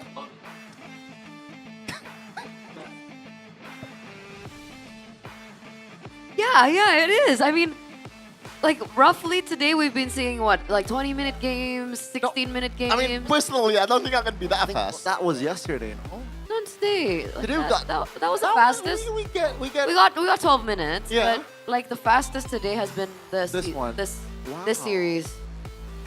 12 minutes, 55, 1820, 1609. Oh, interesting. That's Felt why. a lot shorter. Yeah, even though a lot of best of 3s, but still, the games are usually one-sided. Yeah. I mean, it was like a game where it was one team was dominating, but because they're patient, they took their time in taking down the main base. I think that how Yeah. it goes. KLID back to the drawing board. Yeah. Now, what's their Damn. record then? Right? In the morning, like this morning, what was their record? This morning, 4-5? No. 5-3. What? Their record is 5-3? Yeah, 5-3. So right now their record they're is second. 5-4. 5-4. Dewa United will be 6-3. Ooh, they're third. Right below BTR. But it depends. BTR. Right. Their net game win. Oh, they're second. Man, this season has been a banger overall, right? I mean, from 1 to 8, it's always competitive. From top to bottom, man. Onyx, 7-2, they're not invincible as we thought they would be, even though they got Kelra. Geek Fam made them bleed. BTR made them bleed. It's true. just so competitive. 1 to 8 though? You have 9. Yeah, from top to bottom. We have 9 teams though. Oh, yeah, you're right. You're right. You're okay. RQ ain't got a single win still. So they gotta catch up, man. They gotta catch up to be in this topic. You're right. Imagine RQ pulled off a TLID season 14. That would be nutty, Gunny. They pulled an EVOS. Imagine. They Oh, pulled an yeah, EVOS, full on EVOS. This makes this interesting, right? The fact that a bottom tier team an 8th place team beat Onyx. BTR beat Onyx too. I'm not even sure anymore if Onyx, I mean, obviously Onyx is still the strongest team, but there's a world out there, Goni, when Onyx, not only they're not the champion, they didn't even make it to MSC. There is a world out there that's gonna happen. But I'm not sure if we were living in that one. Yeah, we're living in this one. Uh-huh. Looking at the stats here, nothing too big to be discussed here. Dolan just topping everything, gold per minute damage dealt. Being a nuisance that he is. Also topping the kill participation, 81%. Gets all of the objectives, the totals, the lords, even the turrets as well. But we're gonna check the comms from Dewa United from both games to see them communicate. Ayo. Ulti Leonnya. Harit nih. Bisa hero. Kalian angkat gua. Aman heroinnya guys. Heroin. Gua cece nih. Bisa tarik. Gua coba ke ini ya, Leo. Dapat. Balik. Ini mati nih. Masih bisa guys. Bisa. Gua liat dulu. Gas. Mati rata-rata tuh. Mati gua. Leo, kalian no flicker kalian. Nice one. Kaliannya guys, enggak ada flicker kok. Ini Esme. Lihat Esme Golti. Mati. Boleh gas lagi. Bisa lihat gua Harit guys, Harit. Bisa. Harit. Gua break, mati. Gas lagi. Juksin low ya. Nice B. Tepek B. Bisa yang bawah. Ayo Mongka. Juksin nih Ken, bisa gak? Ayo nih. Wah, lihat tuh guys. Bisa. Impangin. Mati. Lihat gue ya. Aman. Backup guys. Gas guys. Lihat Kin. Nice one. Ini lihat gua. Leonya gua stun. Buat ya. Awas dia aman hero. Bisa lagi Petri, dia nggak ada Petri. Leo. Mati ya gua. Ulti gua bisa tuh. Aman. Elite nih. Lihat guys. Gua TP. Sabar. Kiting tipis ya. Kakit naga. Dia udah ulti ya ke gua kudanya. Elite gua. Ini. Gua bersihin nih. Boleh dia. Masih bisa. Gua bersihin. Banyak. Boleh dia. Menak. Kasih gua ya. Oke, wait. Very clean, very controlled comms, very systematic as well. Yep. We don't hear celebrations, we don't hear emotions at all. It's very robotic, I would say, like very like click. Right. I think that's a fair way to say it, right? Because you can only hear one voice, maybe some inputs, but it is all calm. No high voice. Yeah. No one's raising their voice. Correct me if I'm wrong, but I didn't hear Kin utter a single word. But maybe I was just misreading in that her. clip at least. Yeah, right? maybe. Based on those clips. But it's crazy, right? Because even the double dark wave set to a jump towards the other side was not communicated. That was purely organic. Kin to Dolan. Organic. That's crazy. Chemistry. Muscle memory. Muscle memory with the chemistry. Like the chemistry is so good that it's muscle memory is what I'm trying to say. Yep. But here are the updated standings presented to you by the official gaming phone Infinix GT50 Pro. Yeah. And you're right, Dewa United. They bump Bigatron down. And now they're at second place. Evos. Evos. Have to be careful. Hanging by a thread. They drop from 5 to 6. Yep. Alter Ego taking their place. TLID still at 4, so they don't move an inch. But Navi as well drop. Geek Fam go to 7th. This is why I feel like winning 2-0 is important. Yeah, You can see the Dewa United net game win. They're at 8th. With the same record, Bigatron by Vitality, their net game win is just 2. So that's a lot, right? As we know, this season, Bigatron by Vitality has been winning matches, but in a 2-1 fashion. Yeah. It's crazy that that game win for Alter Ego is -1. And then they have a positive match win and lose, right? EVOS, it's neutral, 0, but they have a negative win and lose. I feel cheated if I were EVOS. But at the same time, obviously, I understand why that's the case, you know? But hey, top 6 goes through, of course, like any other season. Meanwhile, Geek Fam, Navi, and RRQ Hoshi needs to step up their game here if they want to be in the conversation. This is interesting, right? Because some of these teams are not making it to the playoffs feels unnatural, you know? Yeah. But of course, we do want to crown our Rookie of the Week, Dolan. You want to read your quote? Sure. Rolling in the Sing it, sing it. Through pass. Sing it.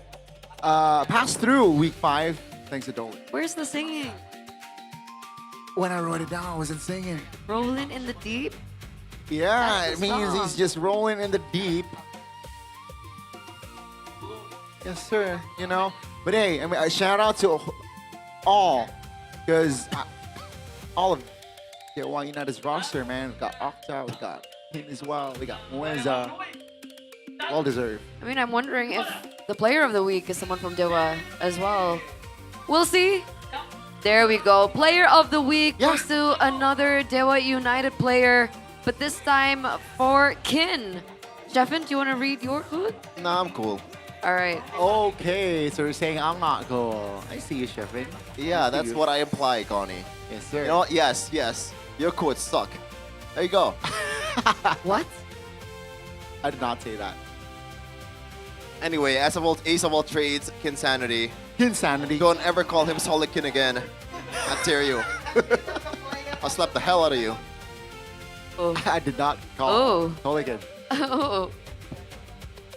All right. Oh, what a day. What a week. What a season. We're going to take a look at the official week schedule for next week, for week 6. Week 6. Friday, we have Navi, Dewa, Alter Ego, Geek. Saturday, we have RRQ and BTR. That's interesting. Oh, man. And what the- RRQ Onic. That's lame. TLID, Onic, that's lame. Evos, Lame. Alter Ego, Navi, TLID, Onic, RRQ. Oh, that's Oh my god. This is a tough week for RRQ, I gotta say. Because they're up BTR and then Onic after. Dude, on paper, right? They're taking on the first seeder and the third seeder Yeah, as of exactly. yet. They might be the fastest team to be out of the playoffs in MPL history.